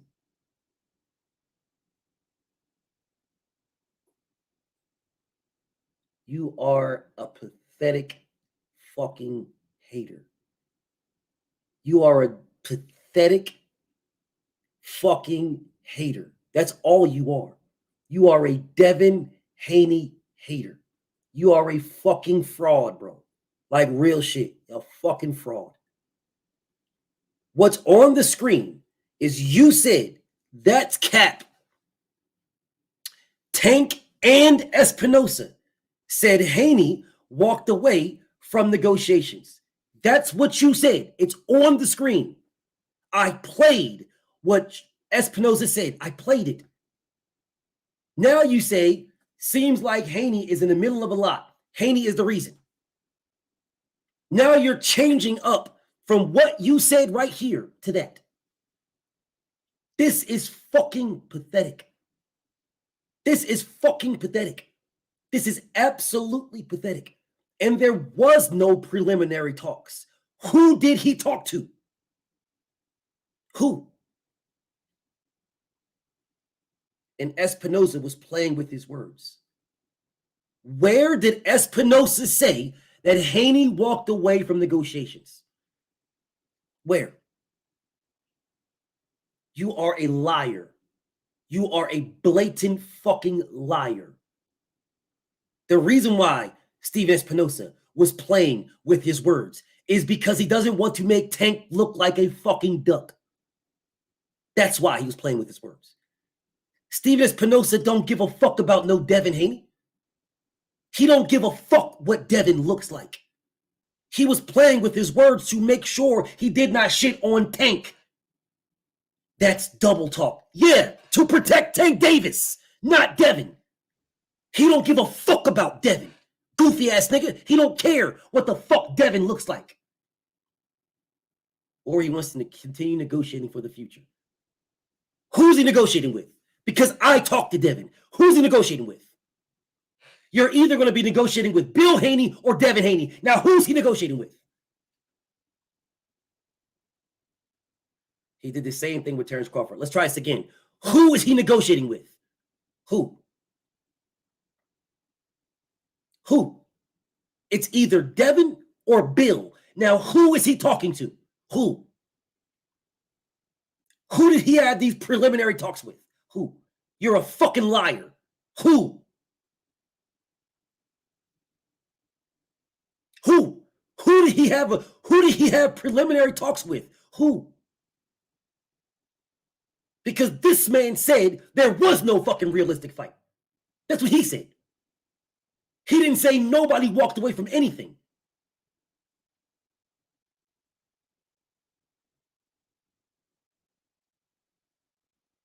So if he is talking to Bill and saying they had a lot of obligations, who did he talk to?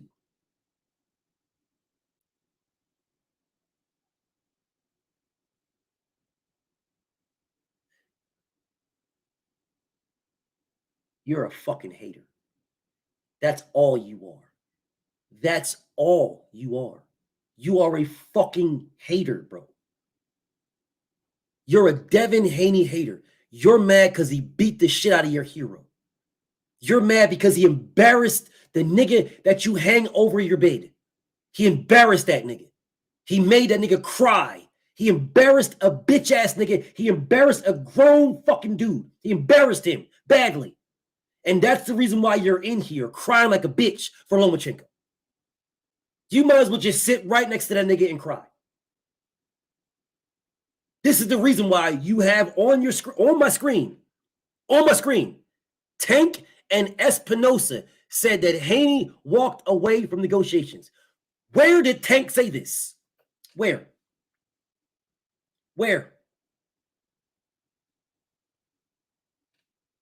Where and when did Gervonta Tank Davis say Devin walked away from negotiations? You're a fucking liar. Where did he say this? You are a fucking liar. Gervonta Tank Davis said, I ain't worried about nobody. I'll see y'all next year. I'm worried about myself. That's what he said. So when did he say that Devin walked away from negotiations? You're a fucking liar. You're a fucking liar. You're a blatant fucking liar. When and where did Devin, when and where did Devin Haney turn down Tank Davis for Regis Prograis? When and where? You're a fucking liar. You are a motherfucking liar. You're a blatant fucking liar. Blatant. You're a fucking hating liar. That's who you are. Blatant hating liar.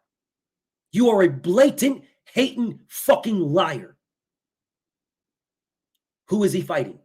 Well, since he only had the option to fight Regis Portgray, that's who he's fighting. That's the only option he had, Regis Portgray. That is the only option he had. Yo, bitch ass, gay ass, pussy ass, lying, fucking faggot, racist hero, Lomachenko. Yeah, he didn't want to fight. Shakur Stevenson turned the fight down, goofy ass nigga. He could have fought Shakur. How is he going to fight Shakur when Shakur turned it down? Devin Haney can fight Shakur just as much as Frank Martin can fight Shakur. Just as much. You're a fucking hater. Stop talking to me. You're a fucking hater. Oh, you niggas are fucking haters. Haney chose Regis. And Shakur chose Edwin De Los Santos. You're a fucking hater. You are a fucking hater.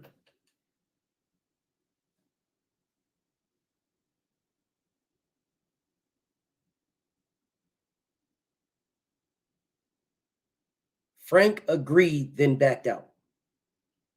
So Shakur never agreed to fight Devin Haney?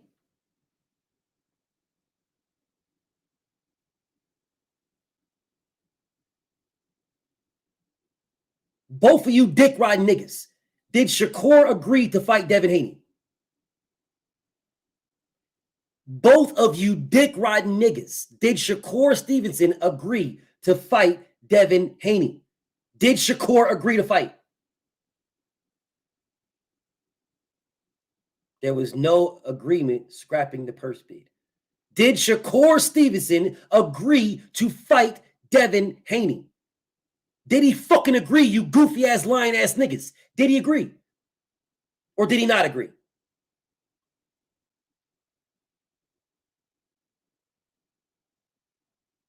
It's a simple fucking question. Did Shakur Stevenson agree to fight Devin? It's a simple answer. Shakur wanted to fight. If Shakur wanted to fight, then he should have accepted what he was offered to fight. The same way, if Frank Martin wanted to fight, he should have accepted what he was offered to fight.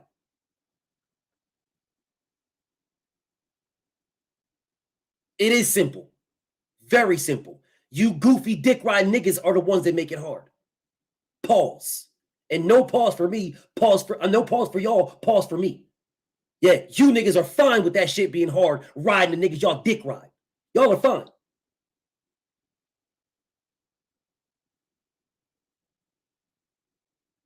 Yet he made Devin give up undisputed without fighting.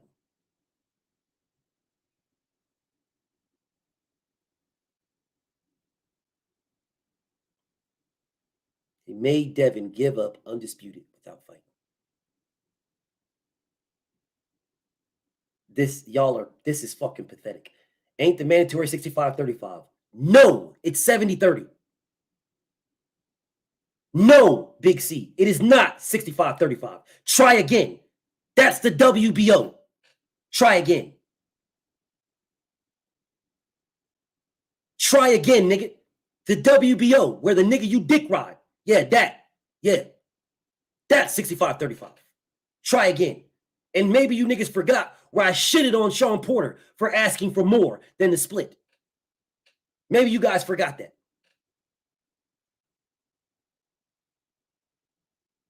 Yeah, but you niggas was rocking with me then.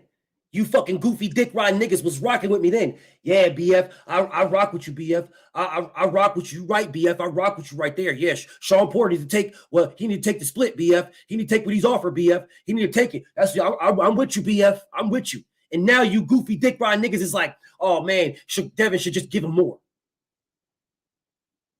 Devin should give him more. They had a staring contest and Devin blinked. How did Devin blink? Oh, Devin's not undisputed no more. Shakur made him give up his belt.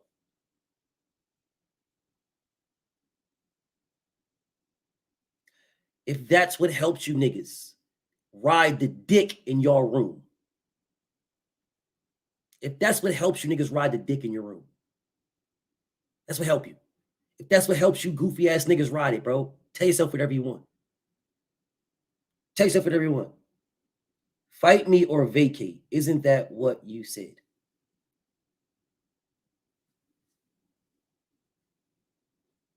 I'm about to block you, my nigga. Like real shit. I'm about to block you. I'm getting real fucking close to fucking blocking you, nigga. Dead ass serious. The lies that you make, the goofy shit that you make. Fight me or vacate.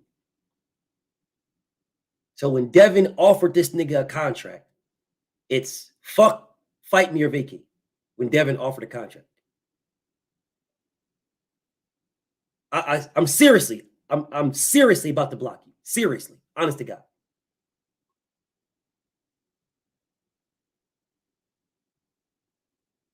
The dick riding that you do is pathetic.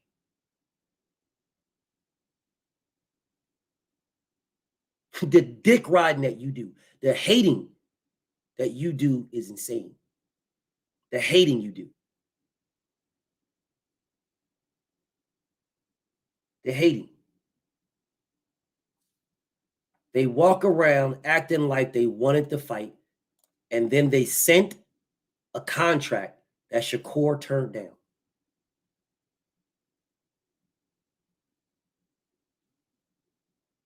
You say, my problem with Devin and Bill is they ran around acting like they wanted to fight. Did they send him a contract?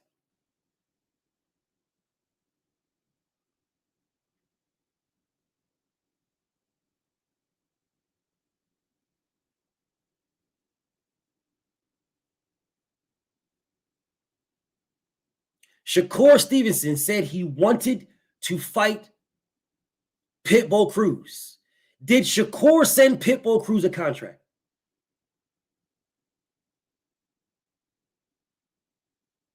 Shakur Stevenson said he wanted to fight Lomachenko.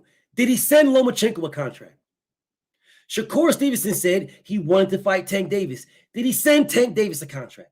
Shakur Stevenson said he wanted to fight George Kambosos. Did he send George Kambosos a contract? Did he send him a contract? Shakur Stevenson is the A side to Pitbull Cruz. He's the A side to George Kambosos. He's the A side to Jorge Linares. He's the A side to Jojo Diaz. Did he send any of them a contract?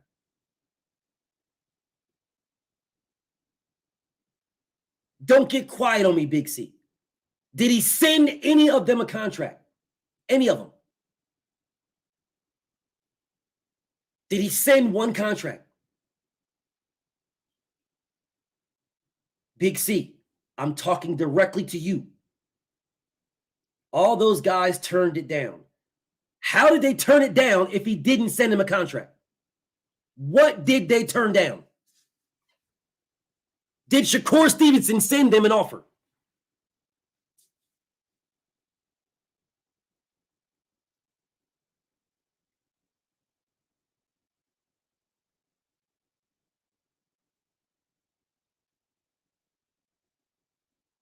Did Shakur Stevenson send them an offer?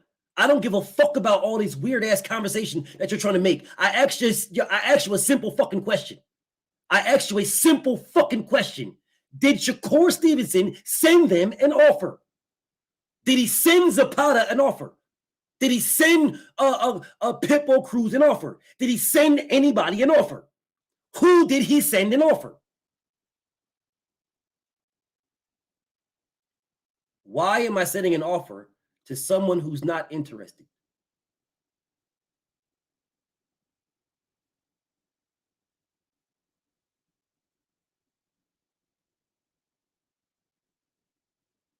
Why am I sending an offer to someone who's not interested? Why am I sending an offer?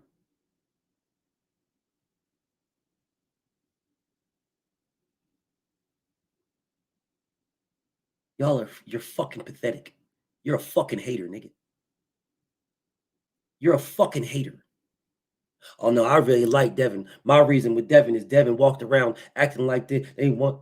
You're a fucking hater, bro. You're a fucking hater, my nigga. You're a fucking hater. You are an absolute fucking hater. Absolute. Absolute hater. He sent Frank an offer. No, he didn't. He didn't send Frank shit. He didn't send Frank nothing. He didn't send shit. He did not send anything. Nothing. He did not send nothing. You're a fucking liar. Big C, you're a fucking liar. He did not send nothing. Nothing. You're a fucking liar. Nothing. Bob Arum sent that. Bob Arum did not send all the numbers. No, you're not a Devin fan. No, you're not. No, you're not. No, you're not. No, you're not a Devin fan. No, you're not. You're just as much a Devin fan as Truth is. Both you niggas are haters. You're not a Devin fan. No, you are not. You're not a Devin fan. No, you're not. You are a hater in disguise. You are a Shakur fan. You're a Shakur fan because you be dick riding Terrence Crawford. So because you dick ride Terrence Crawford, it's just the next dick over. It's the next dick over. You just rock with the next dick over.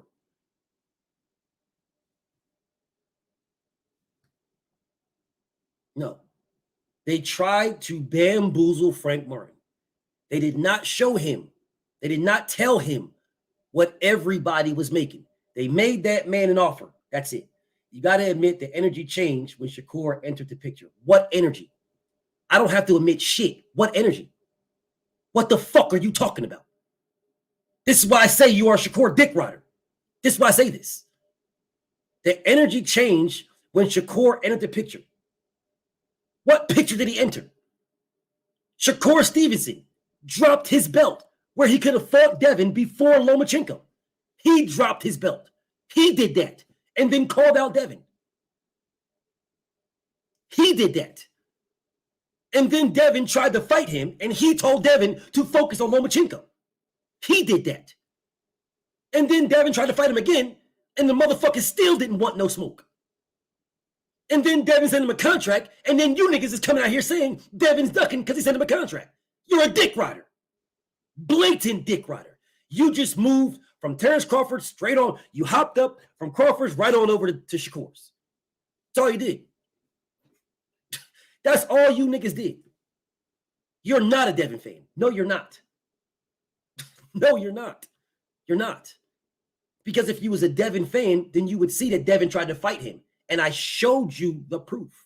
And even when I showed you the proof, you niggas don't care. Even when I showed you the proof, you don't care. You do not care. You don't even care, bro. I showed you the proof of Devin trying to fight this man. Going to fight this. I showed you the proof. Shakur was trying to sell the fight. And Devin left the ring. You're a dick rider. You are a blatant fucking dick rider, nigga. Shakur was trying to sell the fight. Devin was trying to make the fight. So where Shakur was trying to sell it, Devin was trying to make it. And you niggas are out here blaming Devin for trying to make it and not Shakur for trying to sell it. You're a fucking dick rider. And you're a Devin Haney hater. You can try to mask it, whatever fucking shit you want to mask it, but you're a fucking hater, nigga. You're a hater. My problem with Dev is they act like they, my problem. No, your problem with Dev is you're a fucking hater. My problem with Dev, my problem with you niggas is that Devin went to fight the man 6 times. And you niggas said nothing about it.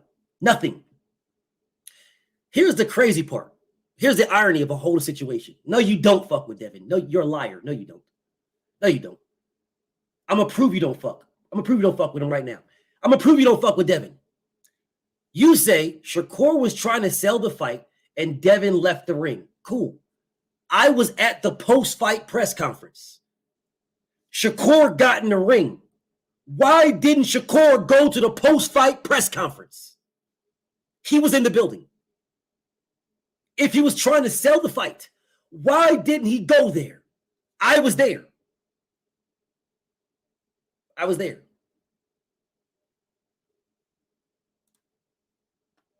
I was there.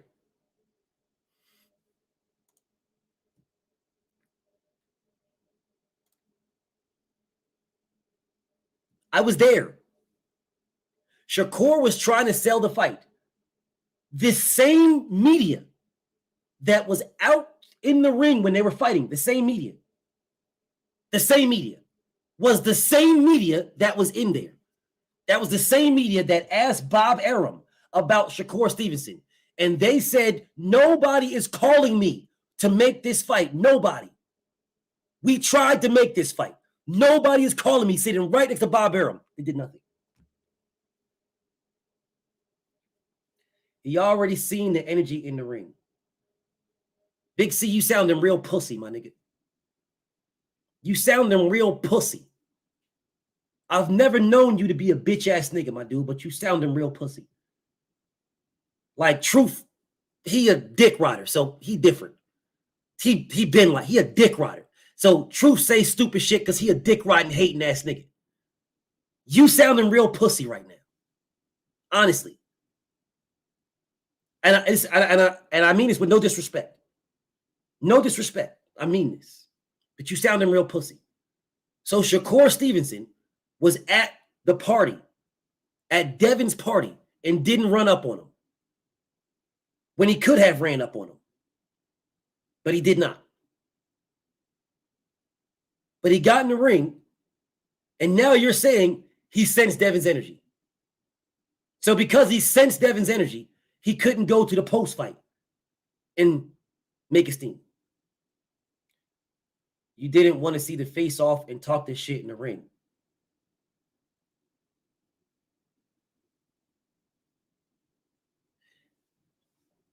You're a disgrace, nigga. You're a fucking disgrace. I mean that. Seriously, you're a disgrace. Devin was trying to make the fight, and you're telling me about a face-off in the ring. Selling the fight. Well, what good is selling the fucking fight if the nigga doesn't sign for it? You niggas are a bunch of fucking goofballs. What good is selling the fucking fight if he doesn't sign to fight? What good is selling it? You niggas is sounding real pussy right now.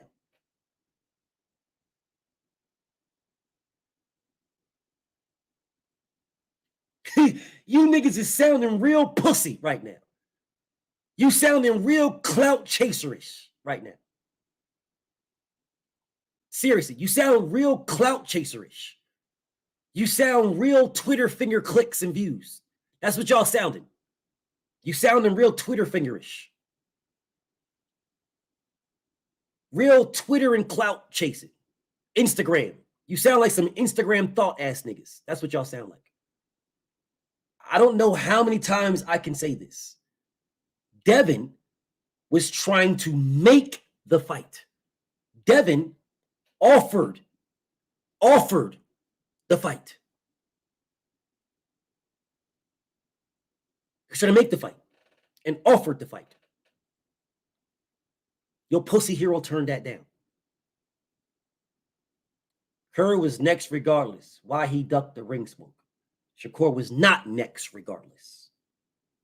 There was no ring smoke. There was no ring smoke at all. There was no ring smoke. None. You niggas are a bunch of fucking weird, goofy, dick riding niggas. That's what y'all are. A bunch of fucking weird, goofy ass niggas. So fuck up. So fuck up an actual fight happening. Let's just stare at each other's eyes.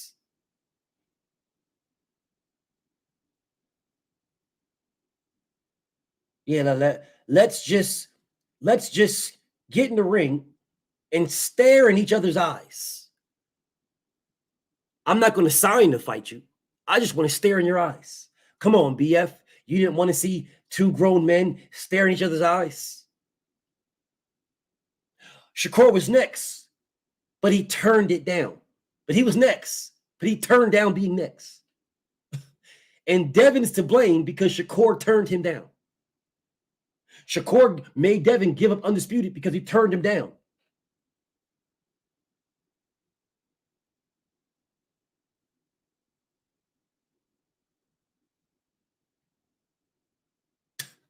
Listen, all I want to do, I don't really want to fight you. I'm not going to sign to fight you. I'm just going to get in the ring and stare in your eyes.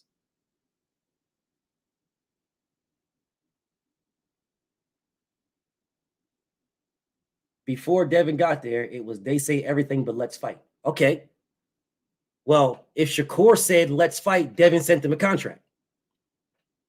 So Devin might as well say they do everything but sign contracts. That's what he might change. Matter of fact, I'm going to tell Devin to change his motto to they do everything but sign contracts. They say everything but sign contracts.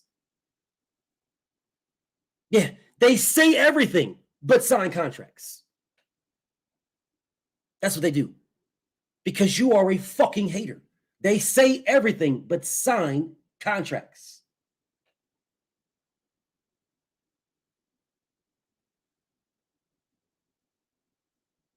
And the WBC, keep crying, bitch ass nigga. Keep crying. Just keep fucking crying, nigga.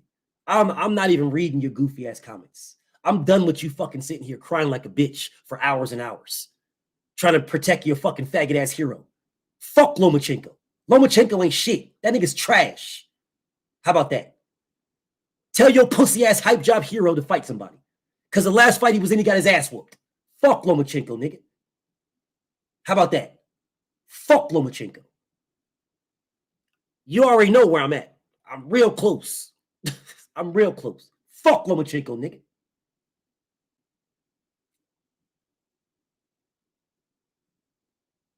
Regis is a bigger fight than Shakur Stevenson.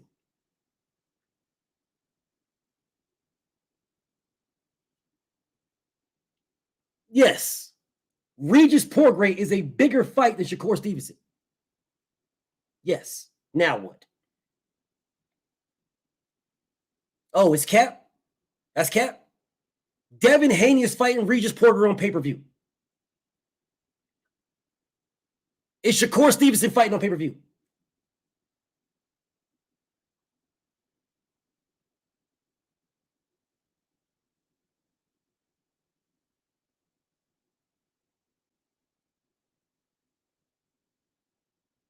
Do I gotta ask these goofy whole ass niggas the same question again? I gotta ask these goofball niggas again? Devin Haney is fighting Regis Porgray on pay-per-view. Is Shakur Stevenson versus Edwin De Los Santos a pay-per-view fight? Regis never did 500,000 views on TV. Cool. Devin Haney is fighting Regis Porgray on pay-per-view. Is Shakur Stevenson fighting on pay-per-view?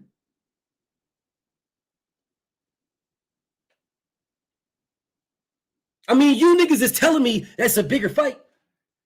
Y'all, it's big, man. It's big.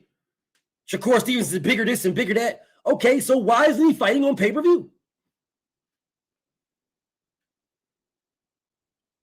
He's a bigger draw than Devin. He's just the same as Devin. That's what you whole ass niggas say. Oh, man, he the same. He got the same views as Devin. He's saying, okay, cool. So why isn't Shakur Stevenson fighting on pay-per-view? Don't get fucking quiet. Don't get quiet. Why isn't Shakur Stevenson fighting on pay-per-view? Shakur versus Devin is a pay-per-view fight. Cool. Got that. Shakur versus Devin is a pay-per-view fight because Devin Haney. That's why Shakur versus Devin is a pay-per-view fight. Because of Devin Haney. Devin Haney is a pay-per-view fighter. That's why Shakur fighting Devin will be on pay-per-view. Now I will ask you again, why isn't Shakur fighting Edwin De Los Santos on pay-per-view?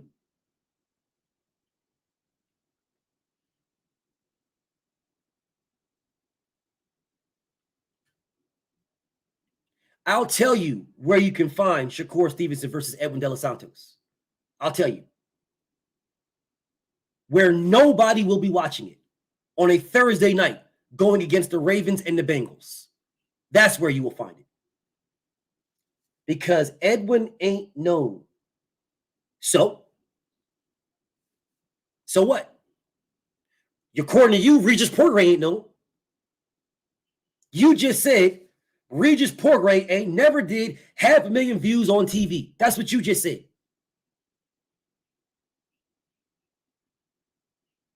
Devin versus Edwin is not a pay-per-view either. Says you.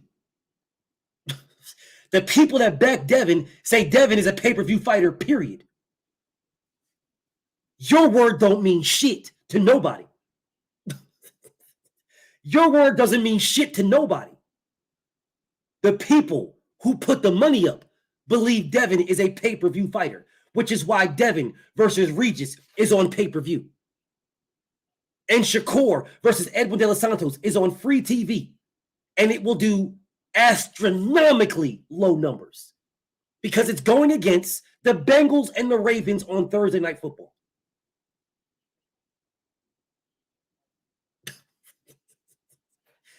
But you goof-ass niggas coming here telling me Regis ain't big. He did 150,000 pay-per-views with Loma. He did 190,000 pay-per-views with Loma.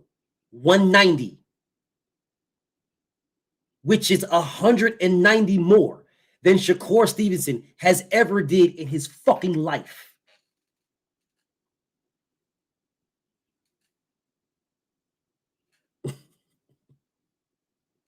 Yeah, that 190 is more than Terrence Crawford did in every pay-per-view fight he fought in, not named Errol Spence.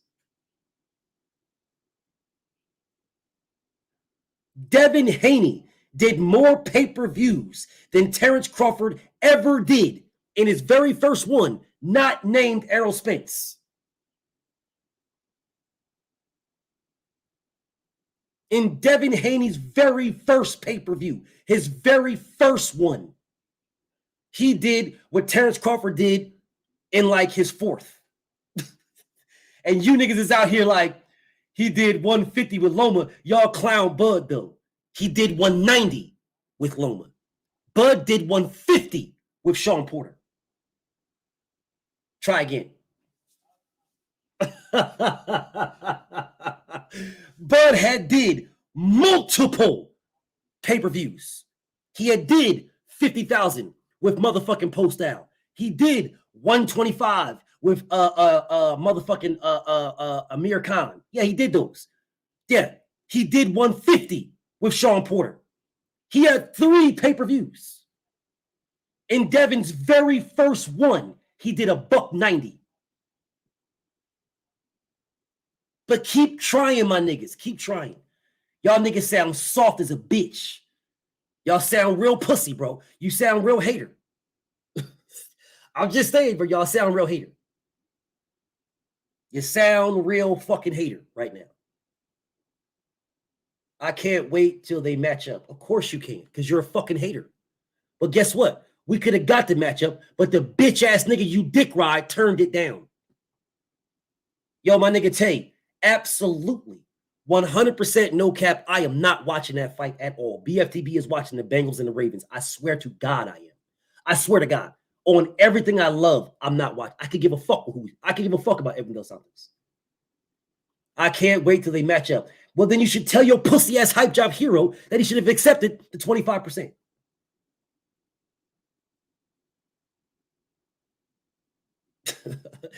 Then he should have accepted the 25% and you wouldn't have had to wait so long.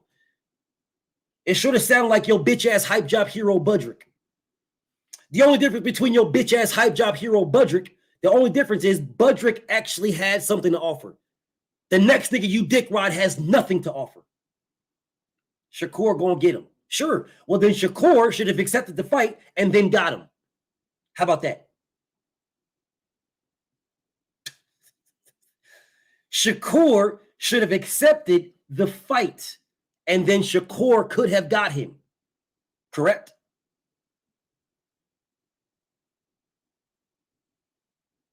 Man, T ain't talking to me, Tay. That nigga know better. That nigga know better, bro. BF been live for 8 hours. That nigga know better. It's only a matter of time. All right, sure. Sure, Big C. It's only a matter of time. Your hype job hero. And I'm talking about your hype job hero number 2. I'm not talking about your hero number 1. Hero number 2. Your hero number 2 brings nothing to the table. Your hero number 1 brought a belt to the table. Hero number 2 brings nothing. Absolutely nothing. Nothing. Dev is not your number 3. You're a liar. You're a liar. I don't believe you at all. You're a liar. You are a liar. I do not believe you. Not even remotely close. Hen dog. Let's keep that to ourselves, though. Because these niggas are fucking haters. Nothing more. Nothing less. Fucking haters. Absolutely pathetic, lunatic haters. You're full of shit. I don't believe you at all. I definitely don't believe this nigga Black Truth. This nigga Black Lies, nigga, I definitely don't believe that nigga. That nigga's a lying, a fucking bald-faced liar. I don't believe nothing that nigga say. Devin's my number 2. Lies. Straight fucking lies. Fucking lies. 100% lies. Tell you what, bro. If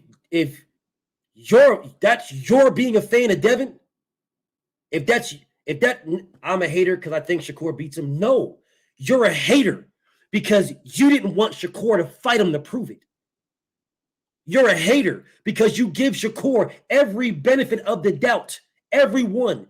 When the man was offered a fucking contract and he turned it down. You're a hater because you say Devin ducked Shakur because Shakur wanted more money. But Frank ducked Shakur because Shakur wanted more money. Because Frank wanted more money, You're a hater because of that. You're a hater because Devin offered 25%, which is his biggest payday, Shakur's biggest payday, and undisputed. And he turned it down because he wanted more money. You're a hater because you say Devin ducked. But then you turn around and say Frank ducked because Frank asked for more money. You're a hater. That's why you're a hater. Not because you think Shakur beats him. Anybody can think anybody beats anybody. I have no problem with that. Never have and never will. And you know that. But yet you say that anyway. I call you a hater because you don't have no consistency. That's why you're a fucking hater. If you was consistent, I wouldn't say shit. You can't ignore the fact, you can't ignore that Frank agreed to those terms, then said he wanted more money. I can't ignore the fact that Frank agreed to the terms and then said he wanted more money.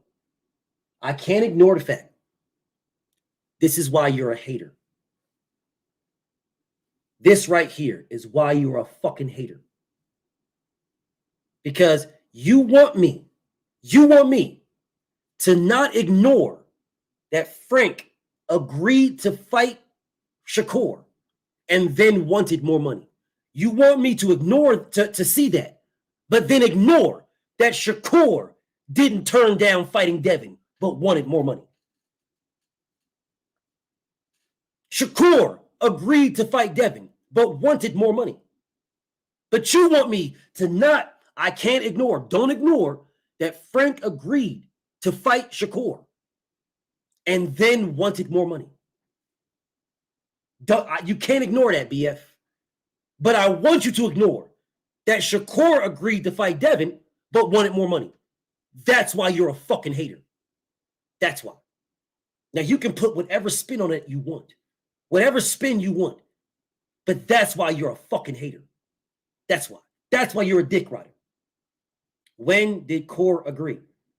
So Shakur didn't agree to fight Devin. So Shakur Stevenson never agreed to fight Devin.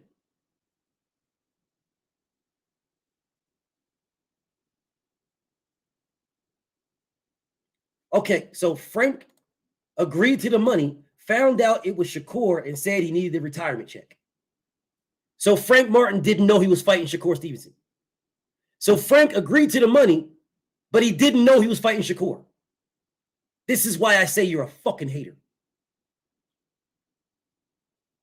This is why I say you're a fucking hater. And the reason why I call you a dick rider is because Terrence Crawford was offered his biggest purse and turned it down because he wanted a retirement check with Errol Spence.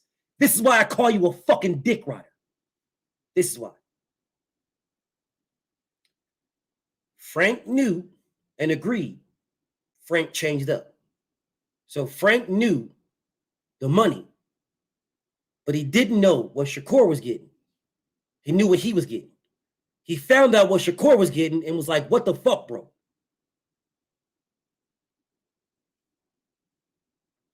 Once it got real, Frank got cold feet. So what feet did Shakur get?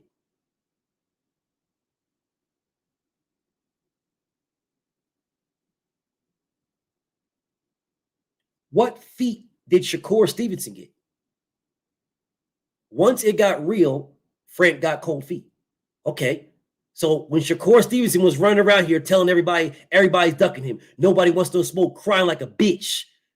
Then when Devin sent him a contract and it got real, what feet did he get? Devin and Shakur never came. Nigga, use a dick rider, nigga. Use a fucking dick rider, nigga. Use a fucking hating dick riding nigga. Stop talking to me. You a fucking hating dick riding nigga. And this is why I call you a fucking dick rider. This is why I call you a fucking hater. This is why I say you niggas are fucking pathetic. Y'all niggas are a fucking disgrace. This is why I say that. Oh, Frank got cold feet when shit got real. But it's okay for Shakur Stevenson to run around here crying like a bitch about nobody wants to fight him. And then when Devin sends him a contract and shit gets real, all of a sudden, he gets cold feet.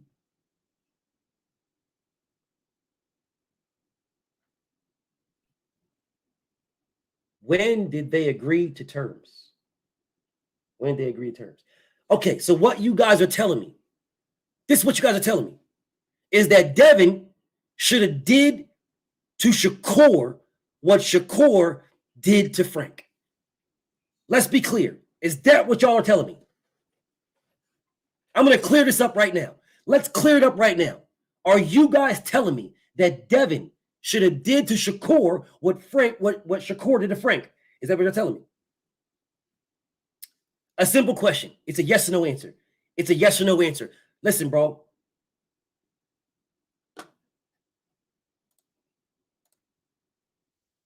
I'm not, this is what I'm going to do.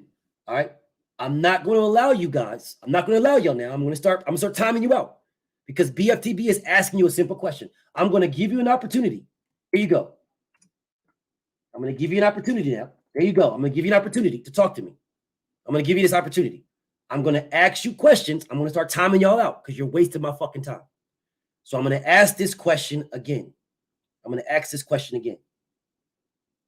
Should Devin have did to Shakur what Shakur did to Frank Martin? Let me put it on. Let me type it in the comments. Let me type it.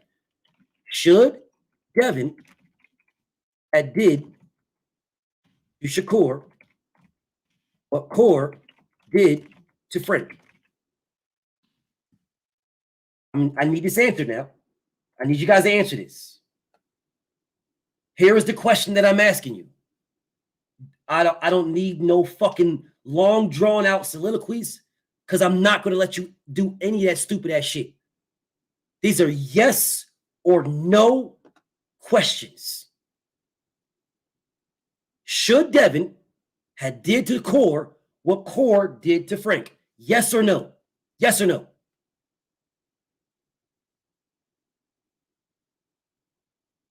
No.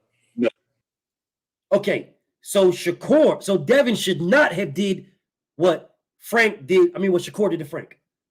So then you're telling me, okay, Big C, I have never timed you out before. I'm about to. I've never timed you out before. I'm about to. I ask a simple fucking question. All that goofy shit you're telling me, I'm not caring. Bro, it's fucking 1:30 in the morning where I'm at. I don't got time for all this goofy ass shit, bro. Simple questions. Should Devin have did to Shakur what Shakur did to Frank? Truth, you said no. That's what you said. So then you are admitting that Shakur did something that Devin didn't do to him. Am I right or am I wrong? Yes or no? No. Okay. So what? Now you're saying that Core should not, Devin should not have did this. Big C says yes, he should have. That's what Big C says yes. Devin should have did Shakur what Core did to Frank. Okay, cool. True Speak says no. This is what Shakur did to Devin. This is what Devin did to Shakur. Devin said, here is 25% of everything. We don't know what everything is, but this is what I can guarantee you, that you'll make more than your last 3 purses combined. That's your minimum. Your minimum is more than your last 3 purses combined. That's your minimum. Your maximum is whatever our fight does. Whatever our fight does, you're going to get 25% of that. Everything else I'm covering out of mine. Everything else. You ain't covering nothing. You're getting your 25%. That's what you're getting at, guaranteed. Everything else, the other fighters, that all other costs, I'm covering out of mine. Now, what you guys are saying is that what Big C is saying that Frank and Shakur should have been the same thing. So then Shakur Stevenson should have told Frank Martin, here is 25%. No flat fees, no nothing. Here is 25% of everything. And I'm covering everything else out of my end. So that is what Frank Martin should have done that's what Shakur should have did for Frank. He did not do that. So since the situations are not the same, then you niggas cannot tell me, oh man, well, he agreed. No. Because you motherfuckers can't tell me that Shakur never turned the fight down, BF. Because if he never turned the fight down, then he agreed to fight him. He agreed to fight him. Now, can someone tell me when Shakur Stevenson offered this man 25% of everything? When did he offer that? Not you, Truth. Big C. When did Shakur Stevenson offer 25% of everything? When? So he didn't. So if Shakur Stevenson did not offer this man 25% of everything, then he lowballed him. He lowballed him. If Frank should have did what Devin, if Shakur should have did what Devin did for him, then he should have offered him 25% of everything. Everything. He did not. So he lowballed him. Now, to Truth. Truth says that he shouldn't have did that. That's what Truth says. Frank don't got a name. Shut up. Shut up. You don't even know what the fuck you're talking about. You're just a fucking hating ass nigga, just dick riding. Oh man, Frank don't got a name. He don't got a name. He don't. Stop crying, nigga. Stop fucking crying. So, Big C, Frank ain't did shit at 35. What the fuck did Shakur do? What did Shakur do at 135? What?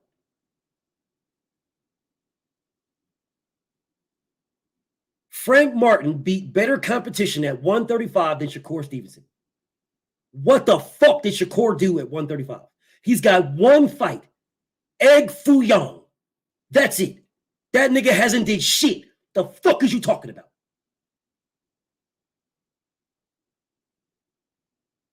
Shakur is a multi-division champion. Who gives a fuck? You said, what have they done at 35? How the fuck are you a multi-division 35-pound champion?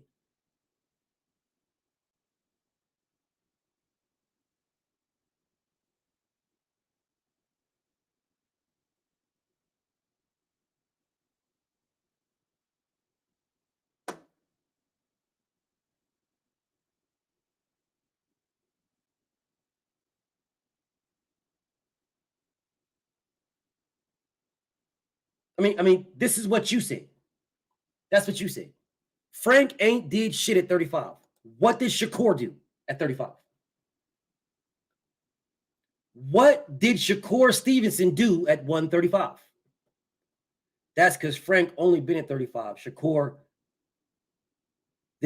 third division. Yeah, his third division where he ducked Josh Warrington. And his second division, he ducked O'Shaquie Foster. And then his third division, he ducked Devin Haney. That's what he did.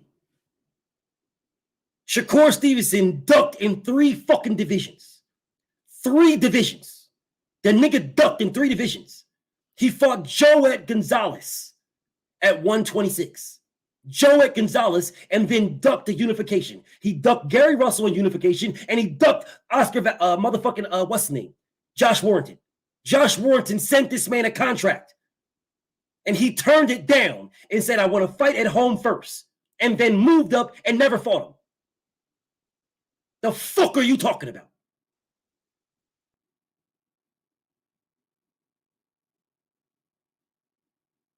What the fuck is you talking about? He fought Joet Gonzalez and then turned down a contract and a unification with motherfucking Josh Warrington. Facts. The WBO and IBF, he turned it down. And then Gary Russell told him, little nigga, you know what's up. And the nigga didn't say shit and ran out the division. Ran out of 126. Ran. He said he wanted to unify first, and then he wanted to fight at home first, and then move to 130. And you niggas didn't say shit. The fuck is you talking about?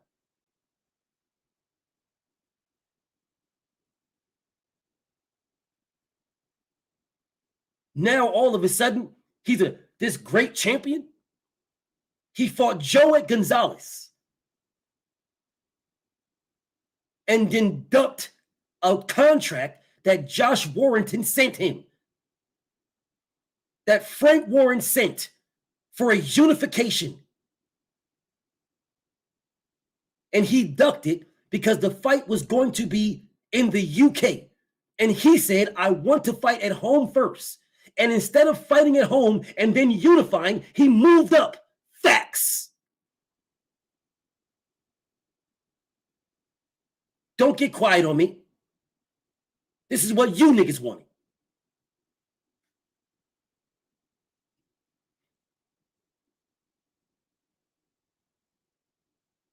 Look at this nigga. Look at this nigga. So instead of addressing what I just said, look what he said. Because you're a fucking hating, dick riding nigga. Real shit. You my homie. You know you my homie. You're a fucking hating, dick riding nigga. All those things can be the same. All those things are true. All of them. You're a fucking hating nigga, dog.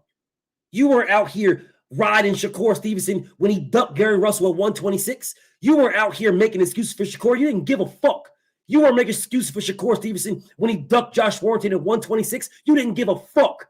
You didn't care. But now all of a sudden at 135, all of a sudden now he's the goods because of Devin Haney. That's because you're a fucking hater. That's why. You're a fucking hater. That's why. That's why I call you niggas a hater. I don't hate Dev. You're a hater. You hate Devin.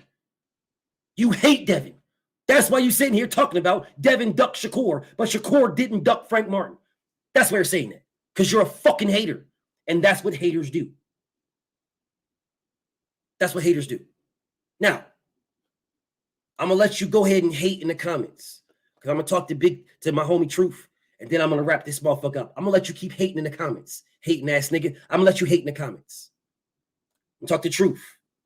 So Truth, you said that Devin should not have did to Shakur what Shakur did to Frank Martin. That's what my homie Truth said. So by you saying that, you are acknowledging that something was not right between the two. Am I correct to say that? Incorrect. Okay. So why should Devin not did to Shakur what Shakur did to Frank?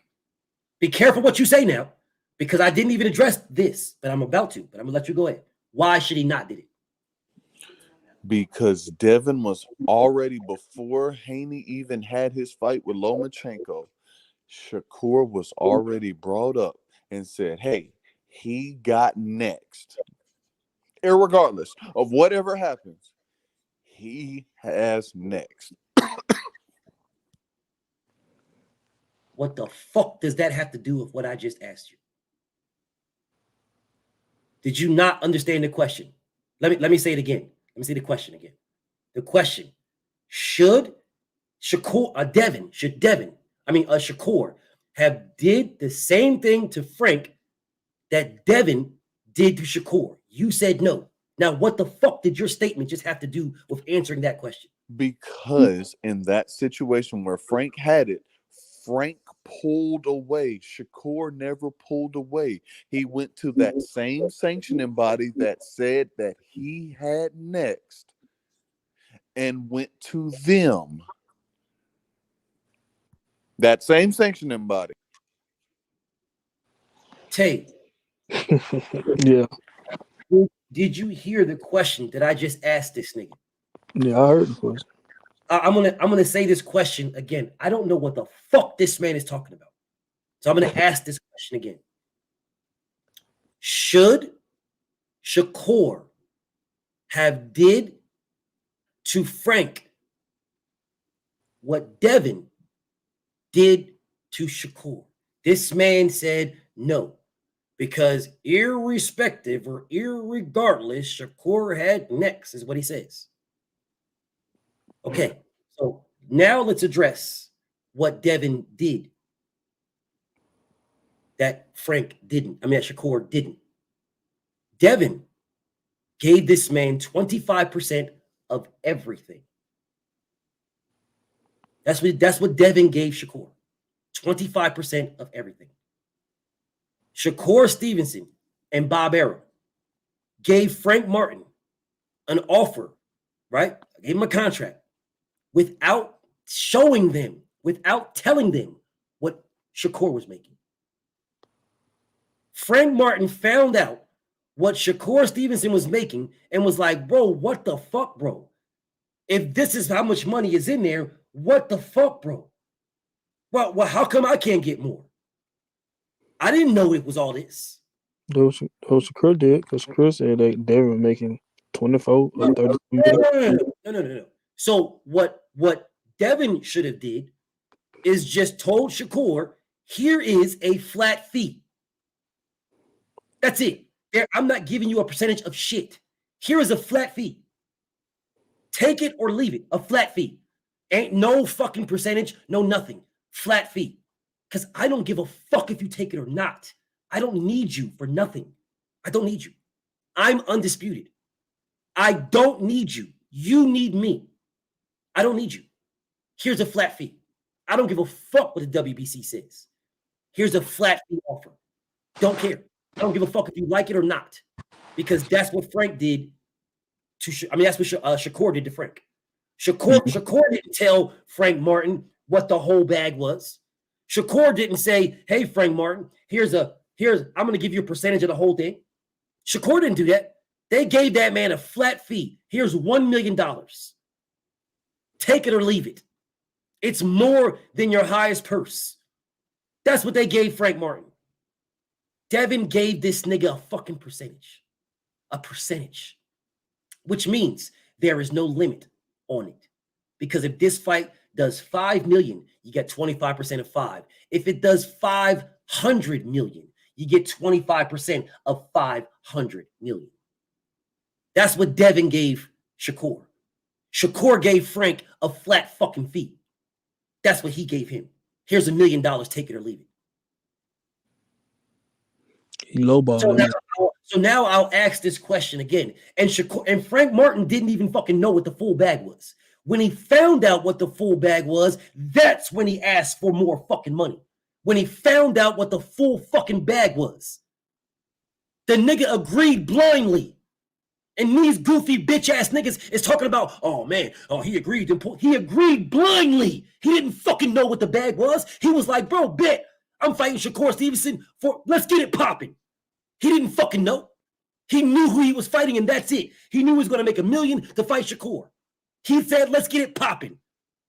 Scrap the whole shit and let's get it popping. They didn't tell him what the fucking full fight was. But let me guess something, Tay. These are the same goofy hoe ass niggas that tell me Terrence Crawford needed transparency, BF. Terrence Crawford didn't sign because he needed transparency, BF. I know you remember this, Tay. Oh no, I remember. Oh, I know you remember these goofy hoe ass niggas telling me he just needed transparency. He needed transparency. If Terrence Crawford, he would have signed if he got transparency. Listen, how are you going to tell Terrence Crawford to just take this right here and he don't know all the money? This goofy faggot ass nigga Crawford did a fucking Instagram live talking about, well, you know, how are you going to tell me to take all the, just to take this, how I'm supposed to be and knowing what the whole what I'ma be getting if I'm not knowing what the whole thing, how am I, and you guys is on, y'all don't know business. This whole ass nigga did a fucking live stream saying this shit. That these same goofy bitch ass niggas are okay with motherfucking Frank Martin getting blindsided. But these same pussy ass niggas was in here telling me, oh man, all he wanted was some transparency, BF. So all he wanted was some transparency, man. He just wanted some transparency, BF. That's all he needed. Just give him some transparency, BF. That's all he wanted. Just wanted transparency. Yeah. That's what they're telling me. That's what they said. Now these same hoe ass niggas is telling me, oh man. Hey, listen, bro. Frank Martin agreed. He agreed, man. He agreed. But yet, you same niggas, you same fucking ones are in here telling me, oh, man, he just wanted transparency, man. He just wanted transparency. Just transparency. That's all he wanted, transparency. This nigga agreed to fight this nigga. Scrapped the purse bid and all. Agreed to fight him. Agreed. And then when it came to sign and they showed him the fucking numbers, that's when the nigga was like, hey, wait a minute. What the fuck, bro? Hold up, dog. You niggas is trying to lowball me. They didn't give him all the numbers. They didn't give him anything. They gave him his numbers, and that's it. Here's your numbers. You got $1 million. Fight Shakur Stevenson. The nigga said, let's get it popping. And then they came back and showed him the full numbers, and the nigga was like, what the fuck, bro? What the fuck, bro? What? How you gonna, you're playing me, bro. Man, I'm not taking it. You're fucking playing me. And then peep this, Tay. In the same fucking breath that Shakur Stevenson was shitting on Frank Martin. He a bitch. Oh, man. He a bitch, man. He a bitch. In the same breath, the nigga said, listen, I didn't turn Devin down. I just wanted more money. Same fucking breath. Exactly. Listen, I go through this with T. T be arguing me down about this shit. T be arguing me down. I be like, click the link. Don't talk to me. Click the link. T know better. T know said, better. Man, my boy T said even the numbers you put up, they were fake. He told me on the phone, he said, man, they were fake. They were fake. I said, oh yeah, why you tell me that? If the numbers was fake, why he didn't click the link? He got it. He got a wrench. He ain't go nowhere. There's a reason why he didn't click the link. BF, look, BF, this whole thing's so crazy, right? I asked my girl this today. I said, "But how much you weigh?" She said 147. I said, "Okay, cool." I said, "Now let's say you 147. You got 12 females in your division, and you go to Australia, fight one girl for all belts. You beat her ass. Said you took a 21%. You took 21% to get all the belts." I said, "What would you go do next time you fight somebody? What you go offer somebody?" She said, I'm up the price on them. She said, I'm up the price. She said, at least I said, what would your percentage be? She said 25 or 26 for all the belts. She said, yeah. She said, that's what I do. I said, now I told this girl, I told my girl, I said, my ex-girlfriend want to fight you, and she tell you, well, I want to fight you for legacy for all the belts, but I want to fight another bitch for money, Lil' Kim. She said, yeah, she said, yeah, that makes sense. She fight Lil' Kim because Lil' Kim more popular than me. I said, now you get her off for 25%, and remind you, this 25% is her biggest payday for all the belts. She turned it down. Then what that means? She like, oh well, that bitch don't want to fight. Then she go fight Lil' Kim if you want some money. That was exactly what she said. I swear to God. Because that's the truth. Because that's the truth.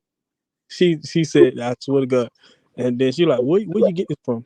and she heard you on TV talking. I said, "This is where I get it from." She was like, She said, "Yeah, whoever your ex is, she ducking." Exactly what she said. I swear to God. I swear to God, I ain't making. I swear to God, I It's ain't the not making. truth, bro. That's the truth. Those are facts. Those are honest to God, realistic, common sense facts. But there is niggas like Truth Speaks, like Big C. These niggas can't admit that. They can't use common sense because it's against their favorite fighter. If it was for their favorite fighter, then common sense would be common. It would be common. But since it's against their favorite, it's not common. My brother Truth will sit in here and he'll break down the fucking molecules of a fucking banana split. He'll break it down and tell you all these high polluting Yankee words and make it seem like you don't know what the fuck you're talking about. He'll say all these things, the hyperproliferations of the demagoguery of how you splendicify the word to the extra splendiferous of the califragilistics. This is the reason why Lomachenko's the man. I'm sitting here like, bro, you think I don't know what the fuck you just said to me? I know exactly what you said. A bunch of bullshit. Use all this goofy shit you run around, and this man, Big C, right here, he'll do the same thing. He'll do the same thing, bro. He'll do the same thing. The same thing. Big C will protect. He is part of the Budrick Squadron, right? The Budrick Squadron includes Coleslaw Davis, Shakur Stevenson. It includes all those niggas that dick ride that nigga. Anybody that dick ride that nigga, Big C rocks with. He rocks with him. The reason why Shakur is because Lomachenko beat the shit out of. Lomachenko got his motherfucking ass whooped. Devin beat the shit out of that man. So that's why reason why Truth dick ride Shakur. Because Truth wants Lomachenko to get his rematch with Devin. So Truth is like, that's really what it is. He can tell you all these things, whatever he's saying, but the reality is he just wants Lomachenko to get a get back with Dev. That's what the reality is with Truth. He don't give a fuck about none of this shit. He don't care about none of this. He really doesn't. Honest to God, he doesn't. This is the reason why I be looking at Truth. He'll get under my skin. Then I just be like, bro, he don't give a fuck about this shit, dog. He's just talking, bro. He don't give a fuck about this. All he cares about is Lomachenko. He don't give a fuck about no Shakur, bro. He don't give a fuck about Shakur. He don't give a fuck about Tank. He don't give a fuck about no Devin. He don't give a fuck about none of them niggas. The only motherfucker he care about is Lomachenko. What's best for Loma? Whatever is best for Loma, that's all he cares about. That's it. Everything else, if it's a detriment in any way, shape, or fashion, he'll use it to try to use it to an advantage to down or degrade somebody to big up Lomachenko. That's it. Hold on, Lomachenko. I just thought about Jacob. You bring his name up. Loma told Shakur he won a rematch. What the hell did Loma even say something about a rematch or something? What he like? I can tell you what Lomachenko said. I can tell you what Lomachenko said to Devin. To Shakur Stevenson. Yeah, I know because it's still on his Twitter, right? Yeah. It's right here. I can tell you what he said. This is what the man said right here. Yeah, let me go ahead and put this on here for you guys. Yeah, this is what he said right there. Let me make it a little bit bigger for you guys. And the man pinned it. It's pinned. No other tweet is pinned. He ain't got nothing else pinned. Nothing else. No other tweets pinned. But that one, this is pinned, where the man told Shakur to eat a dick.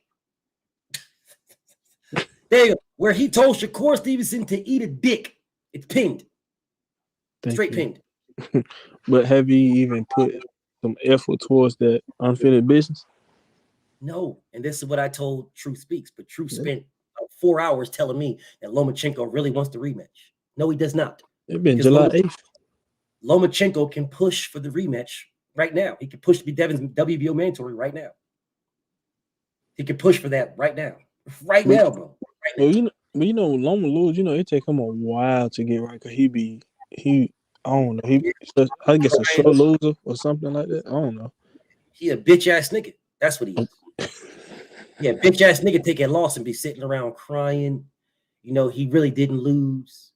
Yeah, then he lost to a nigga. Is that so? You gonna take long?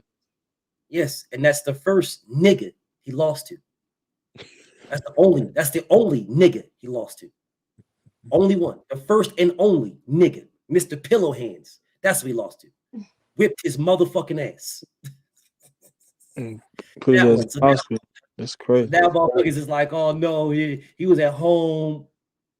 He was at home. He was at home. It was this. He was what it is Lomachenko got his ass whooped.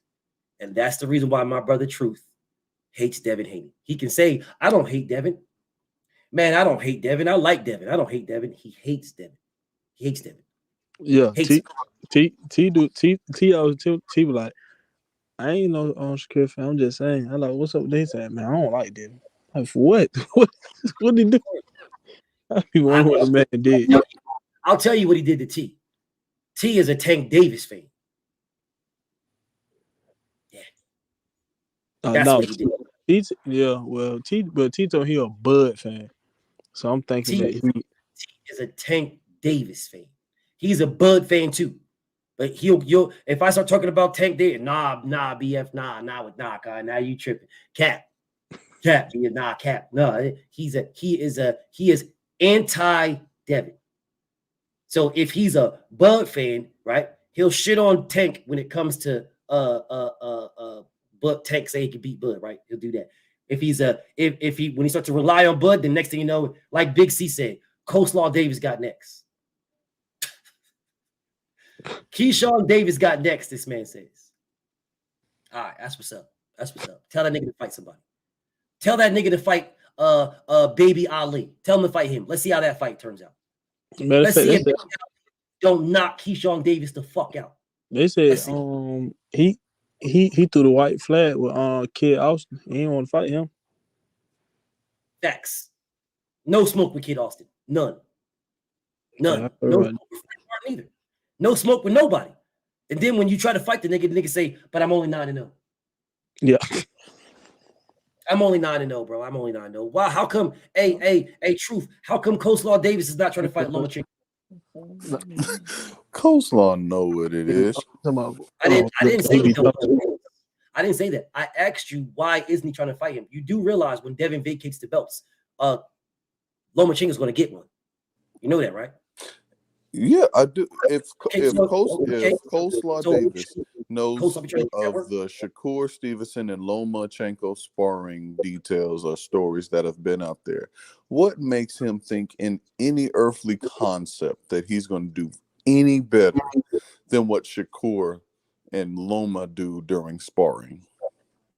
Okay, well, I'll say a couple of things to that. One, I have never seen Lomachenko battered and bruised after sparring Shakur Stevenson. I've never seen it. So that tells me right there, Shakur Stevenson does not get the best of Lomachenko.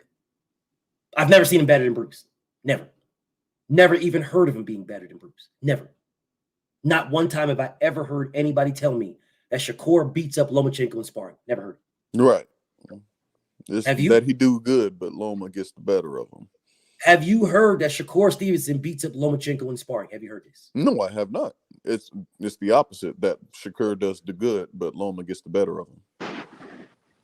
That's why he always smiley when Loma in the gym. So since we got that out the way, okay, we can move past that one, right? Hold on one second, Bryson. Then be up, I'll put you on, then I'm gonna get the fuck up out of here. So since we can get that out the way, that Lomachenko be whipping Shakur Stevenson's ass in sparring. Big C says Keyshawn would beat the hell out of Loma.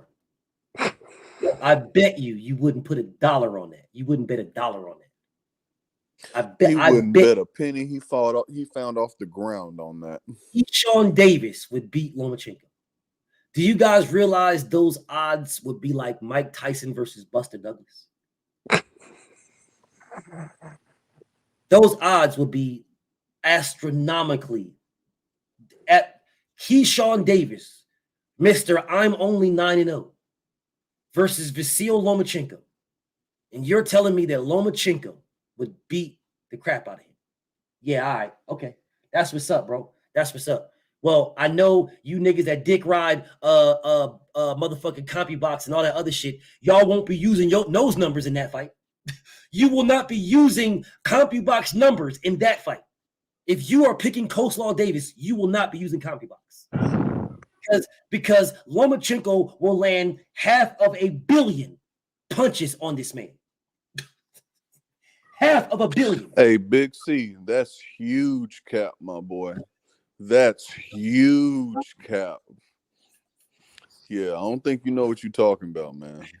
He never knew what he was talking about. And you don't think he never knew. This was nothing out of the ordinary. Big C never knew what he was talking about. I just love my brother, but he never knew. I was rocking with him, but then he said Loma lost every big fight at 35. Come on now. Come on, man. For 6 years, my brother Big C has never knew what he was talking about. For 6 years. Never. I love him to death. That's family. And now Loma ain't shit at 35. Come on. Come on, man. Come on. So if you niggas are just understanding this, I've always known this. This is not new to me. This is new to y'all. This is new to y'all, not me. What big fight did he win? What? Well, he had his first fight at 35. Like, what are we doing? His first fight at 135 was against the #1 lineal ranked guy, Jorge Linares. Big C. He beat the guy. He stopped the guy in his first fight at 35, but that ain't the man. Yeah, the man. The guy that Ryan Garcia was told he is not ready for by Oscar De La Hoya. The man. That's who he beat. The lineal champion. That guy. The guy with like a 70%, 80% knockout ratio or some shit like that. Yeah, it was up there too. That guy. Linares, who was KO'd 3 times. So what? Who cares if he was KO'd 3 times? Linares had the highest knockout ratio at lightweight. What are you talking about? All Linares' losses are on his shield, which means he's going for the gusto. That's what that means. That's what that means. He was knocked out 3 times by bums. Cool. All right, cool. No problem. But you're telling me about Shakur Stevenson's resume, a 3-division champion. 3-division champion by beating Joet Gonzalez, Jermell Herring. Not even 3, 2-division champion. Joet Gonzalez, Jermell Herring. Those are the 2 guys he beat for 2 divisions. Joet Gonzalez and Jermell Herring would get stopped by Jorge Linares. Fails to mention Jorge was on like a 13-fight win streak. Knockout streak. So I'm seeing here, Joet Gonzalez would get stopped by Jorge Linares. He would get stopped by him. That was just 1 belt. He had 3 of them. Linares would be the best name on Shakur's resume. How about that? Facts. Absolute facts. Not even a question. Jorge Linares would be the absolute best name on his resume, and it's not even close. It's not even close. Linares never ducked anybody.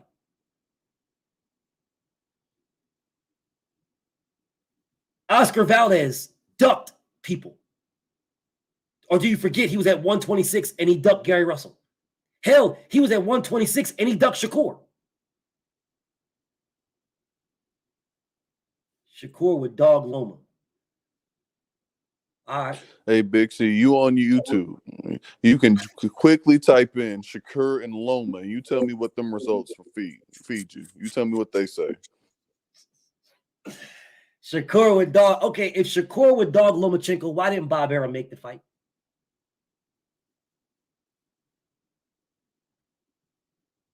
Why didn't Bob Arum make the fight if Shakur would dog Lomachenko?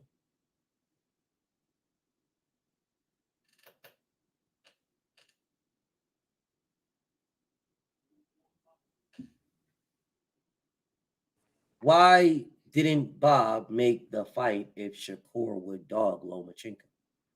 I'm confused here. Loma turned it down. Okay, cool. Bob Arum dictates what happens in Top Rank. Bob Arum. Bob. These fighters are signed to Bob Arum. That's who they are signed to, Bob Arum. You guys can get away with saying that a fighter with PBC turned it down, or a fighter with motherfucking Sky turned it down, a fighter with the Zone turned it down. You can get away with that. You cannot get away with telling me that a fighter, in-house fighter, turned down Bob as if they have a choice. Hey, Big C, if you talking, what happened with Nakathila? If you can tell me what happened in that fight. Lomachenko stopped him. Tuki. You talk about Tuki. Loma stopped that man. Come on, BF. And wasn't Shakur out here apologizing to the crowd for his performance? Here you go. Okay, if Shakur Stevenson wanted to fight Lomachenko and Lomachenko turned it down, Bob Arum can make that fight if he wants to. Bob Arum dictates fights in Top Rank. Bob Arum dictates fights in Top Rank. Shakur Stevenson wanted to fight Lomachenko. Lomachenko turned it down. Yes. Now, what does that have anything to do with Bob Arum making the fight? I understand how you niggas like to move shit around. I do. I understand. My brother Truth is very good at it. It doesn't work with me. It just pisses me off, but he's very good at it. So I will say what I said again. And I'm going to say it to you, Truth. I need you to please answer me. Please answer me. Does Bob Arum make fights in Top Rank? Correct. So Bob Arum makes fights. Bob.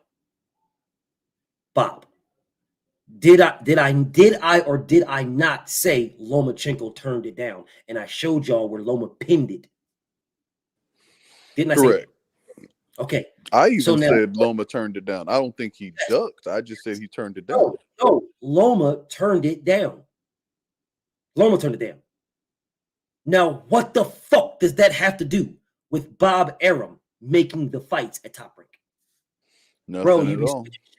That's what Big C says. Big C says, I'll be switching shit up. That's what he says. What did I switch up? You don't know what the fuck you're talking about. What did I switch up? What did I switch? What did I switch? Big C, what did I switch? Truth, didn't I just say Lomachenko turned the fight down? 100%. Even showed it. And I just said, who gives a fuck? Bob Arum makes fights internally in Top Rank. Bob. Or did we not hear every fucking fighter say, I fight who Bob puts in front of me? I could have promised Shakur said that as well. Yes. Yes, Shakur said yes. So did Terrence Crawford. So did all these Top Rank fighters. All of them said that. All of them said, I fight who Bob puts in front of me. All of them said this. Every last one of them. So I will ask you the question that I already asked you, where you're trying to move the fucking goalpost to tell me I'm switching shit up. You're a fucking liar. I don't switch up shit. I'm consistent. And I've always has been. Always. Loma turned it down. Yes. We all agree that Loma turned it down. So fucking what? So Loma don't dictate shit like that. If Bob wants the fight, then Bob will make it. Those guys are signed to him. They have a contract with him that they will do what he tells them to do. So what the fuck are we talking about? That's why you see him talking about him and Bosis. Yes. Yes. Yes. This is another reason why I have a problem with you guys when you guys are telling me about Devin and Shakur, because Devin was signed to Top Rank. He was signed to them. He was signed to Top Rank. He was willing to fight Shakur. It was up to Bob to make it. That's a fact. Am I lying? Am I lying? True speaks. Am I No, lying? I agree. Like when it comes to Bob's I just wanna make business sure. tactics, I I just want to definitely. make sure. I just Oh, want to make sure one thing. I got you. Devin was signed for 3 fights with Top Rank. 3 fights. Is that a fact? No, 100%. Okay. The third fight they said was going to be Lomachenko, but it was not guaranteed. Is that correct? I'm going to say it was guaranteed, but I understand the point that you're making. But it wasn't guaranteed. And the reason why it wasn't guaranteed is because Lomachenko didn't sign. There was nothing in the contract that said Lomachenko was the last one. Nothing. And I know what was said. What was said to everybody was, give me your best because I am going to demand the biggest bag. Give me the biggest bag. Whoever is the biggest bag, give me that fighter. That is what Devin said. That is a factual statement. I swear to God, as a factual statement. He said, I don't give a damn who it is. And he didn't even care the weight. He didn't care if it was 140 or 135. I swear to God. Devin said, I took 2 shitty ass fights, 2 shitty deals. You guys know I took 2 shitty deals. These are his words. And I quote, I took 2 bad deals because he didn't cuss. I took 2 bad deals. I will not take a third. So whoever is the biggest fight, that's the one I want because I'm demanding the biggest bag. Whoever's going to give me the biggest bag, I want that fighter. End quote. I swear to God. I swear to God, it didn't matter if it was Loma, it didn't matter if it was Tio, it didn't matter if it was Shakur, it didn't matter who it is. I swear on my life. I swear on everything I love. The man said, I'm demanding the biggest bag because I took 2 bad ones. So because I took 2 bad ones, give me your best fight, your best fighter for this third fight. Give me your best fighter because I'm demanding the biggest bag. I swear to God.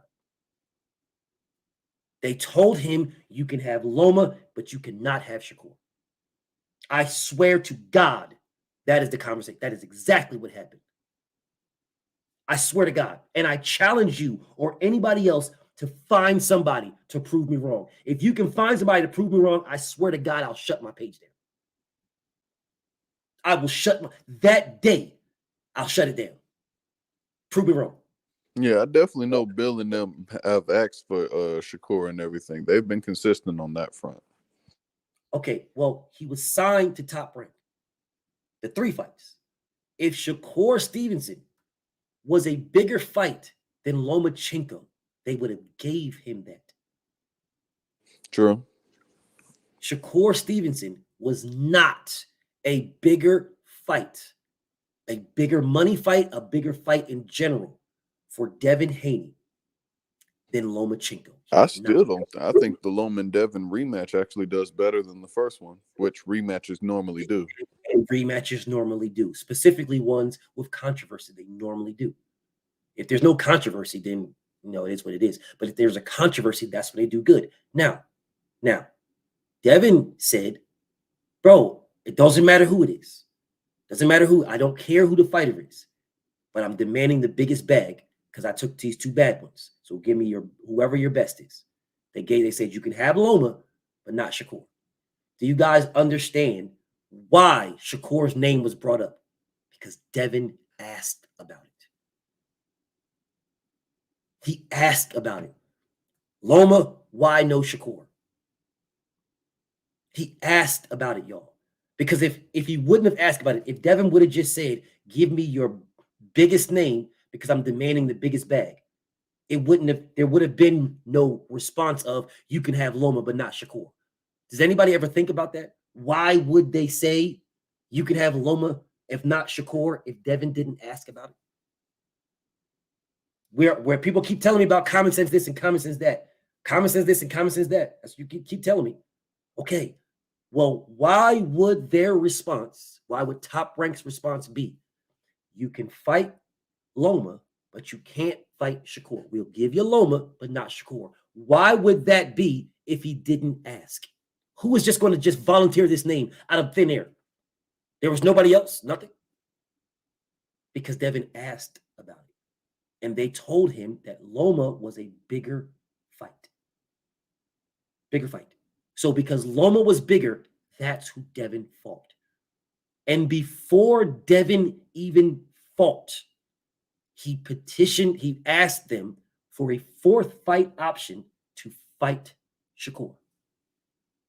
These are facts on everything I love. If you can prove me wrong, I'll shut my page down. Prove me wrong, I'll shut my page down. Prove me wrong. Prove me wrong. Prove me wrong. I'll shut my page down. I promise you, I will. BF, this is a waste. Sometimes I feel like it's a waste of my time because I'll be talking to fucking just air. Because motherfuckers don't, y'all, I give y'all facts and y'all don't even fucking care. So prove me wrong, I'll shut my page down. I have the receipts. I have the receipts on my phone right now. I have the receipts. I have the receipts. And can't nobody prove me wrong because I can show you the receipts. I can show you. The man tried to fight Shakur 6 times. 6. And for 6 fucking times, they turned that man down. And now you guys are telling me that Devin should have just fucking waited when he tried to fight the man 6 fucking times and gave him a fucking contract that he turned down. But Devin is ducking. Devin ducking. But Lomachenko hasn't given this man shit. Nothing. But we don't have no smoke for Loma whatsoever. No smoke. But all the smoke for Devin. Insanity. Fucking insanity. Insanity. Absolute insanity. This is what I will say. I see you in the background, Bryce. I'm a BF gotta go, bro. I'm tired. I will say this. You guys better hope and pray. All right. You better hope and pray. I'm gonna let you cook right quick before I leave, Bryson. You guys better hope and pray that Shakur Stevenson beats Edwin De Los Santos. You better hope and pray. This is not Terrence Crawford, Errol Spence. This is not at all. If Errol Spence or Terrence Crawford, doesn't matter, whichever one would have lost, they are still Errol Spence and Terrence Crawford.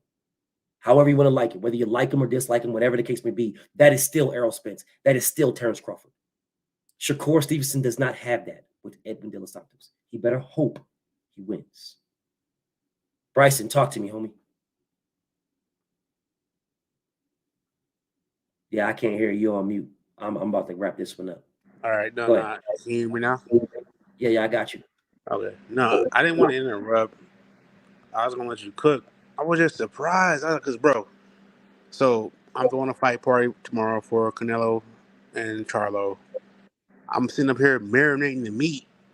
That's why I'm up so late. real shit, dog. So I get back to my phone and I'm like, wait a minute, am I tripping? Because BF, I know normally we end the show about 6:37. So I get back downstairs, my phone's still going off. I'm like, wait a minute, am I tripping? BF still going on? He's still cooking? So I take a double take. I was like, wait a minute, okay. I checked out, like, oh, yo, he's still alive, cooking. So that's when I joined. But now, G, please, go ahead and still cook. Yeah, I'm about to dip, dog. I know. I just wanted to say, hey, man, goddamn, my nigga's cooking for almost 8 hours. It's 9 right now, dog. 9 hours. I'm about to fucking off this. I'm tired as a bitch right now, dog. I talked to my brother Truth for a minute. But no, hey, listen, man. That's all I want to say. That's why I want to say it's gonna be short. Continue doing what you're doing, man. I appreciate you. Appreciate you, bro. Do your thing, dog. And I hope you enjoy the fight tomorrow. I got this big ass party tomorrow, so I gotta marinate all this fucking meat. I got a barbecue tomorrow. You know what I'm saying? I got like at least 25 people coming over tomorrow. So well, get it in, Brody. Get it in, man. Enjoy your whole fucking bro. Yeah, but hey, man, I wouldn't be doing this if it wasn't for you, man. You like, bro, when it comes to boxing, I come to your channel, like I said, normally I always come at 4, join the chat, but because this weekend with Charlo and Canelo, it's a big weekend for a lot of huge boxing fans, so, and a lot of my family, they depend on me to cook. Bro, I always buy the fight. This is why it's so big to me, because they know, like, bro, when Mayweather's fighting, I was always the one throwing big parties. So, of course, I got to continue the tradition. Yeah, Cook. get it in, my dude. Get it Yeah, in. I got to cook, get the meat ready. Tomorrow when I get up, I'm going to throw all that shit on the grill. So I just want to shout out to you, bro. My love. That's all I wanted to shout my love to you, man, and say, hey, man, listen, man, you doing overtime.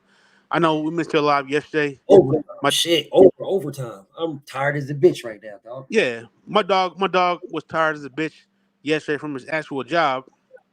So, bro, we understand. As a fan, For I want sure. you to know, bro, we ain't worried about that shit, dog. We know you out there putting in work. So, hey, listen, Jay, do what you do and continue to hook. That's all I want to say. Indeed. Appreciate you, Brody. Salute No to my doubt, nigga bro. Big C. I see you, Big C. Much love, Big C. You know it's all love, Brody. And salute to And my much brother love. Truth. If I can, I want to send my shout out to the graveyard too. For sure. We argue, fuss and fight, but guess what? Graveyard, we all family. Much love to For y'all too. sure. Have a good weekend. For sure, man. Peace, bro. All right. Salute to my brother Truth, bro. Truth be getting on my motherfucking nerves, but that's still my homie, bro. He be trying to maneuver, No go over doubt. goalposts and spin shit around. He be trying to spin and twist. That shit don't work with me. It just be pissing me off, but it's still my homie, though. And salute to But you, Todd Fresh in the chat, bro. I appreciate you, King. My nigga Dante, appreciate you. And my family, E. White, appreciate you. Anyways, man, Hey, let me BF, they did ask. Are you What's doing that? a fight call tomorrow? Let me sleep on it and we'll see. I know you kind of you burn the candle at both ends, but man, I think that'd be Let me good. sleep on it and we'll see how that one plays out. I might do that one for y'all. But we'll see how it plays out. Anyways, let me get the fuck up out of here. Salute to my brother Truth, man. I'm out, y'all. BFTB, man. Shout out to the mighty LDBC, bro. Peace and blessings. This was a long one. I'm out of here, y'all. Peace.